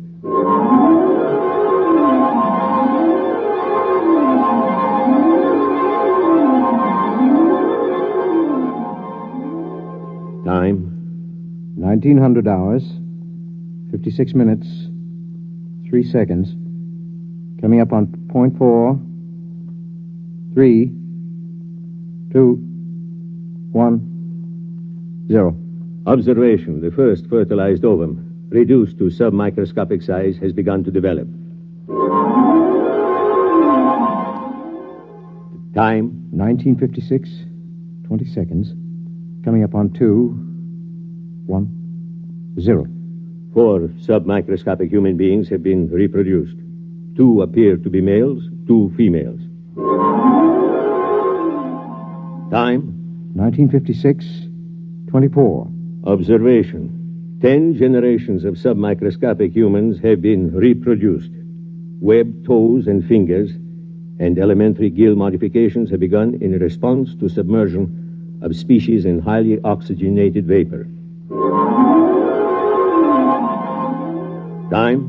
1956, 45. 100 generations have reproduced.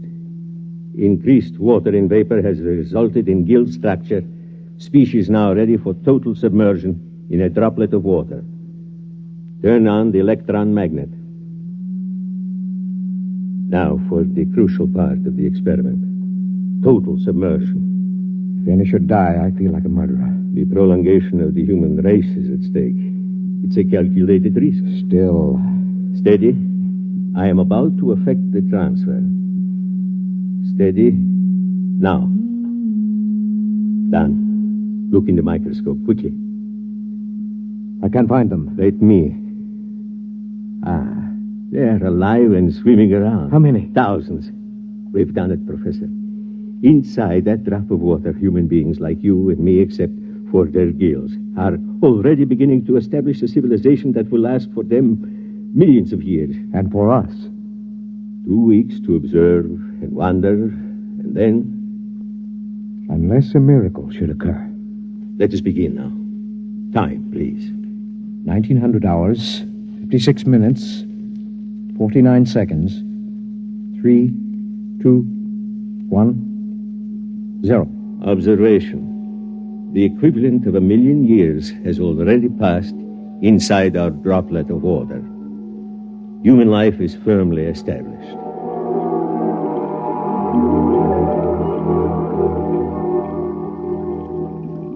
Sir! Sir! Come in, Lavin. Come in. I swam down from the museum. I'm exhausted. Rest yourself. Would you like some proto steak? No, thank you. Breath of oxygen, perhaps? 100 proof, distilled from pure upper-level water. A breath, perhaps. Now then, I assume that you've come about the plates. Yes. Naturally, the directors of the museum are most anxious. I haven't completed the translation yet. It's been 6 months. Yes, I know that, but they're incomplete. One of them was evidently lost during the final battle with the Eaters. Sure.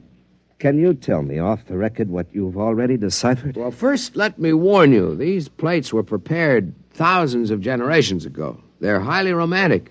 What they tell us may be fantasy. Still, I'm fascinated. After all, the greatest archaeological discovery of all time, buried 1,000,000 years in the ooze of the bottom. Very well.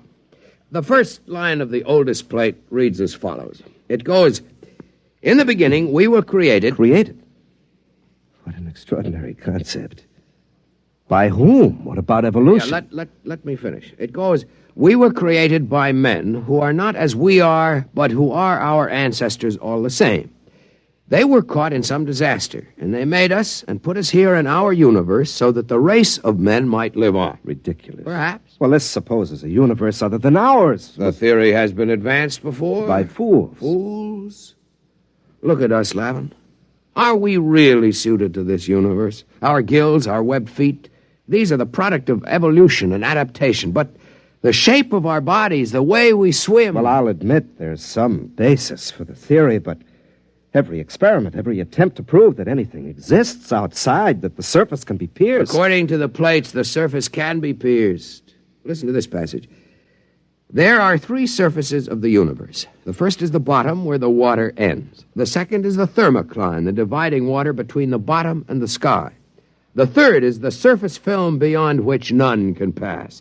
And beyond the surface film, beyond the surface is the universe of the creators. Well, the whole thing sounds like a parable or a song. Whatever it is, remember this. Thousands of generations pondered the miracle of our existence before these plates were written. Primitive. Men. You sound like a mystic, Shar. To think that a scientist like yourself could believe in the existence of creators. Nonetheless, creators who were formed in our own image. Or we in theirs. I'm shocked, truly. I intend to complete the translation of the plates. I will pursue this project for the rest of my life, if necessary.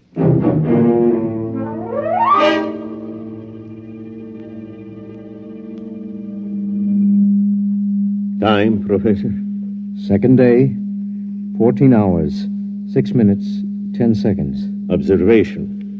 The plates which were inscribed with microscopic data by an earlier generation have evidently been removed by a subsequent generation. Our study shows that a highly developed civilization is now living in the drop of water. Certain water organisms have been domesticated and underwater ships have been developed.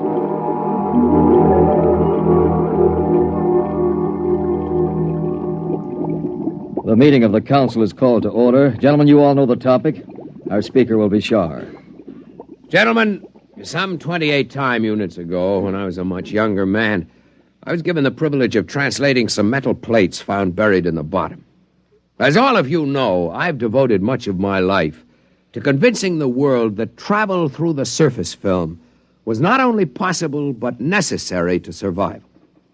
Finally, the council has seen fit to grant my request for a special ship to accomplish this travel.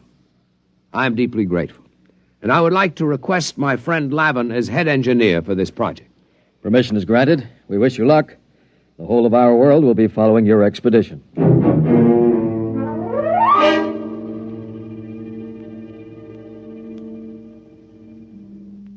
What's happening, Dr. Gorlick? From what I can detect, the gill breeders are preparing for the equivalent of space travel. A large cylindrical ship is being built. What method of power are they using? I can barely detect it through the microscope, but my guess would be that they will use some form of living creatures to power the vessel.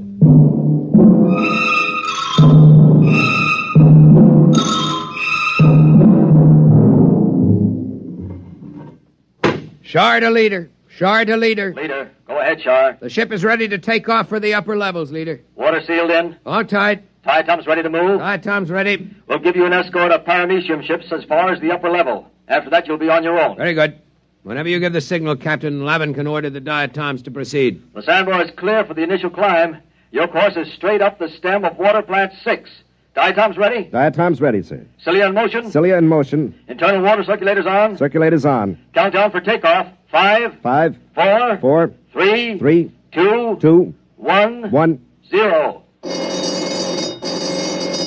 Diatom's in motion. Full speed ahead. Good luck. Well, Shar, this is the beginning of your dream. If the ship holds. We've utilized every engineering principle known to man. Double construction of the toughest water lily, 2,000 living diatoms for power, 20 million cilia. I'm not worried about the power. I'm worried about the temperature and the impact when we reach the surface film. What's our speed? 20,000 knots. Well, we've reached water plant 6. Now for the climb up the stem to the surface. Overseer. Overseer. Request more mucus from diatoms. Proceed with climb up stalk 6. Yes, sir. If the diatoms can hold the stalk at the reduced pressure of the surface, we'll have hurdled the first barrier. We're at pressure 6 now, almost at the upper level. Captain. Yes? We've lost 27 diatoms. Ciliary detachment. Not serious. We have the vorti to fall back on. Proceed. Yes, sir. What's our pressure?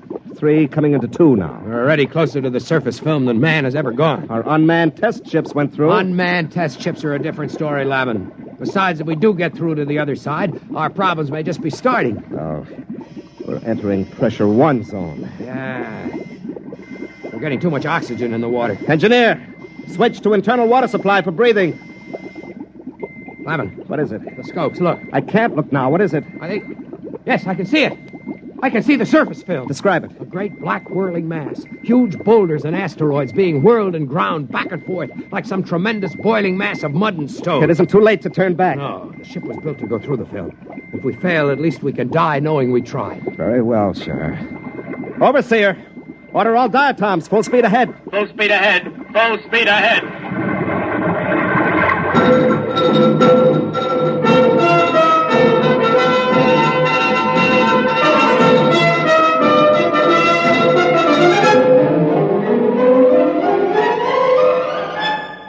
We're in the film, Shar. Pressure on the ship is increasing. Overseer, more oxygen for the diatoms. Captain, the diatoms are dying. More oxygen. Keep moving. We're almost through. Shar, use the auxiliary vorti. Maybe the motion of their cilia and the thrust of the water. Overseer, bring up the vorti. Full speed ahead. We're moving. We're making headway. Oh, if the ship will only hold together. Shar, we're through. We're on the surface. Open the viewing port. It's blinding. Put on your eye shield. Look, Shar. Like a huge sheet of metal stretching as far as the eye can see, with thousands of small streams and great rivers of water. Look above us, Lavin. Space. Space as far as one can see. And a single huge sun like a great eye looking down at us. Must be billions of miles above us. See those enormous boulders and that molten rock on the surface? The ancients did not lie when they made the plates, Lavin. The universe does exist beyond the surface. Yes, but where are your creators, Shar? Certainly they were a romantic notion. I believe they exist, Lavin. Shar! Captain, the diatoms are dying. There's not enough oxygen in the water cases. What's the atmosphere like? Almost 30% oxygen, completely unbreathable. We'll have to try to get back into the surface film to restore life to the diatoms. Overseer, get the diatoms out of their shells. Full reverse speed down the stalk. We're going under again. Yes, sir. I'll try. We know one thing, Lavin. The surface can sustain life. Can't sustain ours much longer. Full reverse. It's no use, Captain. The diatoms are near death. Use the vorti. We haven't enough water, sir. They're starting to suffocate. We've got to get back beneath the surface. Lavin, we must think of what it means to mankind to know that the universe goes on, that it can sustain life. I don't know what to do, Shaw. We're finished. There must be a way. A way? Why don't you pray to your creators now? Perhaps they'll help you. And as for me, I'm resigned to death. I cannot share your bitterness, Lavin. We have enough water for perhaps 2 minutes breathing, Shaw. There are no miracles and no creators. You'd better prepare to die. I am as ready as you, Lavin. Captain, we're strangling. Well, sir, why don't you pray to the creators? Better still, let me. I have a louder voice. Hey, creators! You all-powerful ones who made us, can you hear me? This is Captain Lavin of the first ship to breach the surface. We need your help. Can you hear me? We need your help. If there be creators, and I believe there are, then I ask that our presence be noted, and that we be delivered from this trial not for ourselves, but for the good of the race.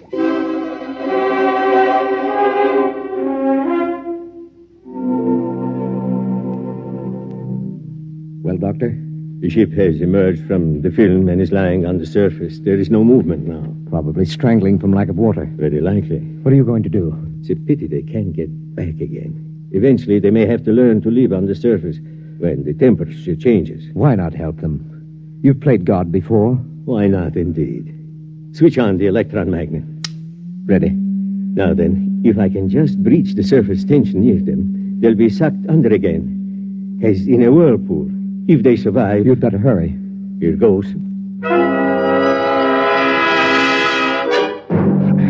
Can't live much longer, Sean. No. It's getting... What's that? I don't know. We're moving. Downward. Lavin, it's a vortex. A vortex is opening through the surface. One way or another, we'll die. The ship can't take the stress. We're dropping. Sure.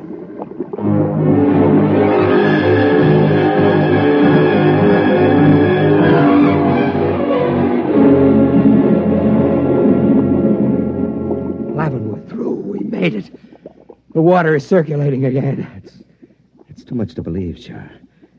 It's like... A miracle. Yes. It is a miracle.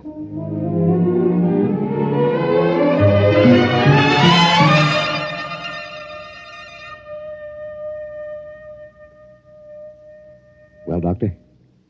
They've gotten through. The ship is floating down toward the bottom now. I wonder what they thought at the moment they were saved. Must have seemed to them as if the hand of God reached out to help them. Very likely. Do you suppose they prayed? To whom would they pray? I don't know. Perhaps to us? To the creators? It is not inconceivable. If only the human race, as we know it, had creators who could reach down and save us from destruction. How do you know we don't? Professor, I'm a scientist. So am I, Doctor. Those submicroscopic humans can't see us because we're too big to see. A molecule of our flesh would be like a world to them. And yet, we exist.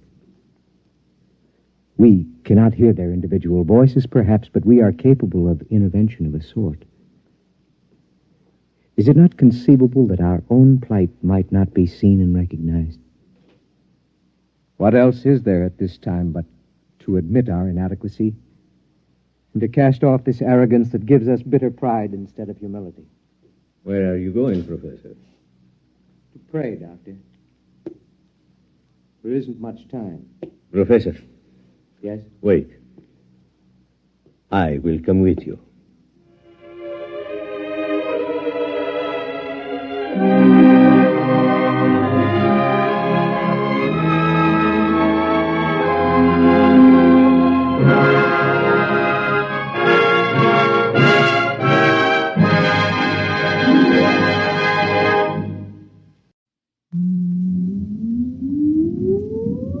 Countdown for blast-off. X-5, 4, 3, 2, X-1, fire.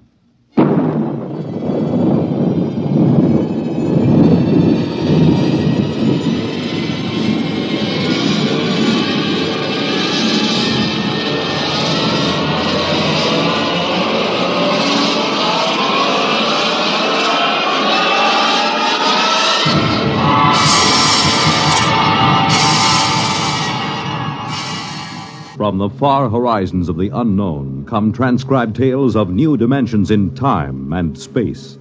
These are stories of the future, adventures in which you'll live in 1,000,000, could be years, on 1,000 maybe worlds. The National Broadcasting Company, in cooperation with Galaxy Science Fiction Magazine, presents X minus 1.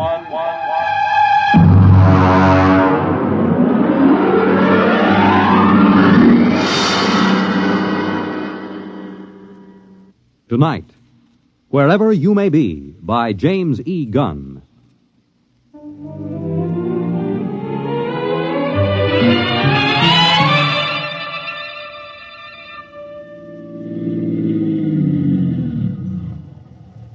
Hey! Hey, you! Little girl! You on the fence! Yeah? Hey, kid, come here. Well, I'm right comfortable where I am. Listen, kid. Is there a service station on this road? Well, Merv Wheelock got a gas pump at the general store. Oh? How far is it? About 18 miles. Oh, that's a big help. Well, I don't know what else to expect in the middle of the Ozarks. You want me to help you, mister? No, just keep out of the way, kid. Ow! Well, there's nothing funny about that. You just gonna sit there and watch me sweat, kid? Oh, no. There'll be lots more to watch. Well, I don't know what's so amusing about watching a man change a flat tire. Ow! You sure you don't want me to help, mister? No, I'm perfectly capable of changing a tire by myself.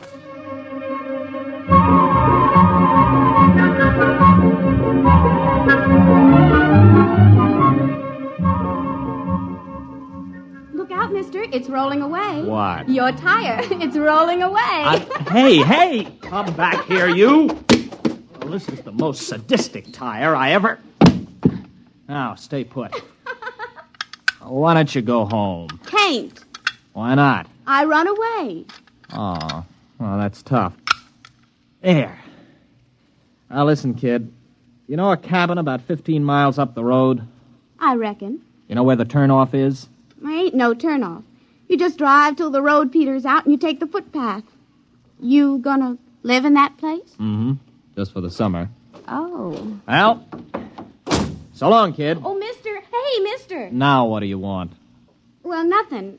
Only you forgot your jack. Oh, that does it. Where are you going? No place. Thought you said you ran away. I surely did. Don't you have any relatives? No. Friends? No. All right, then, go on home. Oh, come on now. What are you crying for? All right, get in. I'll give you a lift. Listen, look out for those notes. There's over a year's work in those. Oh, a year's work in them pieces of paper? Uh-huh. Those are notes for the thesis I'm going to write. You write stories? No, research paper. I have to do it to get my degree at the university. Well, what's it called? I mean the story you'll write. It's not a... It's called The Psychodynamics of Witchcraft with special reference to the Salem trials of 1692. Oh. Witches? Yeah. All right, where do you live, kid? Well, I can't go home. Pa'd beat me again. Oh, he'd pretty nigh skinned me alive, I guess. You mean he hit you? Little kid like you? Well, he don't use his fists. Not often. He uses his belt mostly. Look here. On my knee. See that black and blue mark? And this one? Never mind. Why does he hit you? He's just mean. Well, he must have some reason. Oh, he wants me to catch some strong young fellow who'd do the work around the place. A gal don't bring in no money, he says. Leastwise, not a good one. You're much too young to get married. I'm 16. You don't look more than... Well, I don't know. Most girls my age got a couple of young ones. One, anyways. The way Pa carries on, you'd think I didn't want to get married. Now, it ain't my fault no fellow wants me. What seems to be the trouble? Mostly, I guess I'm just unlucky. One fella I went with pretty nearly a year. He busted his leg. Another nigh well drowned when he fell in the lake. Now, it don't seem right they should blame me, even though we did have words. Blame you? Well, they say it's courting disaster instead of a gal. Fellas just stop coming round. You married, Mr. Matthew Wright. No, I'm not married. Wright. Abigail Wright. That's right, Purdy. Abigail Wright? Oh, did I say that? Now, ain't that funny? My name's Jenkins.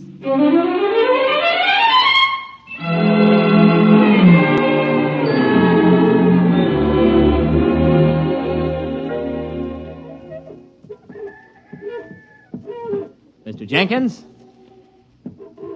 Oh, fine. I met your daughter on the road. I brought her back. Oh. Look, Mr. Jenkins, I got a pint bottle in my pocket. Care for a little drink?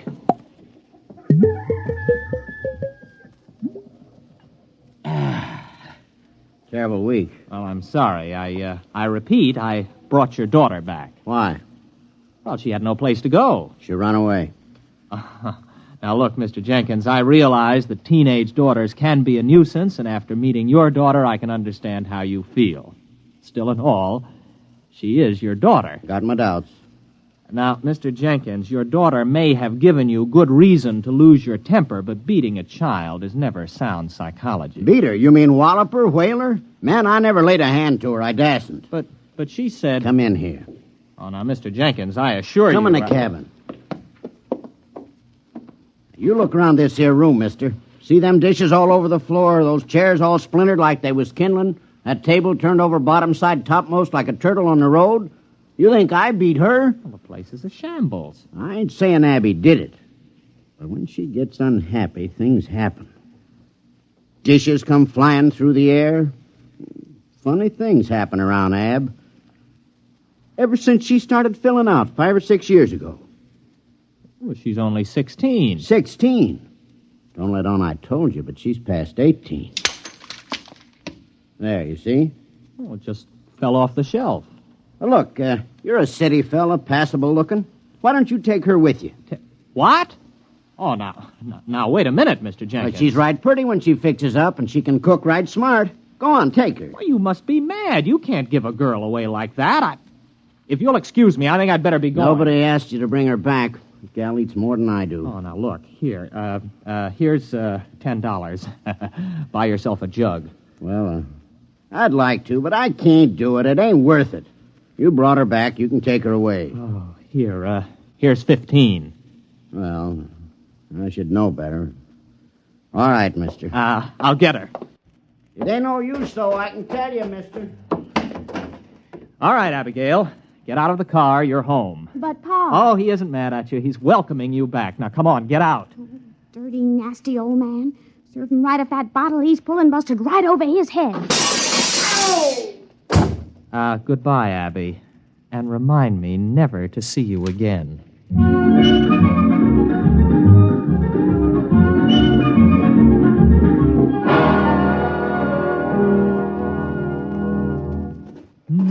All alone, I'm so all alone. There is no... Hello. What are you doing here? Waiting for you. But listen, this is my cabin. I rented it. I know. What kept you? Well, what are you doing here? How did you get here? Oh, I reckon you're hungry. Look, why don't you sit down? Supper's about ready. Now, wait a minute. I came here by car. How did you get here? Well, I rode. Oh, it's lucky I did. This place needed a good sweeping. Is that your broom? I know. It was here in the cabin. Pa loaned me a mule. I let her go. She'll get home all right. But you can't stay here. It's impossible. What would people say? Well, who'd care? Pa don't. Oh, please, Mr. Wright, let me cook and clean for you. I won't be no trouble. Honest, I wouldn't. Oh, now, look, Abby, you're a nice girl, and I like you, but you'll just have to go back to your father. Do you understand? All right. What? What was that? What happened? Oh, look at that. The car. I must have left the brake off. You reckon it's hurt bad? Well, rolling down a 10-foot grade into a tree didn't help it any. Oh, well, I'm sorry, Mr. Wright. Are you? Well, anyway, it looks like you'll have to stay here tonight then, doesn't it? I reckon. I could have sworn I put that brake on. Listen, you're going back first thing in the morning. Oh, sure. Sure, Mr. Wright. I understand.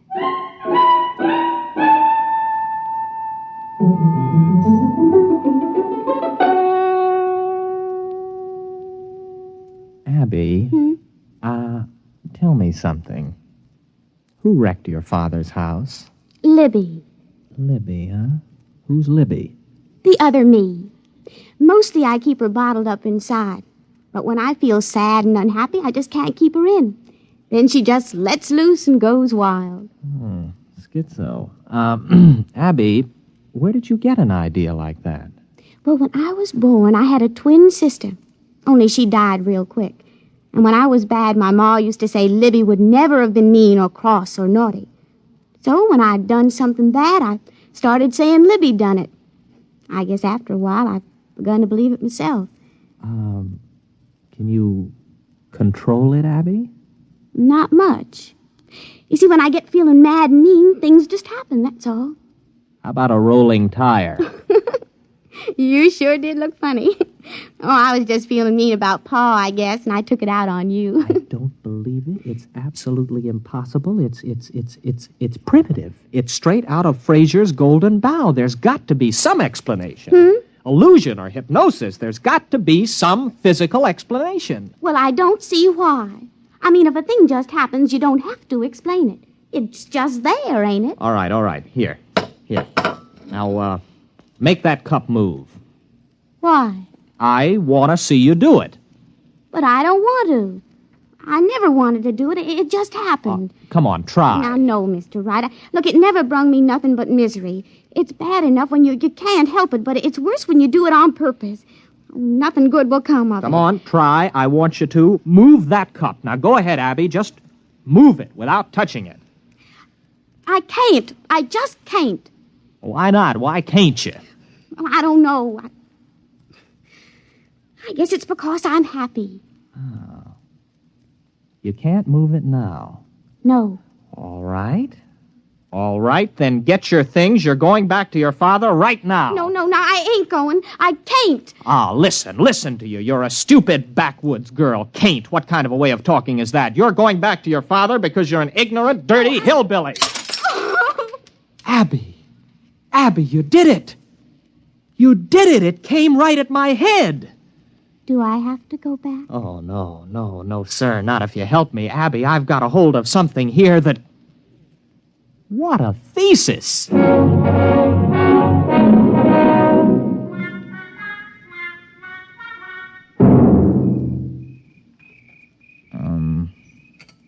Abby? What's, courting like here in the hills? Oh, sometimes we walk and look at things together and talk a little. But if the night is warm, we just sit and hold hands and whatever. Like this? Mr. Wright, do you like me a little bit? Oh, not marrying like, but friendly like? I like you very much, Abby. Very much. Oh, Mr. Wright. You kiss real pretty. Abby, what happened to your fellas? I mean, the other boys. Well, folks said I'd the evil eye.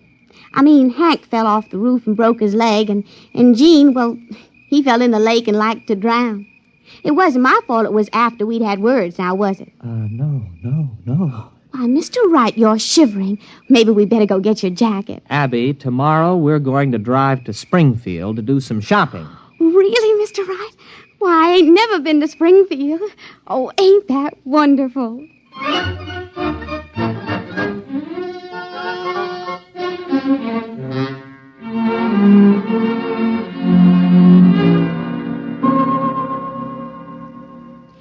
Mr. Wright. Huh. Are you happy, Abby?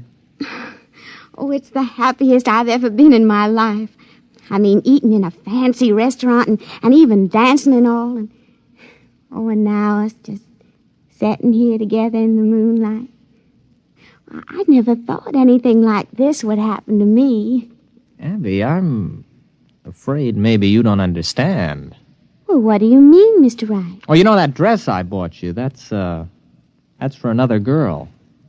What? Yeah, it's for another girl. I'm going to marry her. She's about your size, and I thought we could pick it out that way. Oh, no, Oh, Mr. Wright. Abby, wait a minute. Where are you going? Wait, I want to talk to you. No, I'm going to bed.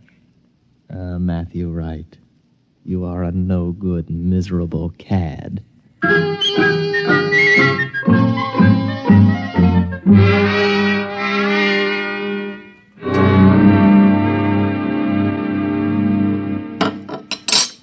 You want any more coffee? You still feel bad, Abby? You want me to move that cup for you today? I can do it real good. How do you know? Well, I just got a feeling. Look. You can do it now? Sure, I guess. There, it's getting easier. Look, Abby, I want to get some things out of the car. I just happen to have them things for tests. There may be other powers. Well, I don't care much one way or the other, Mr. Wright. If it makes you happy, it's all right with me.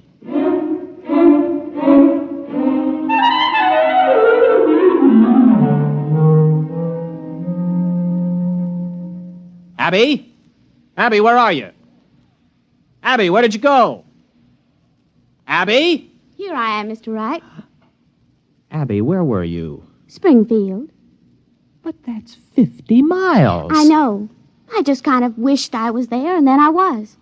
I brought back a frying pan I admired in that hardware store window. Ain't it pretty? Got a real copper bottom. Didn't you have any trouble getting out of the store without anyone seeing you? Well, I was outside, but I could see in the back room somehow, too. I knew his name was Albert, and he was doing a crossword puzzle. Now, how could you tell all that? Well, I just kind of looked inside of his thinking. Like this. Wait a minute, Abby, don't. I could look right inside your thinking now, Mr. Wright. Abby, wait a minute. Abby? You wouldn't. You didn't. Now, wait a minute, Abby. You've got to understand. I understand everything you've been thinking. You devil. Well, there ain't nothing too bad for anyone to do that. Well, you've got to let me explain. You with your kindness and your city manners. How could you do it? You made me fall in love with you. It was just a trick. You just wanted to make me unhappy, that's all. Why, even Pa was never that mean. I'd as soon marry up with a rattlesnake. Well, Abby, what are you going to do? Well, I haven't made up my mind yet, but I'll think of something.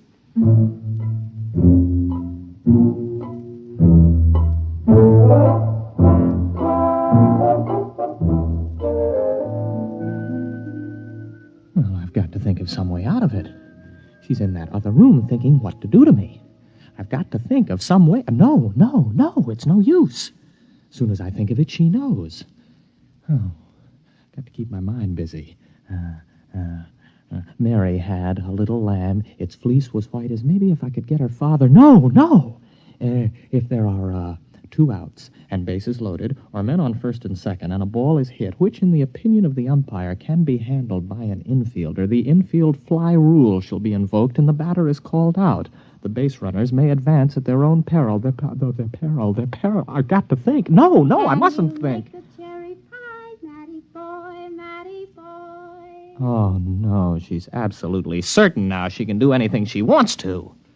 I've got to act on the spur of the moment, keep my mind crowded with something else. Oh, it's a lovely day. Breathes there a man with soul so dead.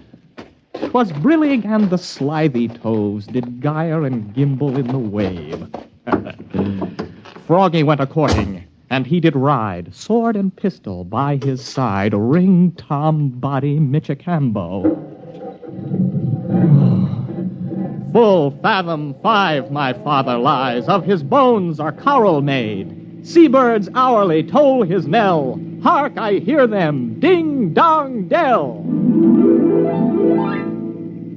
That's pretty. Abby! Where are we going? Oh, Abby. What are you doing here? I couldn't let you leave without me. I've got plans for you. Oh? Very interesting plans. But how could you tell I left? I was thinking all sorts of other things. Matt, you were thinking some of the cutest little rhymes. Oh, but that was on top. On top? Why, sure. Way underneath, I could hear plain what you were thinking about running away in this old car. Well, then why didn't you stop me? Conk out the motor or something. Oh, I didn't want to. I told you I could see way down underneath the top of your thinking. And you know what I found there? All the time, even when you were making me unhappy to test all them strange things I learned how to do, way down deep, you're in love with me. I am? Surely true. So, we're going to get married. Are we? There isn't much you can do about it now, is there? No, I suppose not, but, you know, it's a frightening thought getting married to you, Abby. A wife who can read your mind and all the rest. Oh, I wouldn't worry about it, darling. Why, I can only do those things when I'm downright miserable. Everything will be perfectly all right. Just as long as you keep me happy.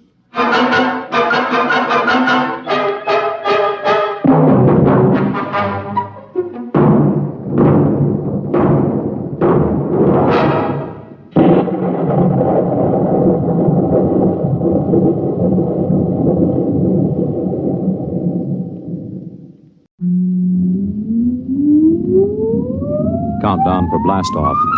X-5, 4, 3, 2, X-1, fire.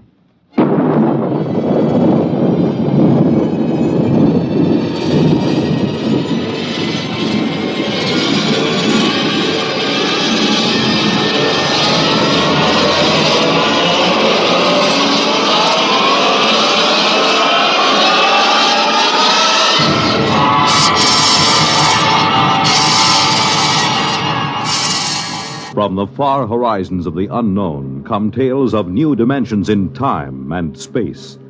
These are stories of the future, adventures in which you'll live in a million, could be years, on 1,000 maybe worlds. The National Broadcasting Company, in cooperation with Galaxy Science Fiction Magazine, presents X minus 1.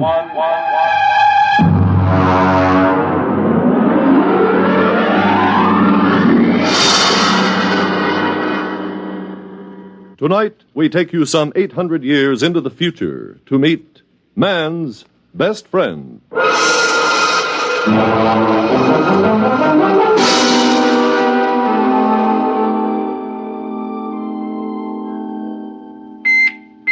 Well, what's the matter? Who's there? What? Oh, turn on the annunciator. All right, I'm coming. I'm coming.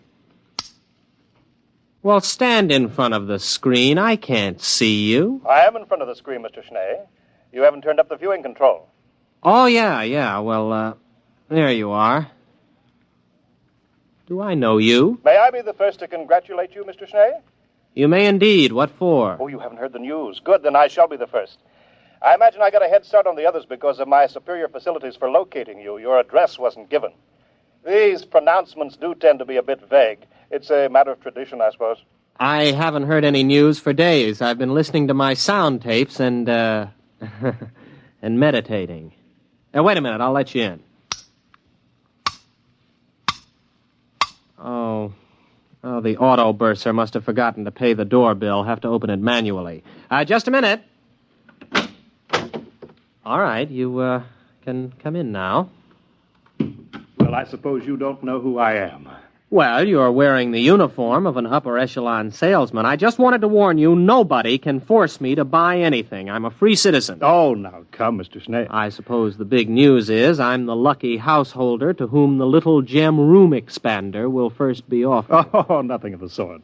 I'm not a common salesman. Oh, I'm sorry. I didn't notice your merchant prince badge. Come in, have a chair. No, not that one. It's my meditator. It's still running. Oh, thank you. Well? Mr. Schnee, our prognosticator has just given its fortnightly prognostication. You are going to be our new ruler. Congratulations. I'm sure you'll be a splendid one, too. But wait, what's to become of the old ruler? You're scheduled to dispose of him sometime this month. Now, Mr. Schnee, allow me to introduce myself. I am Biedrich Floria, Vice President of the Munitions and Container Corporation. Here I have our latest model in this case right here. There we are. Beautiful, isn't it? Mm-hmm. Now, if you will only agree to shoot Overlord Kip with a Floria Semper Fidelis gun, my corporation will be happy to place a substantial amount of credit at your disposal in any bank you choose. $6 billion, to be exact. Now, if you'll just sign here on the dotted line... Nonsense. Oh, come now, Mr. Schnee. Even a ruler can use money. Bribery for government officials, bread and circuses for the people. Oh, money's a very useful commodity, Mr. Schnee.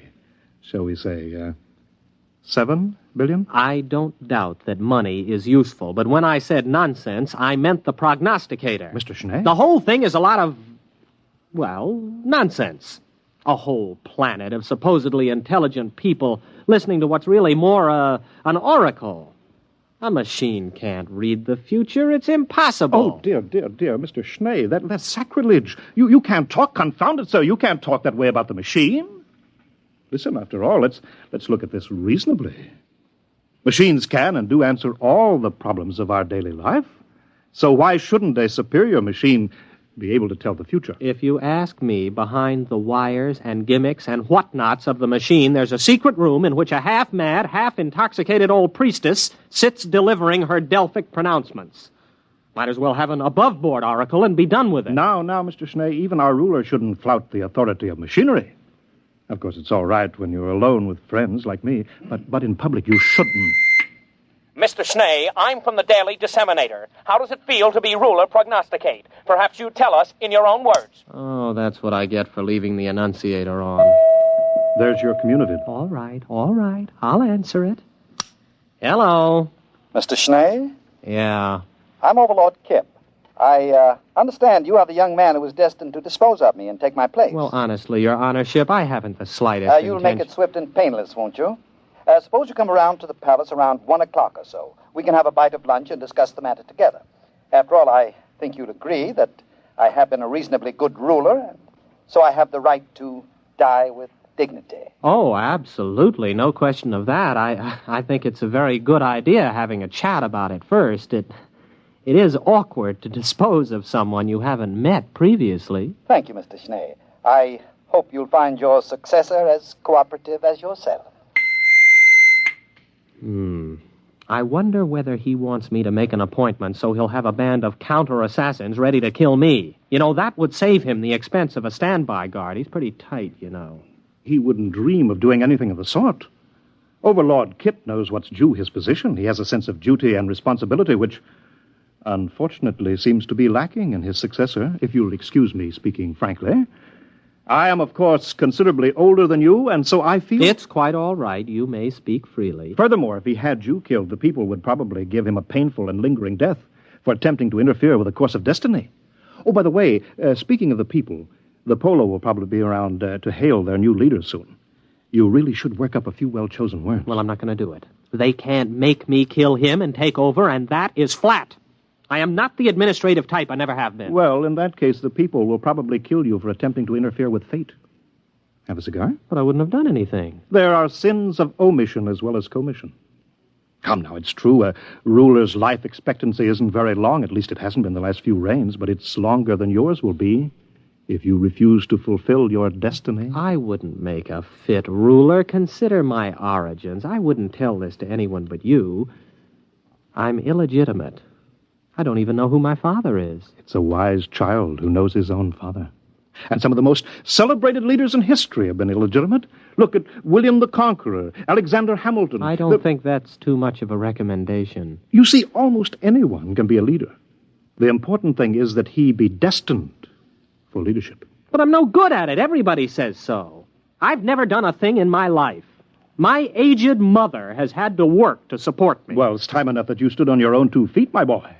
Remember, destiny must take its course. Oh, excuse me, I'm due on radio monitor in a few seconds. If you don't mind, I'll broadcast from here. I'll just check my equipment here. Fine. Now, here we go. My friends, allow me to introduce to you your new ruler, Gervais Schnee. He is planning to assassinate Overlord Kip with a Floria Semper Fidelis gun. Floria Semper Fidelis guns retail from credit 2.98 for the peasant's pistol, all up to credit 1089.98 for the super deluxe conspirator's model. But each is the best attainable for the price. Mr. Schnee will, of course, use the super deluxe model. And now I give you Mr. Schnee. Right into here? Oh, anywhere. It's non-directional. Thank you for your confidence and support. I only hope I prove worthy of it. That's all. Thank you, ruler prognosticate Gervais Schnee.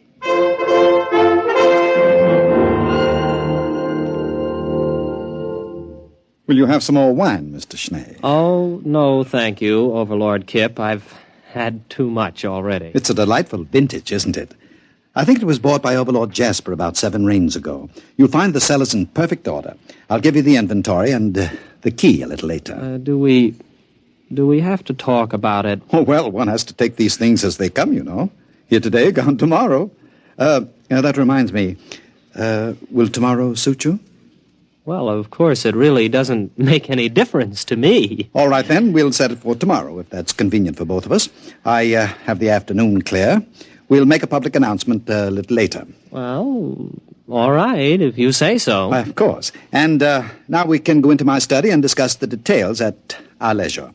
I've got half a box of some wonderful cigars left over. I think you'll enjoy them.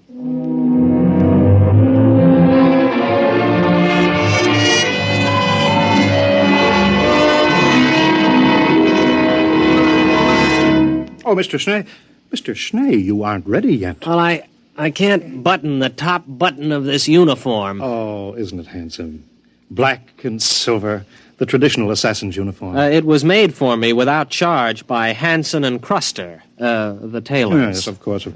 It's the curse these days, you know, the over-commercialization of important public functions. Oh, wait a minute, I have your pistol ready here. I bet you're excited. Couldn't sleep last night, eh? No, well, yes, I did toss a bit. Well, I see you're getting telegrams. Isn't that nice? Had your breakfast? Oh, well, I don't think I'm exactly in the mood for eating. Oh, you should, you know. A good breakfast makes good aim. Well, I really couldn't eat a thing. Well, you'll have a fine lunch after it's all over. I saw your black and silver limousine at the door. What? I don't have a black and silver limousine. You do now. Oh, yes. You know, there's going to be a brass band along. There'll be crowds cheering. Oh, it's such a lovely morning. You've hired 2 removers, I trust. Removers. Yes, I think so. Good.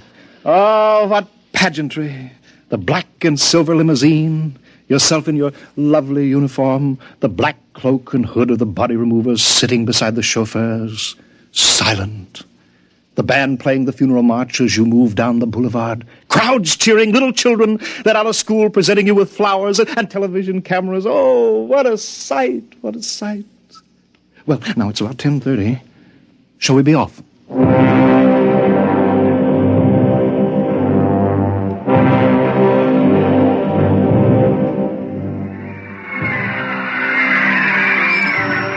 Well, come on. Get out of the car, Mr. Schnee. I don't feel so good. Well, come on now. The television cameras are ready. There we are. Just a moment. Now, ruler prognosticate Schnee, allow me to load your super deluxe conspirators Floria Semper Fidelis gun for you. It's already loaded. I'm supposed to do it now for the cameras. It's already loaded. Permit me to check it, then? It's perfectly all right, I tell you. No, don't touch it. Nobody would have any difficulty loading a Semper Fidelis gun. Yes, that's right. Yes, of course. Whether you buy the peasants or the conspirators model, both have the same freeloading mechanism. Here we are, candy, popcorn, hashish, yogurt. Buy your refreshments here. Program. Sometimes you can't tell the assassins from the corpse without a program. Get your program for the program. All right, Schnee, it's time. Let's go.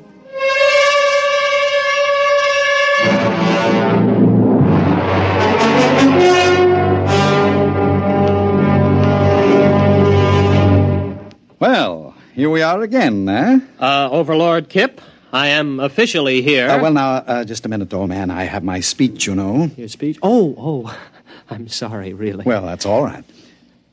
Ladies and gentlemen, before the conclusion of this ceremony, I wish to remind you of a few important facts concerning my reign, which comes to an end in just a few minutes. I call your attention to the budget of 2786. 83 billion credits against an outgo of 72 billion.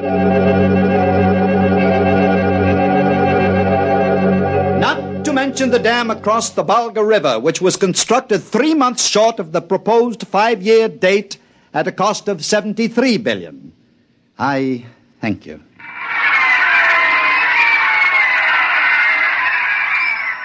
Well, that's it, old man, huh? Are you all done? Why, yes, I think I've covered everything. Well, goodbye and good luck, Overlord Schnee. Anytime you're ready. You mean now? Well, come along, old man. The networks have only cleared an hour. There's a commercial program starting in 3 minutes. Get on with it. Well, all right.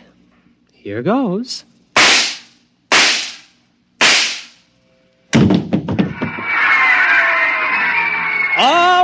All right. Everyone will now please leave while the removers take over. But the television, the cameras, it's part of the ceremony. Why can't they televise the removal? Everybody leave immediately!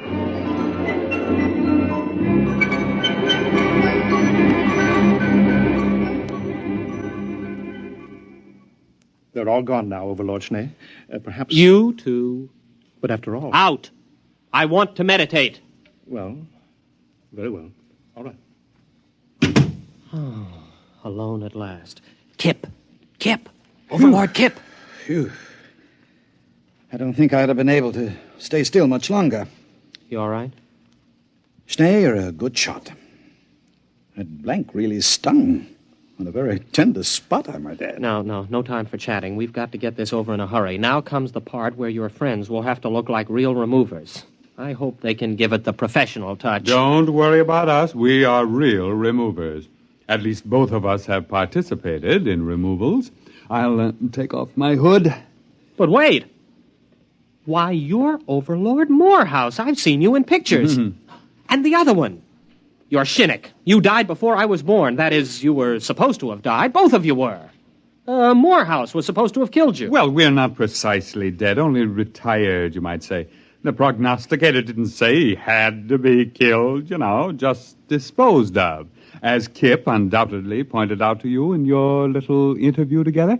Sorry I couldn't tell you the truth, old man, but you might have changed your mind and given us away. We've formed a little club of dead overlords. We're looking forward to the day when you join us, Overlord Schnee. Well, you better hurry. If the four of us are discovered, the mob will tear us to pieces. Oh, you're right. Get on the stretcher, Kip. Bad enough we're going to have to carry you out. At least don't expect us to lift you up.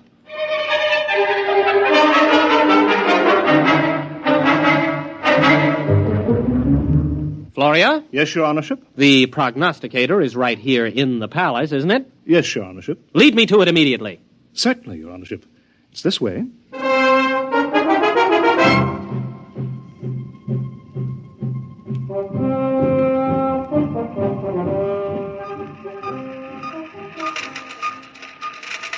Here you are, Your Honorship. This is the prognosticator. 20 stories high, 100 meters wide, the center of our entire civilization. Leave me. I would be alone with the prognosticator. But Your Honorship... Leave me! And take all the technicians with you. Yes. Yes, Your Honorship.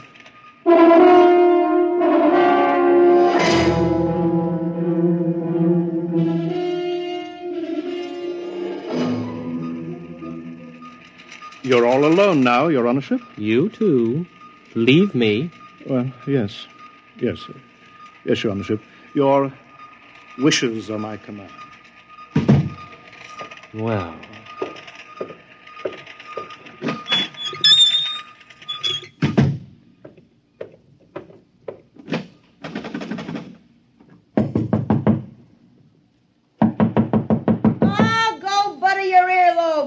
Can't you read, you dumb cluck? That door says private. Open up. It's me, Gervais. Open up. Oh, all right. Don't rush me. Oh, it's you, is it? Let me in. Well, hurry up. Don't want any of these nosy scientists around. Well, what do you want? Still the same old place, huh? Teapot. Your crystal ball has dust on it. And why don't you get yourself a new pack of gypsy cards? And please get rid of that old overstuffed horror. That old overstuffed horror is a rare old psychoanalyst couch.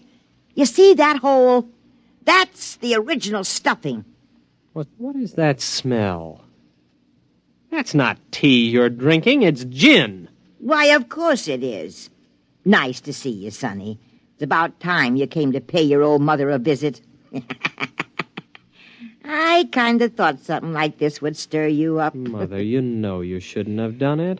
What'd I do? You fixed the prognostications, that's what you did. Although why you had to pick on me, Oh, I got tired of supporting you. You're a big boy, and it's about time you earned your own living.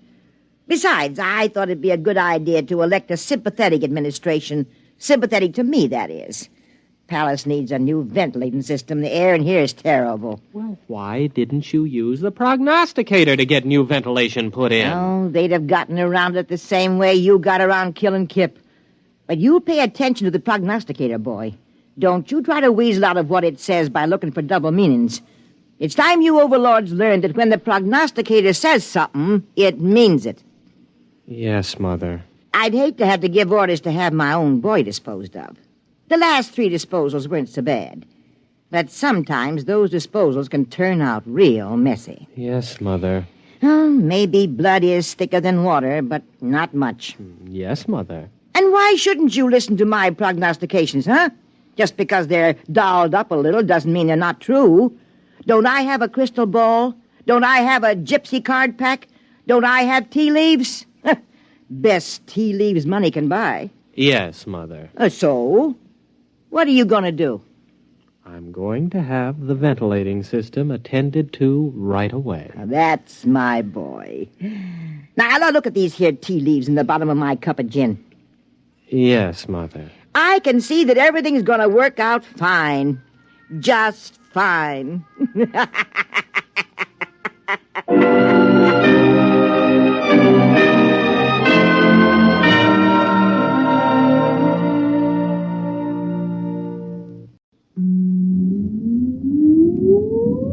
Countdown for blast off.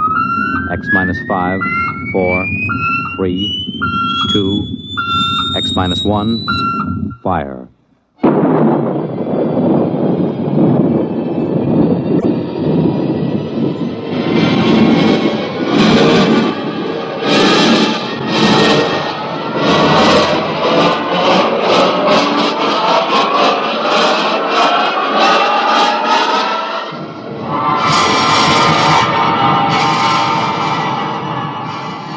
From the far horizons of the unknown come transcribed tales of new dimensions in time and space. These are stories of the future, adventures in which you'll live in a million, could be years, on 1,000 maybe worlds. The National Broadcasting Company, in cooperation with Galaxy Science Fiction Magazine, presents X minus 1.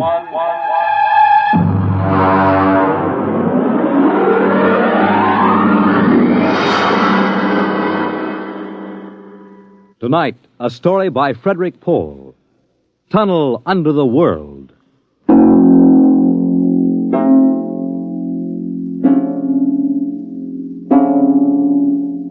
On the morning of June 15th, Guy Burkhart woke up screaming. It was more real than any dream he had ever had in his life. He could still hear and feel that sharp, metal-ripping explosion, that searing wave of heat.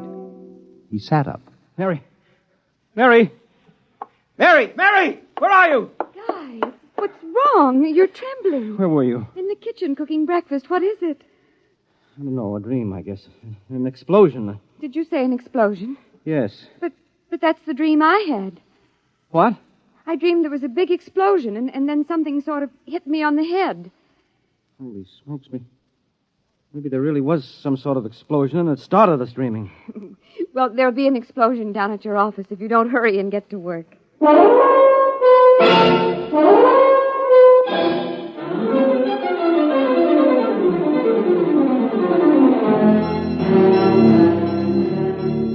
Coming in on the bus, Burkhart watched to see if there was any evidence of an explosion. There wasn't. If anything, the town looked better than ever. The only thing that seemed strange to him was the fact that none of the usual crowd was on the bus. He was a little relieved when his old pal, Henry Swanson, finally got on. Excuse me. Henry. Pardon me, sir. Henry, what's the matter with you? It's me, Guy Burkhart. Burkhart? Sorry, I don't believe we've met. What? Henry, for Pete's sake, it's me. If you'll excuse me, this is my stop. Well, I'll be... How do you like that?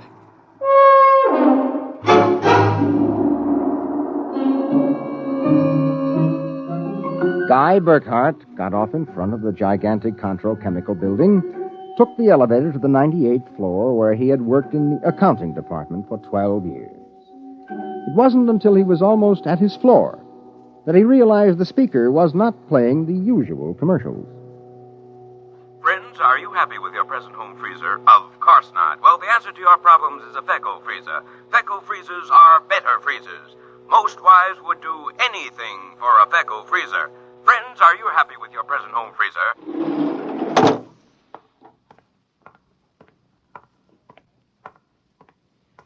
Morning, Miss Horn. Good morning, Miss Burkhart. Well, new hairdo, I see, huh? Why, yes. Do you like it? That makes a lot of difference in your appearance. Mr. Barth in? No, sir. He had an appointment with Mr. Dorchin of the Human Research Institute. Today? But today's the 15th of June. He has to sign the quarterly statement. He said he wouldn't be in. Huh, that's mighty peculiar. Yes, sir. Oh, by the way, Miss Horn, what the devil is a Fecco freezer? A feckle freezer? There's some new copy on the elevator commercial. Deutsch must have landed another account. Feckle freezers. I really don't know, Mr. Burkhardt. It's a funny day. Can't quite put my finger on it, but there's something strange going on.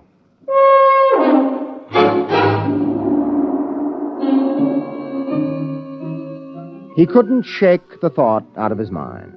It persisted all through the day and through dinner. He was still brooding as he and Mary got ready for bed. Tired, dear? Oh, no. Anything wrong? I don't know. Well, I guess I'll get a good night's sleep. Coming? I think I'll sit up and read for a while. Well, good night, darling. Night, dear.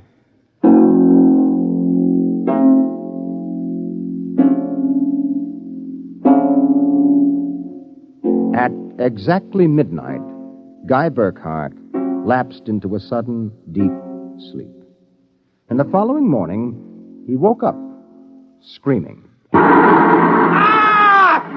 Darling, what is it? What's wrong? Nothing. Bad dream, I guess. Oh, you gave me such a shock. I seem to be having a lot of nightmares lately. Really? Yes, the one I had yesterday. This was the same. A big explosion and then nothing. You had a dream yesterday? Well, of course I did. You had the same sort of dream. I? Guy, you're mistaken. I don't remember dreaming. Oh, now, Mary, you told me. Guy, you're mistaken. But, Mary, you... Maybe you dreamed I had a dream. Maybe... Oh, yes, I might have done that, I suppose. Everything did seem sort of strange yesterday. Oh, that's probably it.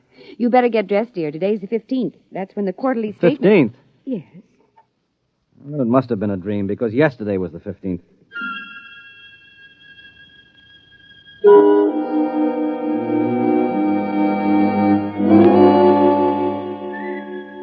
Guy Burkhardt got up, dressed, ate breakfast, and took the usual bus to work. Once again, everything seemed even brighter and newer than usual. And once again, he was puzzled when he noticed none of the old crowd on the bus. Pardon me, please. Well, look, don't shove so. Oh, morning, Henry. Morning. For God's sake, don't talk to me. What is it? You being followed or something?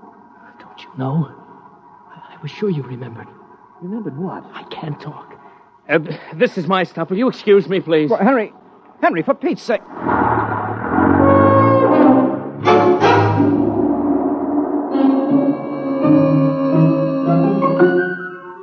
As in yesterday's dream, Guy Burkhardt got off at his stop and took the elevator to the 98th floor. The speaker in the elevator purred a new commercial this time. Marlin cigarettes. They're sanitized. Does your present cigarette make your throat feel raspy and unpleasant? Marlin cigarettes contain a miraculous new drug which actually gives you the sensation of smooth, creamy smoke. Marlin cigarettes. Marlin cigarettes. He walked down the marble corridor to his office. Good morning, Mr. Burkhardt. Good morning, Miss Horn. You like my new hairdo? Yes. Is Mr. Barth in? No, sir. He had an Appointment with Mr. Dorchin at the Research Institute. I know. You know? Well, I guessed it anyway. And today is the 15th of June, and he won't be here to sign the quarterly statement, and I'm going nuts. Let me have a cigarette, will you? Yes, sir. Try one of these. They're Marlins. I never heard of Marlins before today. What are we, a bunch of guinea pigs? Something wrong, Mr. Burkhardt? Wrong? Perish the thought, Miss Horn. Perish the thought.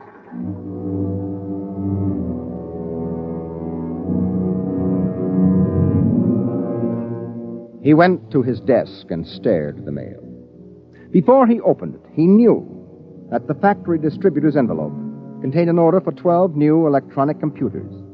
He knew that the Development Journal contained an article about a new method of transprinting selective brain circuits of human engineers onto the electric brain circuits of robot engineers to facilitate the operation of automatic factories. He knew that there was a complaint from Feinbeck & Sons about the Controchemical's newest household robot circuit. After a long while, he forced himself to open them. They were exactly as he suspected. Hello? This is Swanson, Henry Swanson. What is it? Do you remember? Remember what? Just remember. All right, now listen, Henry, let's stop playing games. Yesterday, either I was dreaming or you snubbed me on the bus. Today, the same thing happens. Oh, you do remember, thank heavens. I thought so when I saw you, but I couldn't be sure. Well, what is it you want? Listen, tomorrow morning, when I get off the bus, you get off with me. Be casual. They may be watching. Who may be watching? Swanson! Hello!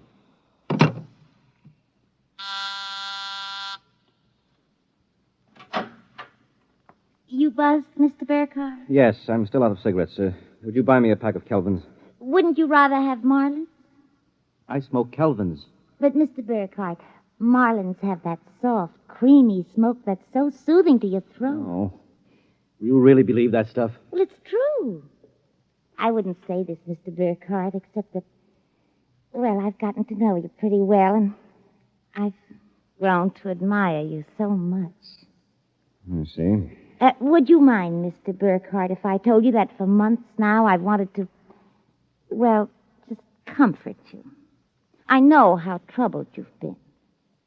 Well, you've never mentioned your feelings before, Miss Horn. April. My first name's April.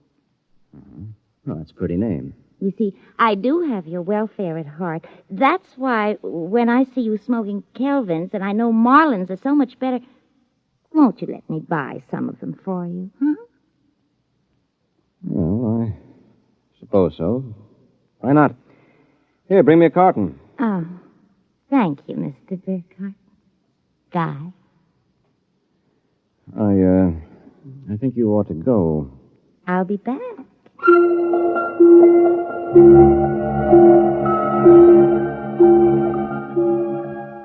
There was something wrong. Something definitely peculiar about what was happening. The call from Henry Swanson. The strange behavior of his secretary, Miss Horn. These new products, the dream.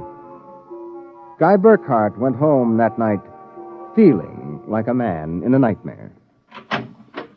That you, dear? It's me. Did you have a good day? Fair. Oh, before you sit down, will you go down in the cellar and put in a new fuse? The switch in the hall closet blew out. I shut it off. Okay. Supper will be ready in a minute, so don't start fooling around with that old boat hull you've been building. I won't.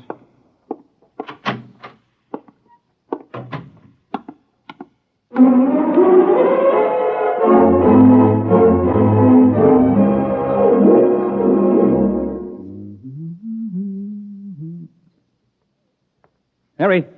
Mary! What is it? Come down here. Hurry up. What is it? I don't know. I'm not sure. I was looking for a fuse, and I thought maybe I'd dropped one under the boat hull, so I scratched around. Look. Let me put the flashlight on it. Well? Look at the floor. What about the floor? It's supposed to be cement. Well? Well, it's copper. There's a thin layer of cement, but underneath it's metal. Look here. Underneath the concrete, more metal. And here on the wall. You see? Metal. Metal under the floor, behind the walls, every place. Well, I don't really understand. Mary, I know this sounds crazy, but somebody, for reasons I can't even begin to guess, has taken this house and replaced it with a clever imitation. Guy. Mary, I'm going to look around a little more. Well, your dinner will be ready. All right, save it for me. There are a couple of things I've got to figure out.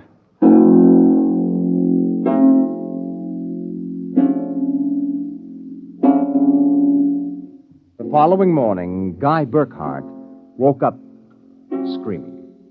He dragged himself into the kitchen where his wife Mary was preparing breakfast and discovered it was still June 15th. Mary, where's the morning paper? Where is it? It's outside the door, I guess. Uh-huh. June 15th. You'd better hurry, dear. Today's the day Mr. Barth fills out the quarterly tax return. Oh, no, it isn't. What? He won't be there. He'll be at a meeting with that crackpot Dorchin at the Human Research Institute. Mr. Dorchin? He'll be there. And Miss Horn will have a new hairdo, and the elevator will be selling some new product, and Swanson... What about Swanson? Swanson, he said... I wonder if it's going to be the same today, or whether... Guy, what in the world are you talking about? Huh? Nothing, never mind. Where's my coat? You haven't had any breakfast I don't want to miss my bus. I'll see you tonight. Guy Burkhart got on his bus. There were the same unfamiliar faces, the same unusually new-looking buildings, the same unusually bright sunshine. And on the customary corner, Henry Swanson, pale and furtive, climbed aboard. Excuse me, sir. It's quite all right. Do you remember the phone call? Yes. Oh, thank heaven. Get off at the next corner and follow me.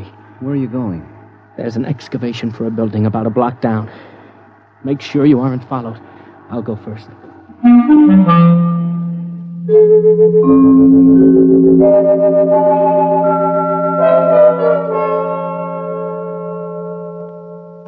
Burkhart. Here, behind the fence. All right now, Henry, what's this all about? I'm not sure. At first I thought perhaps they were Russians. Now I'm beginning to think they're Martians. No humans could have accomplished what they've accomplished. Now, wait a minute. Start from the beginning, Henry. What's going on? Look, Burkhart, peculiar things have been happening to you, right? Yes? A lot of your friends are missing. Your house seems changed. There's something stranger than that. The date. Today is June 15th. Yet I could swear yesterday was June 15th and the day before that. You got it, friend. It's always June 15th.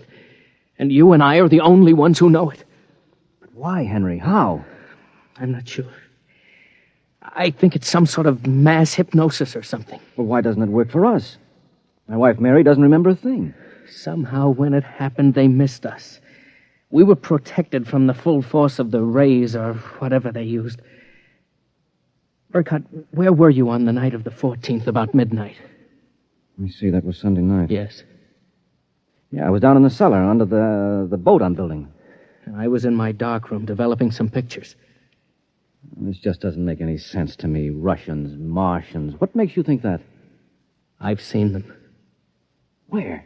At the end of the tunnel. What tunnel? The one they built under Tylertown. A tunnel under Tylertown? Yes, that's right. It's made out of copper or some alloy. Copper? Wait a minute. I found a copper layer under my cellar floor last night. So did I. That's how I discovered it. I found a way to get in, too. It's at the bottom of this excavation. Holy mackerel. Henry, why don't we tell the police? Because we can't trust them. Even the police may be Martians in disguise. Oh, come on now. You're being melodramatic. Oh, am I? Well, you just come with me. Where? Into the tunnel. I'll show you.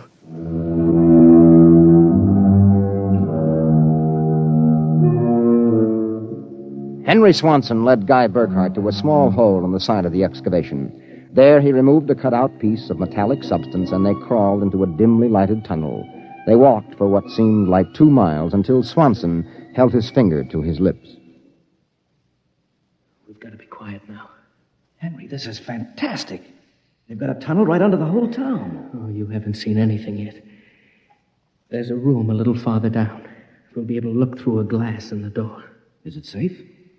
It's perfectly safe, unless one of them comes along. Now, come on. Okay. Here. Now, Burkhart, look through this glass. Now, just so I know I'm not completely insane, tell me what you see. Good Lord. Well? A tremendous panel with dozens of telescreens. And in front of each, a servo robot. They seem to be computing something. Yes, I watched them. They're evaluating data from the screens. Have you gotten a chance to look at the data on those screens? No. I've been afraid to go in. There might be a warning circuit somewhere. Well, if we knew what those robots were working on, we could go to the authorities. I'll risk it if you will. All right, it's worth the chance. We're lost anyway. Okay. Open the door.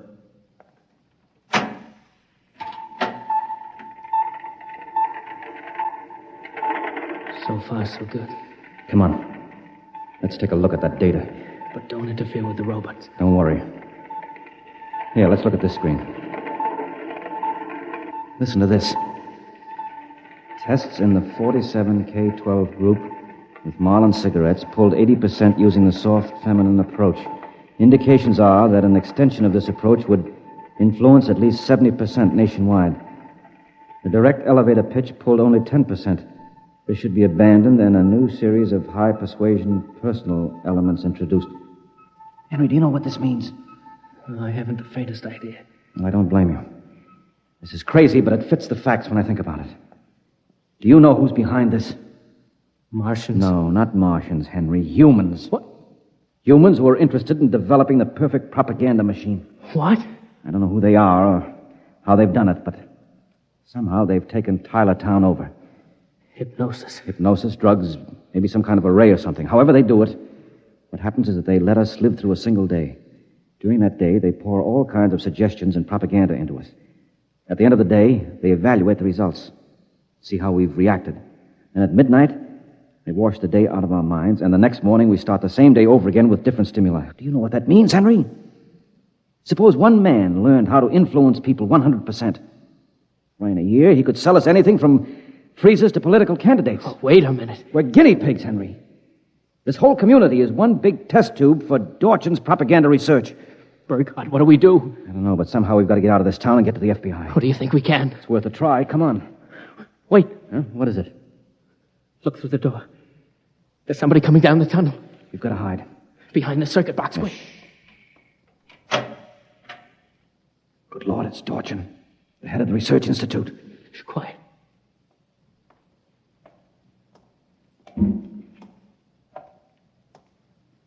All right, Burkhardt, come out. We know you're in this room. Miss Horn has informed us that you remember. I must warn you that it's useless to buck us. Come out peacefully. Let our maintenance crew adjust you properly so you don't remember from one experiment to the next. It will be quite painless. If you don't come out peacefully, we'll have to get you. Henry, take this wrench. When I give the word, jump him. But he may be armed. Well, we've got nothing to lose. Very well. I'm coming after you.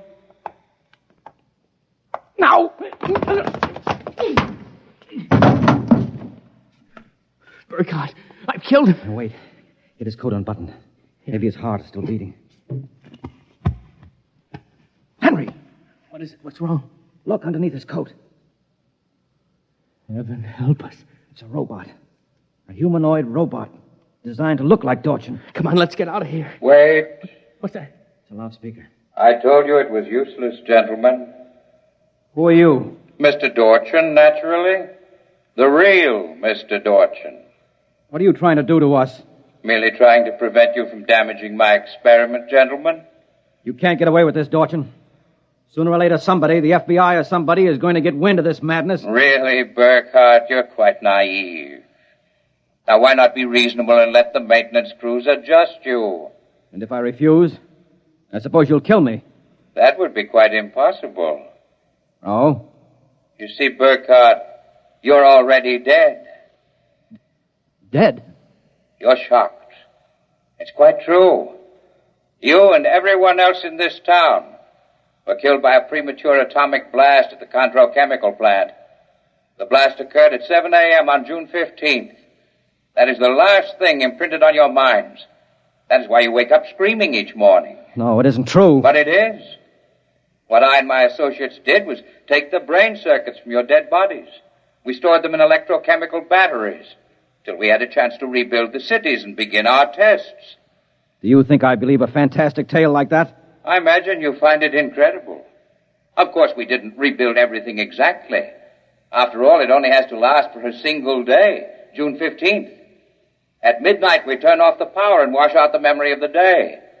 You and your friend Swanson, unfortunately, have defective circuits. You remember. Burkhardt, it's no use. We're trapped. Give up. No, not me. What can we do? We can make a run for it down the tunnel. Come on. It's useless, Burkhardt. Keep going. It's useless, useless, useless.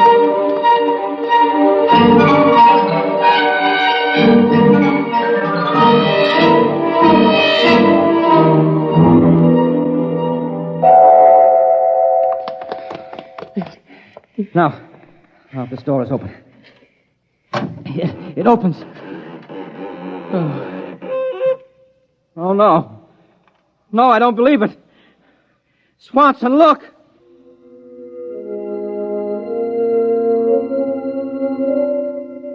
They were standing on a ledge of smooth, finished metal.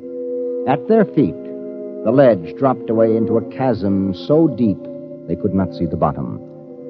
Beyond was only a glare so bright that their eyes could not stand to look into it. And yet, just at the limit of their vision, something towered.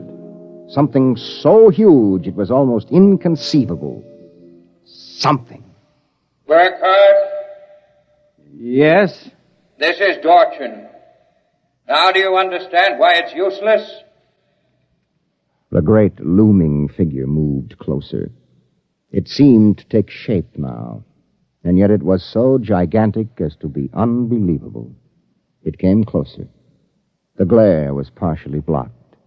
And then, Guy Burkhardt knew that the towering shape was none other than Dorchin himself. You see how I did it, Burkhardt? I took your brain circuits and had them reduced so they could be transferred to tiny humanoid mannequins. That's what you are, Burkhardt.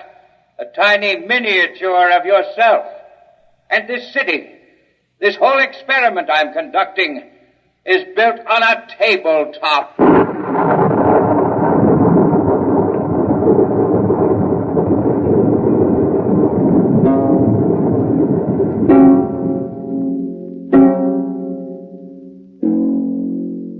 It was the morning of June 15th, and Guy Burkhardt woke up out of a dream screaming.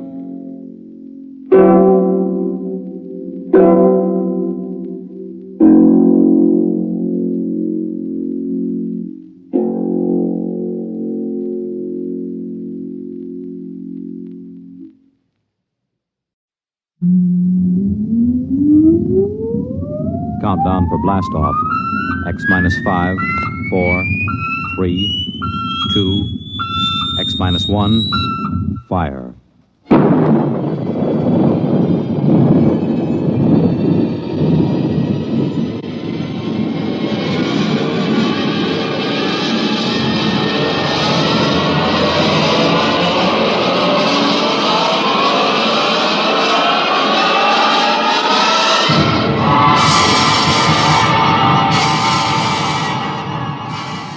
From the far horizons of the unknown come transcribed tales of new dimensions in time and space.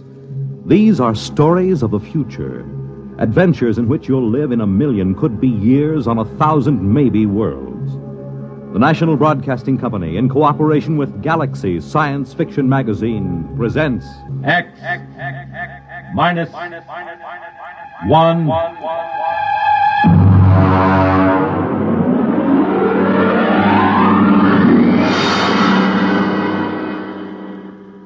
Tonight, The Defenders, based on a story by Philip Dick. And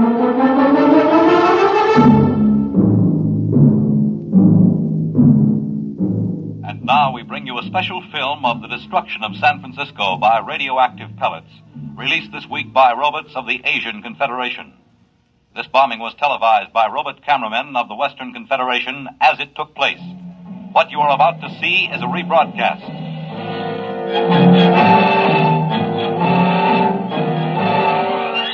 Here you see the heroic robots, the Leddies, who defended San Francisco against the dastardly attack.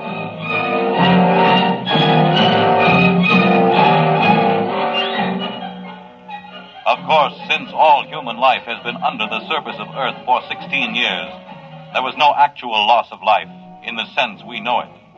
Still, the vicious destruction of Western Leddies by this sneak attack by Asian robots. The surface war. The surface war, that's all we hear. It's all everybody works for. 90 cents out of every dollar goes for the surface war. Every man, woman, and child is either inventing new weapons or manufacturing robots to fight for us or taking care of the people who are doing the inventing or manufacturing. Mary, take it easy. Oh, I'm sorry, Dad. Maybe you've been working too hard at the university.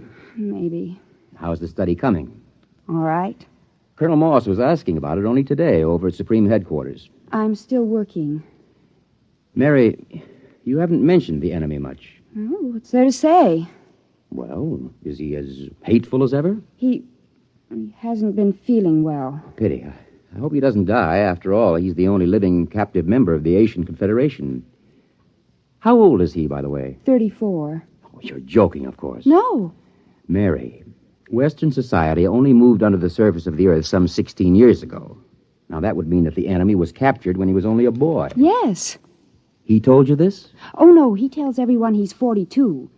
I deduced it from inconsistencies in his statements. Well, that's a little dangerous, isn't it? Well, you're the only one I've told, Dad. I wish you wouldn't even tell me these things. Do you expect your friend Colonel Moss to pop out from under the bed? Now you're being facetious. It's no laughing matter, Mary. The whole concept of the enemy is so charged emotionally... And so full of lies. Mary! It's true. I've been talking to him for 6 months now. He's just an ordinary young man who happens to have had the bad luck to come to symbolize every hated thing we fight against. I've heard him speak. He is hateful. He knows what to say if he wants to keep alive. Mary, I won't hear any more of this. Oh, I'm sorry, Dad. I suppose it doesn't serve any useful purpose. It isn't that. I'm thinking of your own safety. If remarks like this were overheard, do you know what they do to traitors? I've heard they turn them over to the leadys. They're taken up to the surface. As they approach it, the radioactivity begins to destroy them. And by the time they reach the top... I'll be careful. Good. Now then, why don't we stop this morbid talk? How about turning on some music, hmm? All right. Dad. Yes? What was it like? What? On the surface. Don't you remember? Mm-mm. Oh, no, of course not. You were only about 6 at the time. Well, it's best not to talk about it too much. Oh, tell me, Dad, please. Well, it was quite different from living underground. We lived in a valley, your mother and you and I. There were pretty farms along the floor of the valley, little white houses and green fields and trees. Oh, and there were birds. Yes. I'm afraid the birds are extinct now. It must have been hard for you those first years underground. It wasn't pleasant. But I had my work at the War Institute. There was so much to be done then, building the leadys to take over the surface war, designing the pneumatic tubes to get supplies and weapons up to the robots, organizing the robot councils on the surface, and, of course, the constant fight against radiation leakage. We're still working on that one. I wonder what my life would have been like if it hadn't happened.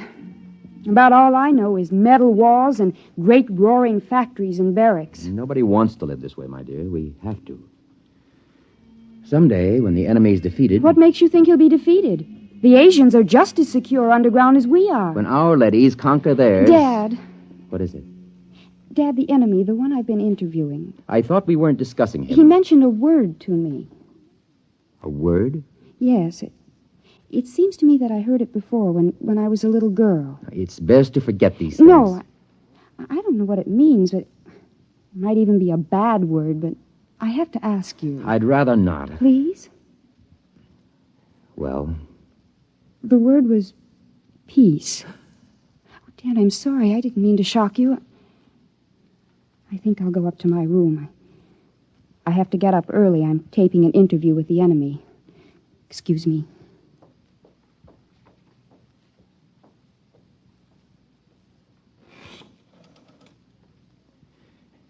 Get me the Director of Internal Security.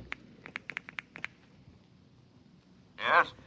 Moss, this is Donald Taylor. Yes, Donald. It's about my daughter. Mary? Yes. She's been working with the enemy, as you know, compiling a new study. Yes? I'm afraid from some of the things he's told her that he may not be completely sane. Oh? I thought perhaps you might, supervise their relationship a little more. After all, she's been spending almost 6 months in his company, several hours a day. I see what you mean. Now, I don't mean to suggest that anything has happened already. Her attitude's... Don't concern yourself about it. Everything will be handled discreetly.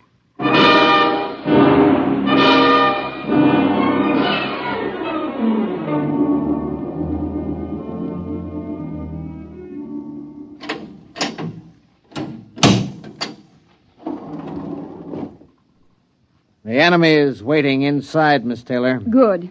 Is the recording and filming equipment ready to go? All checked and ready. You've checked the restraint suit on the prisoner? Yes, miss. You may leave us alone. Just buzz when you want me, Miss Taylor. I will. Thank you, guard. Hello, hateful one. Hello, beloved.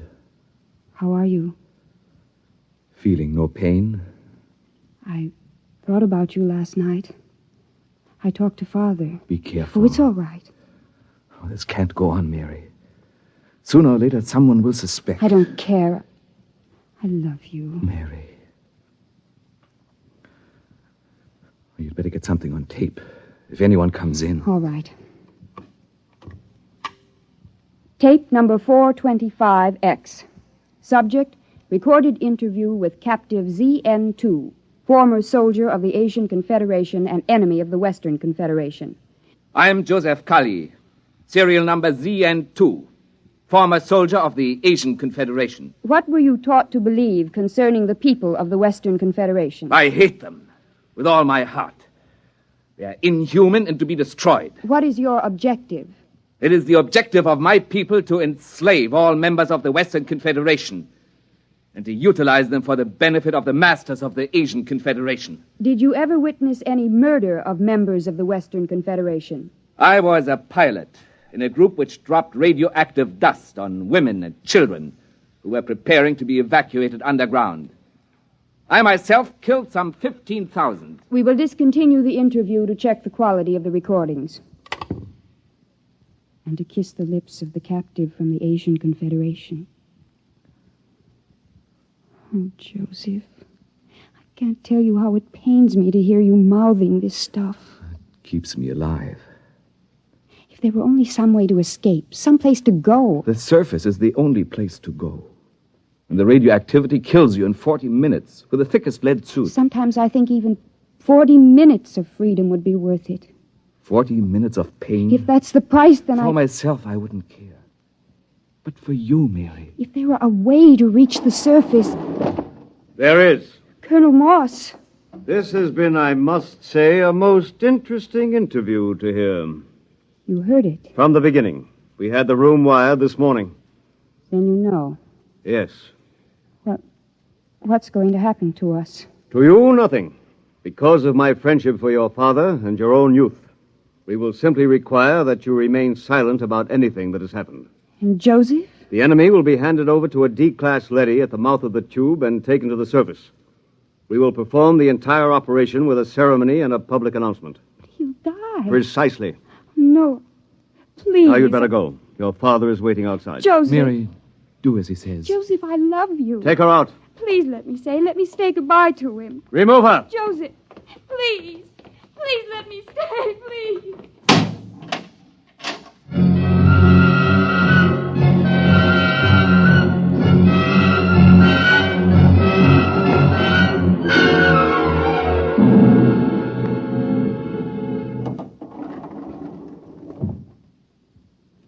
Father? Yes? Did you talk to Colonel Moss? Yes. And? He'll permit you to come along and watch the ceremony, provided there's no display of any sort, and of course a public denouncement of the whole matter. He's prepared a statement to the effect that the enemy tried to dupe you, that he used hypnosis, etc., etc. Well? I'll sign it. The ceremony is at the foot of the tube tomorrow morning at 6.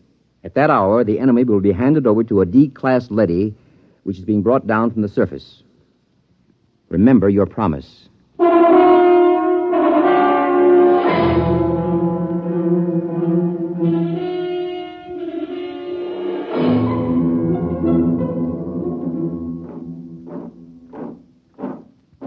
Detail! Halt! The prisoner is ready to be turned over, sir. Is the robot here? The robot is arriving now.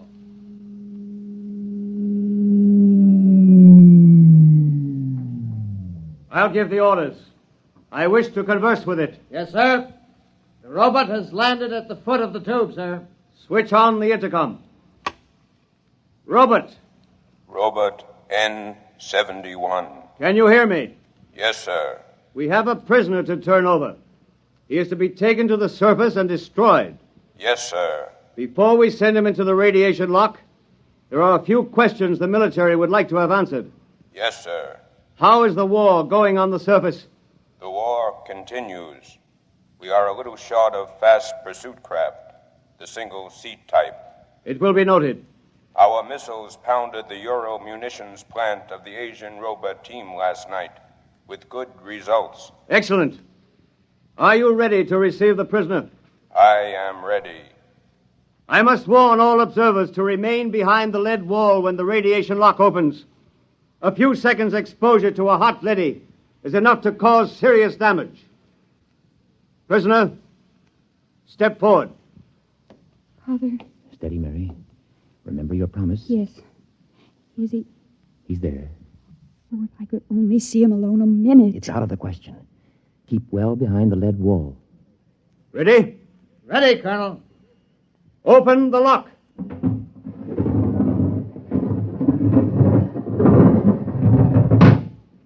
Step into the lock, prisoner. He's in with the leady. You can almost feel the radiation. By now, he's as good as dead. Lower the door. No! Wait! Joseph! Joseph! Mary, come back! Hold the door! Mary! Robert! Remove the woman and take the prisoner to the surface. Hurry! She'll be burned to death. Don't go out there. The lady is pushing around. Close the lock! Mary! Sergeant! Get a technician in a radiation suit to pick her up. Have her shielded and brought to the decontaminating chamber. Yes, sir. My daughter. You'd better get into a lead suit, Donald. We'll see what we can do to save her.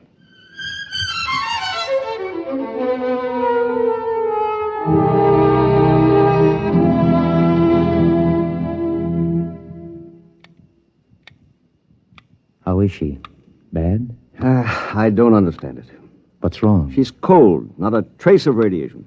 You mean the leady wasn't radioactive? It's impossible. Those robots are exposed to enough radiation in an hour to kill a regiment. Well, could the counter be defective? I've checked it. No, it must be some freak. Somehow she avoided exposure to the rays. Yeah, you're a very lucky man, Professor. Can I see her? Yes. Go in. Thank you.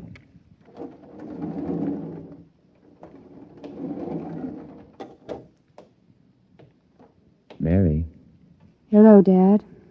did they tell you you're going to be all right? Yes. Well, you don't seem overjoyed.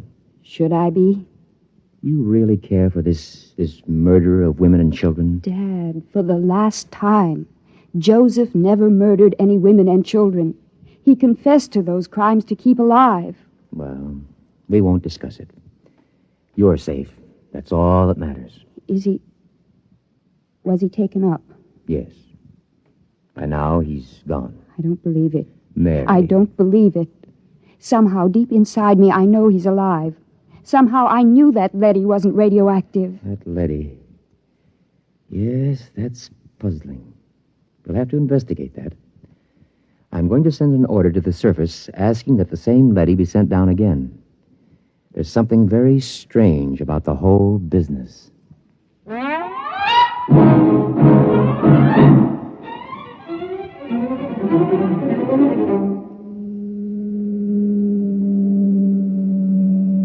The tube is arriving with the leady as you requested, Professor. Good.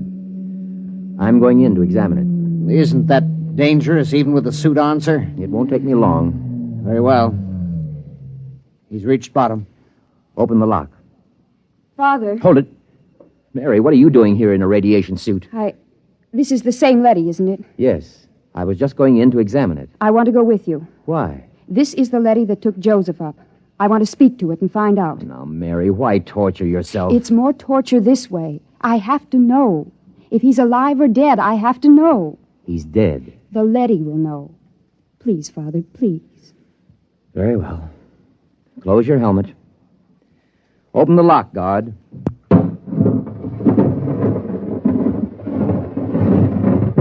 Ready, Mary? Ready. Let's go in.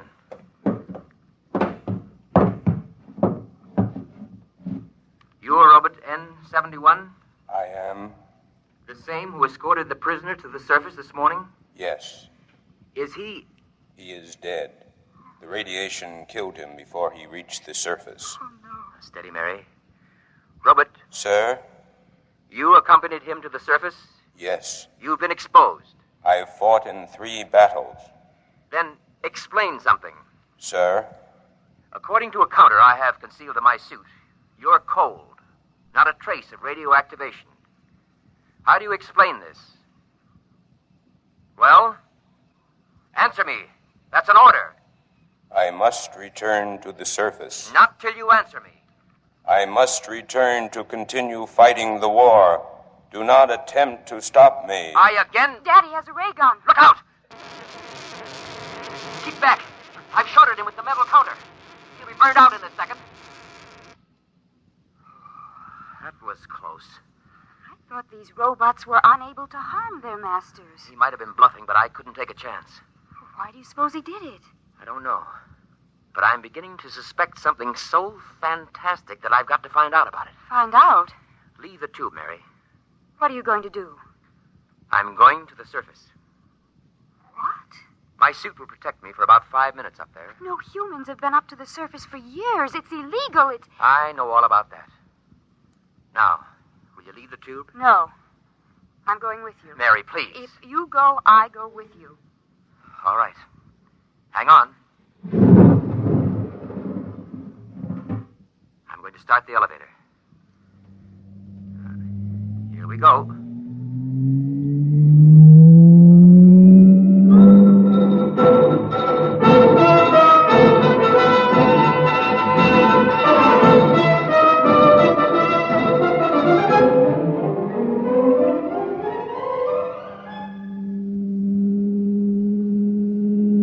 Almost there. I'm almost afraid to look, Father.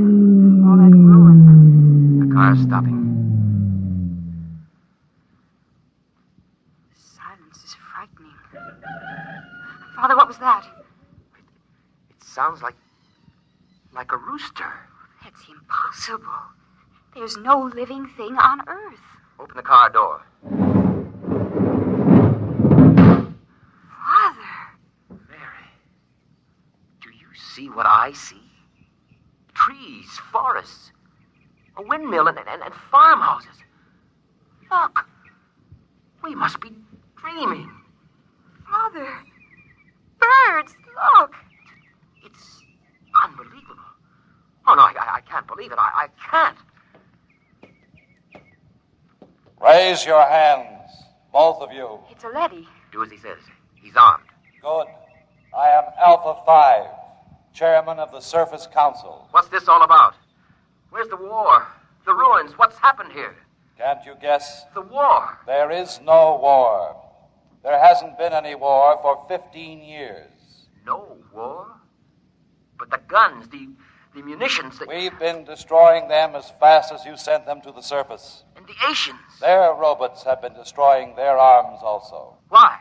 How did this happen? What about those films of the destruction of San Francisco? What about those televised reports, the bombings, the slaughter? Models. Models? We have a full-time division of A-class robots who do nothing but photograph the progress of the fictitious war using scale models. The entire destruction of San Francisco, which you witnessed on your televisors, took place on a tabletop. How did this come about? Quite logically. You created us to pursue the war for you, while you, human beings, went below ground to survive. But before we could continue the war, it was necessary to analyze it, to determine its purpose. We did this. And? We found it had no purpose. War, to the logical mind, is absurd, but it fulfills a need in human terms. The need to direct your hatred of yourselves away from you and onto others. Eventually, man will grow up enough so that he can face his own dislike of himself with humility. The time has almost come, as a matter of fact. Until it does come, we decided to preserve the illusion of war. Meanwhile, we rebuilt the cities, replanted the farms, and kept everything in readiness. We are the caretakers. And what will happen to my daughter and myself? You will remain on the surface with the others. Others? There is a small group of members of the Asian Confederation which came to the surface only a few months ago. They are farming a valley not far from here. By the way, you may remove your radiation suits. There is no radiation. You said the others. Does that mean that the prisoner, the one who... He is alive and well. Father, he's alive. Where is he? In a farmhouse not far from here. He has rejoined some of his people. Would you take me to him? Can I see him? Of course, if you will just follow me. Wait. There's another car rising in the tube. Stand aside.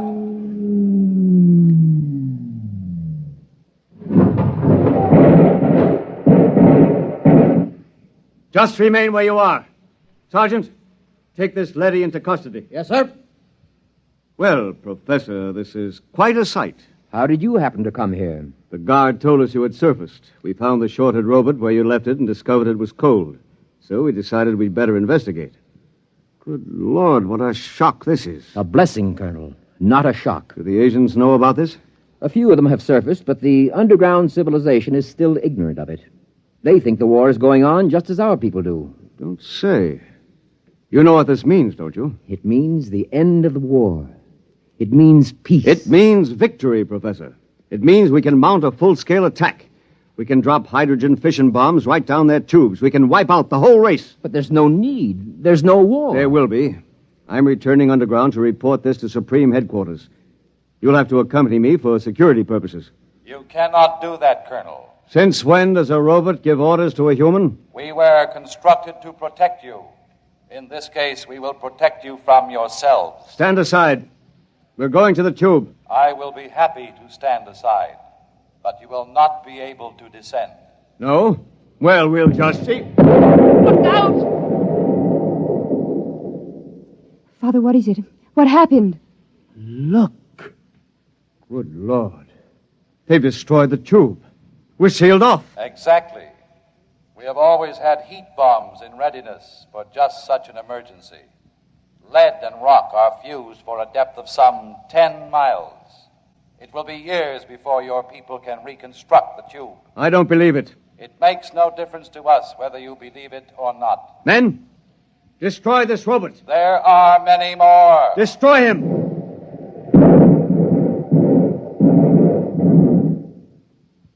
Now. Look, down the road. Humans. A bunch of humans coming toward us. Why, they're waving. Those are rations. Joseph! Joseph! Father Joseph's with them. Ready arms, men. As soon as they're close enough, I'll give the signal to fire. Colonel, in heaven's name, they aren't even armed. They're the enemy. Our only hope for survival is to join with them. We'll need food and shelter. If we destroy them... The professor is right, Colonel. We're cut off from our own people. Sergeant, another word, and I'll have you court-martialed. Now, ready your weapons. Men, don't do it. Our only hope now is peace. Silence! I've got to warn them. Go back! Go back! All right, Professor, you asked for it. Now! Father!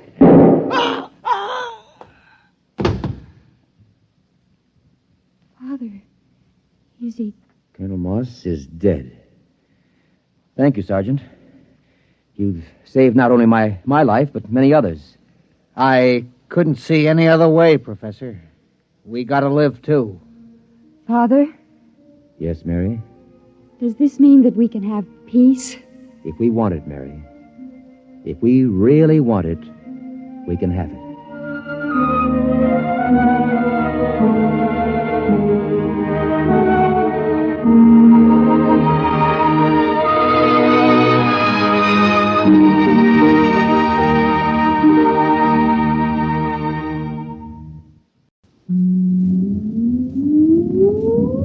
Countdown for blast off.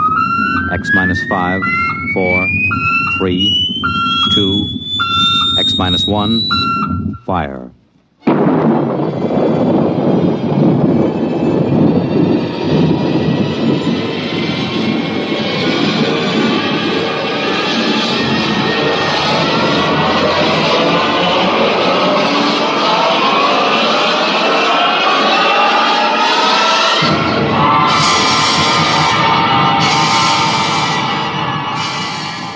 From the far horizons of the unknown come transcribed tales of new dimensions in time and space. These are stories of the future, adventures in which you'll live in a million could-be years on 1,000 maybe worlds.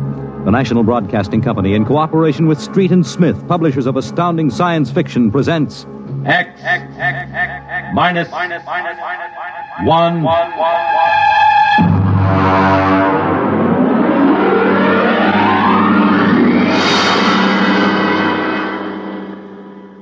Tonight's story, Time and Time Again, by H. Beam Piper.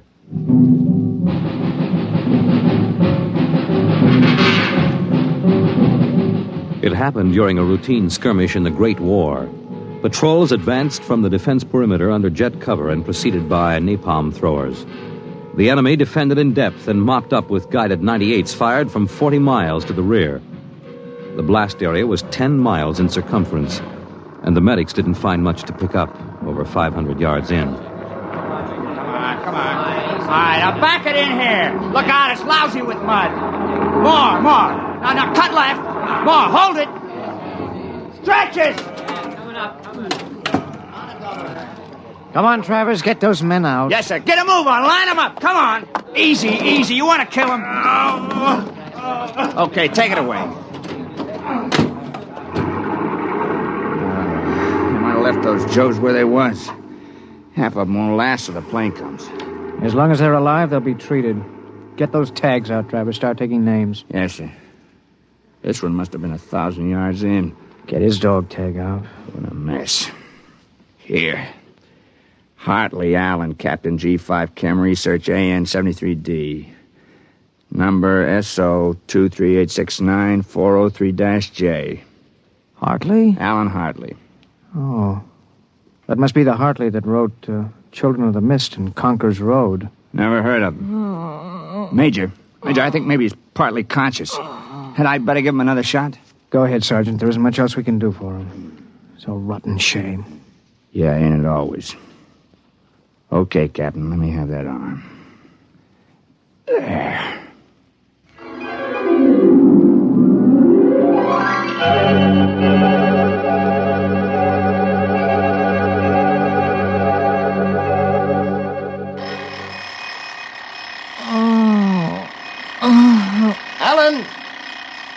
Alan! Oh, God. Down.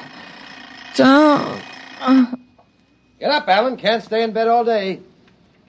I remember that. Clear as if it were real. Up and at him. Hit the deck. Remarkably vivid. It's strange. Alan, are you all right? I'm all right. What's wrong with my voice?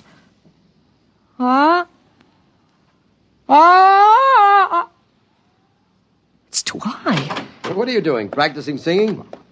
My voice has changed. Is that all? You're growing up. Happy birthday. Happy birthday? Hey, wake up, son. Wake up. I am awake.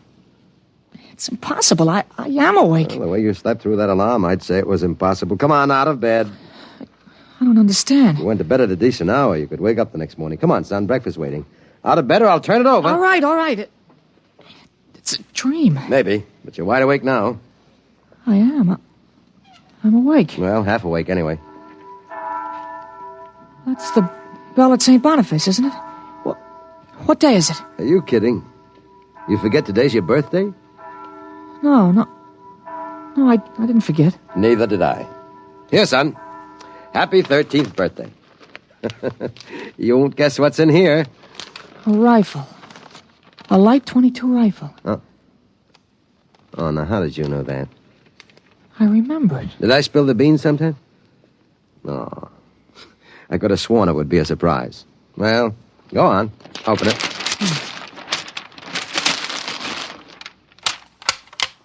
You like it?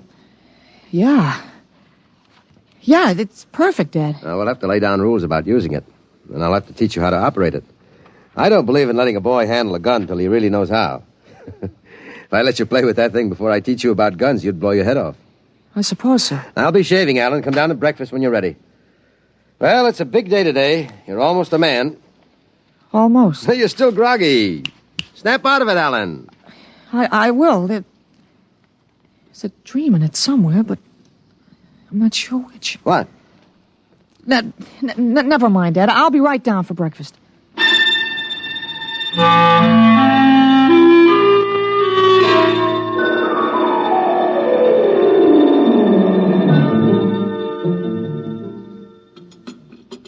What you going to do today, son? I want to do some reading this morning, I guess. That's always a good thing to do. After breakfast, suppose you take a walk down to the station and get me a Times. Didn't it come? What, the Times? Well, they don't deliver. Be a good idea, though. Maybe I'll talk to Sam Ashburn about it. Here's a $50, Alan. Get anything you want for yourself out of the change. Thanks, Dad. Finish your milk before you go. Sure, Dad. Thanks for the money. You're big enough to handle it now. Hurry back. I'd like to finish the crossword puzzle before lunch.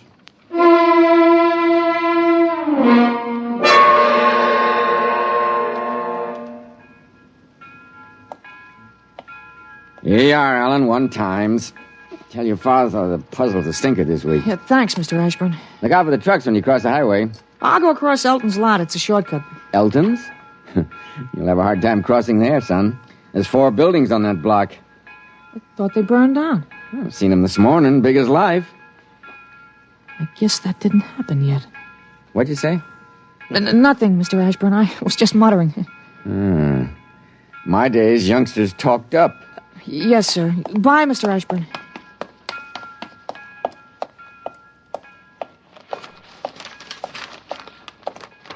Monday, August 6th, 1945. Okinawa 1. Bombing Japan. Hey, Alan. Huh? Alan, wait up. Hey, Larry Morton. Hi, Larry. Hi, Al. You going to Sunday school? No, I have some things I want to do at home. Oh, get him. Fancy pants talk. Things I want to do at home. Oh, go chase yourself around the block. Go jump in a garbage can. Go take a flying jet to the moon. Hey, that's a new one. Flying jet to the moon. You thought up a new one, Al. Yeah. I wish I could stay home from Sunday school when I wanted to. How about us going swimming at the canoe club after? Oh, I wish I could. I gotta stay home. We're expecting company. A couple of aunts of mine. Dad wants me to stay home when they come. Aunts are a pain. Nothing I can do. You see the football movie at the Grand? Boy, what a team. Notre Dame. I thought you'd like Cornell. Cornell? Huh. They couldn't beat Vassar. Well, you're gonna go to Cornell, aren't you? Me, Cornell? Fat chance. I'll bet you do. I wouldn't take your money. Well, I know you wouldn't, but you'll go to Cornell, all right. Cornell. Far above Cayuga's waters, there's an awful smell. Just the same, you'll go to Cornell. Larry, I gotta go. Well, so long, Al. I'll see you. So long, Larry. See you.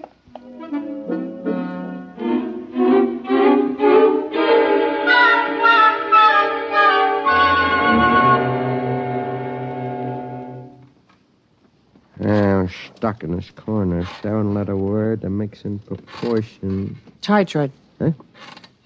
Tight. T-I? It fits. Now, how did you know that, Alan? That? I read it somewhere, I guess. Oh. What you reading now? Tarzan again? No, not Tarzan. It's refreshing to see you with a book. Sometimes I think I ought to forbid comic books in the house. Yeah, they must be raising the devil with those bombing raids in Japan. How long do you think the war in Japan will last, Dad? Oh? I'd say to the middle of 1946. They'll have to invade those islands foot by foot. I don't think so, Dad. I wouldn't be surprised if the war was over very suddenly. How, by magic? There isn't a thing on earth will make those Japanese surrender. You expect somebody to make a pass and it'll be all over by this afternoon? Something like that. I wish it could. A lot of boys dead in the invasion of Japan. Mr. Hartley, excuse me, please. Oh, hello, Mr. Gutchell. That's Frank Gutchell, Dad? That's right. Excuse me. I didn't mean to disturb you, Mr. Hartley. It's all right. Lovely day, isn't it, Mr. Gutchell? Mr. Hartley, the Lord's Day is always beautiful. Of course, Mr. Gutchell. Mr. Hartley, I wonder if you could lend me a gun and some bullets. My little dog's been hurt, and it's been suffering something terrible. Oh, that's too bad. I want a gun to put the poor thing out of its pain. Of course. How would a 20-gauge shotgun do? You wouldn't want anything heavy. I was hoping you'd let me have a little gun. Maybe, so big. Pistol? so I could put it in my pocket. It wouldn't look right to carry a hunting gun on the Lord's Day, and people wouldn't understand that it was for a work of mercy. Of course, I understand. You're a very religious man. The whole world is evil, Mr. Hartley. Yeah, sometimes it certainly looks like it.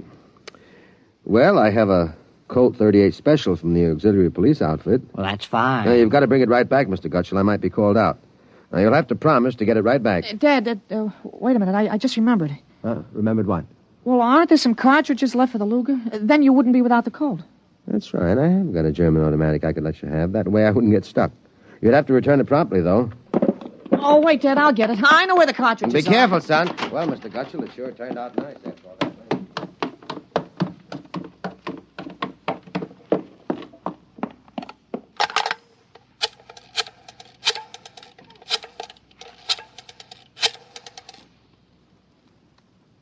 Hello, police headquarters. This is Blake Hartley. Frank Gutschel, who lives on Campbell Street, has just borrowed a gun from me, ostensibly to shoot a dog. What? No, he has no dog. He intends shooting his wife. Now, listen, he'll walk home. If you hurry, you can get a man there on time. What? No, but I wish you'd get my pistol back to me. It's from the First World War. All right, then you'll take care of it. Goodbye.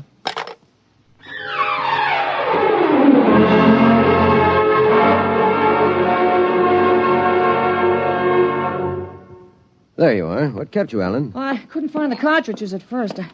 I'll show Mr. Gutschel how it works. It's all loaded, ready to shoot. This is the safety. Just push it forward and up. There are 8 shots in it. Did you load the chamber, Ellen? Sure, it's on safe now. You understand how it works, Mr. Gutschel? Oh, yes, I understand. Thank you, Mr. Hartley.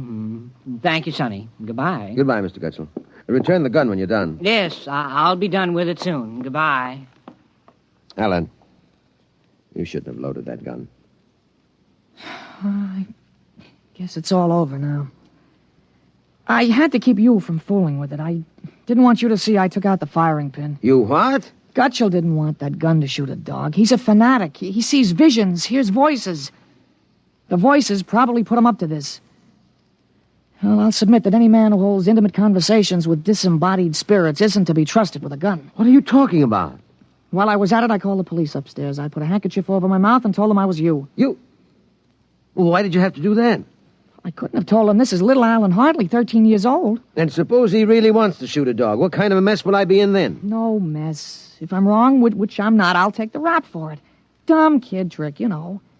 But if I'm right, you'll have to front for me. They give me a lot of cheap boy hero publicity, which I don't want. This is crazy, Alan. This is absolutely crazy. Maybe. We'll have the complete returns in 20 minutes.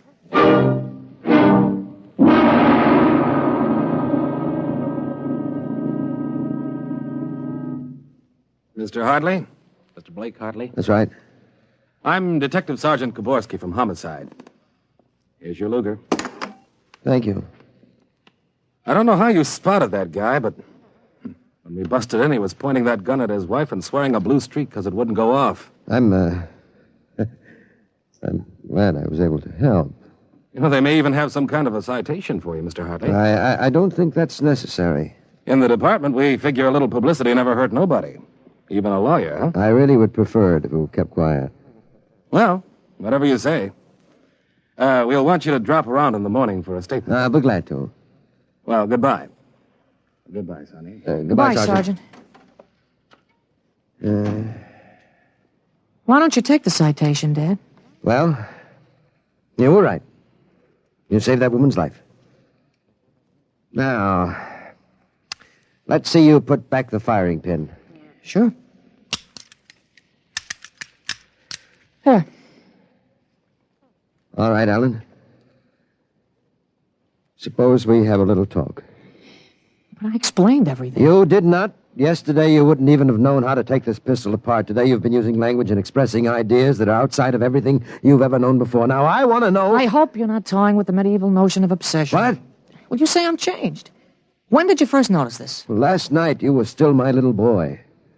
This morning, I don't know. You've been strange all day. There's been something... Alan, what's happened to you? I wish I could be sure myself, Dad. You see, when I woke this morning, I hadn't the least recollection of anything I'd done yesterday, August 4th, 1945. Oh, but that's serious. You don't know how serious. My last memory was lying on a stretcher, injured by a bomb explosion. I was 43 years old, and the year was 1975. 1975? Well, that's right. You'll be 43 in 1975, but a bomb? Yes, during the siege of Buffalo in the Third World War. I was a captain in G5, Scientific Warfare, General Staff. Buffalo? You mean Buffalo, New York? There'd been a transpolar invasion of Canada. I was sent to the front to check on service failures of a new lubricating oil. A week after I got there, Ottawa fell and the retreat started. We made a stand at Buffalo, and that was where I got it. I remember being picked up and getting a narcotic injection. The next thing I knew, I was in bed upstairs, and it was 1945 again. And I was back in my own 13-year-old body. Oh, Alan, you just had a nightmare to end all nightmares, that's all. I thought it might be that at first, but I rejected it. It won't fit the facts. But it's ridiculous, all this Battle of Buffalo stuff. You picked up something listening to the radio. All the commentators have been going on about another war after this one. You've just got an undigested hunk of H.V. Kaltenborn in your subconscious, that's all. But that isn't everything. I remember 4 years of high school, 4 years at Cornell, 7 years as a reporter on the Philadelphia Record, 3 novels, Children of the Mist, Rose of Death, Conqueror's Road. You think a 13-year-old can dream up all that stuff? But it's the only possible explanation. Maybe, but I can speak 5 languages today that I couldn't yesterday. French, German, Chinese, Russian, and a little Spanish. Although I've got a Mexican accent you could cut with a knife. But how did it happen? Alan, I can't believe it. All I know is here I am. I've been reading up on time theories. Nobody seems to know much about them. Evidently, time exists parallel as another dimension, and I got kicked backwards along it. But how? Oh, it may have been the radiations from the bomb or the narcotic injection, or both together. But the fact remains I'm here with full knowledge of my future identity. This is quite a shock, Alan. But you do believe me, don't you? Yes, I suppose I must. You seem so strange, as if you weren't my son. I'm your son, all right. Same body as yesterday. I've just had an educational shortcut. Wait a minute. If you can remember the next 30 years, suppose you tell me when the war is going to end. This one against the Japs, I mean. Oh, sure. Well, the Japanese surrender will be announced at exactly 7:01 p.m. on August 14th. That's a week from Tuesday. Week from Tuesday? You better make sure we have plenty of grub in the house by then. Everything will be closed up tight till Thursday morning, even the restaurants. I remember we had nothing to eat in the house but some scraps. A week from Tuesday. And that's pretty sudden, isn't it? Not after today. What do you mean? What happened today? Oh, plenty. What time is it, Dad? That's 11:16. Is your watch right? Well, to the seconds, why? Well, it'll come at exactly 11:17:40. What'll come? The radio announcement. What are you getting at? Something important on the radio? Well, we'll see. Well, don't bother, Dad. It won't work. I remember we had a tube burned out. There is something wrong. When is this announcement of yours? Now I remember it. I memorized it in journalism school in 1954. What time is it? 11:18 o'clock. We're breaking into the program now. President Truman has just announced that an atomic bomb has been dropped on the Japanese industrial city of Hiroshima. The bomb was dropped 16 hours ago, and the announcement was delayed to ascertain the results of the explosion. A man named John Howard Peterson read that announcement from the Washington newsroom of NBC. I don't believe it. No? Well, listen.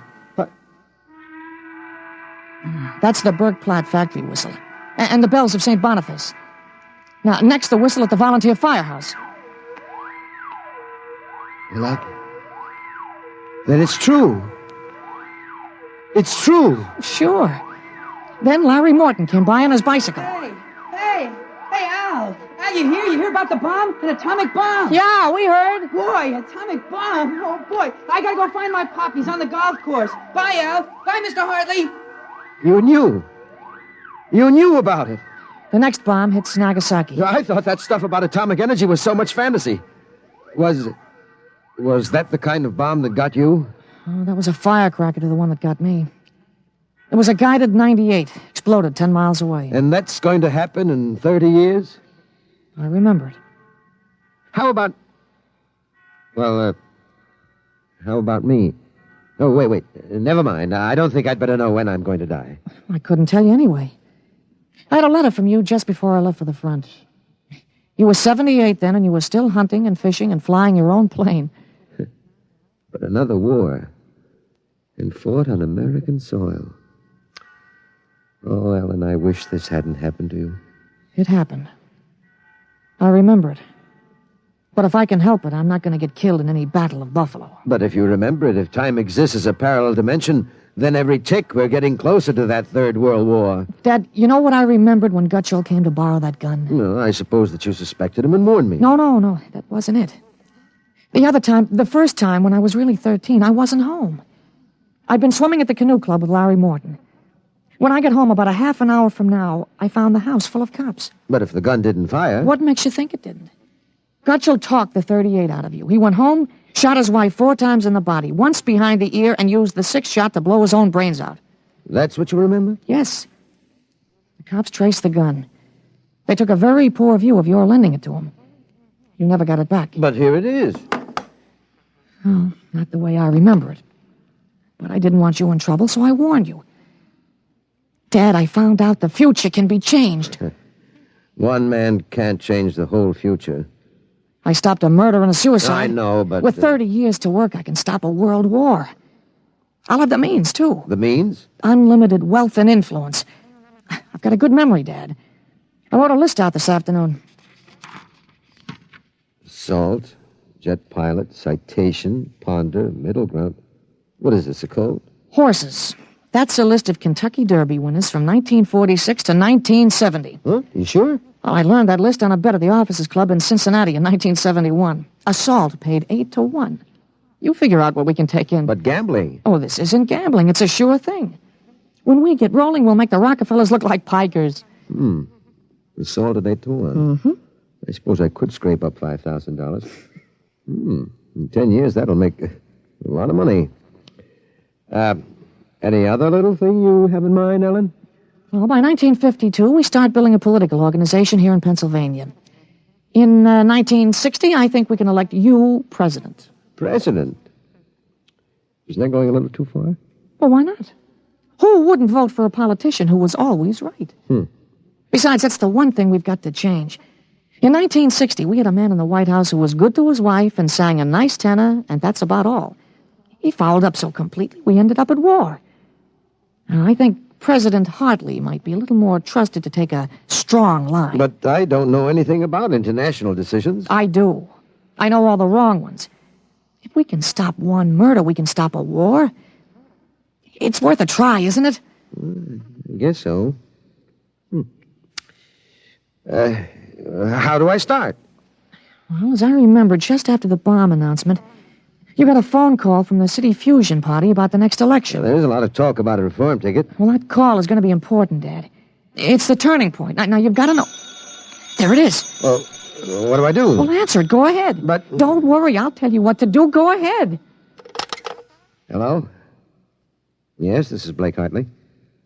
Judge Cribbins. Yes. Just a moment. Alan, he's asking me to run. Oh, my head. Alan. Oh. Alan, what's the matter? Oh. Alan. He passed out. Alan, what do I do now? Alan, listen to me. Alan. Alan, what's the matter?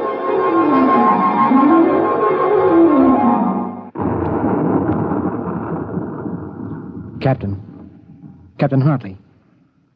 Captain Hartley. He was all right, Doctor. I gave him a shot and he was all right. Well, he's dead. All right, Sergeant. Make out the tag. Hartley Allen. Captain. Dead April 8th, 1975.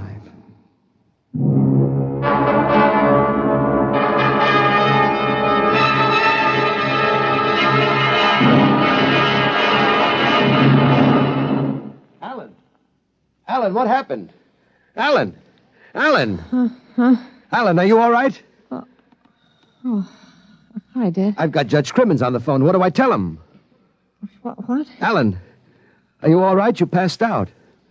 Sure. I'm all right. Hey, today's my birthday, isn't it? What'd you get for my birthday, huh? Don't you remember? The Third World War? What Third World War? Dad, what's the matter? You're looking at me funny. You don't remember. You're back again, aren't you? Back to 13 years old. Sure, I'm 13 today. For corn's sake, Dad. You must have died up there. It was only a mind transfer. That means I'm on my own. I have to do it myself without your help. Help for what? If it's the grass, I said I'd cut it tomorrow. No, it's not the grass. I've got to save your life, Ellen. I can't let you die that way in 1975. You're talking about, Dad? You sound goofy. I've got to change it all by myself. Change what? Never mind, Alan. You don't know yet. Come on. Let's have lunch. Sure, Dad, but now, how about my present now? What'd you get me for my birthday, In a minute, son. Go on in. Okay, well, hurry up, Dad, huh? Sure, all right.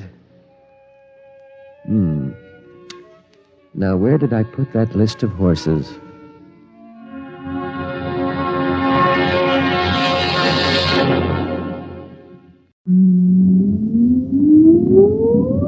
Countdown for blast off. X minus 5, 4, 3, 2, X minus 1, fire.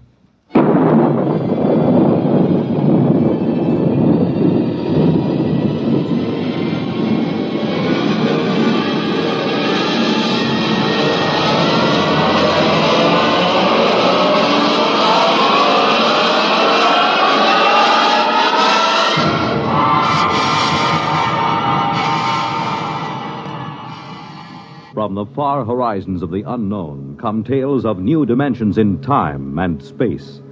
These are stories of the future, adventures in which you'll live in a million, could be years, on 1,000 maybe worlds. The National Broadcasting Company, in cooperation with Galaxy Science Fiction Magazine, presents X minus 1.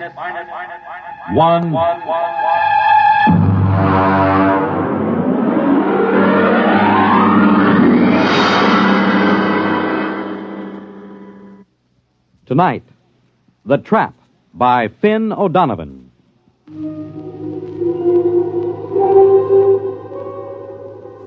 Samish, I am in need of some assistance. The situation is potentially dangerous, so come at once. It shows how right you were, Samish, old friend. I never should have trusted a Terran.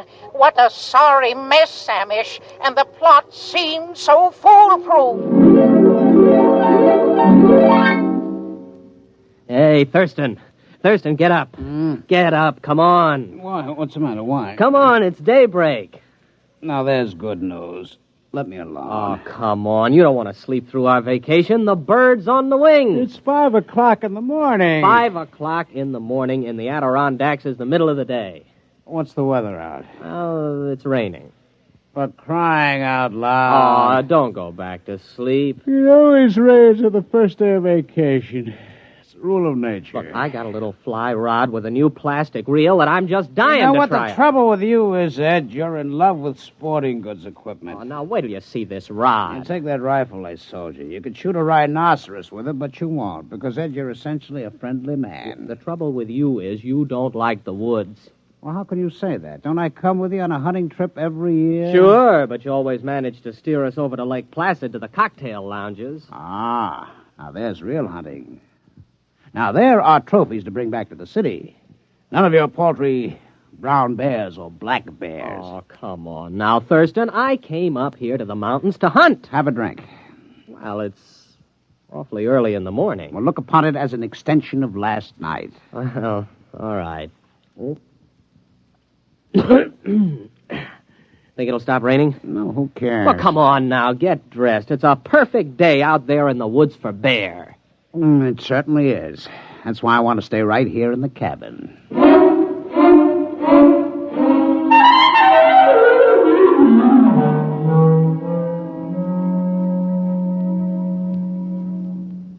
Ed. What? Pass the canteen? It's empty. Well, open up one of the bottles and pour it in.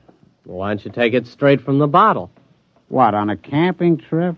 Pour it into the canteen. Okay. Hey. Now, this is what I call a hunting trip. Well, you haven't been outside the cabin. Oh, come on, Thurston. Can't we go out just to hunt something, even if it's just a little rabbit? Look. It stopped raining. Close the door. Now, you let some of the fumes out. Did you fill that canteen yet? Hey, look at this. What? Right by the door. How many times have I told you not to leave your collapsible cook stove where I can step on it in the night? It isn't. What is it? I don't know. It's made out of metal. It's just sitting here in the doorway. It says, trap on the top. What? Trap. Where'd you buy that? I didn't. Well, I certainly didn't. Hey, there's a tag on it. Dear friend, this is a new and revolutionary design in a trap. To introduce the trap to the general public, we are giving you this model absolutely free. You will find it a unique and valuable device for the capture of small game, provided you follow precisely the directions on the other side. Good luck and good hunting. Well, now, what do you think of that? Pass me the canteen. If this isn't the strangest thing, do you suppose it was left during the night? Oh, who cares? Well, aren't you interested? Not particularly. It's just another gadget. I've got 100 like it. My bear trap from Abercrombie and Fitch, the jaguar horn from Battlers, the crocodile lure. Well, I've never seen a trap like this. It's pretty clever advertising to just leave it here. Well, they'll bill you for it eventually. You care for the canteen? Oh, thanks. Hey, look at this thing, Thurston. Do I have to? Well, there are instructions on the other side. Quote, take the trap to a clearing and anchor it to any convenient tree with the attached chain. Here's the chain, all right. Press button 1 on the base. This primes the trap. Wait 5 seconds and press button 2. This activates the trap. Nothing more is required until a capture has been effected. Then press button 3 to deactivate and open the trap and remove the prey. Warning, keep the trap closed at all times except when removing the prey. That's goofy. No opening is required for the prey's ingress, since the trap works on the principle of osmotic suction and inducts the prey directly into the trap. Well, somebody's been at that canteen before us. No, that's what it says. What won't they think of next? Osmotic suction. Pass the canteen back. I'm going to set it.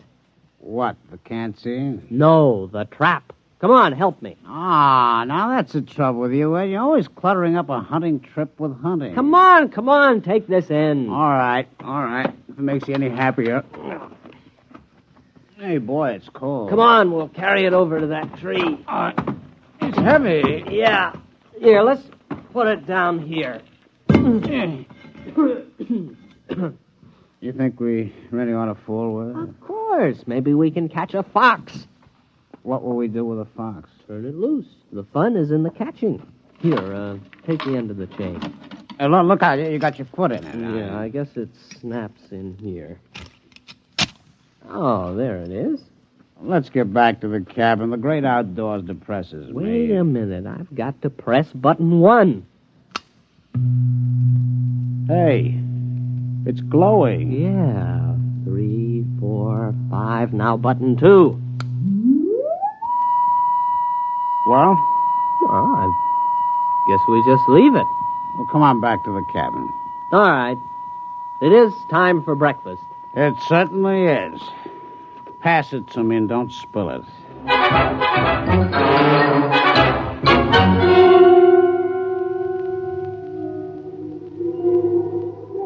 Samish, where are you? You are my oldest friend. I have already beamed you the beginning of my story. The Terrans accepted my trap as a trap, nothing more, and they began using it at once with no thought as to the consequences. I had counted on this. The fantastic curiosity of the species is well known.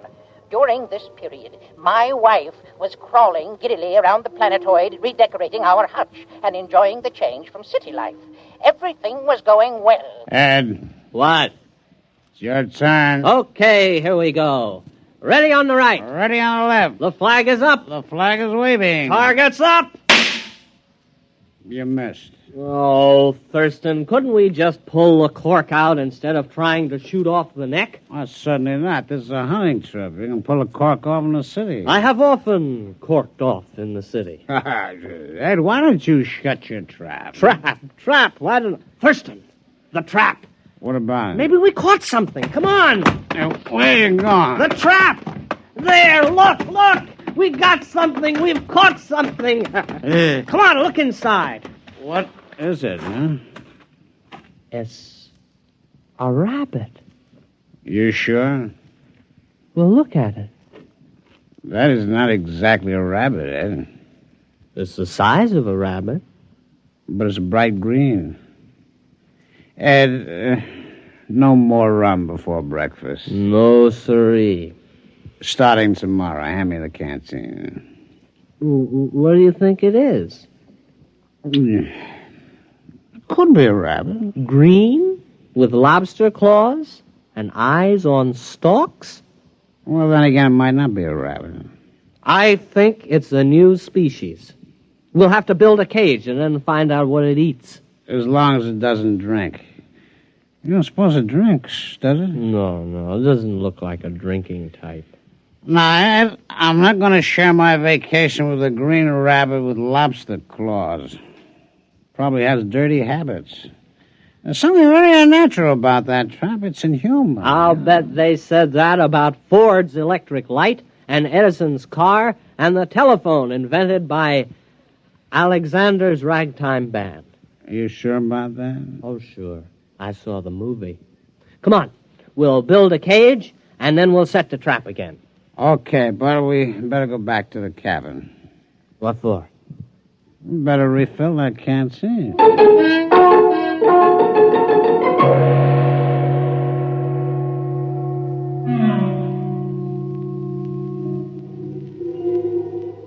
Why haven't you come yet? Samish, don't you appreciate the seriousness of my situation?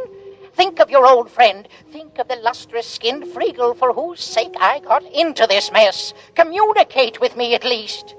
The Terrans used a trap, which, of course, was not a trap at all, but a matter transmitter.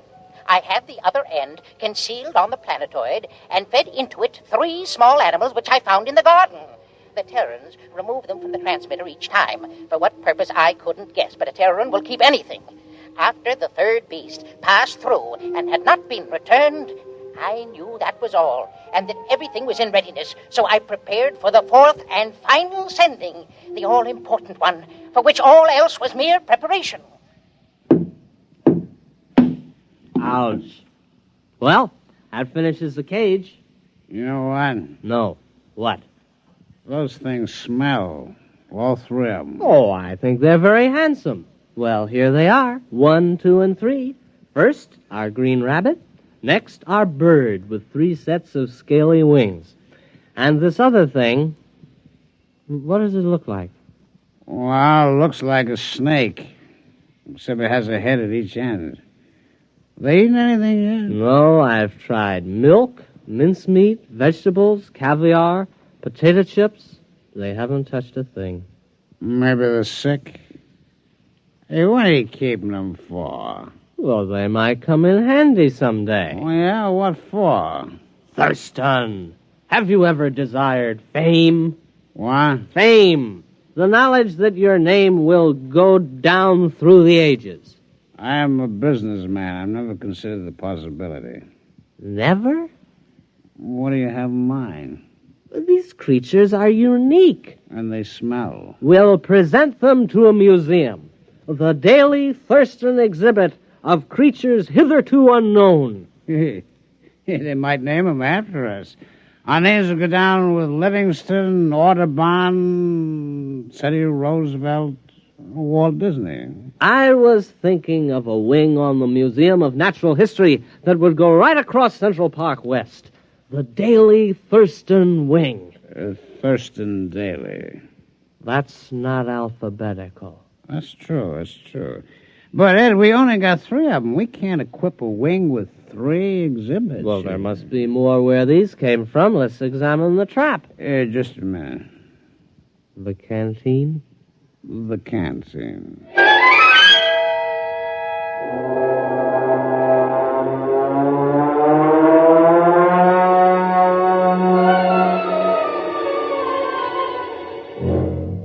We've got something. There it is. Look, it's about 3 feet tall, a big one. Uh-huh.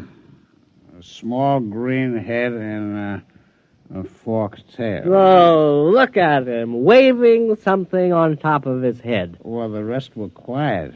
Maybe this one's dangerous. Huh? We'll handle it with nuts. Nuts? Well, nets. Oh, nuts. All right. And then we'll have to get in touch with the museum. Thurston, take a telegram. All righty. Museum of Natural History. Dear sir. Or madam. Have discovered at least 4 animals, which I suspect to be new species. Stop. Have you room for suitable exhibit? Stop. Signed, your friend Ed. Wasn't that signature pretty informal? You're right. Make it, your good friend Ed. We better go back and build a cage for this latest one. It looks awfully exciting. I think we'll make this one strong. Oh, this last specimen is the cream of our collection. Look at it. Its head is turning pink. It looks mad, doesn't it? Well, you'd be mad, too, if you were trapped by osmotic suction. Say that again. Osmotic suction. Here, you take the canned seat. I'm way ahead of you.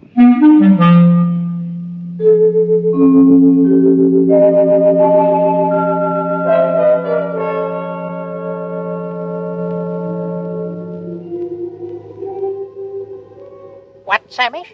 The rest of the story? Well, it's obvious enough.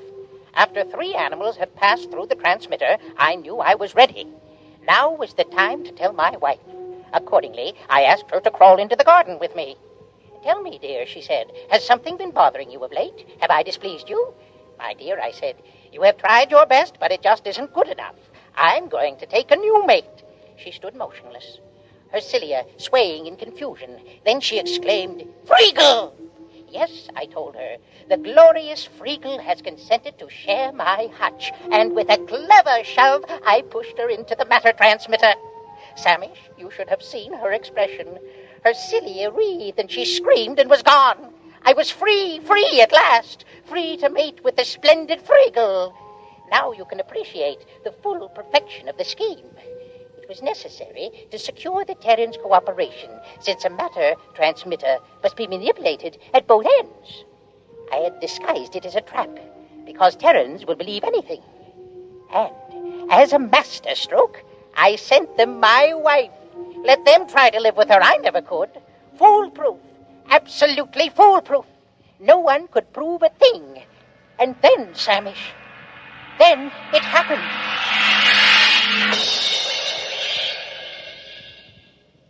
Did you get the cage finished? Yeah, our 4th animal is snug as a bug in a... It doesn't matter. Boy, it's a mad one, though. I couldn't help feeling it was trying to tell me something. Come on. Here's a trap. It's empty. But it is. It's empty. You suppose something's wrong with it? Maybe there's nothing else to capture. Oh, that's silly. Why would it capture 4 animals and then stop? I've pressed all the buttons in the right way. Maybe the battery's down. Osmotic suction doesn't work on batteries. How do you know? Did you ever hear of osmotic suction working on batteries? No. You see? There you are. Well, you got something there. Oh, I know. What? Let's go to Lake Placid and forget the whole thing. No, this thing's got to work. It's got to. The Thurston Daily wing of the American Museum of Natural History is at stake. Would you want that vast edifice across Central Park West to remain empty? No. Would you want the Daily Thurston wing to be rented for a garage? Or a roller skating rink? Oh, horrors, no. It's got to work again. I'm going to open the top. Look out. No, let's just see what's inside here. My hand. It's gone. My hand. No, it isn't. It's right there on the end of your arm. Oh, well, when I put it in the trap, my hand disappeared. You know what would do you a lot of good? A little rest in Lake Placid. I know a fine, restful cocktail lounge. No. Look. I'll try it again with both arms. Ah, look. No hands. Very clever. I see how it works. Thurston, those animals didn't come from the Adirondacks at all. You mean they're imposters? They came from wherever my hand is. Where's your hand? I don't know. Do you realize there's a lot more where they come from? Thurston, the future of the Daily Thurston Wing is assured. Give me a hand up. Ed, what are you going to do? I'm climbing into the trap. Oh, don't do it, Ed. You don't know what's in there. Here I go. There goes my feet. Hey, wait a minute. Here's a canteen. Let's have one for the road. All right. Wish me luck. I still don't think you should do it. I do it for science and the Daily Thurston Wing. Why do you hold your nose? I got sinus. Here I go.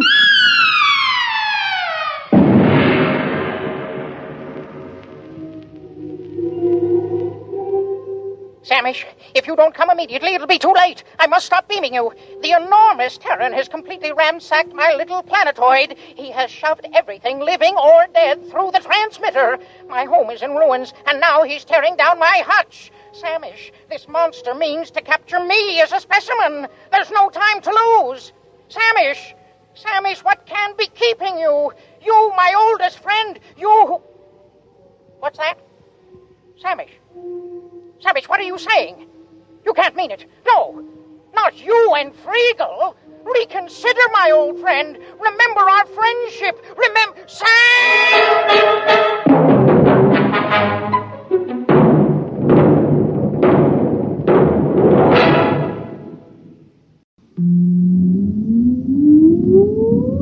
Countdown for blast off.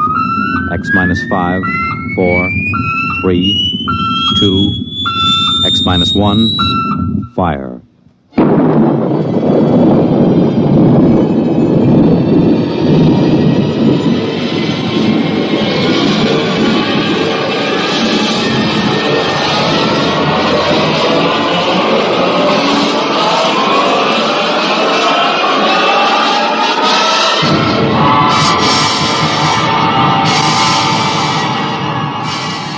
From the far horizons of the unknown come tales of new dimensions in time and space. These are stories of the future, adventures in which you'll live in a million, could be years, on 1,000 maybe worlds. The National Broadcasting Company, in cooperation with Galaxy Science Fiction Magazine, presents X minus 1.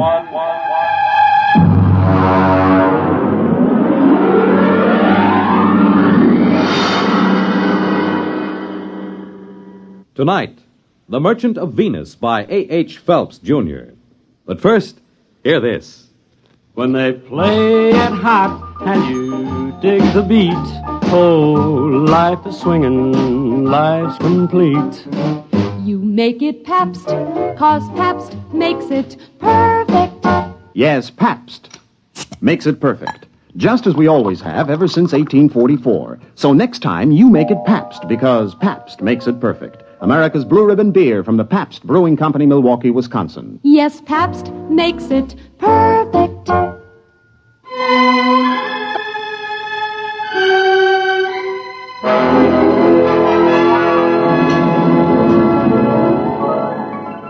Now on X-1, The Merchant of Venus. If you've ever tried to make a 6-inch marionette play the piano using spider webs 100 feet long for the strings, you'll have some idea of the job of administering personnel problems of the Venus colony from an office on East 41st Street in New York. But that's the way it's done. All recruitment and contract work for outspace employment is handled by the UN Off-World Commission. My particular mess is the Venus Project. Mostly the trouble comes to my phone extension. Work 'em here. Work 'em. How long do you think we're going to stand for this? Oh, General Carlson, how are you? At the rate you're going, there won't be a man left on Venus or a dollar left in the budget. What kind of a personnel director are you? Well, if you... Don't you know this project is vital to every person on Earth? General Carlson, just what is wrong? 30 more resignations came in from the colony on the last mail flight. 33 spineless quitters getting fat at the taxpayers' Excuse me, General. Listen to me, Workham. I'm getting awfully tired of the kind of recruiting you're doing. Miss Kane, get me Dave Newson on the other line. No, don't cut the General off. He's enjoying himself. He won't miss me. It's this egghead inefficiency that's at the bottom of the whole thing. Well, I'm not too sure about that, General. Believe me, with one platoon of Rangers, I could get a colony and a stay up there. Hello, Rod. Dave, General Carlson's on the other phone yelling at my desk blotter. He says 30 more resignations came in. That right? Actually, 23, 7 for sick leave. What's the breakdown? Mostly farmers or technicians? Well, there were only 9 technicians left. This batch cleans them out. The rest are farmers. What's left? A couple of farmers, trappers, and the scientists. They seem to stick it out all right. Different contracts. They only have a 2-year hitch and then come back to Earth if they want to. Listen, meet me down at the coffee shop. No, Carlson goes down there sometimes. The saloon over on 43rd, about 10 minutes.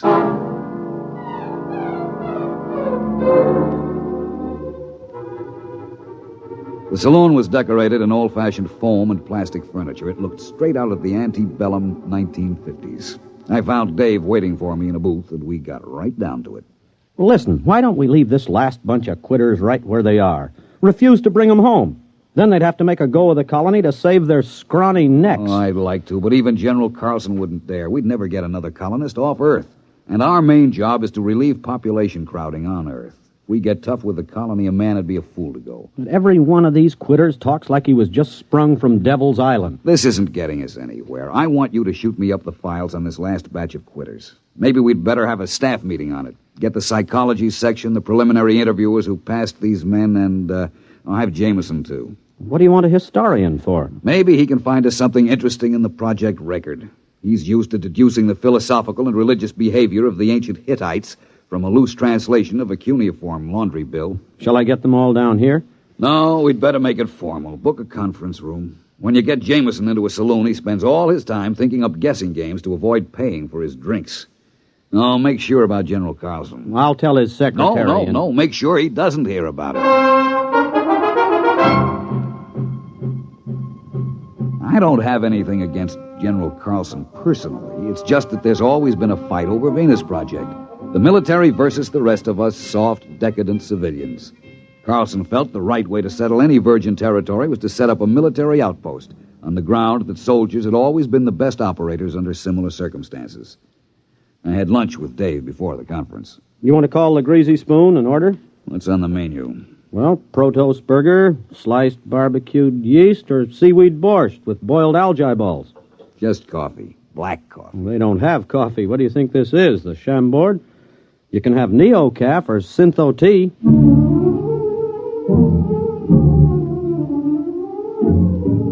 And that just about sums up the problem the Earth faces. Scientific agriculture and hydroponics had gone just about as far as they could. Synthesized foods couldn't take up the slack. If the people of Earth kept on emulating the extinct rabbits, as they showed every intention of doing, we had about 30 years before we'd all be standing on each other's shoulders, chewing our fingernails for nourishment. Or rigid birth control would go into effect, with the whole attendant problem of racial tension, nationalistic wars, and bootleg conceptions. The group gathered in the conference room looked sour enough to have been dining on seaweed borscht for a week. All right. I suppose I sum up what we all know already. It'll give us time to stall before we face problems to which we have no answers. That's a cheerful beginning. All right. Now, for 6 years, we've been trying to establish a self-sustaining colony on Venus. Why? Take the monorail out to Bucks County or up to Vermont at rush hour. There just isn't any more room on Earth. They've just opened the Dome Colony in Antarctica, the housing areas in the Amazon Valley, and they're already piled up with a 10-year waiting list. All right, we send out colonists. What happens? They quit. Thank you, Mr. Jameson. The resignations come in. By terms of the contract, we have to transport them back to Earth inside of a month of resignation. There'll be nothing left on Venus but a few small clearings in the jungle and a few empty beer cans. Now, I'm not accusing anyone here of making mistakes, but I think we have to seriously consider whether we're spending money for nothing. Rod, you said the problem was insoluble. We know what we need up there. It's just that we're still making some mistake in selection, in psychological screening. That's all. You're not going to quit, are you, Rod? Well, we're not. We'll get these studies out and check again. Venus Project is too important to fail, right? Yeah, right.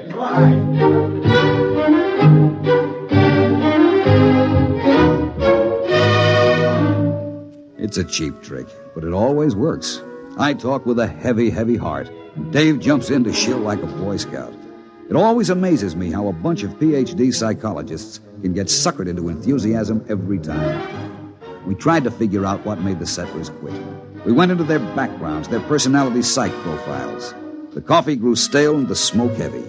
Nothing. Look, Rod, here's what it boils down to. A man has to be unstable to want to leave Earth, but he has to be stable to stay on Venus. You need initiative and resourcefulness to make out on a new planet. But if you had it, you'd make out fine at home. You need young, healthy, vigorous, mature, older, experienced people all rolled into one. We're looking for a collection of walking paradoxes.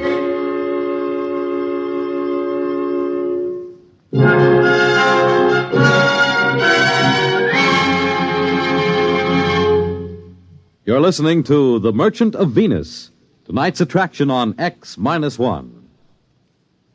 For the big things in your life, be ready with United States savings bonds. That's the new savings bond with the higher interest rate. The improved Series E savings bonds that now mature faster to pay you back extra dollars faster. Yes, when you think of saving, think of savings bonds. They offer you the safe, easy way to save regularly. Safe because each bond is backed by the United States government itself. And it's easy because you can buy bonds either where you bank or through the payroll savings plan where you work. And remember, you get back $4 at maturity for every $3 invested. So you earn extra dollars. But the big news is that the maturity period is shortened to only 8 years and 11 months. So join the bond wagon. Start a family savings program. Invest in improved Series E bonds first thing tomorrow. And hold the bonds you already own.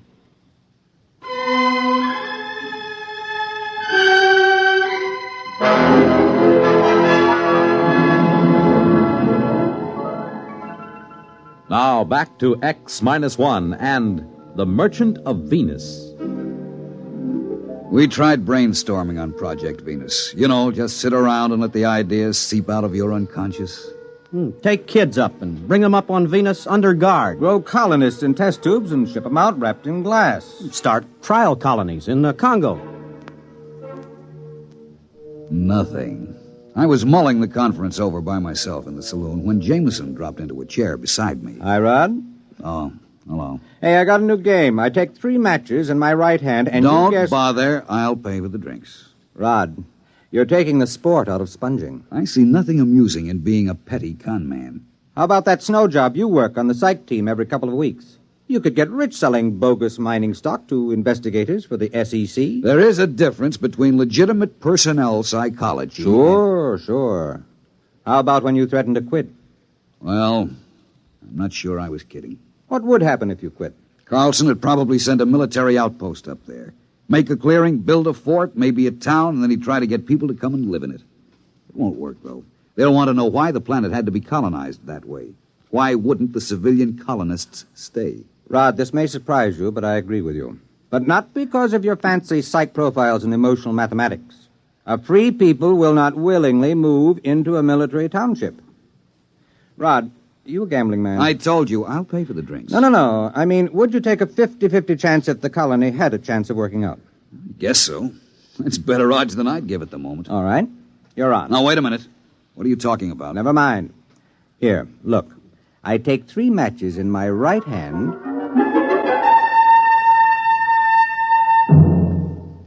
And that's all he said.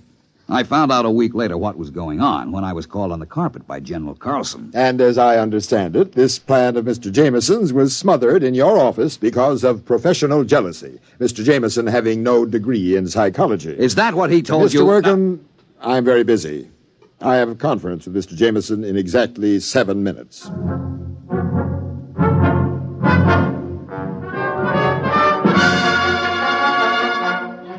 I caught him later that afternoon. Now, take it easy, Rod. That's the only way I could get Old Blood and Sarsaparilla to snap at my bait. If he thought you were sitting on an idea, he was bound to grab it. You know he dry-docked me for 6 weeks. Go fishing. Have a good time. When you get back, I'll have my little swindle going full blast.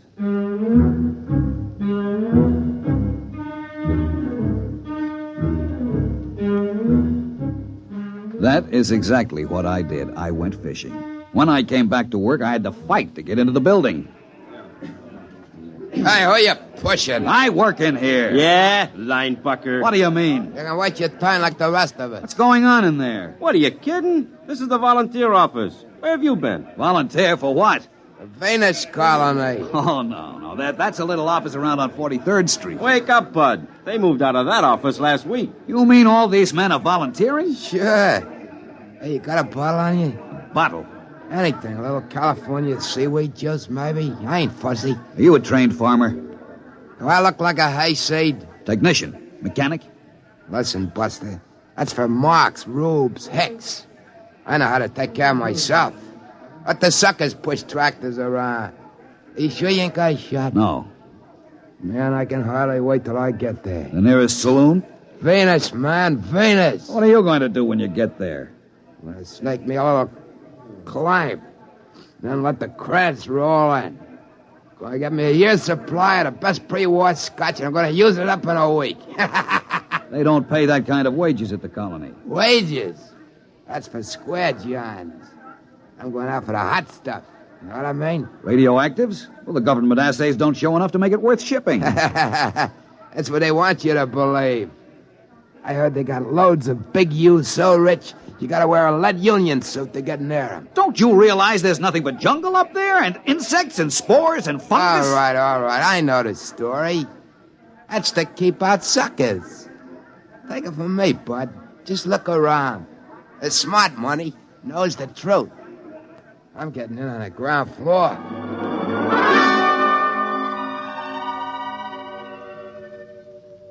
Jameson, you irresponsible idiot! Ah, Rod, how are the fish? I know what you're doing, and I won't put up with it. You've told those dupes down there they can get rich on Venus. Well, they're volunteering. And I suppose you think if you get enough of them, you'll find what you want. But have you looked at them?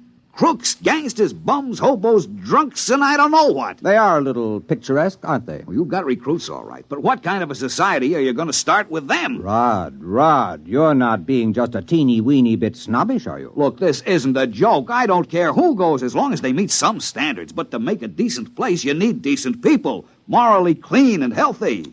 And to think this is a man I have seen playing stud poker. You've got a collection of bums and alcoholics and criminals. Probably half of them are wanted by the cops. You've got to stop.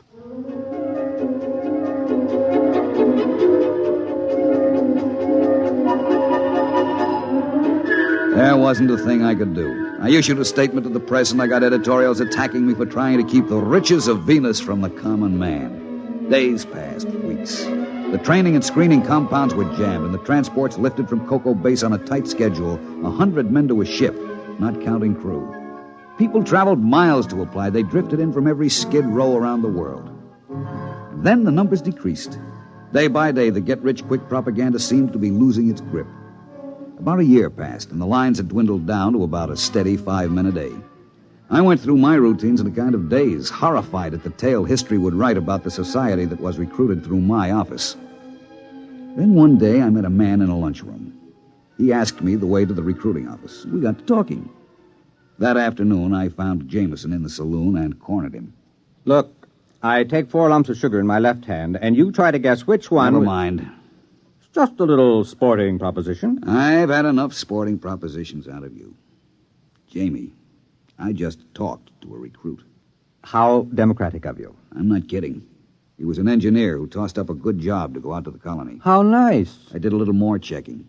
It changed. There are farmers with their families, school teachers, lawyers, doctors, and then 2 ex-colonists applied yesterday to go back. Guess which hand holds Listen, there is on the bar a pre-war bottle of scotch at $25 an ounce. I will buy you the whole bottle for an explanation. Oh, well, wait till I put the sugar back in the bowl. Jamie, how did you do it? Were we so far wrong with our charts and psychomath? Actually, you told me how to do it. Remember you said if there was a recently pioneered society around for you to test, you could set up your standards? Well, all you needed to do was duplicate the kind of person who settled America, or Australia, or California. As an historian, I knew what they were like, and I knew what brought them. So I put out the same bait. In a pig's eye, you did. How about freedom of religion, freedom from oppression? That had something to do with settling America, didn't it? Isn't that what brought people to this country? I saw that cesspool full of tramps you started with. If there was a Tom Paine or a Ben Franklin among them, I'll eat a whole Rorschach series one ink blot at a time. Rod, you are no historian. Franklin was born here. Paine didn't come over in the first wave. Pioneers are not necessarily young, healthy, or moral. America wasn't founded only by pilgrims. They were actually a minority. We were settled by promoters, bonded servants, British convicts, pickpockets, thieves, French and Spanish pirates. They came here for gold, or to beat a hangman's rope. That's the kind of person who settles a new land. Misfits, drunkards, fugitives from justice. Too sick in mind or body to make a go of it where they are. But what kind of society will they make out of it? What kind did the sweepings of Newgate make out of America? After a while, they stop shooting each other down in the streets, and civilization catches up with them. For one thing, they get married. And it's amazing what a civilizing influence a wife is. Won't they be a little sore?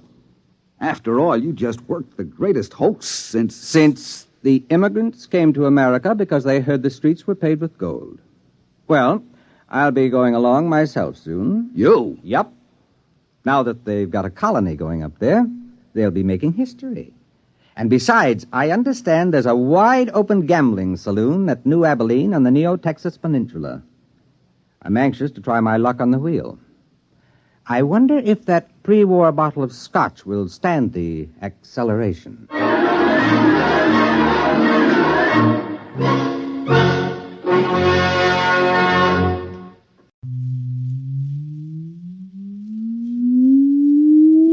Countdown for blastoff. X minus 5, minus 4, minus 3, minus 2, X minus 1. Fire!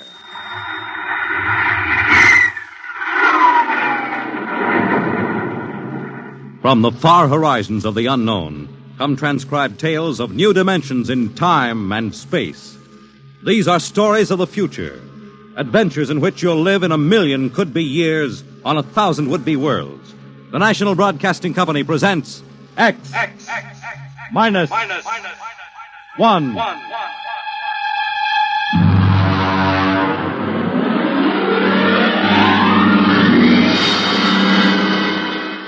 Tonight, the science fiction classic, Knock, by Frederick Brown.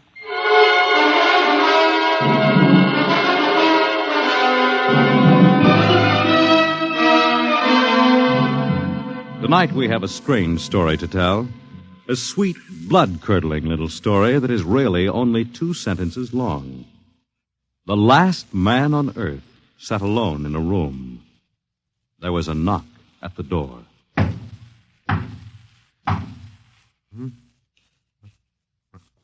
What's that?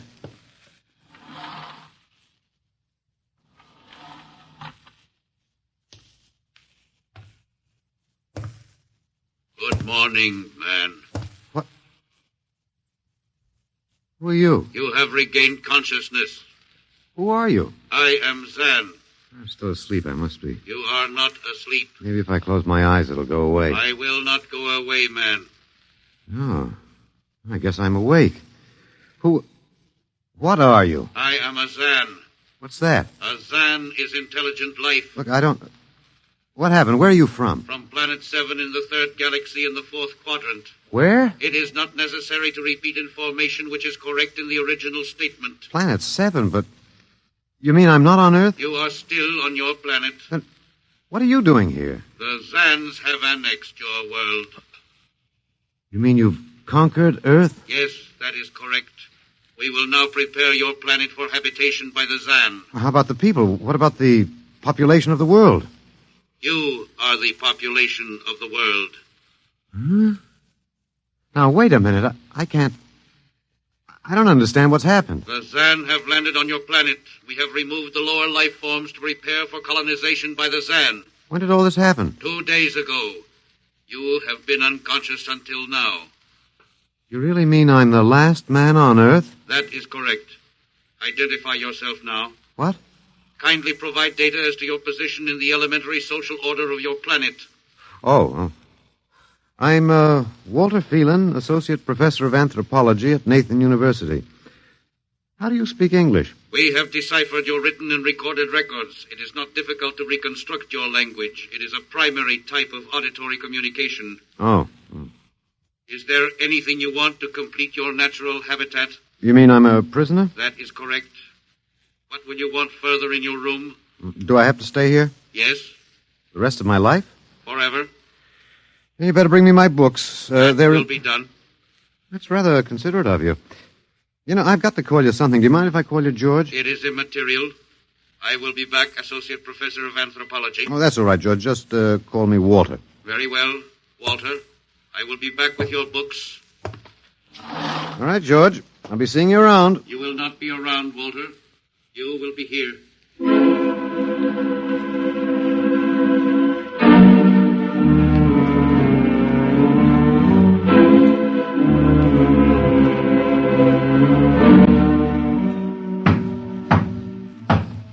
Come in. Oh, hello, George. Hello, Walter. Wait a minute. You're not George. You're different somehow. It makes no difference. The Zan are many, and they are one. Then I'll call you George, too. I'll call you old George. What can I do for you? Point 1. You will please henceforth sit with your chair facing the other way. Uh-huh. I thought so, George. That plain wall is different from the other side, isn't it? That is correct. It is transparent. Yeah, that's what I thought. I'm in a zoo, right? That is correct. How many other animals do you have in the zoo, George? 216. Not complete, George. Even a Bush League zoo could beat that. Did you just pick at random? Yes. All species would have been too many. Male and female, each of 108 kinds. Male and female, huh? Of all the animals? There is a female of your species among the collection. Anyone I know? Well, never mind. It doesn't matter anyway. Well, what do you feed us all, eh? For carnivorous species, we make synthetics. The flora was not hurt by the vibrations which destroyed animal life. Oh, nice for the flora. Well, George, you started out with point 1. I deduce there is a point 2 kicking around somewhere. What is it? Something we do not understand. Oh? 2 of the other animals sleep and do not wake. They are cold. Don't worry, George. It happens in the best regulated zoos. What is wrong with them, Walter? Nothing much. They're just dead. Dead? Mm-hmm. That means stopped. But nothing stopped them. Each was alone. Well, maybe they just died of old age. Old age? I do not understand. You don't? Well, how old are you, George? Your planet went around the sun about 7,000 times since I was born. 7,000 years? Yes, I am still young. Yeah, a babe in arms. Look, George, you've got something to learn about this planet you've hijacked. Here on Earth, we've got somebody you don't know where you come from. An old man with a beard and an hourglass and a scythe. Your vibrations didn't kill him. What is he? Oh, old man Death. Down here, our people and animals live until somebody, the Grim Reaper, stops them. He will stop more? He gets us all, George. With your lifespan, it won't seem like a minute and we'll all be gone. Looks like you made a mistake, George. And I don't think there's much you can do about it. That is not correct. The Zan is a logical being. We will take action.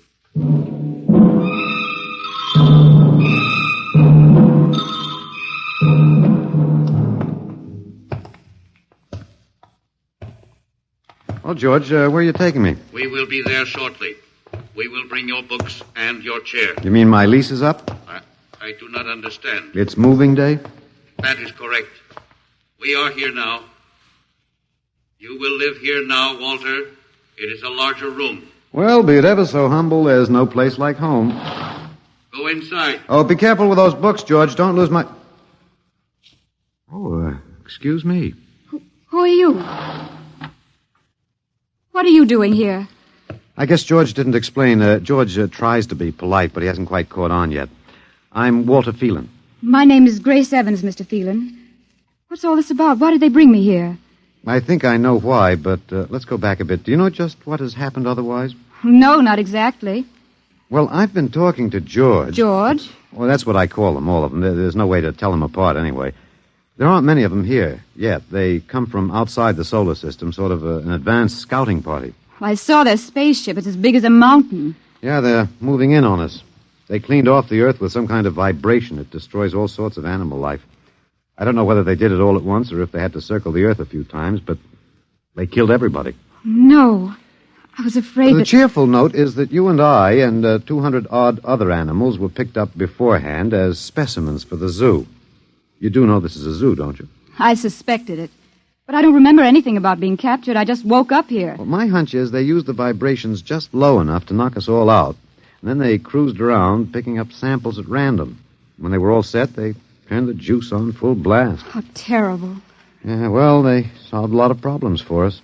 Housing shortage, wars, even the atomic bomb.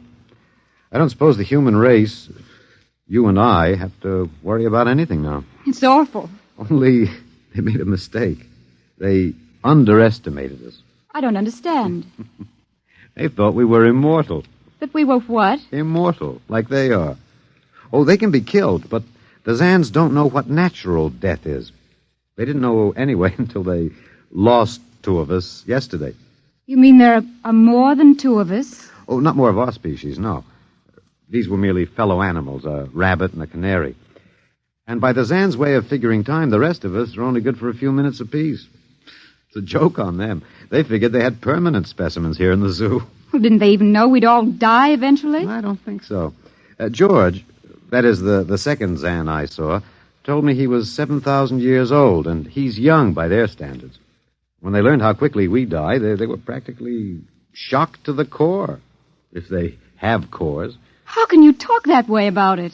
Academic detachment. I learned it at faculty teas. At any rate, they've decided to reorganize their zoo. 2 by 2. What, are they going to keep us locked up together in this one little room? Yeah, I'm afraid so. There's plenty of furniture, though, and George promised to bring me my chair. We've got to do something. Why? Well, I don't know. It just seems to me we owe it to the human race to do something. Oh, well, perhaps you have a suggestion? There must be some way. They can be killed, you said. Oh, yes, I've been studying them. They look horribly different, but I think they have about the same metabolic and digestive system as we. I think that anything that would kill one of us would kill one of them. But you said 7,000 years. Yeah, I think I figured it out. Now, George cut his, I suppose you'd call it his hand, when he brought in my books. Started to bleed, red blood. But I could see the cut closing as he stood there. By the time he left, it was healed. I don't understand. Well, you see, whatever factor there is in man that makes him grow old is missing in the Zan. Their regenerative powers must be unlimited. They just don't wear out. They go on and on until they're stopped. Suppose we killed one. There must be some way. Oh, what would be the use? They wouldn't even punish us. They'd just give us our food through a trapdoor and put up a sign saying, "Beware of the man. Dangerous." I don't think they'll even have to bother in your case. I don't see anything funny. I'm sorry. It just reminds me of Martha. Martha? My wife. She died 2 years ago. I'm sorry. Oh, not at all. It was a pleasure. That'll be George with my books. Come in. Hello, George. Hello, Walter. Point 1, I have brought your books. Mm-hmm. Point 1, eh? What else is on your mind? Another creature sleeps and will not wake. Oh? A small feathered one called a duck. Well, it happens, George. I warned you. Old Man Death, the Grim Reaper. I told you about him. Walter, the Council of Zan has met. It has been decided logically that A, no life form can withstand the full strength vibrations with which we cleared your planet. Therefore, the Grim Reaper you spoke of does not exist. Pretty neat, George. What's B? B, the only intelligent life to escape the vibrations is you. Therefore, the logical conclusion is you are stopping these animals by some means unknown to us. George, you are off your trolley. You will tell me now how this is done. You've got me. Yes, we have. It is necessary to save the remaining specimens as long as possible. If we do not get the information, we may be forced to dispense with your species entirely. This means you, Walter, and the female. Now, hold on, George. Don't go off half-cocked. Let me take a look at these animals that won't wake up. I will take you there now. Go first, Walter. After you, my dear George.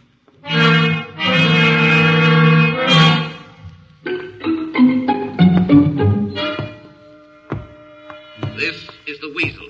Now, you should have got him in the winter, George. The fur's worth more then. It's ermine. This is the reptile cage. Mm-hmm. Here are the ducks. That is the male. The female has been stopped. Yeah, lucky girl. What's the matter, fellow? Lonely? Hmm? Walter, you will tell me how you stopped the female duck. Oh, you got me, George. I didn't do it. Maybe she died of the Dutch elm blight. Walter, you are not being logical. We have concluded you are stopping these animals. Tell us now how it is done. I've told you, George. I haven't the foggiest notion. Very well. We will have to take further action. Oh, what are you going to do, George? We will go back now to your room.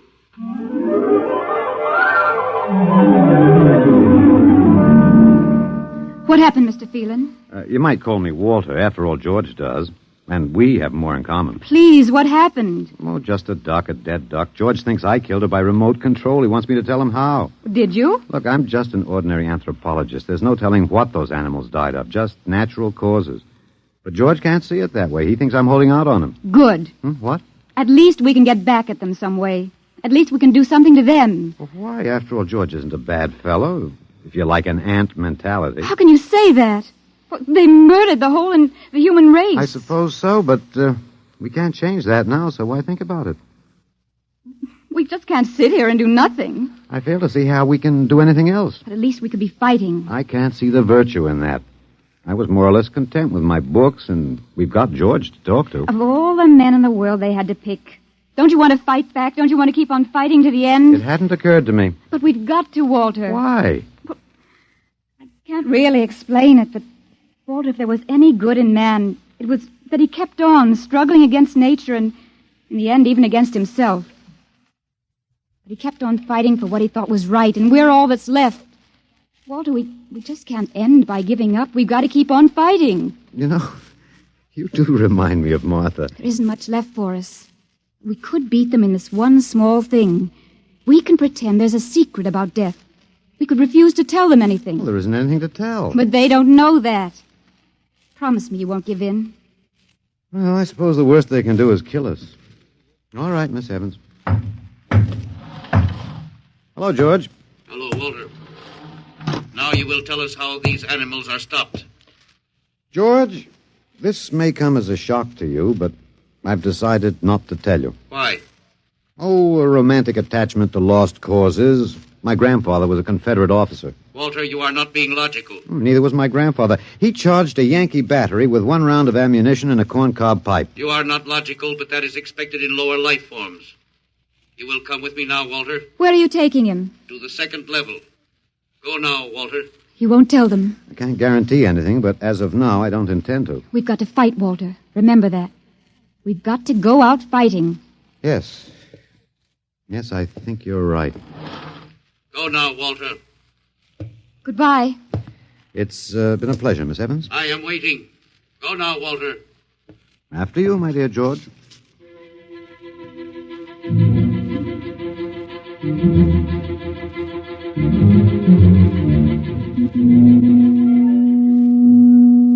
You will tell us now, Walter? That was the first level of vibration. There are many more. However, we have calculated that none of them exceed your threshold of unconsciousness. Very clever, George. Of course. You will tell us now, how do you stop these animals? You will tell us now? As of now, no. However, I'm not very brave, if that encourages you, George. You are not being logical, Walter. You're telling me. We will now use vibration level 2.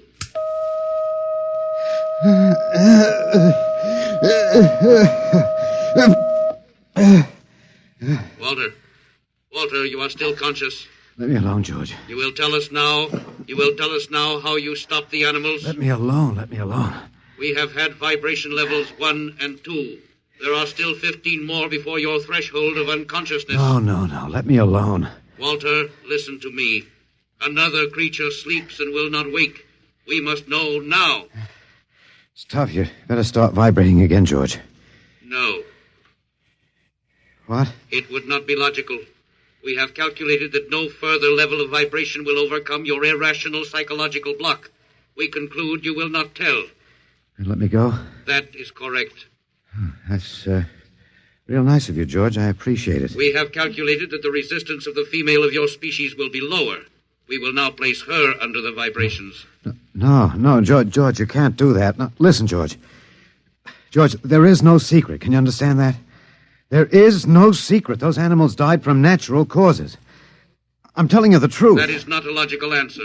We will get the woman. I've told you the truth. Can't you understand? We must know now. The female animal cage next to the duck has been stopped. We must preserve the survivor. The animal next to the duck. We will bring the woman here. She will tell us after the vibration. No. Listen, George. You want the truth? You want to know how to save the mates of the animals that have been stopped? You will tell us now? Yes, I'll tell you now. I give up. But you've got to promise to leave the woman alone. You promise, George? If we receive the answer from you, Walter, there will be no further need for the vibrations. Well, I guess that'll have to do. All right. All right. Take me to that stopped animal. I'll tell you how to save the mate. Very well, Walter. You are being logical now. We will go.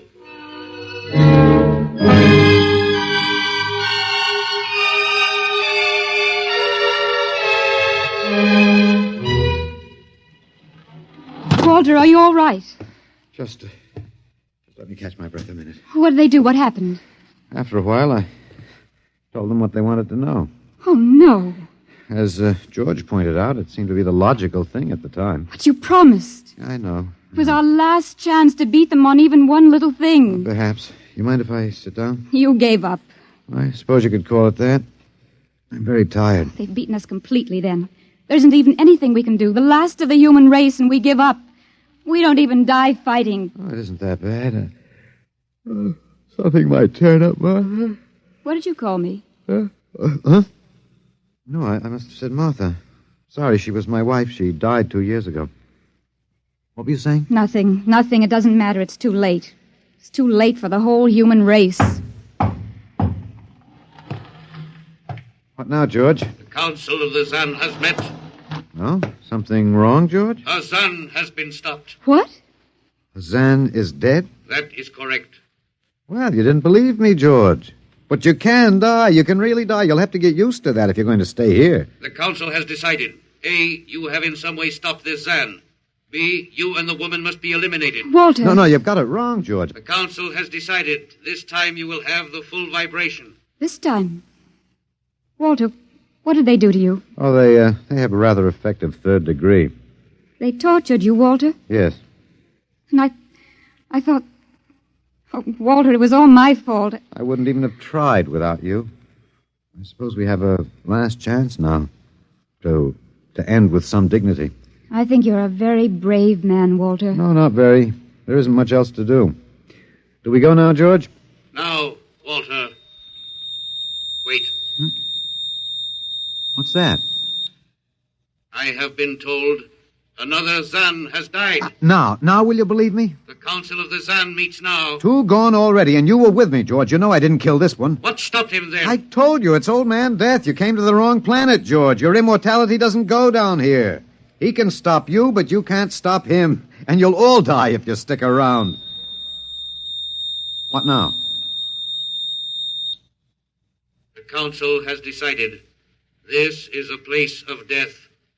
We will leave your planet. Leave? You mean you're giving up? It is not safe for the Zan. Oh, Walter, they're leaving. They're really going. Come on then, George. And don't hurry back. It would not be logical to do so. We are leaving the Earth now. Goodbye, Walter. Goodbye, George.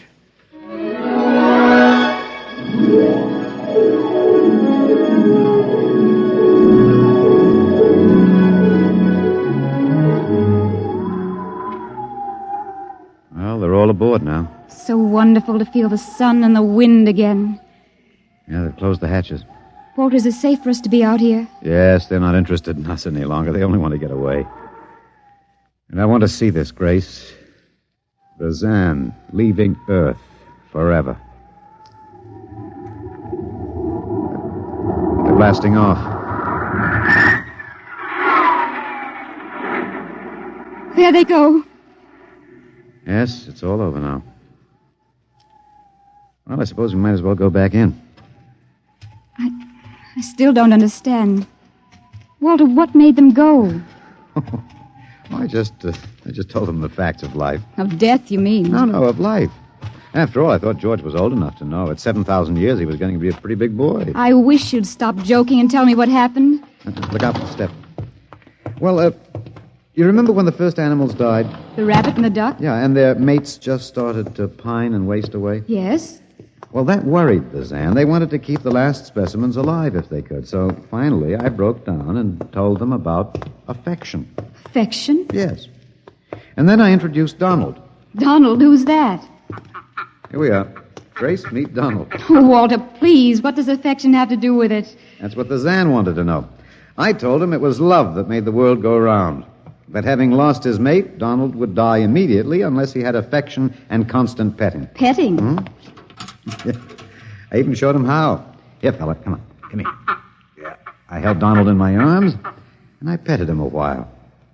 Then I let the Zan take over with the animal in the next cage. What animal? Take a look. You mean this cage? Mm-hmm. Watch out. Don't go too close. Walter, it's a rattlesnake. Yes. Their metabolism made it impossible for them to die of old age, but I had a hunch that they could be poisoned. Then it was the snake that killed the two Zan. Mm-hmm. They never even knew what bit them. Then you outwitted them, Walter. Well, I suppose... I thought you'd just given up. Oh, Walter, I'm so ashamed. You don't have to be. I had given up. I probably wouldn't have fought if you hadn't pushed me. Well, we've got a world to plan. A new world, Grace. I know. We'll have to decide which animals to let out of the zoo and which ones it'd be safer to keep in. But first, there's a bigger problem. What's that? The human race. Oh. We've got to make a decision about that. Pretty important one. Yes, but... It's been a nice race, even if nobody won it. Of course, it may go backward for a while until it gets its breath, but we can save the books and all the most important things and get it started ahead once more. No. It's the Garden of Eden all over again. But, Eve, you'll have to watch out for that snake. Now, don't be ridiculous, Walter. You know, funny, you even blush like Martha. Only you're stronger than she was. Prettier, too. I wish you'd forget about Martha. I think I will, my dear.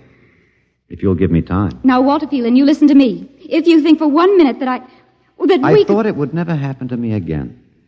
But it is love that makes the world go round. So, Grace, if you could only... No. I wouldn't marry you if you were the last man on earth. But that's exactly what I am. I don't care. I don't even want to talk about it. I'm going out. All right, my dear, but think it over. And please come back.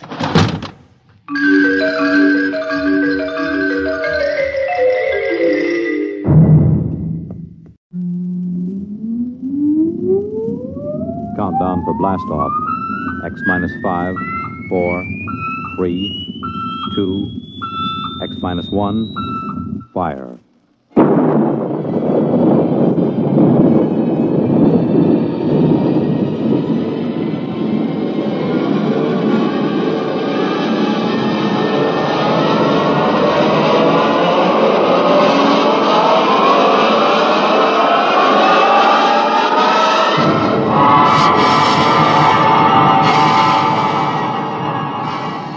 From the far horizons of the unknown come tales of new dimensions in time and space. These are stories of the future, adventures in which you'll live in 1,000,000, could be years, on 1,000 maybe worlds. The National Broadcasting Company, in cooperation with Galaxy Science Fiction Magazine, presents X minus 1.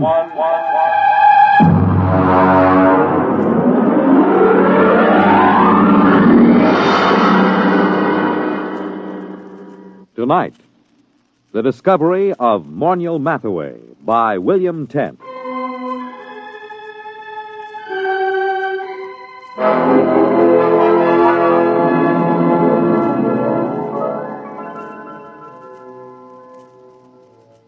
Everyone is astonished at the change in Morniel Mathaway since he was discovered.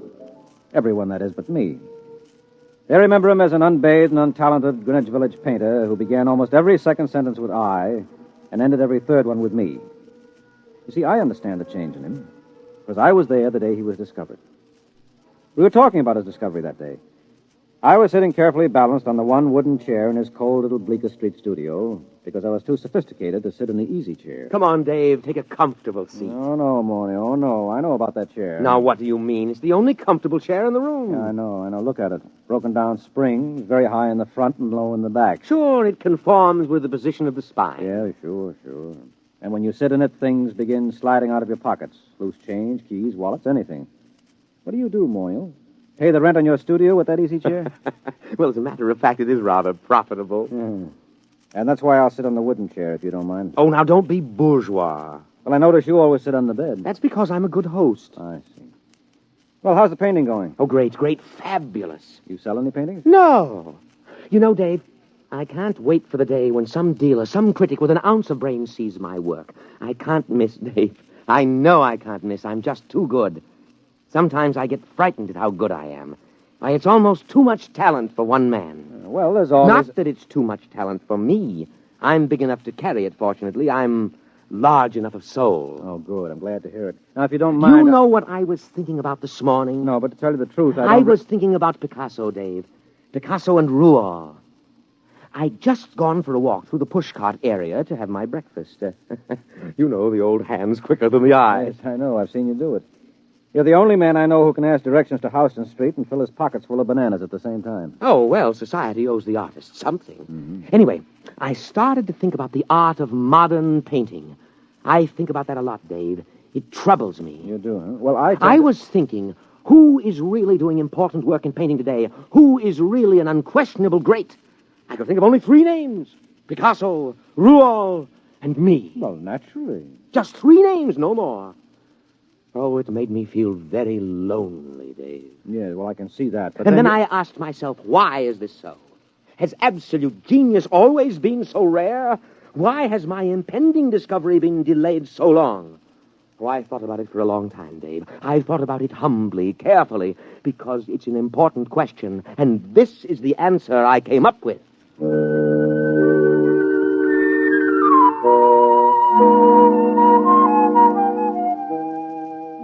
Well, don't bother waiting for the answer that Morniel came up with. It turned out to be a theory of aesthetics I'd heard at least a dozen times before from a dozen other painters in the village. Morniel was a bad painter, there was no question about it. I say that not only from my opinion. I've roomed with 2 modern painters, and I've been married for a year to another, but... Well, for example, a friend of mine, a fine critic of modern art, took a look at one of Morniel's paintings, which he hung over my fireplace in spite of my protests, and just kind of stared slack-jawed. What does he call that technique? Well, he says it's smudge on smudge. Well, I can believe it. Smudge on smudge, white on white, non-objectivism, neo-abstractionism, call it what you like. There's nothing there, nothing. Well, it doesn't even have the interest of those paintings that chimpanzee did a couple of years ago. He's just another of those loudmouth, frowsy, frustrated dilettantes that infest the village. Why do you waste your time with him? Well, for one thing, he lives right around the corner, and he's kind of colorful in his own sick way.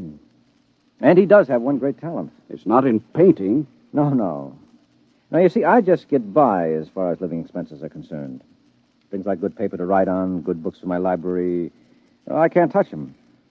And sometimes the yearning gets too great. You know, a newly published collection by Wallace Stevens.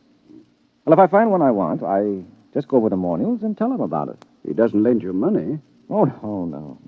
Now, you see, we go out to the bookstore and we come in separately. And then I start a conversation with the proprietor about some very expensive out-of-print item I'm thinking of ordering, and Morniel just says, "Don't mind me, I'm browsing." Well, that's the high side. I'm browsing. Well, what happens? Well, while I'm keeping the proprietor talking, Morniel snaffles the Stevens. Isn't that just a little bit, Oh, well, I intend to pay for them, of course, just as soon as I'm a little ahead. Well, why does he do this for you? Oh, well, I pay off. I go through the same routine at an art supply store so Morniel can get canvas and paint and brushes. Of course, I really have to pay for Morniel's browsing. I have to suffer through listening to him, and then my conscience bothers me. Oh, it does? Yes, you see, I intend to pay for my things, but I know he doesn't. And that's why my conscience bothers me.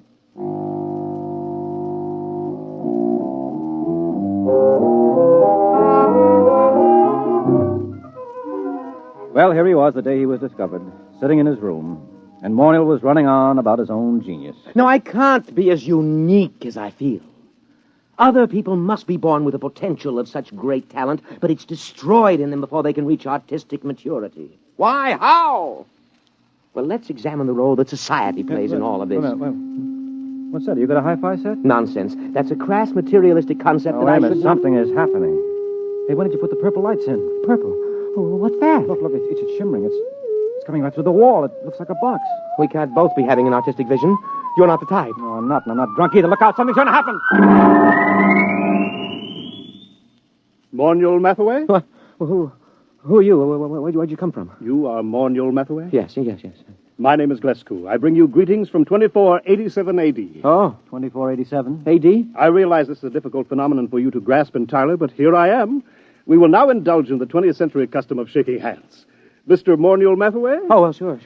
Shake. Yeah. And you, sir? Yeah, sure. I don't mind. Shake. What a moment. What a supreme moment. Oh, well, what do you mean, what a moment? What's so special about it? Are you the inventor of time travel? Me, an inventor? No. Time travel was invented by Antoinette Ingeborg in... Well, that was after your time. It's hardly worth going into at the moment, especially since I only have half an hour. Why half an hour? The skin drum can only be maintained that long. The skin drum is, well, call it the transmitting device that enables me to appear in your period. There is such an enormous expenditure of power required that a trip into the past is made only every 50 years. The privilege is awarded as a sort of go-bell. I believe I have the word right. It is go-bell, isn't it? The award made in your time? Well, you wouldn't mean Nobel by any chance, a Nobel Prize? That's it, the Nobel Prize. A trip is awarded to outstanding scholars as a kind of Nobel Prize. Once every 50 years, the man selected by the Gardemax is the most preeminent, that sort of thing, you know. Up to now, of course, it's always gone to historians, or they frittered it away on the siege of Troy and the first atom bomb explosion at Los Alamos, or the discovery of America, things like that. But this year... Yes? Well, what kind of scholar are you? I am an art scholar. My specialty is art history, and my special field in art history is... What? What? You... Mr. Mathaway. In my own period, I may say without much contradiction, I am the greatest living authority on the life and works of Morniel Mathaway. My special field is you. Dave, did you hear that? Dave! I heard. Do you mean that I'm famous? That famous? Famous. You, my dear sir, are beyond fame. You are one of the immortals the human race has produced. That famous? That famous. Who is the man with whom modern painting in its full glory is said to have definitely begun? Who is the man whose designs and color have dominated architecture for the past 5 centuries? Who is responsible for the arrangement of our cities, the shape of our artifacts, the texture of our clothing? Me. You. No other man in the history of art has exerted such a massive influence over design. To whom can I compare you, sir? To what other artist in history can I possibly compare you? Rembrandt? Da Vinci? Rembrandt and Da Vinci in the same breath as you. That's ridiculous. They lacked your universality, your taste for the cosmic. Wow. Mr. Glescu, excuse me. Do you happen to know of a poet named David Danziger? Did much of his work survive? Is that you? Yes, that's me. Dave Danziger? Well, no, I don't think so.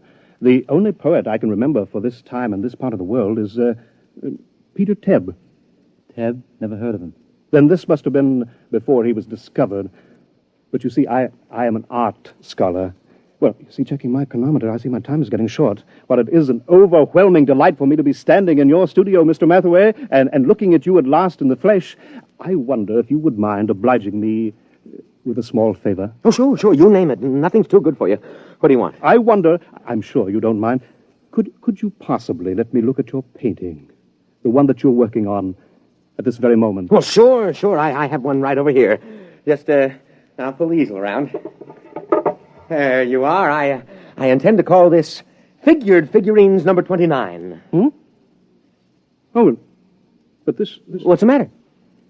Well, surely this isn't your work, Mr. Mathaway? Yeah. It's my work, all right. Figured Figurines number 29. Recognize it? No, I do not recognize it, and that is a fact for which I am extremely grateful. Could I see something else, please? Something a little later. Well, that's the latest. Everything else is earlier. Here, you might like this. Now, I call this Figured Figurines number 22. I think it's the best of my early period. Oh dear. You know, well, this looks like smears of paint on top of other smears of paint. Right. Only I call it smudge on smudge. But you probably know all about that, being such an authority on me. And now, here we have figurines number 12. Do you mind leaving these figurines, Mr. Mathaway? I'd like to see something of yours with color and form. Well, I haven't done any real color work for a long time. Oh, wait a minute. Wait. I have one over here somewhere. An old canvas. I was going to paint over it. Here we are. This is one of the few examples of my mauve and mottled period that I've kept. Oh, I can't imagine why. It's positively, oh dear. Oh, now, wait a minute. Let me show you some of my intestinal period. Here. Here's a particularly good one. It's called large intestine rampant. You like it? Oh, please. I think I'd like to sit down. Well, take the comfortable chair. And here's another one called small intestine incisive. Oh, it's rather good, don't you think? I managed to avoid completely any definite line. You notice that? I don't suppose you ever drink of Glafax. Oh, no, of course you don't. It hasn't been invented yet. Oh, now here's one that's bound to be great. It's one of my earlier smudge on smudges. It's called fly ash. I painted it by coating the canvas with slow-setting glue and leaving it out on the window for about 2.5 hours. Notice the delicate deposit of soot. Oh, please. Please, Miss Mathaway, please. Oh, I've got lots more. I don't understand this. All these canvases, this is obviously before you discover yourself and your true technique. But I'm looking for a sign, a hint to the genius that is to come, and I find... Well, how about this one? Here. Oh, please. Oh, take that away. Oh, dear. Oh, dear, no. Oh, look, I'll have to leave soon. I don't understand this at all. Let me show you something here, gentlemen. Here, a pocket edition of the source book. The complete paintings of Morniel Mathaway, 1928-1996. Were you born in 1928? Yep. May 23rd, 1928. Here, look at the first painting. Well, that's beautiful. I mean, the color, that's incredible. Oh, well, that stuff. Well, why didn't you tell me you wanted that kind of stuff? You mean you have paintings like this, too? No, not paintings. One painting. Oh, I did it last week as a sort of an experiment, but I wasn't satisfied with the way it turned out, so I gave it to the girl downstairs. Would you like to look at it? Oh, yes. Very much. Well, here, I'll just toss your book on the bed. Come on, it won't take a minute or two.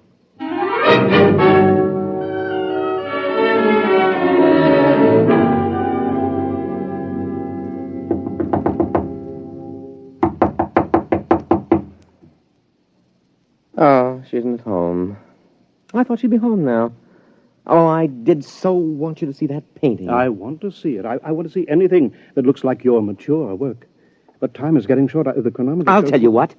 Anita here has a couple of cats that she asked me to feed when she's away for a while. So she's given me the key to her apartment. Suppose I, browse upstairs and get it. But she... Suppose I browse through my room and get it. Get it? Oh, yeah, you go ahead and browse, sure. Fine, but please hurry. Oh, sure, I'll hurry. I won't take long browsing.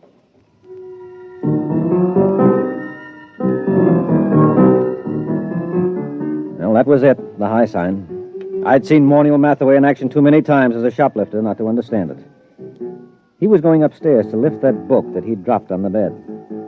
I knew he hadn't ever painted a picture like the one in the book, but he would now. Only he wouldn't paint them. He'd copy them. Well, I started talking automatically. You paint yourself, Mr. Glasgow? No. Of course, I wanted to be an artist when I was a boy. I imagine every critic starts out that way, but I found it far easier to write about paintings than to do them. Once I began reading the life of Morniel Mathaway, I knew I had found my field. Not only do I empathize closely with his paintings, but he seems so much like a person I could have known and liked. That's one of the things that puzzles me. He's quite different from what I had imagined. Yes, I'll bet he is. Of course, history has a way of adding romance to an important figure. Mm-hmm. Oh, dear, I'm running out of time here. Do you think you'll be back with the key soon? I've practically no time left. I've just got to get upstairs to the time translator. I just can't wait. I'll have to hurry now. Oh, dear, no, I did want to see an original Mathaway. I did want to. Mr. Mathaway, Oh, What's the matter? The time translator, it isn't here. It's gone. The book is gone, too. And Mathaway, he stranded me here. He must have figured out that getting inside and closing the door made it return. Yeah, he's a great figure. And he'll probably figure out a very plausible story to tell the people in your time to explain how the whole thing happened. Why should he work his head off in the 20th century when he can be an outstanding hero-worship celebrity in the 25th? So what'll happen if they ask him to paint merely one picture? Oh, he'll probably tell them he's already done his work and feels he can no longer add anything of importance to it. He'll no doubt end up giving lectures on himself. Don't worry. He'll make out. It's you I'm worried about. You're stuck here, aren't you? Are they likely to send a rescue party after you? No. Every scholar who wins the award has to sign a waiver of responsibility in case he doesn't return. No, I'm stuck here. Tell me, is it very bad living in this period? Well, not so bad. Of course, you'll need a social security card. And I don't know how you go about getting one at your age. And, well, the immigration authorities may want to question you since you're sort of an illegal alien. Oh, dear. That's awful. Wait a minute. It needn't be. I'll tell you what. Morniel has a social security card. He had a job a couple of years ago. He keeps his birth certificate in that drawer along with his other papers. Now, why don't you just assume his identity? He'll never show you up as an imposter. So do you think I could? Won't I be... well, won't his friends, his relatives... No, he hasn't got any family, and I'm about the only friend he's got. You could get away with it. Maybe grow a beard and dye it blonde. Naturally, the big problem would be earning a living. Being a specialist on Mathaway and the art movements derived from him wouldn't get you set an awful lot right now. But I could paint. I've always dreamed of being an artist. I don't have much talent, but there are all kinds of artistic novelties I know about, all kinds of graphic innovations that don't exist in your time. Surely that would be enough, even without talent, to make a living for me on some third or fourth-rate level.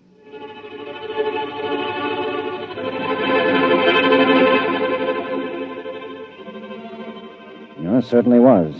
But not on the third or fourth-rate level. Mr. Glasgow, that is Morniel Mathaway, is the finest painter alive today and the unhappiest. After his last wildly successful exhibition, I remember he said to me, "What's the matter with all these people praising me like that? I don't have an ounce of real talent in me. All my work is completely derivative. I've tried to do something, anything that was completely my own, but I'm so steeped in Mathaway that I can't seem to make my own personality come through. And those idiotic critics go on raving about me, and the work isn't even my own." Well, then whose is it? Mathaway's, of course. We thought there couldn't be a time paradox. I wish you could read all the scientific papers on the subject.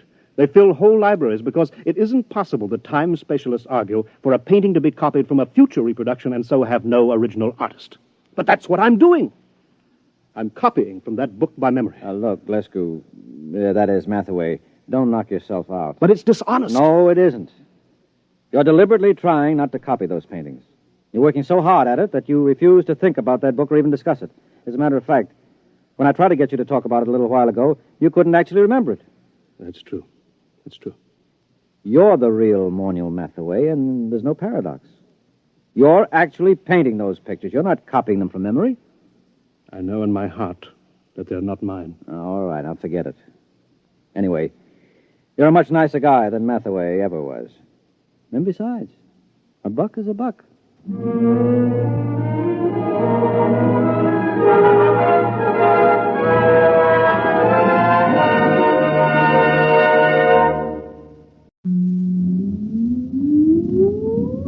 Countdown for blast off.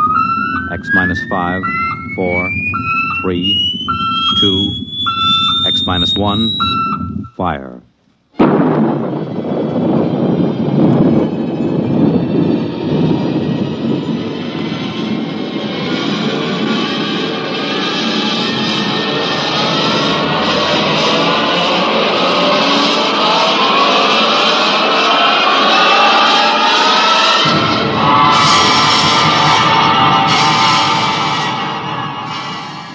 From the far horizons of the unknown come transcribed tales of new dimensions in time and space. These are stories of the future, adventures in which you'll live in 1,000,000 could-be years on 1,000 maybe worlds. The National Broadcasting Company, in cooperation with Street and Smith, publishers of astounding science fiction, presents X minus 1.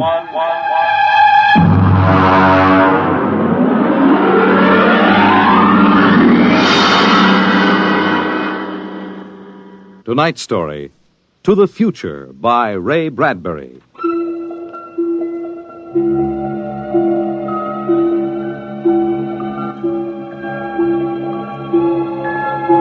Time is an interesting phenomenon. A ticking clock, the running sands of an hourglass. All these have captured the imagination of men. But time is more. It exists now, and then, and in the future. Suppose we are in the year 1955. Coexistent in time may be worlds we have never seen, the worlds of the past and of the future. The year 1955. It was a spring night in Mexico, fiesta time. The fireworks shot up into the clear, dark sky, and a papier-mâché bull ran about the plaza chasing boys and laughing men. Mr. and Mrs. William Travis stood on the edge of the yelling crowd, smiling. Bill, what is it? What did they say? They're cheering for the bull. Here he comes. He's good, isn't he? How they rigged that fire breathing. Bill, it's wonderful. I've never enjoyed myself so much in my life. It's terrific. They caught the bull. Bravo, Toro! Bill, it will go on, won't it? I mean, our trip. Sue, don't worry. I've got enough traveler's checks for a lifetime. Relax. No, but suppose they find us. Forget it. They haven't a chance. But suppose they do. Suppose they take us back. They'll never find us. Oh, relax. Enjoy yourself. If it only lasts. Come on. Let's get out of the crowd, huh? You need a drink. Let's try something different this time. I want to try every drink there is in the world. Don't worry. There's no rush. We've got plenty of time now. In here. There's a table over there. Come on. Bill. What's the matter? Don't look right away. Huh? Over your left shoulder, right by the end of the bar. That man. What is it? I saw him this morning in the plaza. Take it easy. The town's full of tourists. He was at Juarez and at Tasco. Bill, I'm afraid. Don't stare at him. Come on. I know it's the same man. He was wearing the same white suit. Sit down, Sue. Come on, dear. Smile. Act natural. Bill, he's been following us. He's a searcher. I know he is. Quiet. Here, boy. Si, senor. Benedictine and brandy, too. Si, senor. He's been watching us, Bill. Pull yourself together, Susan. They can't take us back. Will you quit worrying? The chances are 1 in 1,000 that they found us. It's probably just a coincidence. I want to lie down. I think I'm going to be sick. Susan, hang on, will you? If he is looking for us, we can't run out. It'd attract We attention. must have slipped up when we checked out in New York. What's he doing now? Stopped our waiter. He's asking him something. May just want a drink. Bill, I can't stand it. I've got to go upstairs and lie down. All right. As soon as we finish our drinks. What's he doing now? He's nodding at me. As if he knows me. He's smiling. Bill, he's coming over here. Watch yourself. We've got to go right on in front of him, so if he is what we think he is, he won't suspect. I can't. We've got to. Come on. So I said to David, that's absolutely ridiculous. What do you... Mr. Christian, you did not pull up your pants leg when you sat down. What? I'm afraid you've got the wrong person. My name isn't Chrysler. Kristen. Oh. I'm William Travis. I don't see what my pants leg has to do with it. Mind if I sit down? See, everyone nowadays pulls up his pants leg when he sits down. Like this. See, it keeps the trousers from bagging at the knees. But of course, if you're not used to this style of clothing... Now, see here, we don't know you. You don't? I'm sorry. I thought I knew you. This is our table, if you don't mind. You see, I'm looking for 2 friends of mine. A man and his wife. Very much like you. The man is an atomic scientist. The wife, a bacteriologist. Very important people. They work on government business. What are you talking about? And when I find my friends, I'm going to take them home with me. Look here, Mr. Sims. That will do for now. Well, look, I understand you thought you knew us, but you see you're mistaken. Now, if you'll excuse us, my wife and I were just going up to our room. We have to make an early start in the morning. Oh, going for a trip? Acapulco, perhaps? Oh, a lovely spot. Never mind where we're going. Yes, of course. You don't like crowds, tourists. Probably like to get off the beaten path. You know, I have a vacation folder here that might interest you. Please, Bill, let's go. It's put out by an outfit that calls itself Travel in Time Incorporated. Travel in time? Yes. They've come up with a rather intriguing idea. Here. Travel in Time Incorporated can costume you, put you in the crowd at any place and time in history. We guarantee to teach you any language you need to move freely in any year without risk of detection. This summer, why not escape from the worries of our modern world? Take your vacation in time. That's impossible, of course. But think what it would mean. A chance to escape all the tensions of an unpleasant life, war, insecurity, fear. Suppose you were a scientist working on a dangerous bomb project. Or you, Mrs. Travis. Suppose you were a bacteriologist working on disease cultures, and you had a chance to escape all that, to take a vacation 200 years in the past. It would be wonderful, wouldn't it, to escape to a more peaceful world? A trip back to 1955? 1955? But you said a vacation in the past. So I did. But you see, 1955 is the past. If you come from the year 2155. 2155? Yes. Terrible times, most unpleasant. A war raging, an atomic, bacteriological war.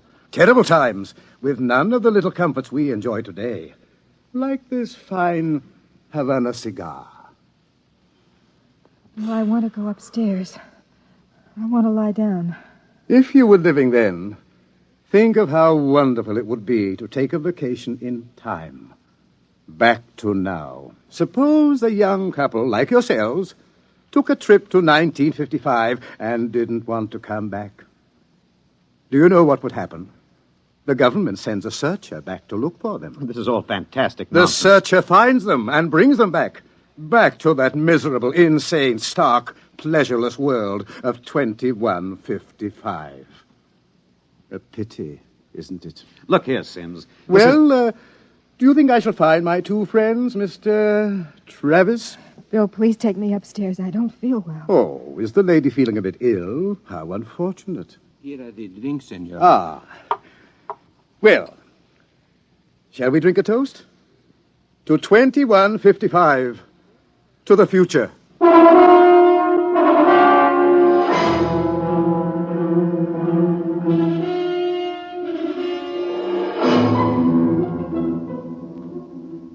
Inside. Inside, quick.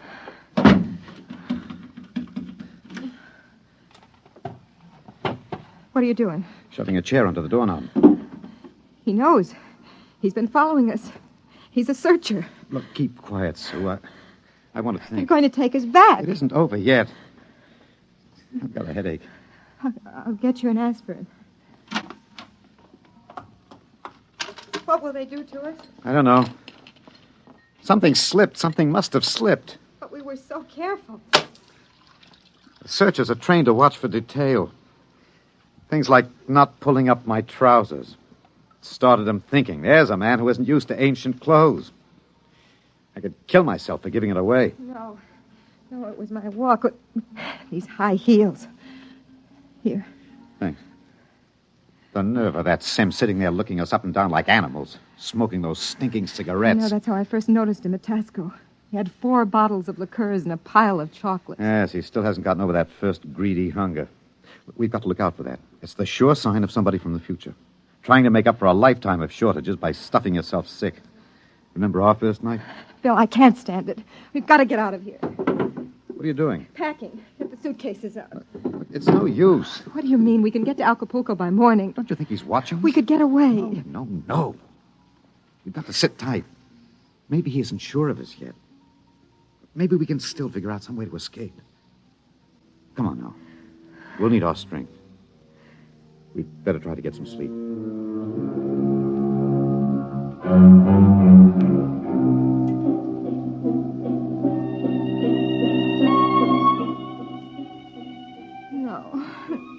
No, I won't go back. Security, pull it. The bomb. It's falling and killing. Sue, what's the matter? No, Sue. no. Sue, wake up, Sue. Bill, where are we? It's all right. Calm down, honey. We're still in 1955. It's all right. You must have had a nightmare. Oh, Bill, it was awful. We were back there, 2155. Oh, Bill, we won't go back there, will we ever? Go back to sleep, honey. It's all right. We're in Mexico, 1955, and we're going to stay here. Sue, I've been lying awake here thinking. He's still testing us. He's not absolutely certain. He's got all the time in the world. He can stay here as long as he likes. And then bring us back to the future 60 seconds after we left it. They can't make a scene, can they? They don't dare come out in the open. No. It might change the future. They're afraid of that. Bill, if we could only tell somebody, ask for You help. know we can't. That's why we had to submit to the psychological block treatment before they okayed our vacation. We couldn't tell if we tried. The block's too strong. Maybe we can break it, Oh, Bill. what's the use, darling? Who'd believe a crazy story like ours? Who'd believe we come from 2155? No, we can't tell. And they'll have to get us a loan to put us in the time machine to send us back. Then that's it, Bill. We'll never be alone. It's still fiesta tomorrow. It'll be easy to stay in the crowd. Yes, that's the only chance. We can't let him get us alone. He won't get us back to that war and that insane world. Bill.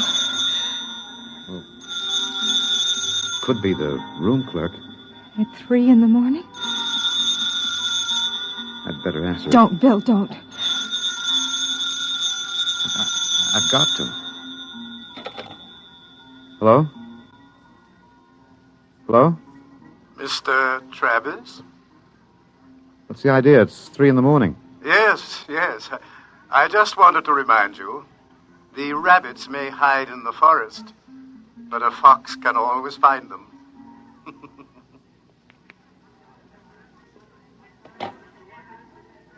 What was it, Bill? Bill. Never mind. Come on. Let's get some sleep. While we can.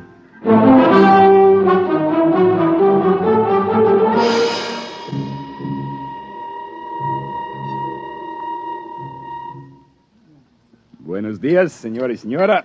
Good morning, Senor Gomez. I trust you are spending pleasant days in my hotel. Fiesta time is the best. Yes, it's been lovely. Your special table is all ready for breakfast. Hey,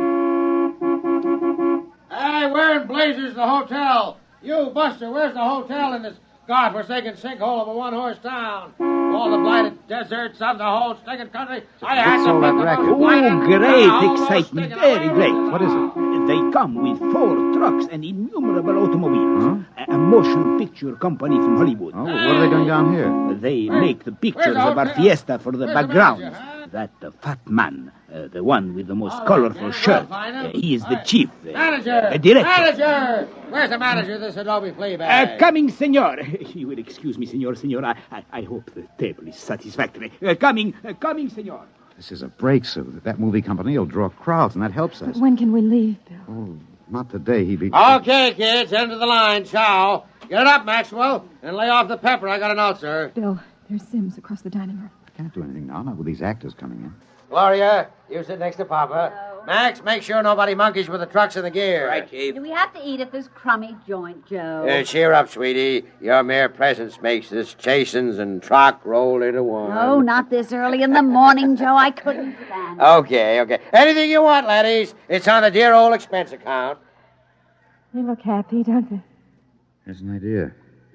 Maybe I could hire 2 of them. I could say it was a joke. Why? We could dress them in our clothes, have them drive off in our car sometime when Sims couldn't see their faces. Where would that get us? With him off on their trail, we might make it to Mexico City. It'd take years to find us there. Wait, that movie man's coming over. Excuse me, you folks are Americans, aren't you? That's right. Boy, am I glad to see you. I'm so sick of hearing Spanish, I could kiss you. Hey, come on over and eat with us, huh? Well, I don't think we should intrude. Oh, come on. Misery loves company. I'm Misery, and that's the company. We're from Hollywood. So I understand. Yeah. Boy, would I like to be there. I'm Joe Melton. I'm the director. I'm William Travis. This is my wife, Susan. Mutual. Come on over, kids. Join the party. Cheer us up. Only no tamales. I burned out 3 kidneys on tamales since I came over the border. Boy, am I funny, huh? Wonderful. Well, come on over. Hey, kiddies, I got new blood. Brother Yanks. Just a moment, Mr. Travers. I thought you might be breakfasting with me, alone. Sorry. I got him first, Mac. You want to join us? No, I've already ordered.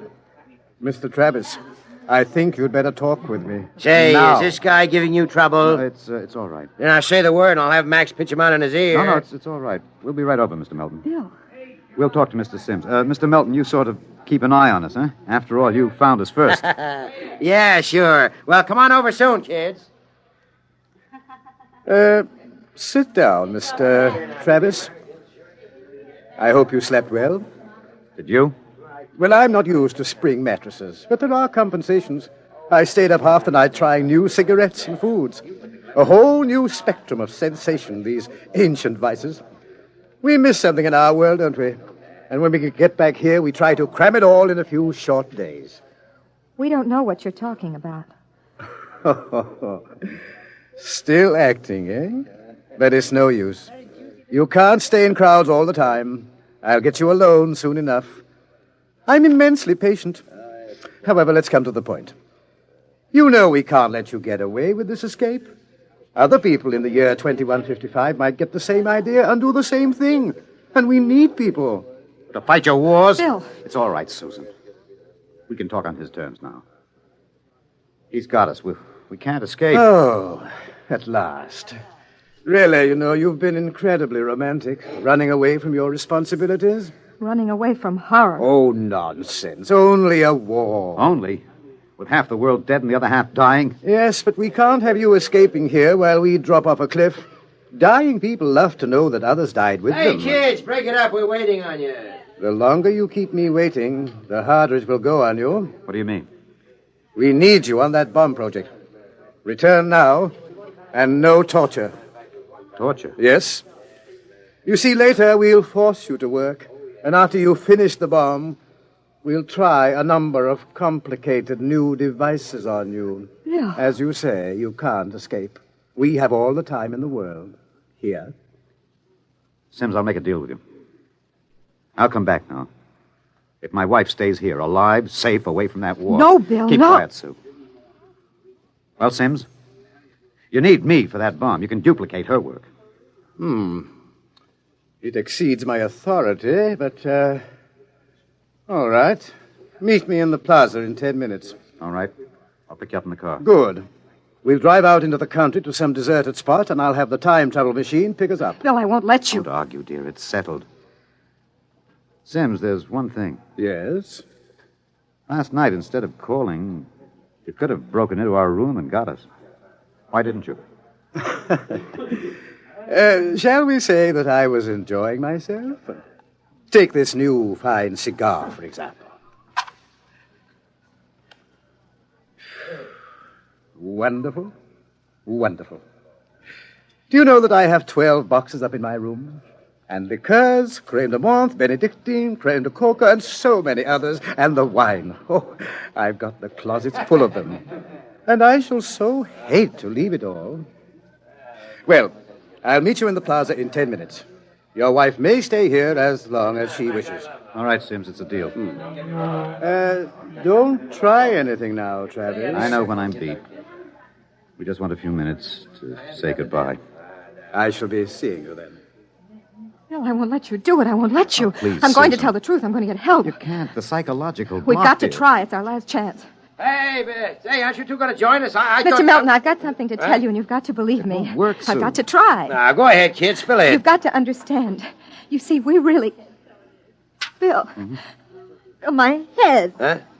I can't think. My head. Say, you need a bromo, honey. Can't work, Sue. The block's too strong. We better get the car. Bill.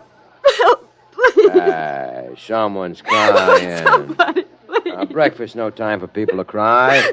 Now, what in the world could a good-looking kid like you find to cry about?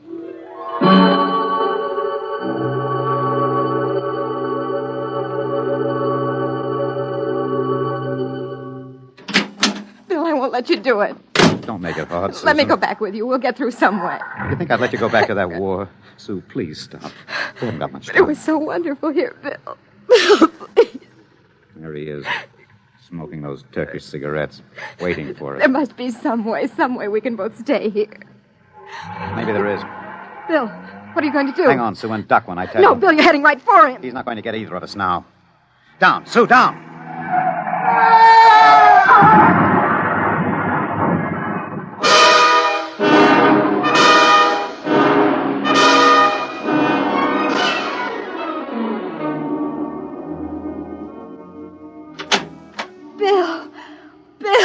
Bill. It's all right, darling. It's all right. Oh. It's all over.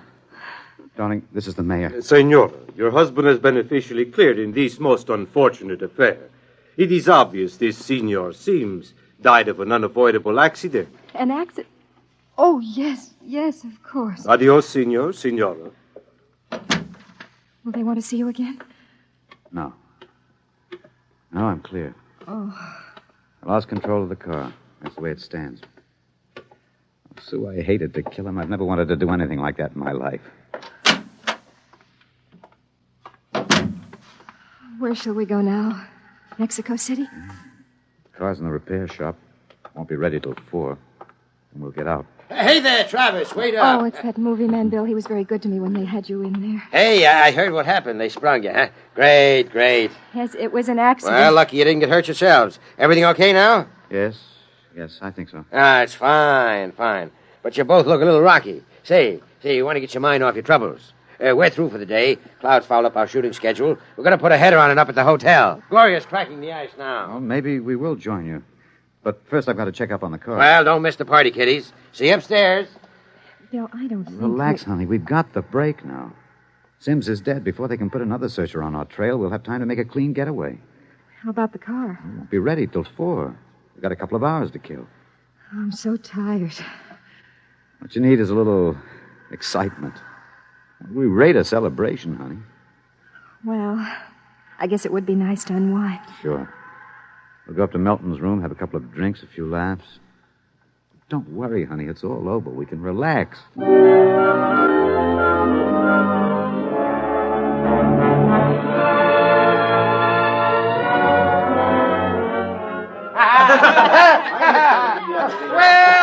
Well, Kitty. Well, we thought we'd join you, Mr. Melton. Great. Call me Joe. Gloria, yank another cork. We got company. Ahead of you. Here you are, kid. You kids ready to drink? Yeah, that was a pretty messy business, but it's all over now, huh? Yes, it's all over. Time to unlax. Grab a glass, honey. Thank you. Hey, quiet, everybody. Quiet. How about a toast to our guests? Well, sure. Huh? Okay. All right. To a very beautiful lady. Lovely enough for the movies. Thank you. Oh, I'm not kidding. That's why I came over to you in the first place. I might even give you a test. Oh, I mean it, honey. You're pretty nice. I could make you a movie star. And take me to Hollywood? At least it'd get us out of Mexico. You're not serious. Well, sure I am. Gloria, how about a refill? Yeah, coming up. That sounds wonderful, doesn't it, Bill? Los Angeles is a pretty crowded city, isn't Crowded? Hey, wait till you see the Sunset Bus. Well, you don't really think I could be an actress, do you? You don't have to cheer me up anymore. I'm feeling wonderful now. No, I'm serious. Really? Well, what kind of a film do you think my wife would be good for? Well, I want to do a suspense story. Sort of a war story, you know. Gloria, pour Mr. Travis another glass. A story about a man and a wife. You live in a little house. I'm just ad-libbing this, you understand? Sure. Go on. There's a war on, see? A terrible war, you see. And they live in the year, 2155. Yeah.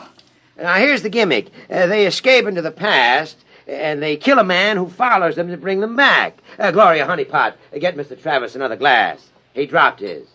Well, sir, this couple takes refuge with a group of movie people. Safety in numbers, they figure. Bill?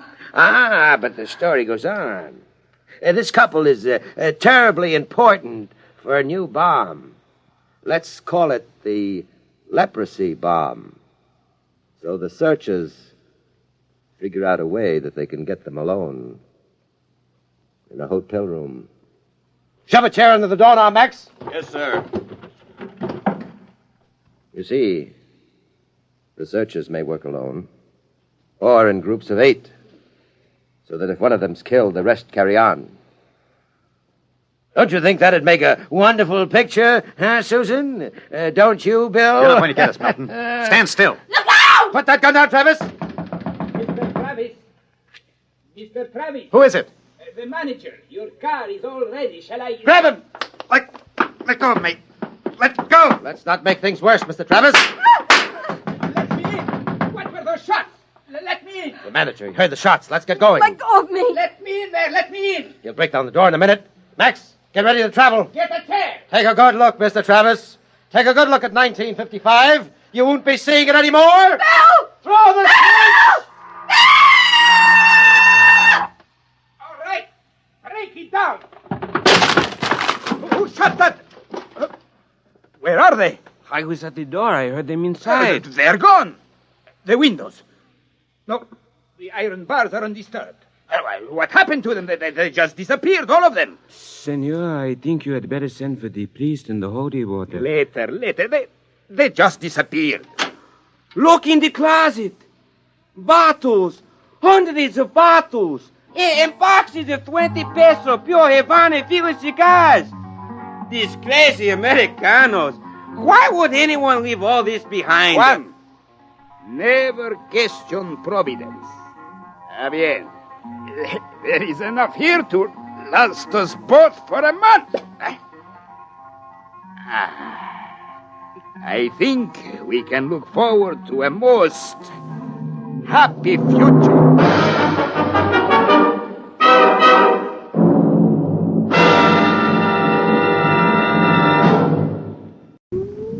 Countdown for blast off. X minus 5, 4, 3, 2, X minus 1, fire.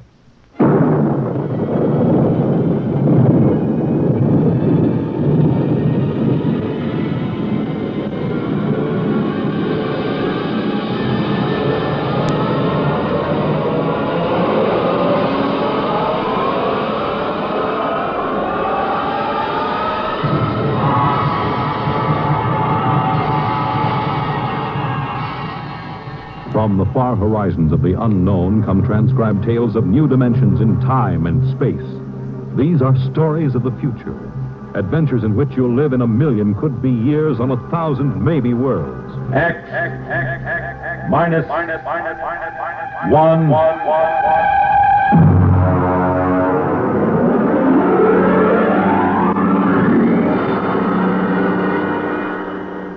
Tonight's story, The Parade, by George Lefferts.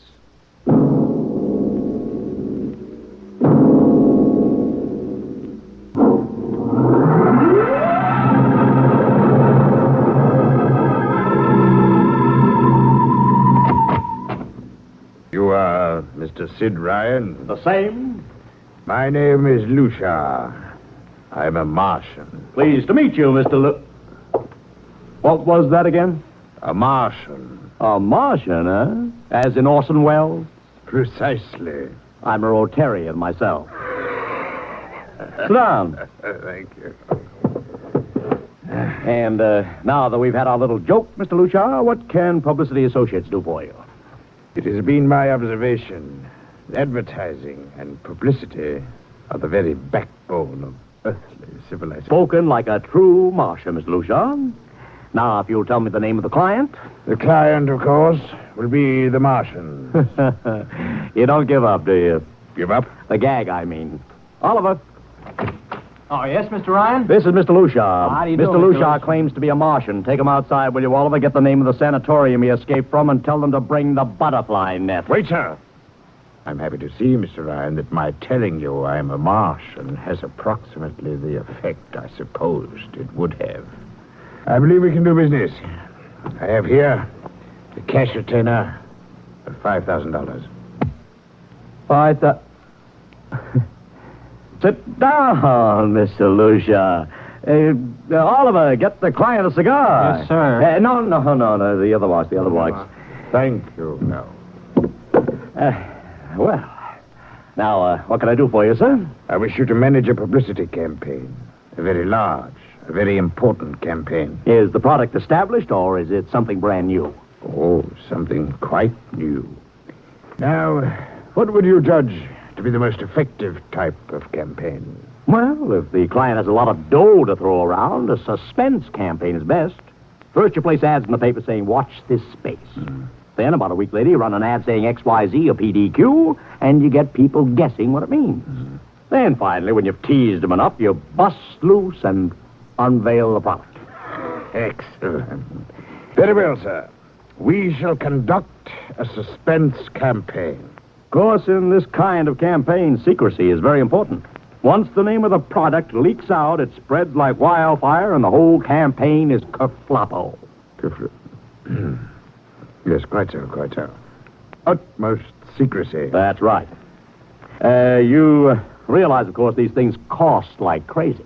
Would, say, $1 million cover the expense? Come again? I said, would $1 million cover it? Yes, I imagine. You did say $1 million. I understood that you had handled some very large accounts. Of course, if this is too big... Oh, not at all. Not at all. As a matter of fact, I seldom touch anything less. Right, Oliver? Huh? Oh, of course. That's right, Mr. Ryan. Absolutely right. Good. You will begin, then, by saturating the newspapers, the radio, streetcars, with a very simple statement. What's that? I shall write it for you. The Martians are coming. Say, that's not a bad teaser.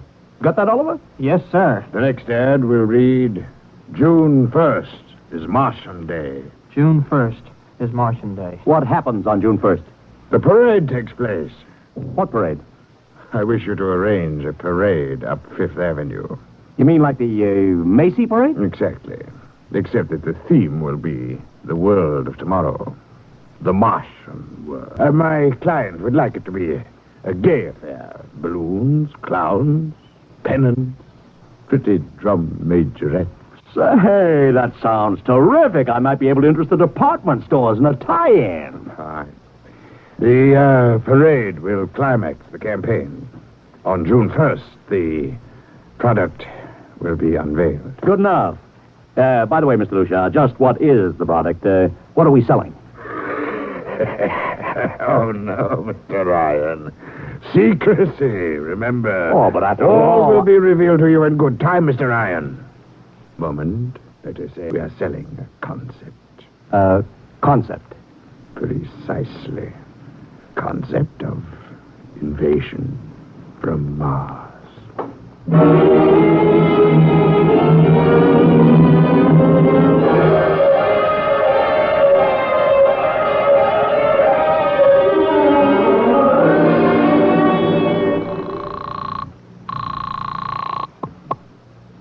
Benny Marcus, please. This is Benny. Benny, this is Sid Ryan over at Publicity Associates. Listen, Benny, how you fixed for midgets? I got midgets. Fine. I need 40 midgets for a parade. 40. June 1st. And listen, Benny, I want them dressed in little spacesuits. What? You know, like men from Mars, okay? Midgets. And I want some movie extras, maybe 50 of them. Also rigged up like men from Mars. Make them look gruesome. Got that? Gruesome. Also, I need some horses with pretty girls on top of them. Maybe you can get that bunch from Maroney's Traveling Circus. The ones we booked for the Fireman's Parade in Albany last year. Oh, try, Sid. And never mind the expense. Just get me the talent, okay? I gotta hang up now. Call me back, Benny.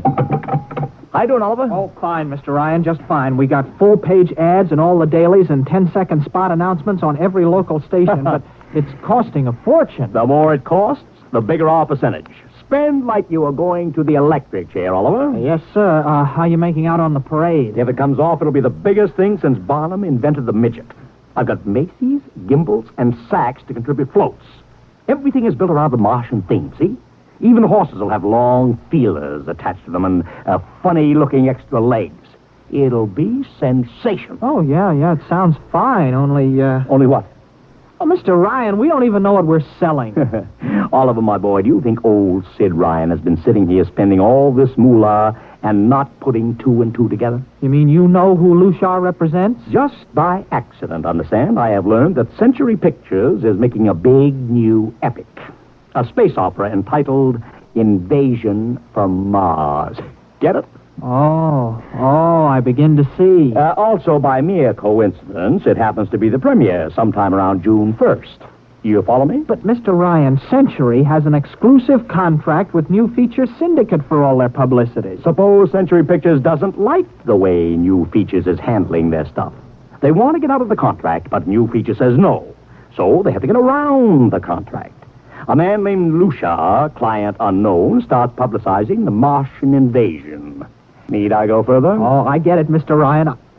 Gee, I suppose I should have thought of that. No, Oliver, that's what I like about you. You're so innocent.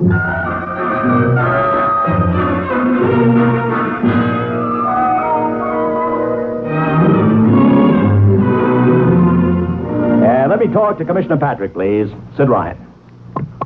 Hello? Commish, Sid Ryan. Oh, it's you. Well, what is it this time? If you want to drop a man off the Empire State Building into a teacup full of water, the answer is no. Also, we are not arresting any fan dancers. You know I don't handle fan dances. I want a permit for a parade, June 1st, 5th Avenue. It's a Sunday. There's no traffic. Oh, come now. Look, Ryan. Macy's gets a permit. Gimbel's gets a permit. The American Legion gets a permit. The Sons of Erin march every time Morton Downey sings the Wearing the Green. Don't give me a hard time, Patrick. This is too big. I have the 5th Avenue Merchants Association behind me. Okay, Ryan. Fill out the forms. I'll pass them along to the license commissioner. That's my boy. Oh, by the way, what's the occasion? Oh, don't you read the papers, Patrick? June 1st is Martian Day.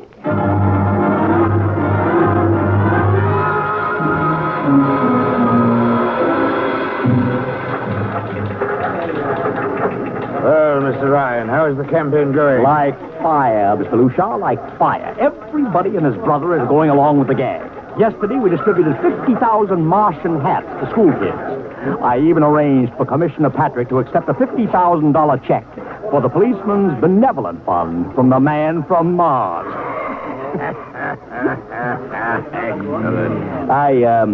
I understand Century Pictures spent over $1 million making that space opera. I beg pardon? Oh, come, Mr. Lucia.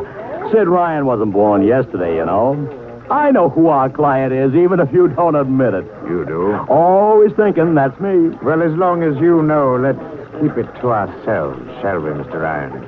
As you once remarked, when these things leak out, it destroys the surprise and ruins the effectiveness of the campaign.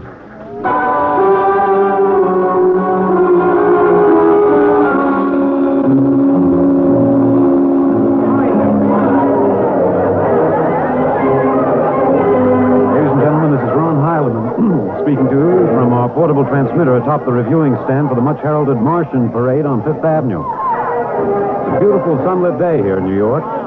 Perfect day for a parade. And the streets are packed with thousands of spectators, all eager to find out what this is all about.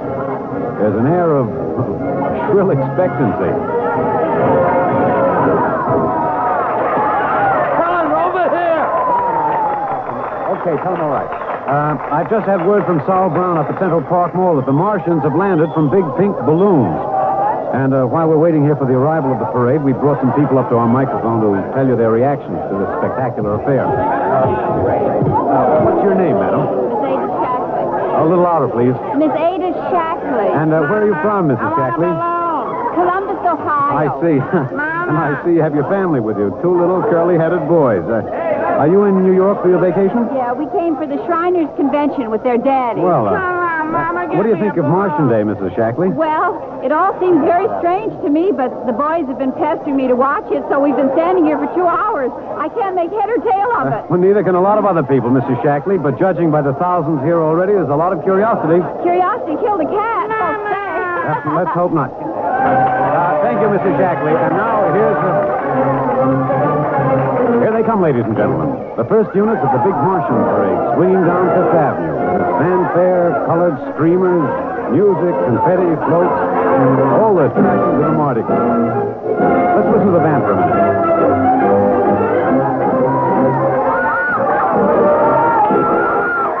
Here in the vanguard, the whole troop of little midgets in weird-looking pink and blue spacesuits, carrying Rube Goldberg weapons with signs painted on them. I can read one which says Atomic Blaster. Another has a placard reading, We're marching through Georgia. And here come the clowns, laughing and falling all over each other. They're giving free sugar candy to the kids along the way. Yes, ladies and gentlemen, this is a happy, laughing crowd along Fifth Avenue today. A true reflection of a great sense of humor and good nature that makes America the place it is. Why, only... What's this? The crowd's murmuring now. They've fallen somewhat silent. There's something coming. I'll try to get it for you. What? Ladies and gentlemen, here comes the Martian contingent. This is promised as the climax of the show. And now a great hush has fallen over the crowd. Quite a sight to see these thousands of people standing here expectantly, hearing only the great regular sigh of their mass breathing. And now here they come, ladies and gentlemen. The Martians, marching in booted, helmeted ranks, row after row of them. This is an impressive sight, ladies and gentlemen. And a rather serious contrast to the rest of the joyous slapstick parade we've been witnessing up in Mao. There are perhaps, 200 tall, broad-chested men dressed in metallic gray spacesuits with thick glass visors drawn across their faces. Each one's holding an ominous-looking ray gun at the ready position. And marching in absolute silence, keeping steps perfectly, as though some mute, unspoken command is marking time for them. Even the children are awed by the unexpected, warlike realism of the Martian Legion. And now the first ranks of the Martians move past us, down Fifth Avenue toward the reviewing stands at the square. No one moves. There. A woman, ladies and gentlemen, just dashed out into the street. For what reason, I don't know. She just slipped through the police cordon somehow. They're after her now, but she's already reached the ranks of the marchers, and she's trying to lift the visor of one of the Martian spacesuits. Wait. She's fallen. She screamed and then fell forward in a dead faint. The Martian column keeps right on coming. Unless they break ranks, they're going to trample her. No. The policemen have got her now. They're dragging her away, out of the way. They're trying to revive her now. All sorts of rumors have begun filtering back through the crowd. Some are even whispering that the woman's dead. We don't know yet, but whatever's happened, the incident seems to have cast a slight shadow over the mood of the crowd. The carefree holiday air seems to have vanished. The crowd's stirring uneasily. A little disturbed at what we've just seen. Nothing to be alarmed at, however. It just seems a shame that anything like this should happen to spoil our enjoyment of the Martian parade.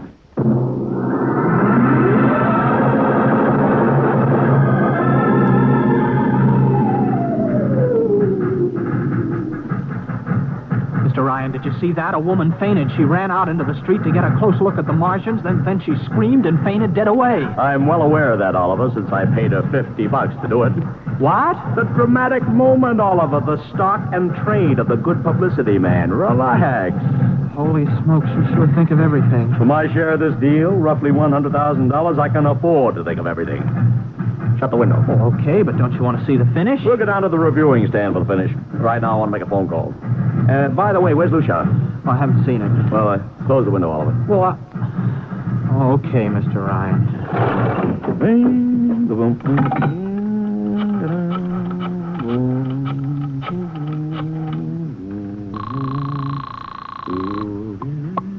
Marcus Towel Agency. Benny, this is Sid Ryan.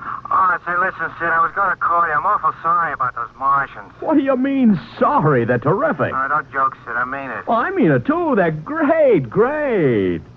Are you in a bag? Never felt better. Mean it, don't you? Of course I mean it. What is this? There are Martians in the parade? About 150. Of course, I only ordered 50, but under the circumstance... Sid. What is it? Sid, don't you know I couldn't get you a single movie extra? There's a studio strike in New York. Huh? Wait a minute. Where'd these guys come from if you didn't hire them? I don't know. Hold on. Oliver? Oh, yes, Mr. Ryan? Did you hire those Martians? Well, no, sir. I didn't... Benny, this is on the level, isn't it? Oh, yes, Sid. Okay, Benny, I'll call you back. What's the matter, Mr. Ryan? Oh, no. Just don't know. Wonder if Lucia hired them. What's Century Pictures number? Tremaine 4, 1000. Tremaine 4, 1. Century Picture, your old star. Give me Marty Sanford, your publicity director. One moment, please. Sanford? Marty, this is Sid Ryan. Oh, hello, Sid. How's it Fine. Listen, Marty, this is dead serious. On the level, get it? What's wrong? I've got to locate Lucia. Lou who? Lucia, come on now, Marty. This is life and death. The guy you sent over to hire me for the invasion picture. I never heard of a guy named Lucia. And, what invasion picture? picture? Invasion from Mars, the space opera. Are you batty? Marty. The picture was shelved last month. What? Sure, back in the can. The big shots decided you can't sell a Martian invasion to the American public. Too incredible, Sid. Who'd ever believe it could really happen? Of all the great... Mother in heaven. What is it, Mr. Ryan? You look terrible. Too fantastic. Mr. Ryan, is something wrong? Open that window. I want another look at those Martians.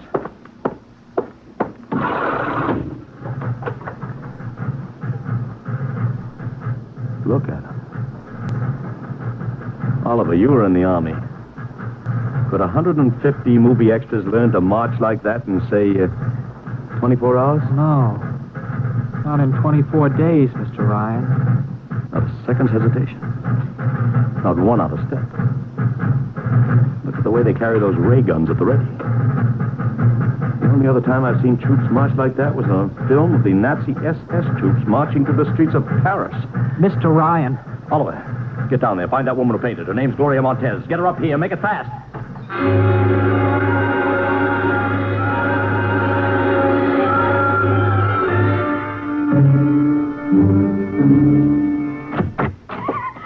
Yes, Mr. Ryan, I can't get much sense out of her. Stay away from me. Okay, Gloria. You can cut out the act and relax. It's me, Sid Ryan. Gloria, settle down. Baby, it's me, Sid. It's awful. It's so big green eyes and those feelies like a catfish. Baby, snap out of it. Listen, what happened down there? You ran out and screamed like I told you, but the fainting, that wasn't in the act. Go away, please. Go away. Just one question, baby. Inside that helmet, what did you see? Anything out of her, Mr. Ryan, she needs a doctor. Okay, Oliver. I've heard enough anyway. You take care of Gloria here. Get her a drink. Where are you going? To see the commissioner. You gotta stop this parade before things begin to happen.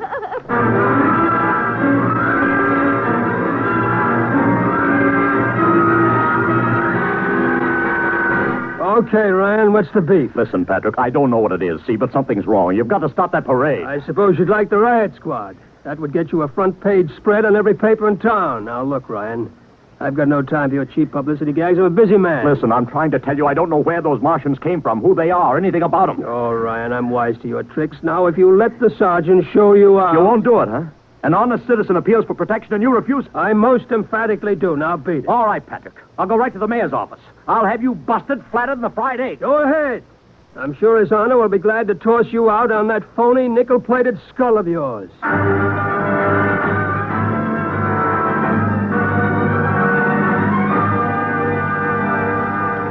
You heard me, Ryan. You can't see the mayor. Adolf, please. This isn't a gag. I don't want publicity. All I want to do is maybe prevent something horrible from happening. In case you don't know it, wise guy, something horrible's already happening.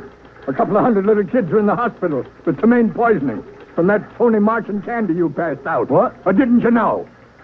I didn't. We've got to stop that parade. Sure, you'd like nothing better than to start a panic now. Maybe a few hundred people get trampled to death. Think of the newspaper space. That'd get you and your phony product. I won't stand for this, Adolf. This may be a matter of life and death. Don't get out of here quick. It'll be your death. Go on, beat it. Get out. You and your publicity stunts make me sick to my stomach.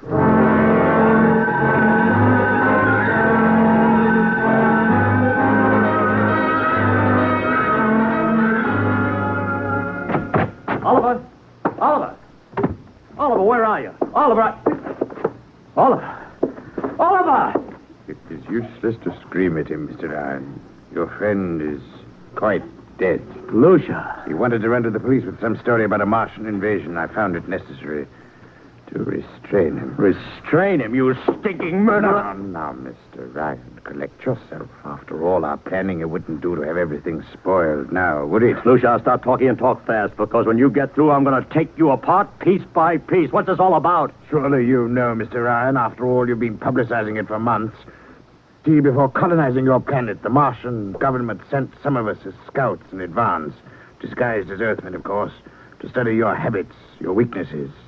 We found that the people on Earth are predominantly conditioned by advertising and publicity. So we conceived the idea of treating our entire invasion as a vast publicity stunt. Clever, yes? After all, Mr. Ryan, who would suspect an invader who advertised his invasion in the newspaper, invited the public to his surprise attack, and spent millions publicizing his plans. Holy jumping. You've done very well, you see. Then there was no product. Ah, but there is a product. The product is death. What are you trying, Lucia? We Martians are a humane people, Mr. Ryan. We do not like to destroy thousands where a few hundred will suffice. In exactly 2 minutes, our troops will treat the world to a spectacle of death, which will bring the rest of your planet to its knees in horror. Nations will clamor to surrender. Perhaps, Mr. Lucia, but not if I can help it. No!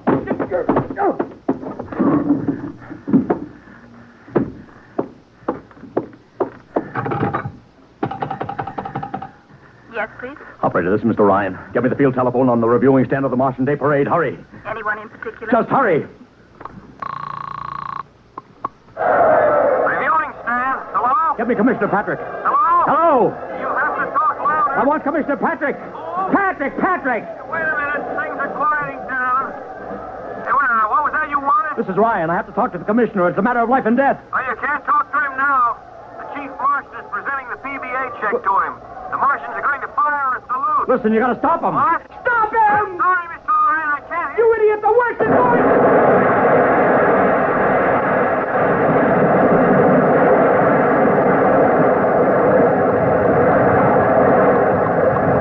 Ryan, you've been cut off. I heard it. Is something the matter? No, operator. Doesn't matter. Nothing matters.